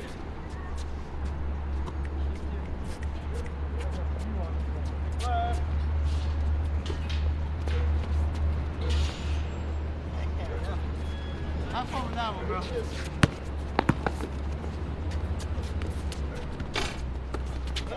That's a great rebound. That's a good take. Stay with him, stay with him. I got yours. Alright, dude. Whoa! Oh, wait. That's ours. Oh my god. It's all good. It's communication. It's not the warfare. Not the warfare. Never really like a goldfish. Who knows what we're doing? Never really like a goldfish. Cha-cha. Huxley, cut it out. Just check it. Just check it real quick. Right. Yep.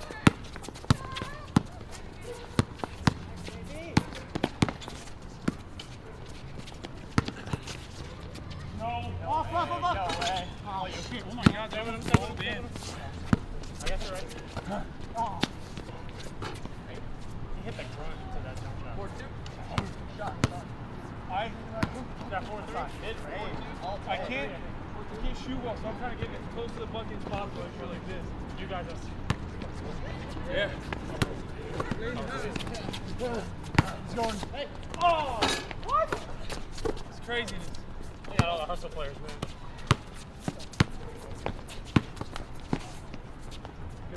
Oh, this rim is really unforgiving. They're And not in like a double rim kind of way. In a weird way. I'm so used to the double. The single is thrown off. My cam is shaking, it's because my hands are shaking. Because of the cold. Not because I'm bad at holding the camera, guys. Please. I don't know what it is. 5-3. But it just 5-3.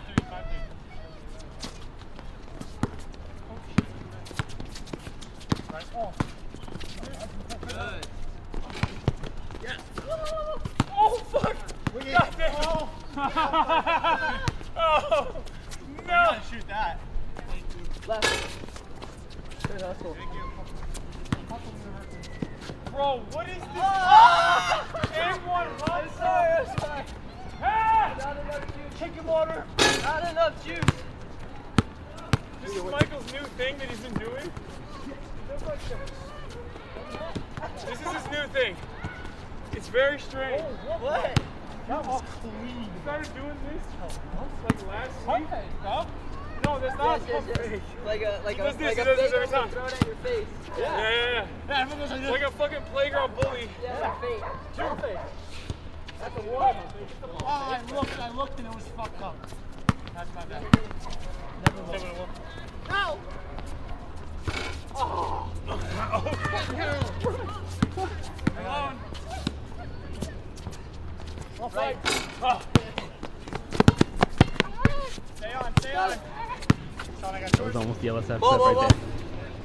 That was almost the LSF clip right there. Reset. That was a good pass. Is that Ronaldinho? Yeah, 2 right. No, they call him the white Ronaldinho. You're right. Huxley, stop it. Oh. He just wants to play. Good Ooh. shot, kid. Safe. Hey, go lay down. 6'5". Yeah, we need to Insane pay bucket. him. He's distracting us. 5 up? He gets extra trees. 5 up or 6'5" up? 5 up? No idea. Let's say 5 up. I think Green 6'5" left. you guys for sure. No one will be caught up before. We're up 6'5". No. And now you're up 7'6".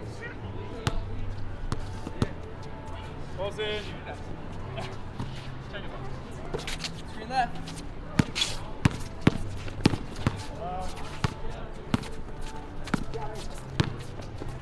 No way! No way! I thought that was. 7'5", 7'5". 7'6". My bad, that was terrible. I thought it was 5 up. Cam's gonna go down for a sec. We gotta check the battery. On this thing. What's the score now? 7'6". 7'6", yeah. 6'7". 6'7". Okay, battery's still good.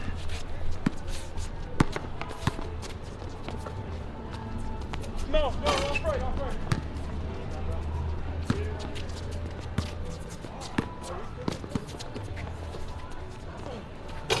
Come on, mid-range. That's off. 7s. Seven's up. Sure, yeah, sure. Got fresh legs. Shots, bad defense, though. All the way. Come on. Oh! That's good defense. He's got good hands. Oh, you gotta watch that. Short. Good shots, though. Good defense, bro. Really good job. Yeah. Oh, shit. You gotta shoot through that. You're good. Hup, not you. One more. Wow. 9-7. Bro! Yes. Lobbed it from his penis! That's a What the fuck? I didn't know that was a shot. That's a shot. That's a Sean Marion shot. Shit, dude. That's a Sean Marion shot. Ah! That inspired me to do that. That inspired me to do that. I hate this game. Fuck basketball. What's the score? On the deck. Oh, was that game? That inspired me to do that. They just made 5 threes that game. Shit, shots man. at that. Will. Alright, we lost the first one, but it's alright.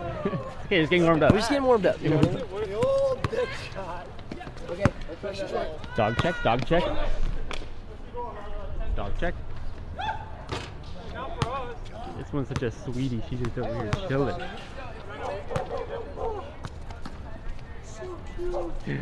Hi.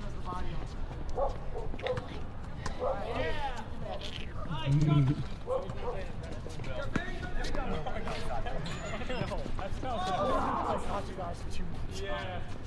Wait. Oh, off the back. Just kidding. I would need every steroid known to man to be able to hit that. That's great rebound. Steroids has been called. Could go all the way. Oh, really I need steroids has been called. You do that? You can't actually dribble. Just kidding. It's a shot. It's good. Oh, Actually, it looked good though. I got my fucking fingers are so frozen I can't even open my phone. Hangers here. Hey, good luck, man. Christ, dude. Stay on. I got this. No. Dog POV when? Oh shit, I do have dog POV now. Put it up. No, fuck.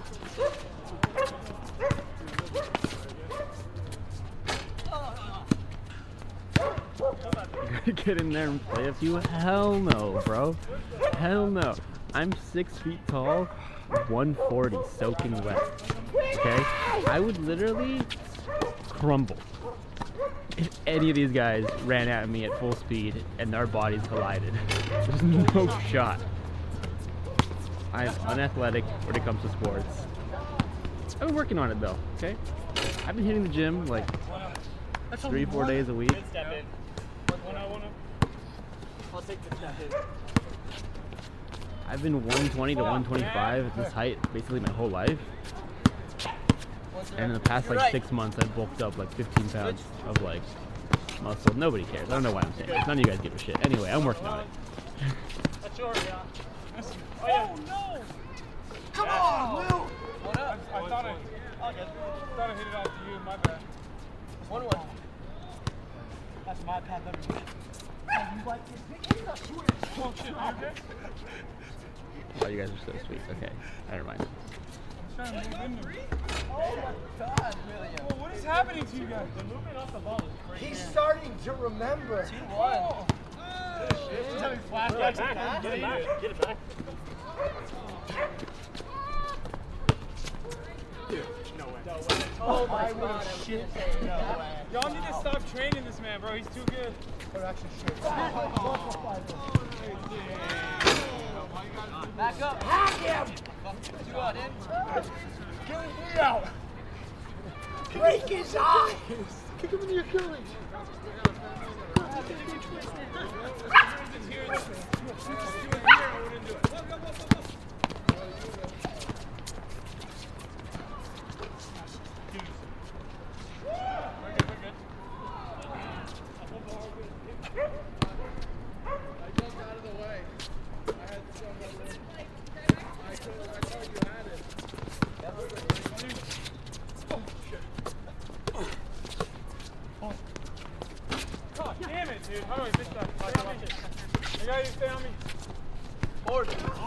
Of course. I hate that. I hate that so much. 4-2. Yup. You're right. Nope. No fucking way! No, get the fuck out of here. Come on, ball. Good shot.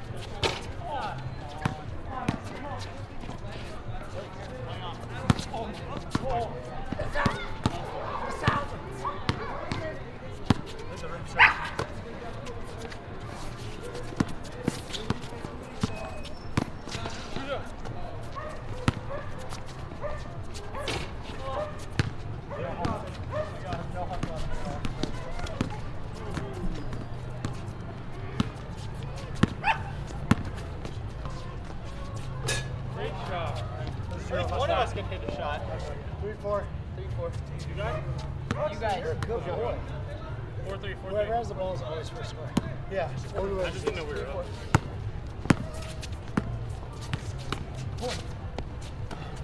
Or not.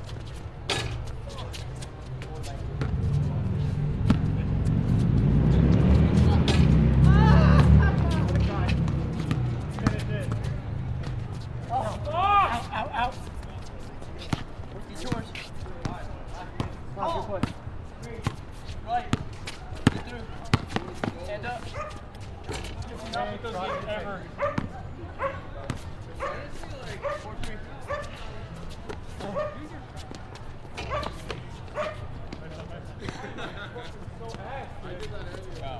You're carrying our team. Ah! Greg, I like the thought. You better. Oh, fuck me!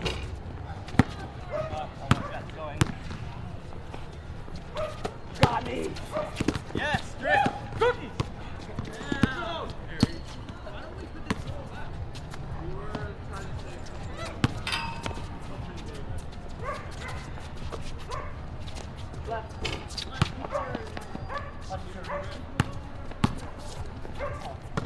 Oh my God.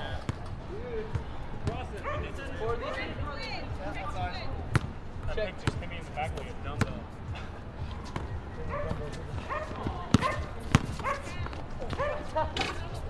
Step on my leg. Oh! Nice! I got 4-3. All right, we gotta do something here, boys. Big stop.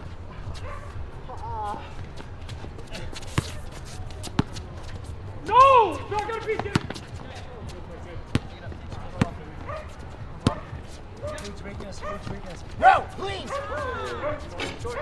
Oh! Nice left! I swear to God. Hanky, that one Swear was. to God. Shoot for it. Shoot for it. Ball, don't lie. That's that. Good ball. Oh, that's a goal. 4-3. Let's make a play, boys. Yeah, make a play. Go. Come on! I know, but it's not going in. It's okay.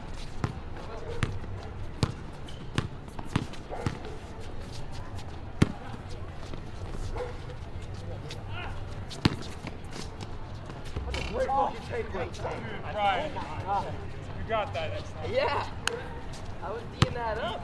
Don't worry, guys. I got the rest of the game. 5-3. Right hand on that. 5-3. Back action. I want it. It's two. Oh, shit.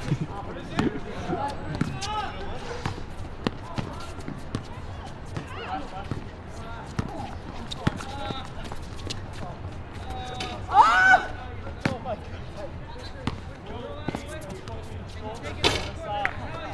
A face full of my shoulder. Oh my God. You okay? So good. 5-3. Come on. Put it up. Right hand.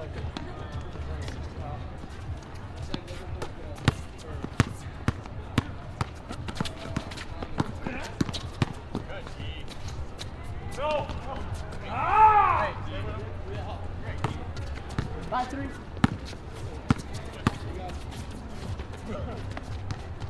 He didn't even look. He just went straight elbow. Ah! That's right. Killing works. That's your shot. You just do the fucking Skyrim yell and they miss. Come on, man. I don't miss those. 5-4. That's the hardest shot you've taken all day. And I don't miss those. 5-4? 5-4? 5-4. Yeah. Us? Yeah, you guys. 4-5, sorry. Ooh, good shot. Oh, you run. I was literally gonna say you do, but okay. Your left. Switch. Shad's ruthless, dude. Here we go.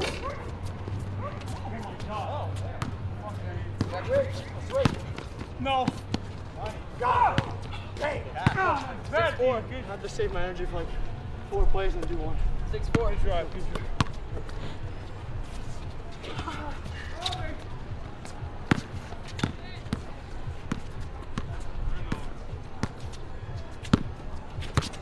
One more. No. Oh, man. How about that, Will? That's a bad pass. Here we go. Time to make a play. What is it, 6-4? No. 6-4. Yeah.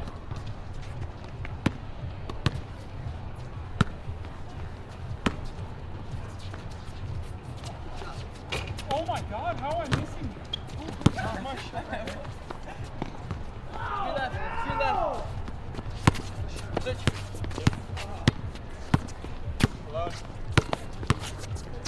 Shoot goes.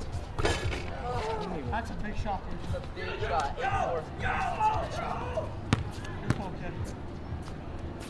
Big shot. Fuck. 8-4. Here we go. 8-4. Great. Oh, I'm so sorry. Good shot. That's good. Oh. Okay. I got you like. No, keep pulling. We're going 11 again, yeah? Oh, sorry. Yes! There we go, Mike. Always make those. 8-5. Yeah, he actually does always make it. 8-5. I'm missing everything else tonight. Cook it. 8-5. 8-5. My confidence is to the floor right now. Oh my God, Michael! Oh. How's the camera work, chat? Be honest. How are we feeling? No! You guys follow the game well? This is good? Are you guys following what's happening? I'm just invested. Get us on. BGL, baby. Here we go. 8-6. Smashing mid-range, son. 7-10, That's a 6-10. 90% shot that Nice. I'm making with 30% accuracy. Need some close-ups? I can't because this fucking lens sucks. That's my bad. I should have brought my lens. This is just the lens that Hasan normally uses on his IRL backpack. I could have brought like one of my nicer long-range lenses, and I could have just been getting like some real lens zooms, but you know, makes sense. It's my first b-ball stream. Now I know. One guide. No, I'm just kidding. I saw you guys say it was good. Thank you. I'm not gonna force it. Hasn't been working so far. Is that close-up you wanted? I'm missing all my open shots. Left. I'm here. Stand by midcourt. I should just get in the middle. 8-6. Big stop. I should just stand under the net. It's a great shot. Catch. That baby currently. Oh my God. I hear that too, but I don't know what that is. Good hand. So that's all I want. So somebody said better than previous streams. So that was gonna be my next question. Is like, is this better angle / more engaging than other basketball streams usually? Or is it about the same?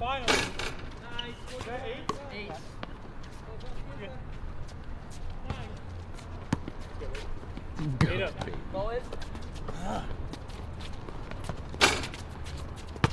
board, Mike. It's usually on the ground. 9-8. Mike, take it up. We're tired. Suction wind. We got it. Dial it in.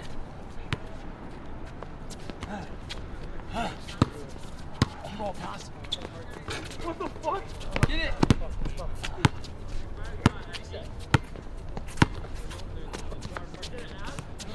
Alright, fuck it. I'm walking in. Just kidding, imagine.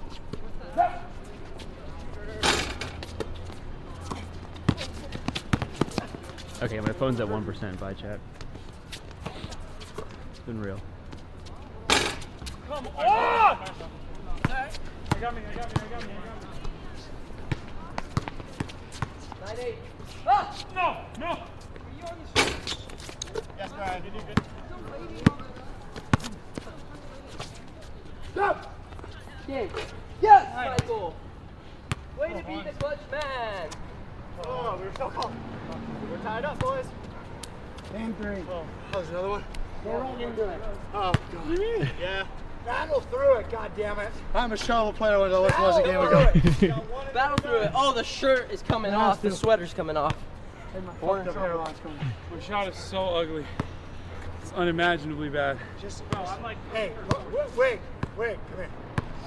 They're gonna strategize. Big no-no. We're not letting that happen. Let's go, right? Use that as a towel.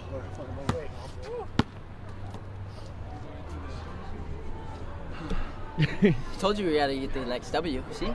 It's alright, we got it. Just warming up. There's warming up. no way that one game was that little strain. My fucking thing is broken.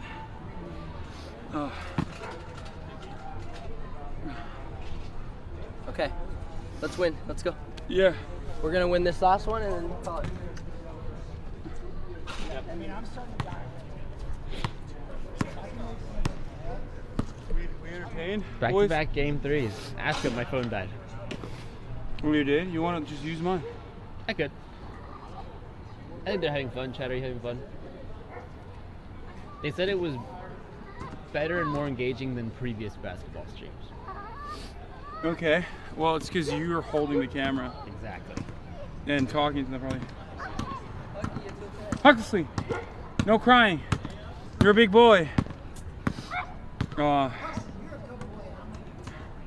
wonder if Chad knows that a 3-minute ad break is upon us right now, though. That's crazy. All right, we're gonna run it back. Last game, best game, boys. Let's fucking go.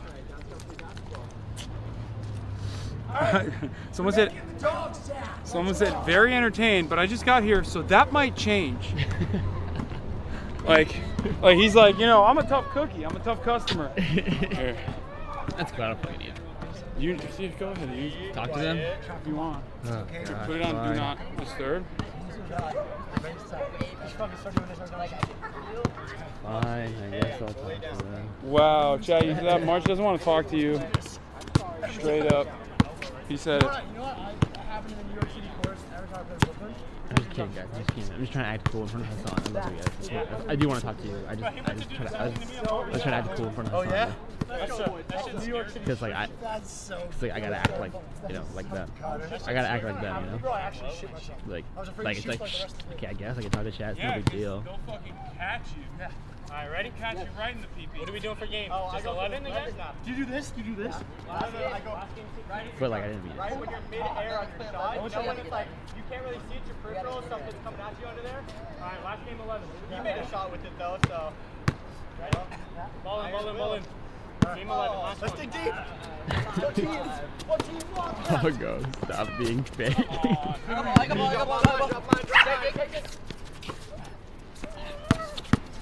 One more. No, come on. Ricky! That's the only way that's not getting touched. Look at this guy looking all Ricky! Strong. Good to see you looking like Stop gassing him up, bro. Get in his head. I'm just saying. He's strong as fuck, bro. He's ripping 90 pounds on the dumbbells. Both hands. Off. Gonna be honest with you guys, I wasn't touching chat, and Hasan's phone screen went to sleep, and I don't know his password, so can't see you guys anymore. I know, Huxley. I know. Uh-oh, what's he gonna do? That's on me. That's my bad.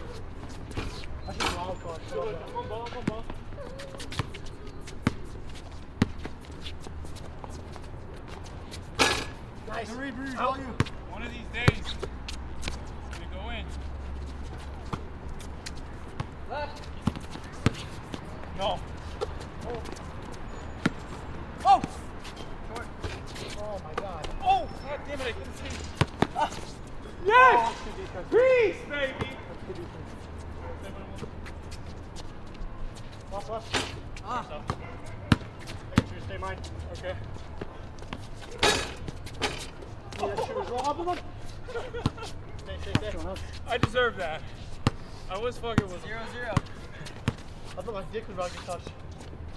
Oh, 2-0. That's the move. I saw him going like this. That's the move, baby. Even when you know it's coming, it's still coming. Like a snapping turtle. Pulse in.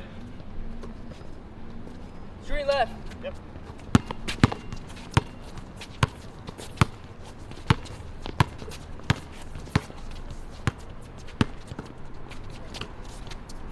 Off right, bro. Oh, yeah, what? Here we go. Wow. Let's go, Will. Very. He's sharing. He back. 2-0. Good shit, bro.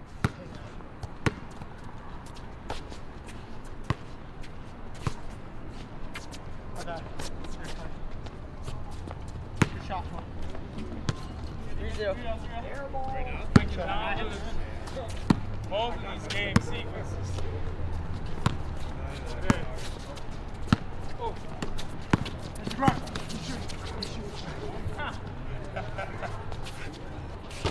Damn it. Oh, so good. Sorry. You good? Box his ass out. Right. I got 5. Good hit, kid. 5-0. Alright, big stop at a point. Get some momentum. Is that an anime tattoo anyway? They all see. Yeah, he's like Mason. No shot, bro. Awful shot. That's my bad, bro. Alright, here we go. Sometimes he's got to scratch the anime tattoo and Alright, enough playing. Let's win. Power up. Let's win. If I hit that, I'm a hero. My level's definitely over 9,000. I missed that. What is it? 5-0. 5-0. Nothing? Yeah. Let's go, baby. That's crazy. Alright, let's go. Bowling. There's a run. Oh, no.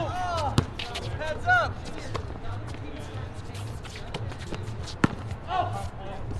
Oh my god. You gotta save it. Stay well, stay on. I'm with you. I got yours. Left. Oh, speak left. Hey! You good. 5-1. Big Orange gets us on the board. Great D. Defense wins games. Yeah? Yep. 5-1. Let's go, baby.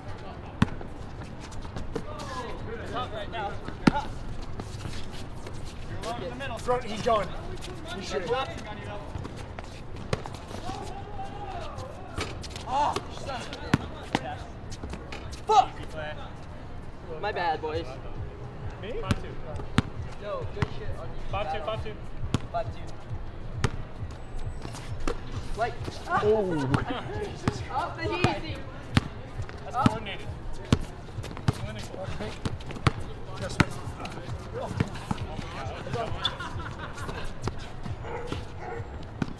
Nice bump. Nice save. Spaghetti fingers. I forgot. I agree. Thank you. 3? Finally starting to roll.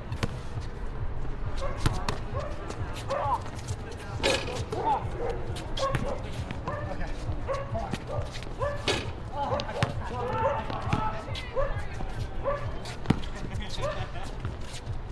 I can't say I'm not going to do that every time. It's kind of ingrained in me since high school.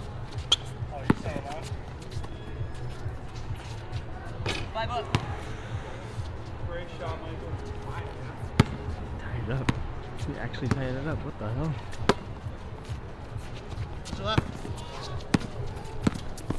Here. Someone. Out. 5. 5. Back up, dude. Shoot. I can't go back. Yeah, He wasn't ready. I was not even looking. Honorable. Okay, that's good. Come here. That's like you missed better integrity. Oh, block! Oh, man. 75. Bro, he does not miss now. So I was cold the first game. My hands are ice. We got it. Got arthritis in my fingers. I'm 30. There's the grunt. Get it. middle.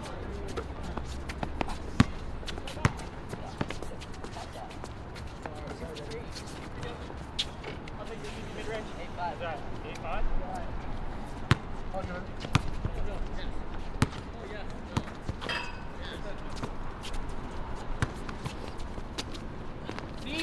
Fuck me. God, I love that.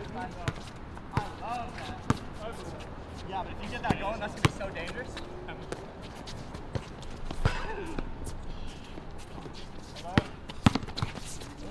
No way!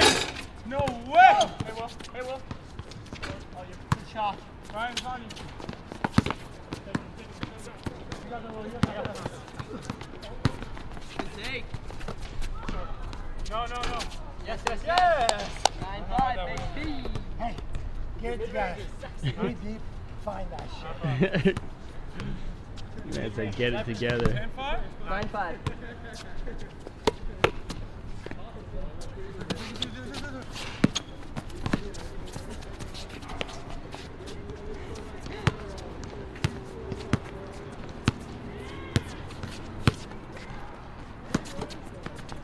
Left.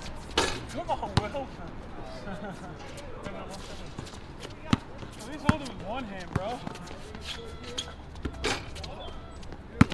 Watch it. Hold. I got big.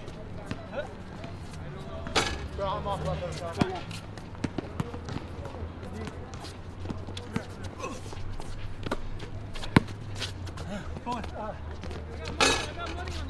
That's crazy. Lock down. 9-5.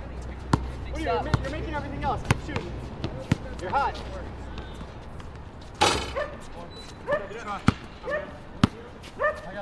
You're alone. Oh yeah, you're right. Come on, big hits. Heads. Play the mismatch. I want the game winner. Huxley, stop whining. I know, it's a dog park. Fuck me. Hold away. You're all alone. Oh, shoot your shot. Shoot your fucking shot. Game. Let's go. Boy. Good run, boy. Oh no, there's no way. After that first game, I was done. There's no way I was coming back from that. Team Piker, undefeated. That's the warm-up game. I feel like Drake, when he plays with like the bone collector, he never plays against the bone collector. He always has the bone collector on his team. That's how I feel right now. That's those 2v2s I'll play you.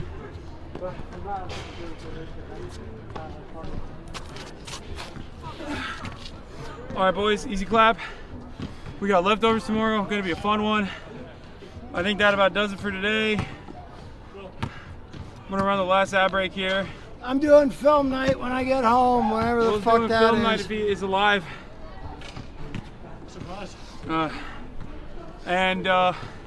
Yeah, that's right. Tomorrow, I'll be streaming after leftovers. You already know what it is, baby. There's a lot to watch. There's a lot to cover. We'll go over the tape too. Shouts out to Marsh. Shouts out to Nicewig. Shouts out to the boy Greek. Will Neff. Brian the City Kid Beal. Michael Kahn Conditioning. You know, we're out here. Hopefully, you guys enjoyed it. Okay. All right.